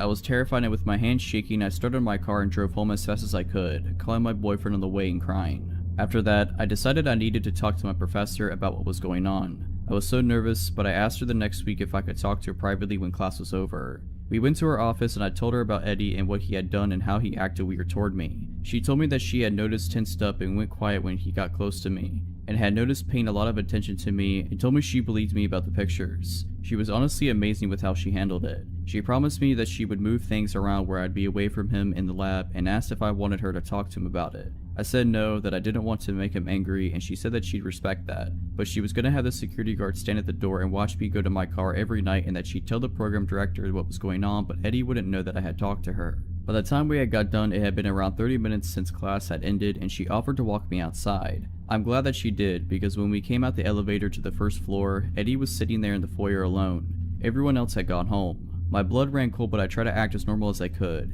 He seemed as surprised to see her professor there as she was to see him. She asked why he was still here, and he said he noticed my car was still parked out front and wanted to make sure I didn't have to walk out by myself. I'm pretty sure I was as pale as a ghost, but my professor gave him a look that I couldn't read and said not to worry. She's walking me to my car from now on, and the security guard will be there every night. He said that was good and quickly said goodnight and left. It still chills me to think about what could have happened if my professor didn't walk me down to my car that night. I have no idea what he was capable of doing. After this, she rearranged our seating, made sure we were never grouped together, and I started making sure I walked out to my car at the same time as a few other women in my class. The security guard was usually in the foyer, and we only had a couple months left of class, so there weren't really any other incidents, but I still caught him staring at me sometimes and he looked like pure rage. It's been a few years, and I don't go to that school anymore, and I'm moving to a completely different city soon. But Eddie, let's not meet again.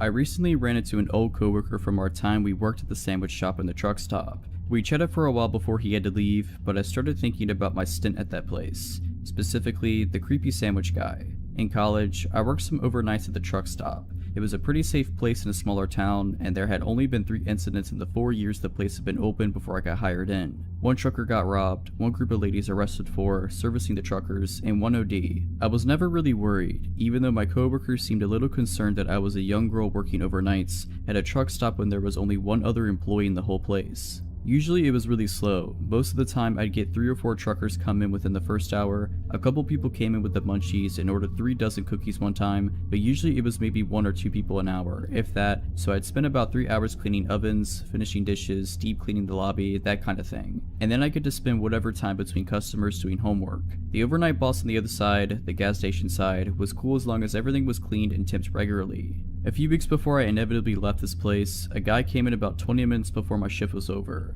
so it's about 5 AM by this point. My coworker had arrived early so he could fill out some paperwork he had to get done, so he was sitting in the back office already. I started making this customer sandwich, making chit chat like usual. Nothing seemed out of the ordinary. He told me he was driving from New York to Wisconsin, asked me a little bit about how my night had been. Nothing crazy. I wrapped up his sub, rang it up, and threw in a small discount for him since he seemed nice and I was just happy I was getting ready to go home for a few hours of sleep before I headed to campus. When I went to take his change, things went wrong. He dropped the coins in my hand, but suddenly he had his grip tight around my wrist. The next thing I knew, I'm on the other side of the counter on the floor. He had yanked me across the counter and still had a tight grip around my wrist. Thank God my coworker was there. The manager on the other side had slipped into the bathroom, so to this guy's knowledge I was the only one there at the moment. But my coworker, while filling out his papers, was looking at the cameras and had seen everything. He was out of the back just seconds after I hit the ground, and before I really knew what was going on, he had chased the guy outside. He didn't pursue him far, afraid that someone else was nearby who would come after me. So he ran back inside, locked the door to our side of the store, and shouted to the manager to call the police. The cops came, they searched the area and watched the security videos, but nothing ever came from it. The guy disappeared and I never really heard anything about him. I put in my 2 weeks notice the following day after my nerves had calmed down. I was switched around so I worked during the day around my classes for my last few days, and they made it a policy that 2 people were to be working both sides of the truck stop on overnights from that point on. I still live about an hour and a half away from there, and honestly I haven't went back since my last day just because that memory is still in my mind almost 8 years later. So creepy sub guy, let's not meet again. This took place about 8 years ago. I had been single for a very long time. My kids kept telling me to get back into the swing of things, but I just kept making excuses. My nephew told me about this dating site. He said that there was no harm in talking to people, so I did it. I put everything out there so there were no surprises when or if they met me. I thought that if they still contacted me after reading all I had described myself and we matched, then maybe I would have coffee with them. I met with one gentleman who was way too regimental for my crazy life and kindly declined any more involvement with him. Another guy seemed too pushy and acted like I should be honored to be in his presence, but then there came, we will call him Richard. Now please keep in mind I had very low self-esteem at the time. That being said, Richard seemed great. We carried on conversations for hours. He lived an hour and a half away, so all we could really do was talk to each other. We talked about our kids, dreams, goals. My daughter even friended one of his sons on Facebook. I was a secretary for some self-help meetings in my town, and he was going to school to be a counselor. Perfect, right? We talked for at least 4 months, but after a while, I noticed that he kept having small problems come up. Arguments with his mom with whom he was living, no money for gas, his truck broke down, his oldest boy was mad at him, just little things, you know? Not anything that would set me off, but it was his poor me to heck with it attitude. I tried to let that go and really be a positive influence in his life. His mother and boys loved me and told me that they had never seen him so happy. Time went on and we were still talking every day. I had an opportunity to come see him, and of course, my daughter went with me so she could meet his son in person as well. I took him and his son out to eat at the only little coffee shop in that town. He knew I was on a fixed income, but I paid anyway because he was going to school and didn't have an income as of yet. We had a good time. We met at his son's house in a hilltop town. We were having such a good time that we didn't notice that the snow was coming down hard and the roads were icing up, so my daughter and I stayed the night in one of the rooms. It seemed like the closer we got to his family, the more distant they became to him. It was odd. The next day the roads were clear, so we said our goodbyes and went home, but before we left, I received one extra hug from his son's mother-in-law. She whispered in my ear, "Don't fall for him."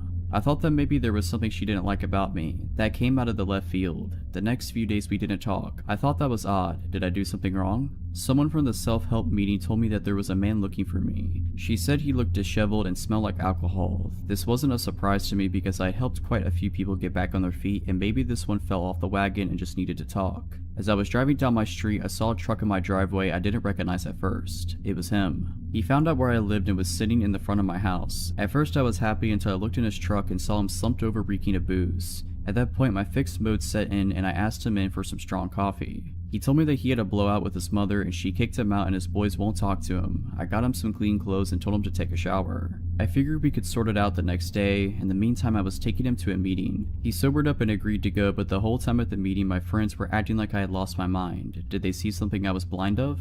He went back to my house and he seemed okay, almost too okay like nothing at all happened. My son pulled me aside and told me he didn't like him much, but I thought that maybe he was just being overprotective. I should have paid more attention. We went to the store because I wasn't prepared for the extra mouth, and I bought 4 2-liters of soda, a gallon of milk, and 2 monsters for both of him and my son, some chips and other things for dinner. After we ate, we all watched some TV and headed off to bed. I let him sleep on the spare bed in my room, but in the middle of the night, he tried to get frisky. At that point, no. My grown kids were in the other room and something just didn't sit well with me. Like he wasn't the same man he was before. The next morning, my daughter came running out of the bathroom angry. She said in a loud voice, Someone peed all over the toilet. He didn't say a word. Later, we were all eating breakfast and he started to let food drop out of his mouth onto the table and floor and was spitting food while he was talking. He took 3 2-liters and drank them back to back, letting some run down his chin. Then, yes there is more, he took the remote and started to set future recordings for his favorite shows and deleting a few of my grandchildren's. He set recordings for weeks in advance. Wait, what are you doing, my friend? This is not cool. I told him, but he acted like I said nothing. Then he went to the refrigerator and told me that I had to go to the store and buy more soda and stuff because it was all gone. Like it was gone. He even drank my son's Monster and the whole gallon of milk. One day, mind you, only one. At this point, my daughter was also livid, so she contacted his son and he proceeded to tell her that Richard's mother kicked him out because he wouldn't get a job and was stealing money and eating her out of house and home. His other son won't talk to him because he keeps asking for money and won't pay it back. He himself was mad at him for lying to me by telling him that he was going to school when he wasn't and using me as his next big meal ticket. Well, that was it. I got all of his stuff together and took it to his truck and asked him to leave. It doesn't end there. He had loosened some bolts on his transmission, making it impossible to move. He begged and pleaded for me to let him stay. He was at that point snot was coming out of his nose. He said that he just wanted to be close to me and if that meant sleeping in his truck, he would do that and he couldn't live without me. Well no, I called his oldest son and told him that if they didn't come with a tow truck and get their dad, his fate was not going to be nice. They arrived 2 hours later apologizing for their father's actions. We found out that through his son that for many years he had gone through quite a few unhealthy relationships and took advantage of a lot of women that fell for his lies. He still tries to friend me on Facebook to this day. When I was 16 years old, I decided to surprise my parents with a bouquet of flowers for Valentine's Day. We've always celebrated this as a family holiday rather than a romantic one. I didn't have a car to drive to a florist, but my high school was within walking distance of a hospital boasting a gift shop that sells floral arrangements. Between classes during the week of Valentine's Day, I set off for the hospital by my lonesome, cutting across campus to walk through a network of side roads populated with specialty doctors' offices that kept odd hours. The sort of buildings where traveling doctors mainly hold surgery consultations or perform small procedures a few times a month. The trip there passed without incident. As I was walking back through said deserted roads with a vase of flowers in a tow, I noticed an unkept 1990s car close behind me. While my memory of the car is hazy, I am left with the impression that there were at least 2 men within whose faces I could not see. Initially, I assumed that the driver was simply afraid of hitting me, the reason they weren't passing by, so I made a point of dramatically trudging further into the grassy shoulder of the road, demonstrating to them that they could drive safely ahead. They still refused to pass me by, continuing to creep along behind at a slow pace. Beginning to suspect that the driver was more interested in me than a destination, I began to walk faster. The car confirmed my suspicions by matching my speed. Despite the impracticality of my shoes and the threat of spilling water from my vase, I commenced to run as fast as I possibly could. They hit the gas and again matched my speed. I realized at this point that the car was following me, that there was no one in sight to notice, and I needed to get away. I bolted into the first parking lot that I saw. The car turned in after me. Despite there being only 2 or 3 cars in the spacious front parking lot and there being no other set of activity at the office, this car did not stop to park in the numerous spaces available there. The driver instead opted to pursue me in the partially under construction back portion of this lot, behind the office. It passed every available parking space to corner me against a pile of debris and rubble from the construction, coming to a diagonal stop less than 3 feet away. Before anyone could emerge from the vehicle, I somehow managed to scale the small prominence of rubble against my back. Base in hand, it jumped from its peak to land painfully on the other side, which fortunately was a plot of undeveloped land within sight of my high school campus. I took a quick peek back over my shoulder to see if they were still in pursuit, but the car had sped off after it reached the top of the rubble pile and was nowhere in sight. They had not parked in the lot at all. They had no business there. The driver was following me. I sprinted at top speed and didn't stop until I was soaked with sweat in the dead of winter and panting in the student lounge among my classmates, who didn't seem to care when I told them. In retrospect, I should have told an adult, alerted campus security, and called the non-emergency line at the local police station, but I was young, foolish, insecure, and afraid of getting in trouble for leaving campus when I didn't have a signed permission from permitting me to do so. I kept trying to convince myself that I had misread the situation or was overreacting. I don't know what I would have even told the police had I called them, as I was entirely ignorant of the subject of cars and I couldn't have identified the make of it if I had been asked, and I couldn't see the faces of the occupants. I was also worried that my parents would restrict my already extremely limited freedoms if they knew I had been in any danger. Whoever followed and tried to trap a 16-year-old girl with flowers at a doctor's office just before Valentine's Day of 2016, let's not meet again. So when I was in probably 2nd or 3rd grade, we had an early dismissal. For those of you who don't know, that's when school goes for longer than half a day, but we still get out an hour or so early. I remember sitting silently in class working on math problems when the phone rang. I joked to my friend next to me that I hoped it was for me. We all watched the teacher answer the phone because we knew that 90% of the time it meant someone was leaving class. When the teacher's eyes met with mine, I suddenly got pretty worried. My teacher said something into the phone and then asked me, "When are you getting off the bus today?" I thought this was really weird. My mom knew I would be getting home because she had to leave work early so she'd be home when I got home. I just told the teacher the normal time. The teacher talked for a few more seconds and then hung up the phone. I asked her what it was about and she told me that my parent just wanted to double check what time I got off the bus. I didn't really think about it too much for the rest of the day. Later I got off the bus and walked home without incident. When I walked in the front door, my mom asked me about my dad and took my coat. I remembered the look on her face when I asked her, "Why did you call the school to see what time I was getting off the bus?" She looked shocked. She said that she hadn't called the school. I told her the whole story and she immediately started making frantic phone calls. I knew that something was wrong. I watched some TV while my mom talked. About 20 minutes later, my stepdad came home early from work. About 10 minutes after that, a state trooper pulled up. I was pretty scared because I thought that somehow I was in trouble. The state trooper asked me a few questions like, "Has anyone tried to talk to you while you've walked from the bus stop?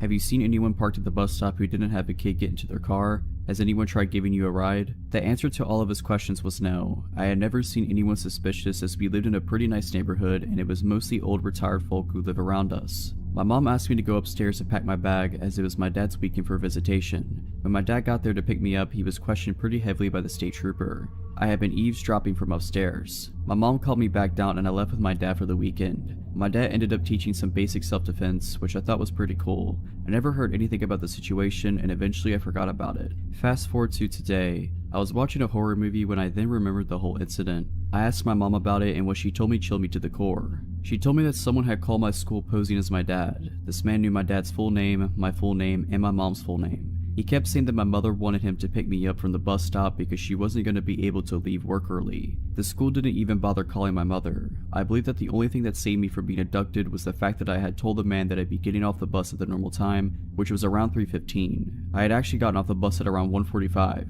So creepy guy who wanted to abduct me, let's not meet. For context, I am a 19-year-old girl and was taking summer classes at a community college this summer. One of the classes I took was public speaking, which meant Tuesdays and Thursdays. This guy, I don't even know his name, immediately gave off weird vibes. To get from our classroom that was on the second floor, he had to go down a hallway, down a stairwell to the first floor, through the main lobby, and out the sliding doors. He started waiting for me after class and followed me all the way down this route to my car. Didn't matter if I pretended to be on the phone, had both earbuds in, kept my head down, literally power walked away from him, gave him bare minimum responses, etc. He would wait for me, follow me / try to walk with me, and the whole way would be talking to me and asking me questions. Like asking me about each of the cars I drove to the school, since my family has to share cars. Even after I suddenly dropped I had a boyfriend. So he definitely knows my car. I got a very bad feeling after a while of this happening and told the class's professor. She immediately took it seriously, notified camp security, and told me to always stay after class so she could walk me to my car. However, true to form, the guy stopped showing up to class for at least 2 weeks or so I thought it was fine and that the crisis was averted. And it was, until one day he showed up to class again. As soon as I saw him enter the room, my heart dropped. During this class, I slipped a note to my professor telling her he's the kid in the blue shirt, and she told me to hang around after class. I did, and so did the guy and another female student. Before he tried to talk to the professor about why he should pass the class despite never showing up or doing the work, the professor asked me and the other girl to wait in the hall. From the hall, we could hear him yelling aggressively at the professor. He eventually left and came out into the hallway we were waiting in and pointed at me and said, "Wait for me." Mind you, I have no idea who this kid is. I instantly got the creeps and rushed back into the room to tell my professor, who was equally creeped out. Having overheard our conversation, the other female student came back into the room approximately 10 minutes later and told me and the professor that the guy was just standing in the hall waiting for me. The professor called campus security multiple times, phoned the front desk multiple times, but she received no responses. So we took it to our own hands and came up with a plan to leave the classroom together, pretending to be in a very deep conversation with each other, walked past the guy without even looking at him, and walked down the stairwell to the main lobby. His eyes bored into us as we passed him, and we entered the stairwell. He stood up and followed us. The professor and I exchanged looks of terror but kept her cool act up, stopping at the main desk in the lobby and pretending to converse with the secretary. The guy passed us, still staring at us, and walked out the sliding doors where he was out of our field of vision. We literally had to track down the campus security ourselves and tell them everything that had happened, and my professor was furious. After we saw security camera footage of him lurking around, she contacted the local police because she and I both had that very strong gut feeling that this kid was not right and that we weren't safe around him. So that public speaking class was from 3 to 5 p.m. and I had another class from 6 to 8 p.m. So I would usually drive to Wawa or something in that hour gap. However, there was no way I was going anywhere because I knew the guy was waiting for me to do so. For over an hour me, the professor, security, and secretary tried to figure out who this kid was. None of us knew his name because he literally didn't come to class, there weren't photo IDs next to the class roster, and approximately half the original class stopped showing up so we couldn't use process of elimination. All we had was the security footage of him. I was escorted to and from my next class into my car at the end of the night. The security officer asked me to point out my car, and when I did he said, "Oh wow, so he was parked right next to you." Confused, I asked what he meant and he told me that he had been watching more security footage and the guy got into the car parked right next to me, waited in there for a long time, and then eventually left. The thing is, I knew for a fact that I hadn't parked next to anyone when I arrived at the school because the lot was practically empty since it was summer. After finally getting home that night, I was the only person home for a few weeks, go figure. Local police did drive-bys by my home all night in a well check. When I returned to the school 2 days later for my Thursday classes, I was informed of chilling information. Footage showed him waiting for me in his car on Tuesday after our shared class, which I had already been told, but it also showed him coming back to the parking lot at around 8 p.m. when my last class got out and sitting in his car. I never told him about my schedule or any other classes I was taking. This whole time, my public speaking professor was filing reports, making complaints against the school for their incompetency, and even got a lawyer because she felt so uneasy about the kid that if he showed up again, she would walk out. I was in contact with the president of the entire college, the director of security of the entire college, police, etc. for days. They told me that he was banned from campus and everyone was on watch for him, and that if he was spotted he would be asked to leave. Until the director of campus security, middle-aged man, called me and told me that he identified the kid and talked to him, via telephone call mind you, and he told me that the guy, and I quote, just wanted to be my friend, and told me that whatever I was doing with the guy, you know, literally running away from him, probably made him think I was flirting with him. My professors were absolutely furious and excused me from physically attending class for the rest of the semester. I still don't know his name, and I hope I never have to learn it. My New Year resolution 2012 was to get in shape again. After my first kid was born, I lost my athletic interest, but I had every intention of getting it back. So I started running 4 days a week with my friend Hannah, who is a great runner slash motivator. We would run after work, 5 to 10 kilometers, usually favoring the forest trail. It's the kind of trail that got lighting in the darker months of the year, so you could run there anytime really. Once you turn on the lights, you got 45 minutes to run the shorter trails, and longer to run the longer ones. Then the lights shut off automatically. We had been running for about 2 months when we started seeing the same man hanging around the parking lot every time we got there. Thin man, 25 to 30 years of age, always dressed in sports clothes but never actually running. He never looked you in the eye either. We speculated that he could be homeless camping nearby because he was constantly there. We got used to seeing him, sitting somewhere close by, silently and always on his own. We felt sorry for him. He never seemed to talk to anyone or interact at all, but there was something about him that made us hesitate to talk to him or ask if he was okay. Can't pinpoint what it was, but something wasn't completely right with him. One evening, Hannah didn't make it to our run and I decided to go on my own. I arrived at the parking lot, my car being the only car there. I did some stretching, turned on the lights, and set off on the 5-kilometer trail. I hadn't seen the thin, silent man when I started my run. Perhaps it was getting too cold to sit there now since it was autumn, dark, and getting closer to the freezing point. He must have been here though, somewhere in the shadows, because when I got to the top of the first steep hill, I could hear heavy breathing somewhere behind me. I look over my shoulder and I see him. He is running like a man obsessed. In regular shoes, not running shoes, with his arms moving in a really strange, stiff manner as he was made of metal. His hands like arrows, straight in an upward-inward angle, sort of like a sprinter but more extreme, moving like a robot. He had never done anything to harm me, or anyone else as far as I knew, but the look in his eyes alone was enough to let me know that I needed to go. I started running faster, trying to create distance between us, and I could hear his heavy breathing getting even more strained. I ran like my life depended on it, adrenaline pumping through my body and giving me new strength. I tore off my necklace and threw it on the ground thinking, I must leave a trace if he takes me, something must be left behind. I tried screaming, hoping someone would be close enough to hear me, but I couldn't scream my lungs out and keep up the phase at the same time. He was still behind me, maybe 100 meters behind now, but I figured that if I trip and fall, or run out of energy, or fumble with the car keys once I reach the parking lot, then I'm screwed. So once I reached the sharp turn on the trail, I went off the trail and ran straight into the dark woods. I ran only a short distance and then I laid down flat on my stomach, my hands searching for a rock to defend myself with if he found me. I realized that I was wearing bright running clothes with reflexes and neon coloring. I had never felt so visible in the dark before. I could hear him reach the turn and thankfully he kept on running. I started to move slowly and as silently as possible move further into the darkness. My heart sank again as soon as I heard rapid footsteps closing in from the trail. He realized that I must have got off the trail once he saw that there was no sign of me ahead. He stopped and I stopped. I could imagine him listening for any sound, and I held my breath and prayed to make him go away. After a while, I heard him say something in a language I didn't recognize and walk off. I didn't move. I feared that he would wait for me by the car and realized that I had to get off the trail and onto the main road and stop someone. I couldn't go back to the parking lot. I started to make my way further into the woods, knowing that I would eventually end up on the last part of the long trail and close to the main road. The lights on the trail suddenly shut off. That made me calmer at first. The dark was a comfort and protection, but then, after only a few moments, it switched on again. This could mean that another person had just started their run, and soon I would have someone there to help me, or that he was out looking for me. I decided against waiting to find out, and continued my way towards the main road. It was dark and I fell multiple times, my clothes getting wet from the damp vegetation, and I started to get cold. After what felt like a lifetime, I could see the 10-kilometer trail ahead, and I knew I was close to the main road. Soon I could hear the traffic. Once I made it to the road, I must have looked like I had been in a terrible accident. Blood from several small cuts from the falling, and my clothes dirty. My bright runner's shirt soon attracted the attention of a passing car. My waving and desperate shouting made it stop. The driver, a 40-ish man with his 2 kids in the backseat, spent the next 10 minutes or so trying to make sense of what I tried to say between the sobbing and the crying. He asked if I wanted to lift back to the parking lot, and I told him no. Please take me home instead. At home, my husband insisted on going to the parking lot to retrieve the car and calling the police. My husband went back for the car. The driver's seat window was smashed and my phone was gone. So was the photo of my daughter that had been hanging from the mirror. I don't know what he was trying to do or why he chased me the way he did, but the look in his eyes, there was no doubt he had bad intentions. So creepy forest trail man, let's never meet again.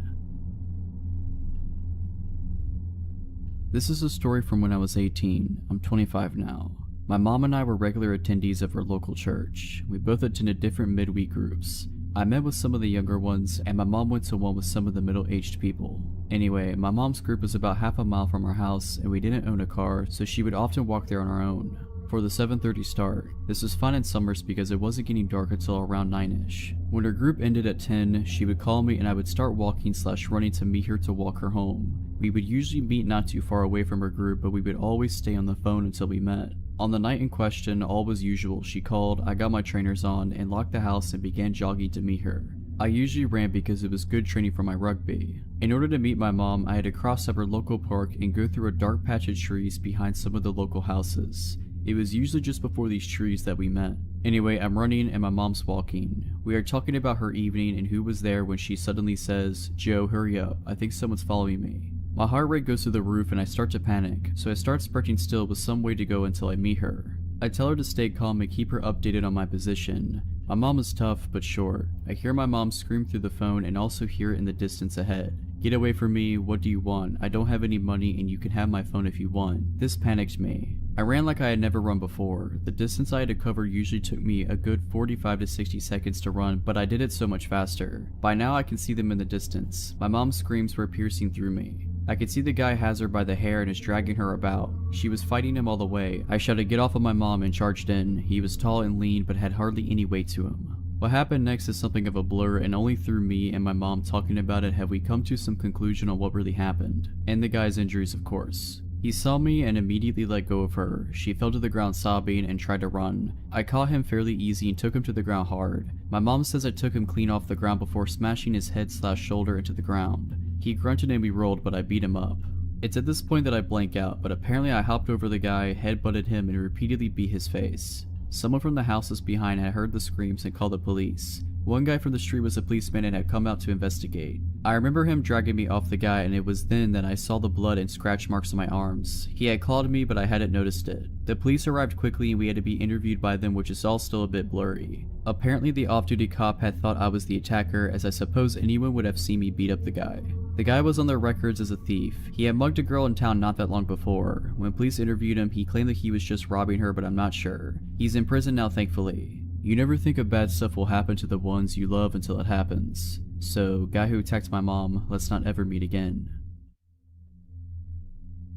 In 2012, I worked at a tanning salon in a strip mall. It was across the street from a Walmart that was always crawling with strange people. The strip mall that my salon was located in was poorly lit at night. There was a sushi restaurant and an AutoZone, but other than that, the other stores were vacant. We were open until 10 p.m. while the other two businesses closed around 8 or 9. The salon was never overwhelmingly busy, so there was always only one person working at a time. My best friend also worked at the company, and the salon she worked at was a 15-minute drive from mine. This detail is important later. I'm a night owl, so I worked the 3 to 10 p.m. shift every weeknight. At some point in time, I started getting strange phone calls at 8 p.m. every night. It started off strange, but nothing to be alarmed about. The first time he called went something like this. Caller, hi, I am conducting a survey on women's shopping habits, and I figured calling a tanning salon run by women would be a good place to start. We also send out a gift if you participate in our surveys. Okay, caller, do you typically wear jeans, yoga pants, leggings, skirts, shorts, or dresses? Feel free to list which of each you wear. Me, I wear all of those. Caller, great.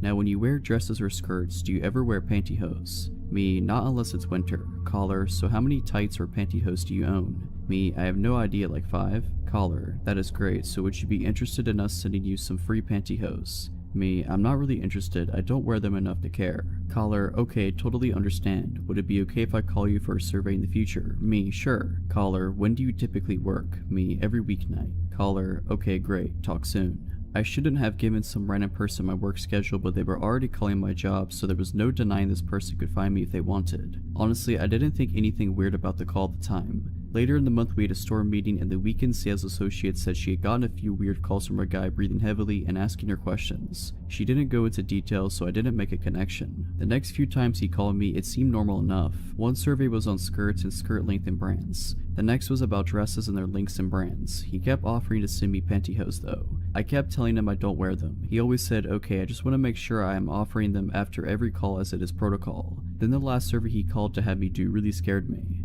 Caller, when you wear dresses and skirts, do you wear panties? Me, yes. Caller, what material are they? Silk, satin, cotton, lace? Me, I'm not really comfortable with this. I think I'm done with the surveys. Caller, come on, I just want to know what you wear under that dress. I'll bring you some panties and nylons right now. Me, no thank you, please do not come here, goodbye. I hung up and freaked out. I called my friend at the other salon and told her about what just happened. She told me the same guy had been calling her location trying to talk to girls about pantyhose and panties too. She said he had even described to one girl what she was doing while she was on the phone with him. The salon she worked at had glass front windows with a desk facing toward the window. My salon also had a glass storefront but the desk faced the wall. The next few nights were not great. He realized we weren't picking up the calls anymore unless he blocked the number. We had to answer blocked calls because if it was another customer and they complained, we would be in trouble. He started changing up the time of night he called, spoofing numbers, etc.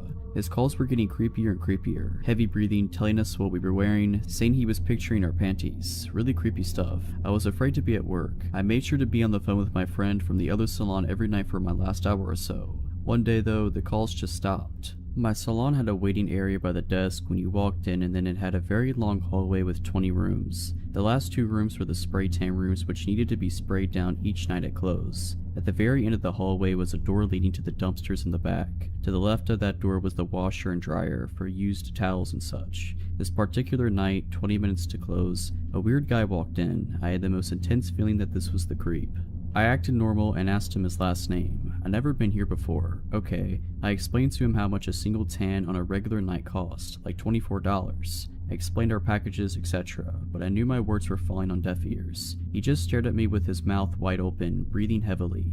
He asked for the most basic bed for 5 minutes. Okay, huge red flag. Why even come in? I put him in the bed and immediately got on the phone with my friend from the other salon. She was the manager at our salon, so she decided to close shop early and race over to me just in case I needed her. I had the back door propped open as it was hot in the salon, and I wanted to get a cross breeze going while I cleaned the rooms. The dryer was also running, which could have impacted my hearing. I was in one of the rooms near the front sweeping when I realized it had been 15 minutes and I hadn't heard this guy walk toward the front door yet. I had hoped he would just leave while I was sweeping up in a room so I wouldn't have to deal with him. So I go down the hall to listen outside the room he was in. The room was empty. He clearly had not used the bed as there were no marks or anything and the glass remained clean. I called out to see if he was still in the salon. Sir, no response. I called my friend so fast. I had a horrible feeling of dread. Where are you? I yelled into the phone. I'm pulling up, relax. Did he leave yet? She asked. I frantically explained to her what happened and told her loudly so he would hear if he was still in the store. Bring your bat. My friend comes in about 3 minutes later with a steel bat. Together we started going in rooms one by one. When we got to the 6th room, we heard the back door slam shut hard. We ran to it and locked it. We still checked the other rooms, but we both knew what had happened. He had been hiding in one of the empty rooms and bolted when he realized what we were doing. I don't know what the guy's plans were for me that night, but I'm also thankful my friend was there to save me. So tanning salon perv, let's not meet. About 7 years ago, when I was 17, my parents were out of town for a weekend and left me at home. This is a pretty common occurrence. My parents trusted me. I would usually spend these weekends away staying with friends or family, as my parents' house is a bit creepy to be alone in, even during the day. We live in a small rural town where everyone knows each other, and generally it's pretty quiet and pretty safe. Saturday I was supposed to stay with a friend, but her parents decided at the last minute not to let me stay. It wasn't a big deal that I had to leave. I was somewhat prepared to have to go home because her parents got weird about company sometimes. I left her house, which is about 15 minutes away from my parents' house, at around 9:30 or 9:45. While I was on the way home, I got a weird feeling that I can't really explain. I just knew that I didn't want to go stay at my parents alone. I called my brother and asked if I could stay with him. At the time, he was living with a woman who had a small child. He told me it would be quieter and easier for him to just come stay with me, since his dog would bark if I tried to come in the house. He said he would be at our parents' house in 20 minutes. After hanging up, I decided to stop at a gas station and grab a snack before going home so that my brother would be there when I got there. I pulled into the gas station. There were only a few cars in the lot, which is typical because this is a small town in the rural south where everything pretty much stops after 8 p.m. I parked and walked up to the door. There was a man standing outside the door smoking. He opened the door for me without saying anything. This is normal southern hospitality. I smiled and thanked him. Inside there was another man standing by the door. I noticed him staring at me as soon as I came in. He gave me that gross up and down look and said something to the effect of, "Hey, what are you doing alone?" Creepy. I just ignored him and walked towards the back of the store. He yelled after me and called me a name. I still ignored him. I figured he was drunk or high or just a jerk. Most people around here talk a big game but rarely back it up.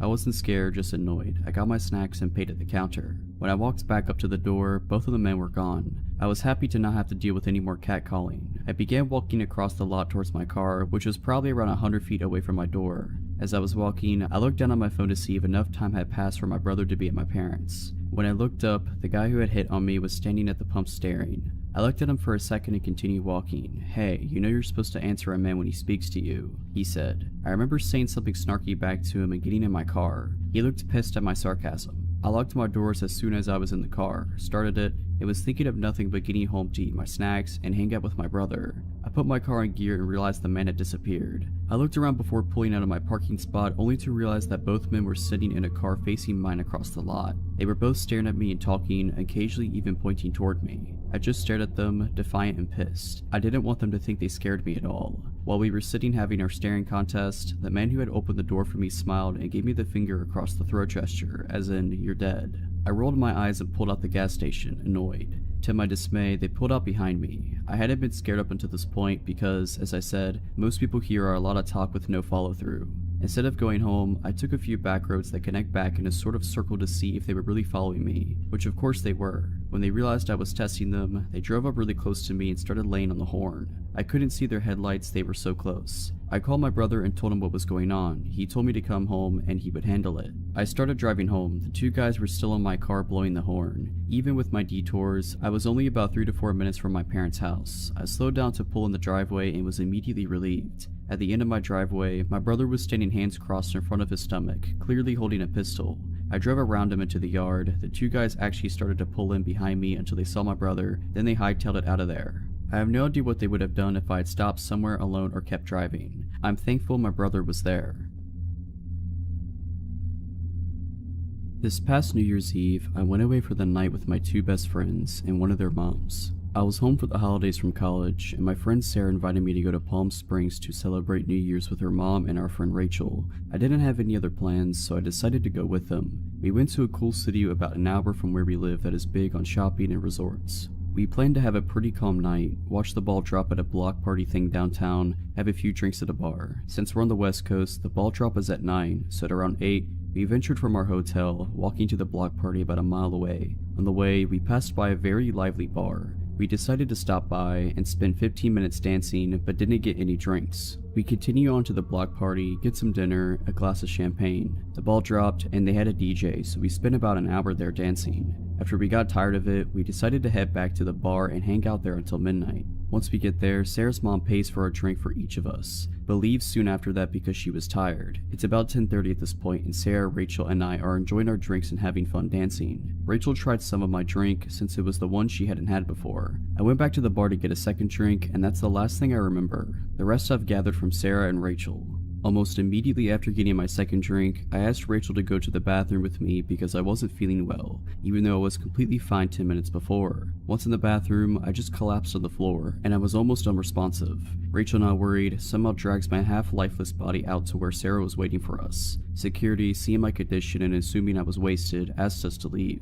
Sarah and Rachel decided to take me back to the hotel about a half a mile away. By this point, I was unconscious and there were barely any sounds escaping from my mouth. They saw someone leave the bar at the same time as us, who was walking near us, but they were preoccupied with trying to keep my lifeless body off the ground. At one point, I threw up all over myself, the both of them, and the sidewalk, etc. The next part of the story we had to get from Sarah, and Rachel doesn't have any memory of this. Still struggling to carry me, the man they saw leave the bar approached them. He was hitting on Rachel, trying to get her to go grab a drink with him. She was very agitated and told him to leave. Her friend needed help right now. He didn't take no for an answer and continued to follow us down the street, asking if they wanted to get drinks with him, if he could help carry me and such. A middle-aged woman witnessing this came up and told the man off. Something along the lines of, "Stop harassing these young women or I'm going to call the police." He left after that. Next, by some miracle, an EMT and his wife that joined the holiday ran into us on the street. He checked me out to make sure something wasn't majorly wrong and then carried me the rest of the way to my hotel and into the room, since my friends could barely hold me up.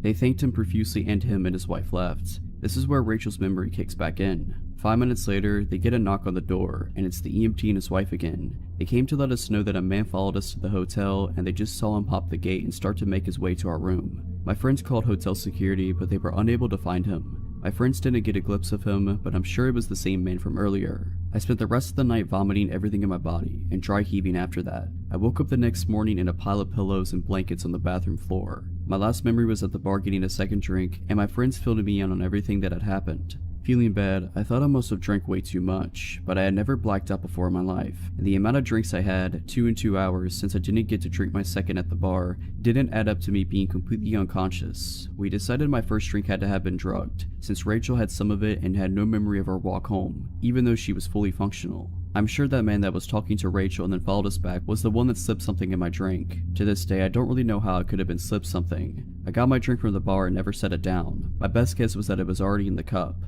Thankfully, I had good friends and kind strangers protecting me that night.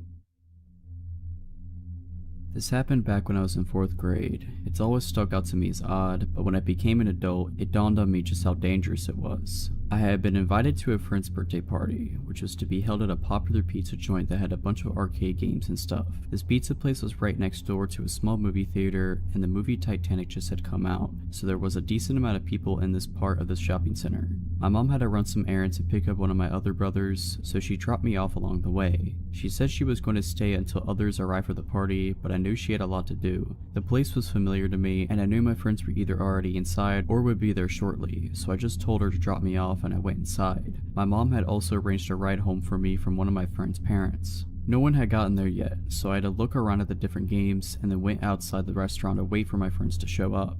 There were a bunch of people outside the theater, lined up waiting to get inside for the early evening showing of Titanic. That's when I noticed that a couple, a guy and a girl, were standing by a car smoking cigarettes and looking over at me. A chunk of time had passed, probably like 20 minutes, and I was super confused why my friends hadn't showed up yet. I knew for a fact that I was at the right place and that I showed up at the right time. I was going over all the reasons why they might be late when the cigarette smoking couple came over to me and started talking to me. They asked me what or who I was waiting for. Obviously at first, I was hesitant to talk to strangers, but they looked to be my oldest brother's age, late teens, early 20s, so I had been around older people and wasn't too bashful or shy around them, conversationally. I explained to them I was waiting for my friends to show up for my birthday party, but they hadn't showed up yet, and they were all pretty late. The couple made some other small talk. They told me they were wanting to see Titanic, but when they showed up, all the tickets had sold off for the showing they wanted, so they were just going to hang out until the next showing, which they had successfully gotten tickets for. After a little while longer of waiting and talking with this couple, they asked if I was hungry. I said I was, and they offered to buy me pizza. As a hungry kid who was seriously looking forward to pizza, but was unsure if the party was still going to happen, I wasn't about to pass it up. We went inside and ordered and sat down. I ended up hanging out with this couple for a long time. They were being super nice to me, gave me money for the arcade games, bought me as much pizza and soda as I wanted. I had almost completely forgotten about my friends and the party that was supposed to happen, until I saw what time it was. Almost 2 hours had passed, and I started to get pretty nervous/anxious. I wasn't sure how I was going to get home. I didn't have a cell phone, this was 1997, and neither did my parents. My mom would be furious that A, no one showed up to the party, and B, I didn't seek out help from the restaurant or some kind of security guard or police officer, and C, I'd spend the 2 last hours with strangers, accepting food and money from them. I decided to ask this couple what I should do. This is where things started to get really strange. The guy turned to me and said flatly, "You don't need to go home." Thinking back, I definitely couldn't fully comprehend the weight of what he said. I didn't know what to say, so I kinda shrugged in confusion and said I needed to find a phone. I went up to the counter and asked if I could use their phone, and they let me. I called home, but no one answered. I tried again, still nothing. I then told the people at the counter that I was trying to get picked up, but no one was answering the phone at home. I must have looked pretty panicked, because just then the guy from the couple came over and put his hand on my shoulder and said, "Don't worry, we'll get this figured out." He then gave me some more money to play a few more arcade games while he figured it out with the guys behind the counter. No idea what they talked about specifically, but I ended up playing another game and then went back to the table we were at. The guy came back over and said that they were going to take me home. He was being super positive and upbeat about it and was insisting that it was no problem whatsoever. His girlfriend was also being very insistent and supportive of the idea. Part of me was super hesitant because I was taught stranger danger and all that, but the other part of me was wanting to believe it was all really innocent, and I was really grateful that these people had been so nice to me, fed me, and kept me entertained. They had even missed their movie to stay with me. I said that I wanted to try calling home a few more times. So over the next 15 to 20 minutes, I tried calling home a bunch, but there was still no answer. I decided that I would say yes to these people and have them take me home. Again, I was young, impressionable, naive, etc. The people behind the counter must have been seeing this from the more rational side and realized something seriously fishy was going on. One of them had gone on break and called the police to come over and address the situation. Policeman shows up and comes over to figure out what's going on. I don't remember everything about the conversation, but what it ended up coming down to was who was going to take me home. The couple was still really insistent. Thinking about this as an adult, I find it strange that the cop was even considering letting this whole thing to be an option.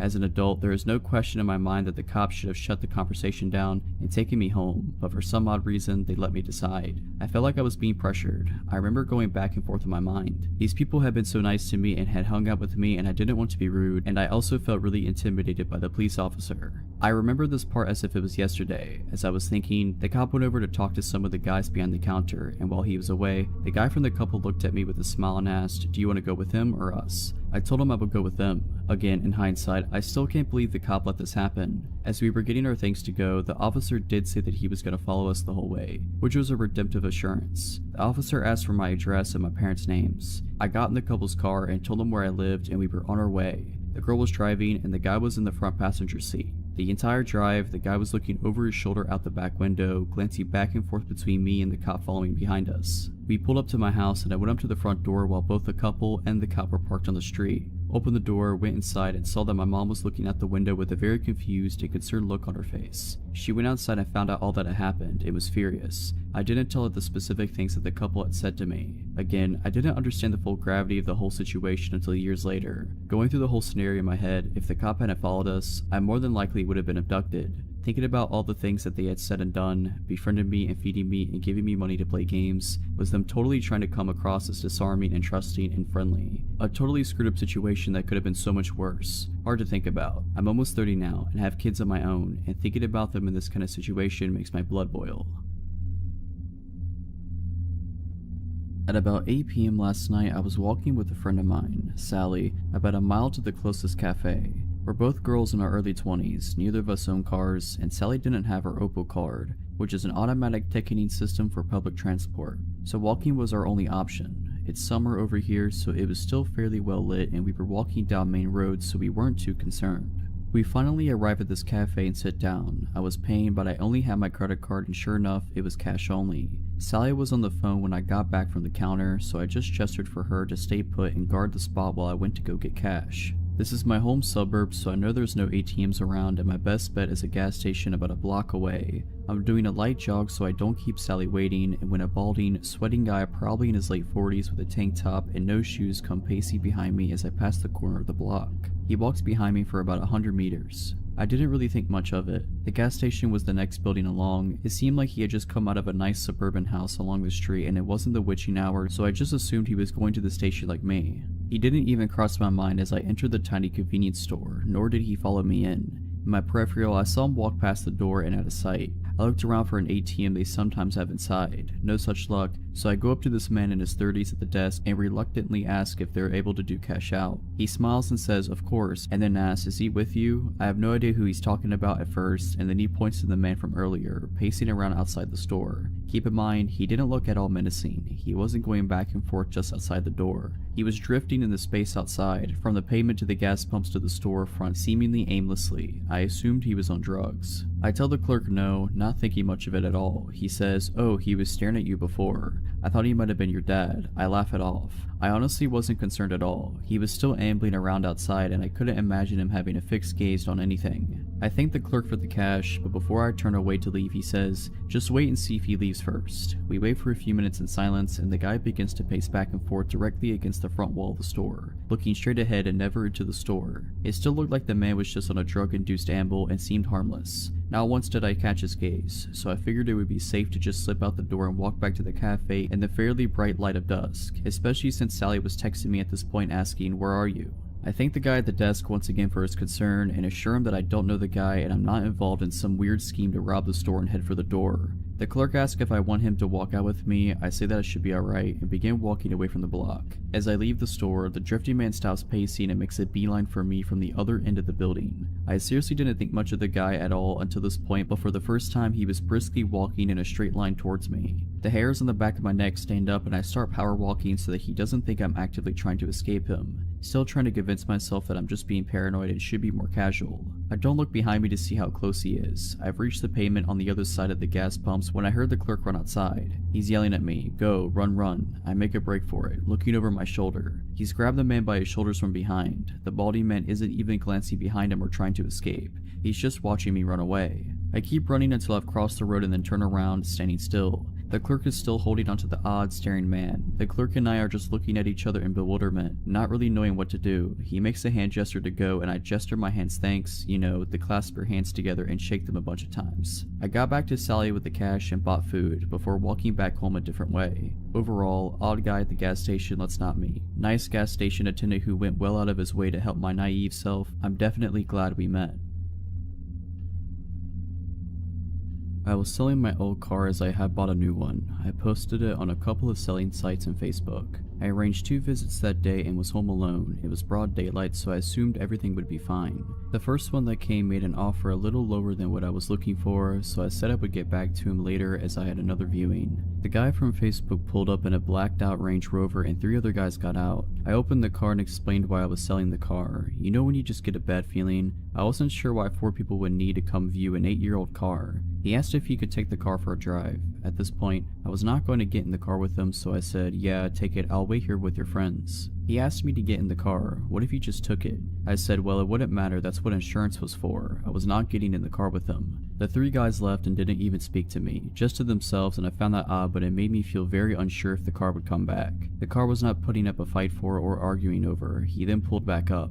He got out and offered the same price as the other guys earlier buying the car for his daughter. He wanted me to get in the car with him to go collect the cash. I said it was fine, his friends could take him if he needed to go, but I had another viewing and I would contact him later. I didn't want to walk back to my house as I had now decided to sell to the other guy as they were just giving me the creeps. He then offered more than honestly the car was worth if I went with him now. I said no and locked the car and started walking towards the main street as I had seen my neighbor walking down and shouted to him and his dog. They spoke to each other and drove off. I texted the other guy and told him the car was his and he was welcome to come over anytime to get it. I sorted and filled out the V5 and off he went. That night from my living room, the black Range Rover came back and parked outside. I live in a cul-de-sac, so I am set back to where we had been. I told my husband and he looked out and he said that was strange, and then my phone started blowing up. I politely said the car had gone and that I was sorry but I couldn't help.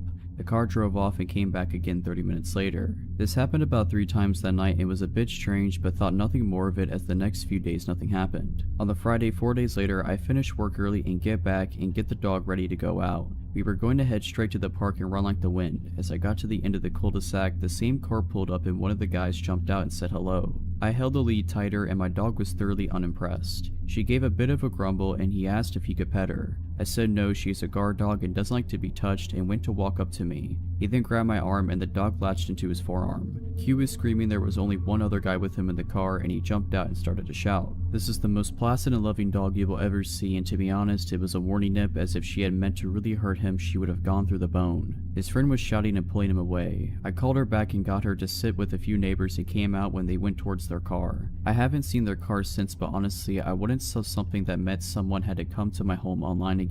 So a stranger who clearly wasn't interested in the car, let's never meet again.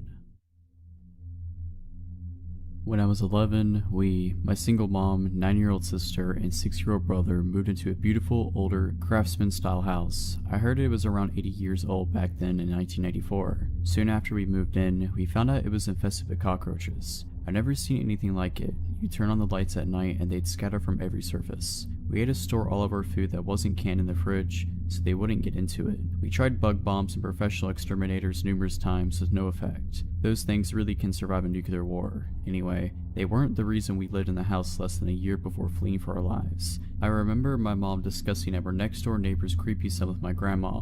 He was in his 20s or 30s. She'd been doing dishes one day and looked up to see him standing directly on the other side of the kitchen window, staring in at her. Normally, she would have kept something scary like this from us kids, but about at that time, she told us to tell her if we ever saw him near the house, and we weren't allowed to play outside. So, one afternoon we were all doing some spring cleaning, when my brother said he found a cigarette butt in the upstairs toilet. Weird, since nobody in our family smokes. Being a dumb little 6-year-old, he flushed it before telling our mom. I still remember her trying to get the entire story out of him, being upset that the evidence was gone, and thinking he might have been mistaken or maybe he'd picked up a butt somewhere outside of curiosity. She soon dropped it and we mostly forgot about it. I think it was a few weeks later. My brother was spending the night at our grandparents, and my sister and I were the only ones upstairs. Our mom's bedroom was downstairs. My sister heard a sound like a screen door slamming, but she insisted it came from in the house and she was freaked out. I told her it was just from outside and to go to sleep. A minute later, we heard a strangled cough coming from just outside our bedroom door, a man's cough, and sounded like he was trying to keep from making noise.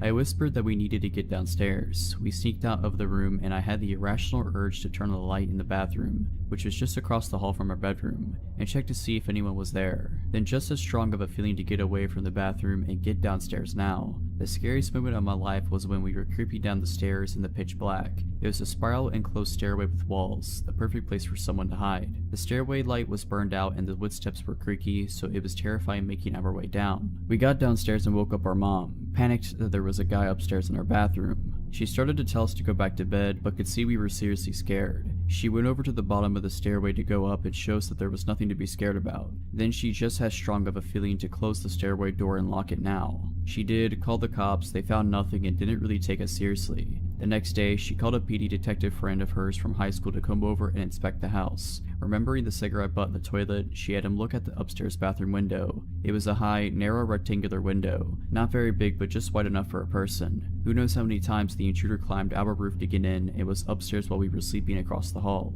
The window swung up on hinges. When my mom's friend let the window drop, it sounded like a screen door slamming. He said the locks on all the windows were so old they were practically useless, and we needed to get out of the house immediately. We moved into my grandparents' house that day. When my mom went with her brothers a few days later to pack up some things, a back door had been smashed open, but nothing in the house was disturbed. A few years later, we heard the neighbor's son was arrested for attempted murder. I still wonder what might have happened if I turned on that bathroom light, if my mom didn't lock the stairway door, or if we didn't leave the house when we did. Backstory: my wife and I don't live together. She had become abusive over the last few months, mostly towards our daughter. Our daughter is almost 18 months old and is my whole world. I am unemployed at the moment, but my mother had been helping me out a lot. Today at around 4 p.m, I took my daughter to the store. I usually do this around the time she wakes up from her nap.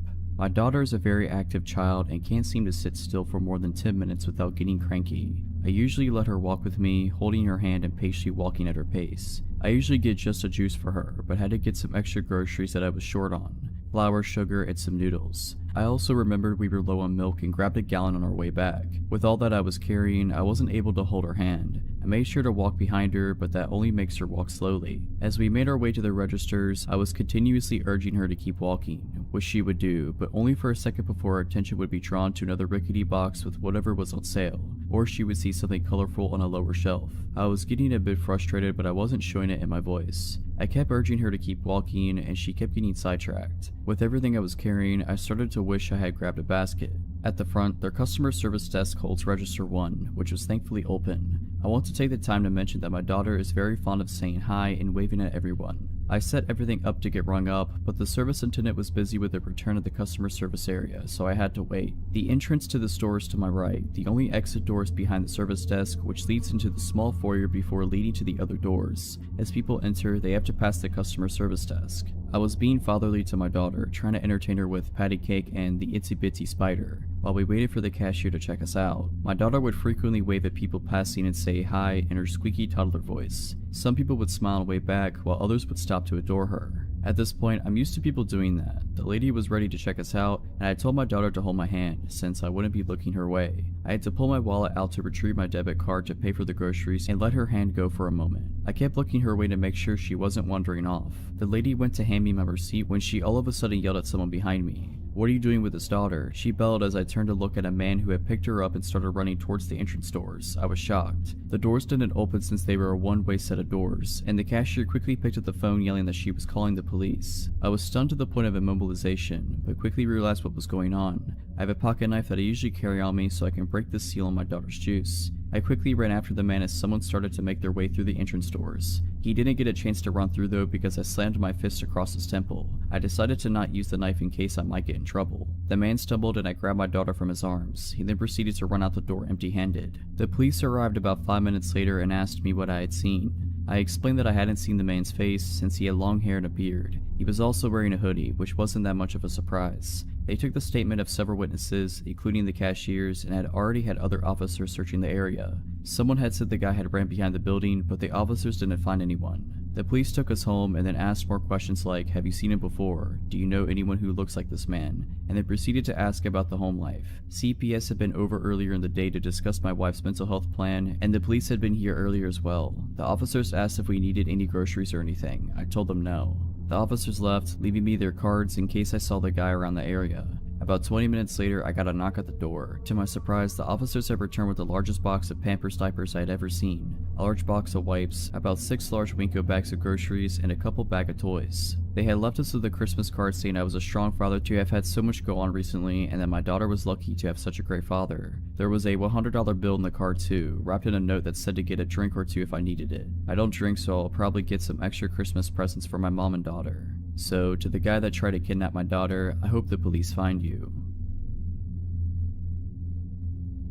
Close to 10 years ago, my best friend and I scored the deal of the century. Living with her parents recently purchased and refurbished home for cheap as chips rent, so the property wasn't considered unoccupied and their insurance still covers it. They were planning on selling their house in the country and moving closer to town in a year. But when they spotted this place, it was perfect, so they snapped it up. They couldn't be bothered dealing with random tenants for a year, so we offered it. It was a lovely old mid-Victorian style house with a hallway running the majority of the length on the left side, and 3 bedrooms and a bathroom coming off the hallway to the right. At the back of the house was an open plan living room and kitchen and a backyard. It was an inner Melbourne suburb, so it was totally fenced in with 6-foot fence on 3 sides, and the front had a cutesy white picket fence. On the right side of the property, an outdoor gravel pathway was wedged beside the bedroom walls and the fence line. It began with a gate in the front yard and ran the length of the property to the backyard. This is important later. My friend obviously scored the master bedroom at the front, with lovely vertically opening bay windows facing the front garden and street. I had the next bedroom with the window facing the gravel path/fence, and the 3rd bedroom was our study. We lived here for close to 10 months in bliss. Great house, great company, and even though the area was considered a little dicey, the location was stellar. One hot summer night, we said our goodnights, and I went to bed and fell asleep immediately. My housemate stayed up in bed to read for a bit, with just her bedside light on. She was doing that just for over an hour before she heard a weird scratch in the front window of her bedroom. Initially, she put it down to an overhanging tree branch, till she realized there was no overhanging tree branch. She sat frozen in fear, blankly staring at her book for what felt like an eternity, till she heard the noise again and again. Scratch, scratch. Slowly looking up, she saw a dude wearing a hoodie trying to open her window, looking her dead in the eyes. She screamed, jumped out of bed, and ran straight into my room. I woke up super dazed as she was pulling my hand and whispered, yelling that someone was trying to break in. She had a tendency to be a little overdramatic sometimes, but I swear I've never seen someone look so genuinely terrified. I went to grab my phone to call the cops, but we just went completely still when we heard the distinct crunch crunch crunch of someone walking down the side path of the house. We both rolled off my bed onto the floor and went completely still. The crunch crunch crunch continued, getting closer to my bedroom window. I don't know what it is about distinct sounds at night when it's otherwise quiet, but it sounded deafening. And then I realized why it was so loud. My window was wide open. I jumped up, slid the window down, and slammed the lock shut just as he reached the window. He looked at me, but he didn't react at all. He just calmly tried to open the window, but when he realized he couldn't, he continued down the pathway to the backyard. I was extremely terrified now, and my housemate was crying. I sprinted to the back door to thankfully find it locked, and ran back to my room and called the cops. I didn't know what the cops knew that we didn't, but they must have broken a land speed record to arrive all at 3 minutes later, lights and sirens off. We saw them go down the side path, guns drawn, straight to the backyard. There were some noises from the yard, then a knock at the back door a moment later, and the police identified themselves. Turns out the dude had vaulted the back fence, and another patrol car was headed to the next street over to look for him. The two cops at our place asked if we were okay, and then asked if they could come in and look around. They managed to calm us down whilst making sure the place was safe. They took our statements and they asked if there was anyone we could stay with tonight. My housemate and I stayed at our boyfriend's place for a few nights after that, and when we stayed in the house, it was never the same. We felt completely violated, and ended up moving out a few weeks later. We never found out if the dude was caught, but there was a random stabbing a few nights after the incident at the train station 2 streets over. If it was related or not, I don't know, but all I can think is that we were so lucky that it went the way it did. This happened way back in October of 2006. At the time, I was just a 19-year-old kid always on the lookout for adventure. One Friday night, after wrapping up a shift at McDonald's, I met up with some of my friends who suggested we check out this haunted location called White's Bridge. My one buddy Brendan said he had recently learned about it and began telling us the legends associated with the 100-year-old wood-covered bridge. Never one to turn down a spooky experience, we all piled into my green Ford Taurus and headed out on our journey. Brandon gave directions, guiding me off the main road, and within minutes we were on the dirt back roads, surrounded by woods and cornfields. Our only point of reference was a blinking cell tower off in the distance. We could tell we were getting further from the city as our cell phones began slowly losing service. As we rode deeper and deeper into what legitimately felt like the absolute middle of nowhere, Brandon repeated the legend associated with the bridge. Back in the early 1900s, a local farmer discovered that his beloved wife had been cheating on him, and in a fit of rage he killed her and her lover after discovering them in the act. After committing the cold-blooded murder, the farmer left his home and wandered the dirt roads in a daze. He eventually came upon White's Bridge where the realization of what he had done finally began to sink in, and deciding he would rather die than face the consequences of his actions, he hoisted a rope up and over one of the bridge's rafters and hung himself. As far as I could tell now, the story is complete fiction, but we totally believed it at the time. After a long and bumpy ride, Brandon instructed me to turn right on an off-road I wouldn't have even noticed was there had he not pointed it out.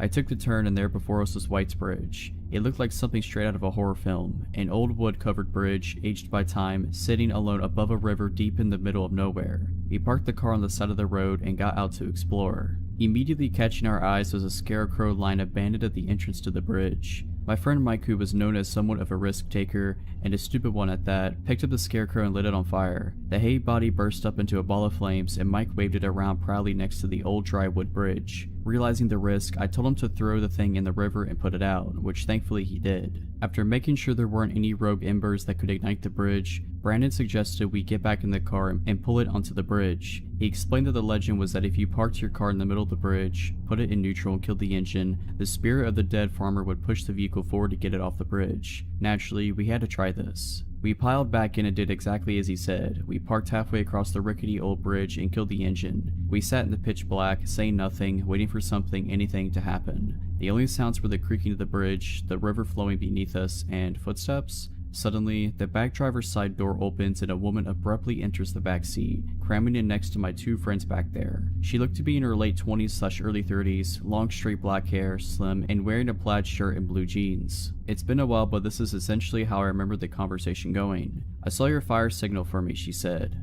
Wait, what?" I replied, totally freaked out and at a complete loss of words. I'm so glad you came. My boyfriend's car broke down that way. I need a ride back. My brain was doing its best to compute the situation. I'm sorry, but who are you? I asked. What are you doing out here? I told you. She responded curtly. My boyfriend's car broke down over there. Can you please just give me a ride so I don't have to walk all the way back? She was pointing ahead, towards a narrow road that forked off to the right on the other side of the bridge. My friend Mike, the scarecrow burner, and never the gentleman added, I mean, if you need a place to stay, you're more than welcome to come crash at my place. I got plenty to drink and I interrupted him. No, lady, listen, I'm sorry. I don't know who you are. You just got in my car and this is all really weird. I'm sorry, but you have to get out. She glared at me in the rearview mirror. If looks could kill, I would have been done for, but you signaled for me. She responded in an irritated tone. We weren't signaling for you, get out. She let out an angry sigh and got out, walking back in the direction from which she came and disappearing into the night. I started the engine right up and looked at my friends. They all had looks of disbelief on their face. Without saying a word, I put the car in drive and slowly rolled forward and off the bridge. We needed to turn around and go back across the bridge to get to where we had come from, and the only way to do that was to pull onto the side road that the woman said her boyfriend's car had broken down on, and then reverse. As I pulled onto the side road, my headlights illuminated the 3 posted signs that I hadn't been able to see from the bridge. No trespassing, private property, and do not enter. Looking up the road, there was no sign of the woman. Wherever she went, it didn't appear she went that way.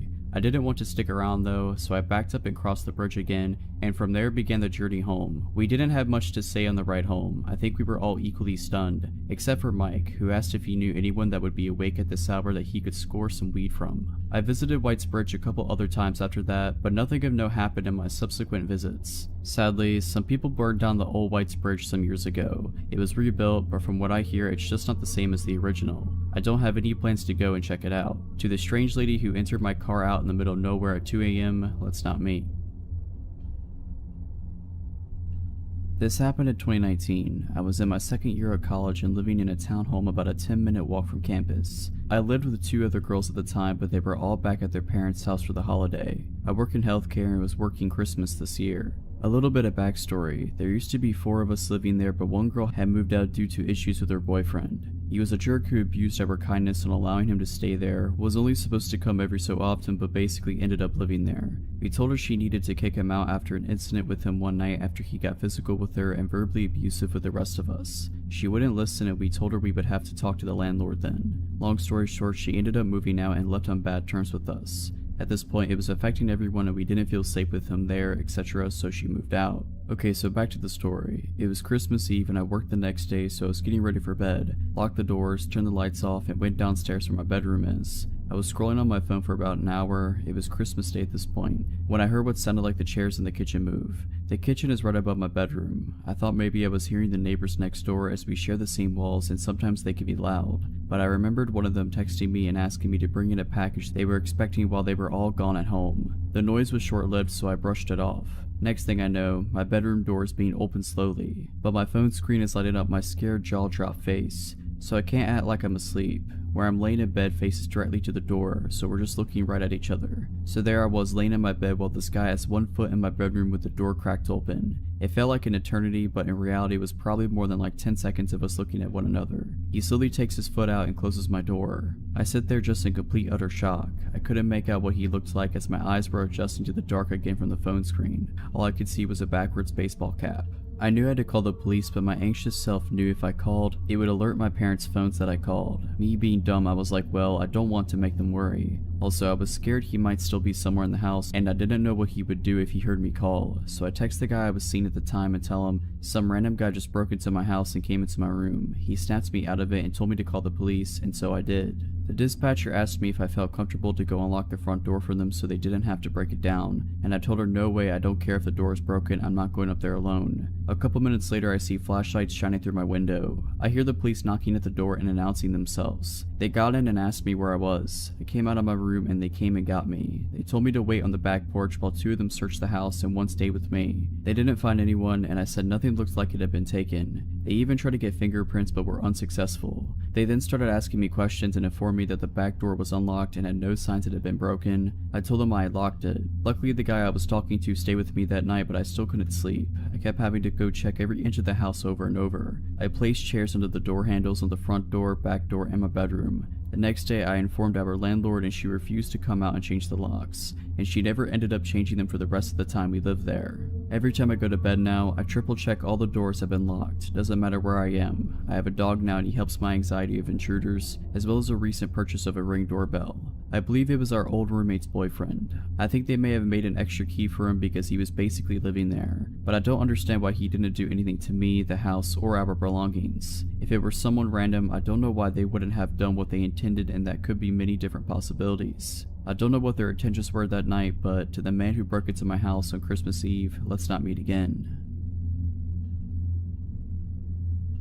Over the summer, me, my fiance, and my stepdaughter, then 2 years old, went on a vacation to Presque Isle in Pennsylvania. We stayed there throughout the afternoon and decided to get dinner in a nearby town, Erie, Pennsylvania. We go there and see a water fountain that kids play in. We think our kid would like that, so we get food and take her there. Now, it was kind of a pretty sketchy area, but there were also kids and it was still a little light out, like 6:37 p.m.-ish. Me and my fiance sit down and watch our kid play for a bit. At some points, our kid wants me to run in the water with her, so I do. I kinda keep going back and forth between playing with her and keeping my fiance company. After playing with my kid for a while, I come back to my fiance. She looked kinda pale and said, "Go get our kid. We need to leave right now." I didn't know what was going on, but I got my kid. As I was turning to go back and get her, I noticed a group of about 3 really weird guys staring intently at us. When I looked over, one of them stood up a little bit and was giving me a stare. I grab our kid and start following my fiance who is booking it. As we were walking away, she tells me that somebody is following us now. I look over and see the creepy looking, shirtless dude getting into his old, beige sedan behind us. My fiance explains to me that the same man kept approaching her whenever I would get up to run around with her kid. At first he introduced himself and tried talking to her. She thought he was being benign but just trying to hit on her. When I came back, he apparently bolted. I sat with her for a couple of minutes and then went back to play with our kid.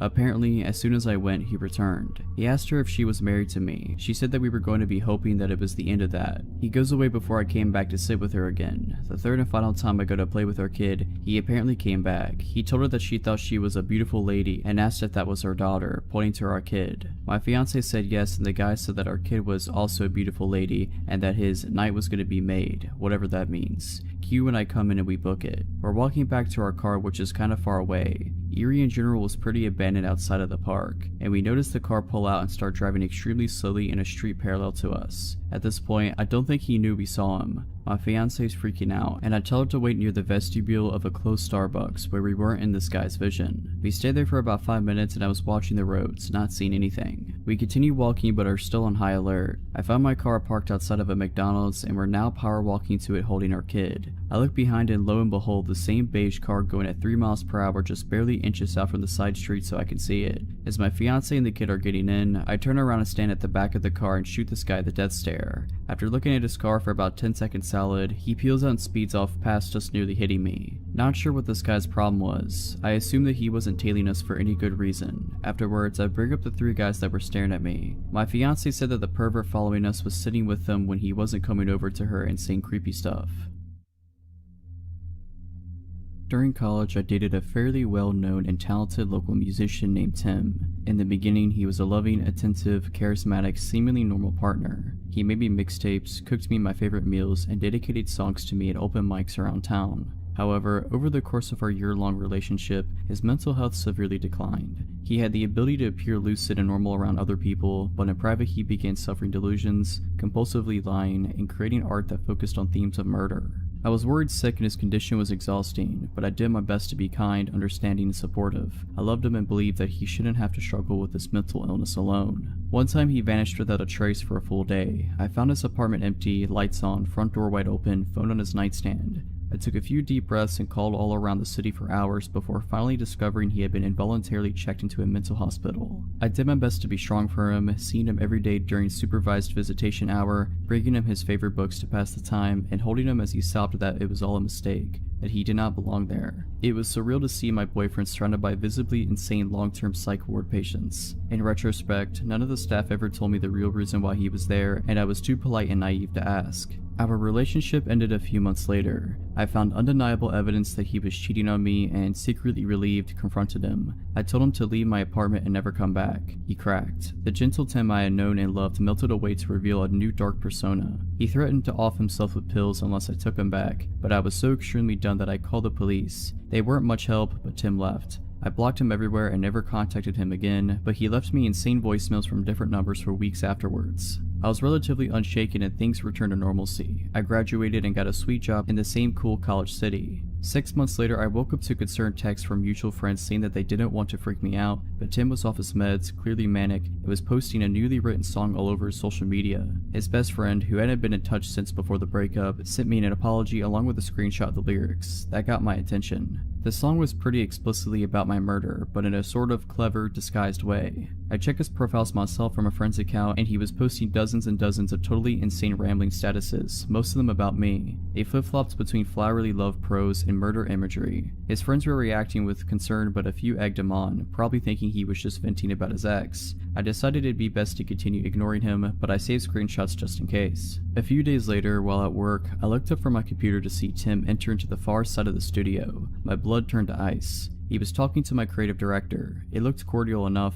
and I saw Tim begin to casually scan the studio. I ducked down and bolted to my favorite project manager's office, slammed the door, and unleashed upon her what it must have been a nearly unintelligible explanation of what was happening. I was shaking so hard I could barely speak, but Nancy was amazing, and she understood almost immediately. She snuck me out of the building and drove me in her car to the police station, where I showed officers the screenshots and filed a report. My coworkers later told me that Tim was there to inquire about the open designer position. He is not a designer. He had brought with him a portfolio and an elaborately fabricated work history that sounded legit. At the end of his interview, he casually asked if I still worked there. He said we used to collaborate. Oh, and he had written a song for me, and it had been picked up by the local radio this morning. He asked my coworkers to let me know with warmest regards. That phrase still makes my skin crawl. He then left, found my abandoned car in the parking lot, and paced behind it until the police arrived. Unfortunately, he wasn't enough of a public menace for police to bring him in that day, but the incident helped me to secure a restraining order against him. My company was amazing too. I was deeply embarrassed about my literally insane ex coming to the studio, but the CEO filed trespassing charges against him and created an action plan to keep me safe if it happened again. Not long afterwards, I moved to a different city, and that was that.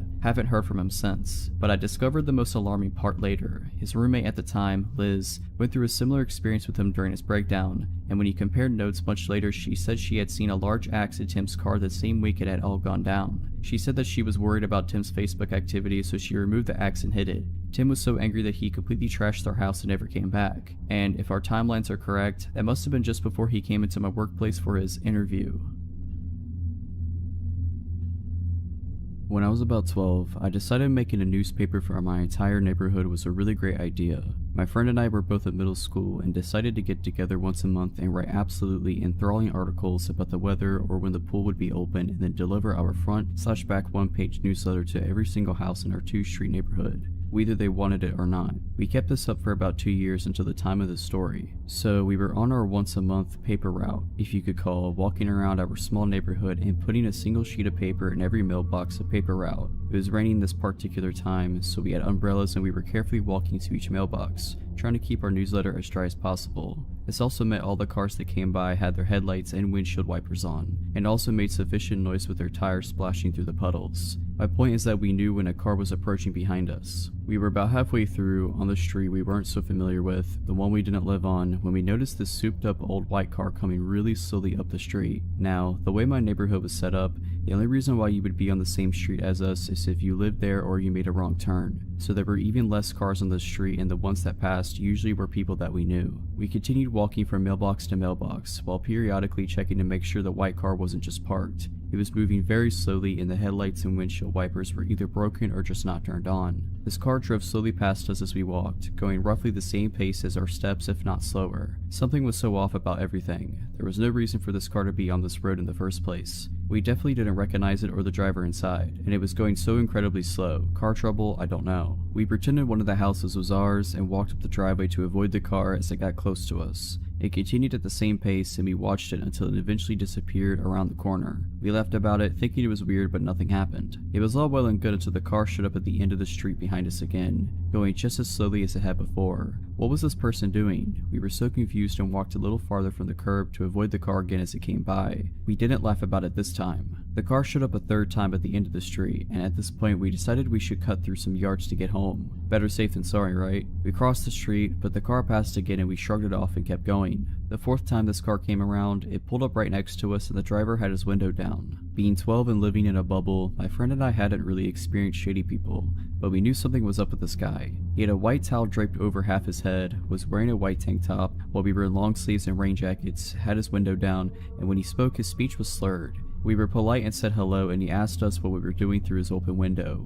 We continued walking as this interaction took place because we knew this dude seemed sketch, but at the same time we didn't want to assume anything and be rude. When we told him we ran a newspaper, he immediately perked up and enthusiastically asked us about placing an ad. He also took his hands off the steering wheel and leaned over so he could get closer to the window. He smelled of cigarettes. My friend and I looked at each other. We knew something was wrong. We told him no, we don't place ads in our newspaper, even though we did. He told us we were pretty girls and probably cold. Our idea to cut through some yards was decided. We hurriedly said something about needing to go home, and he began shouting at us from inside the car as we crossed the street. We bolted to a neighbor's backyard when we heard the car begin to move quickly and hid in some bushes until we were sure the car was gone. We stopped writing our newsletter after that. Meeting a creepy person while you're alone in the rain in your own neighborhood was a good deciding factor for calling it quits. So, weird and probably high dude that tried to talk to a 12-year-old me and my friend, let's never meet again.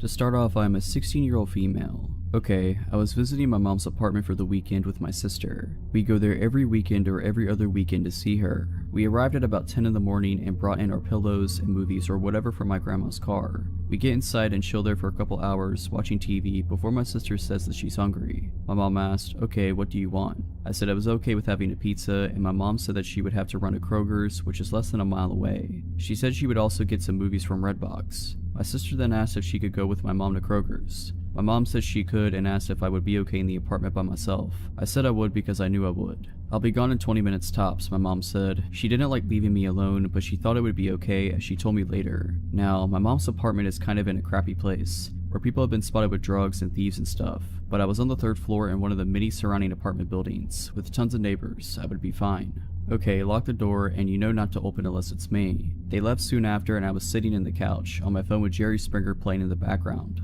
It was about 10 minutes after they left when I heard the doorknob jiggle. I looked up, not feeling scared right away, but also feeling a little wary. I should mention that I carry a pocket knife everywhere with me, and the blade is about 3 to 4 inches long.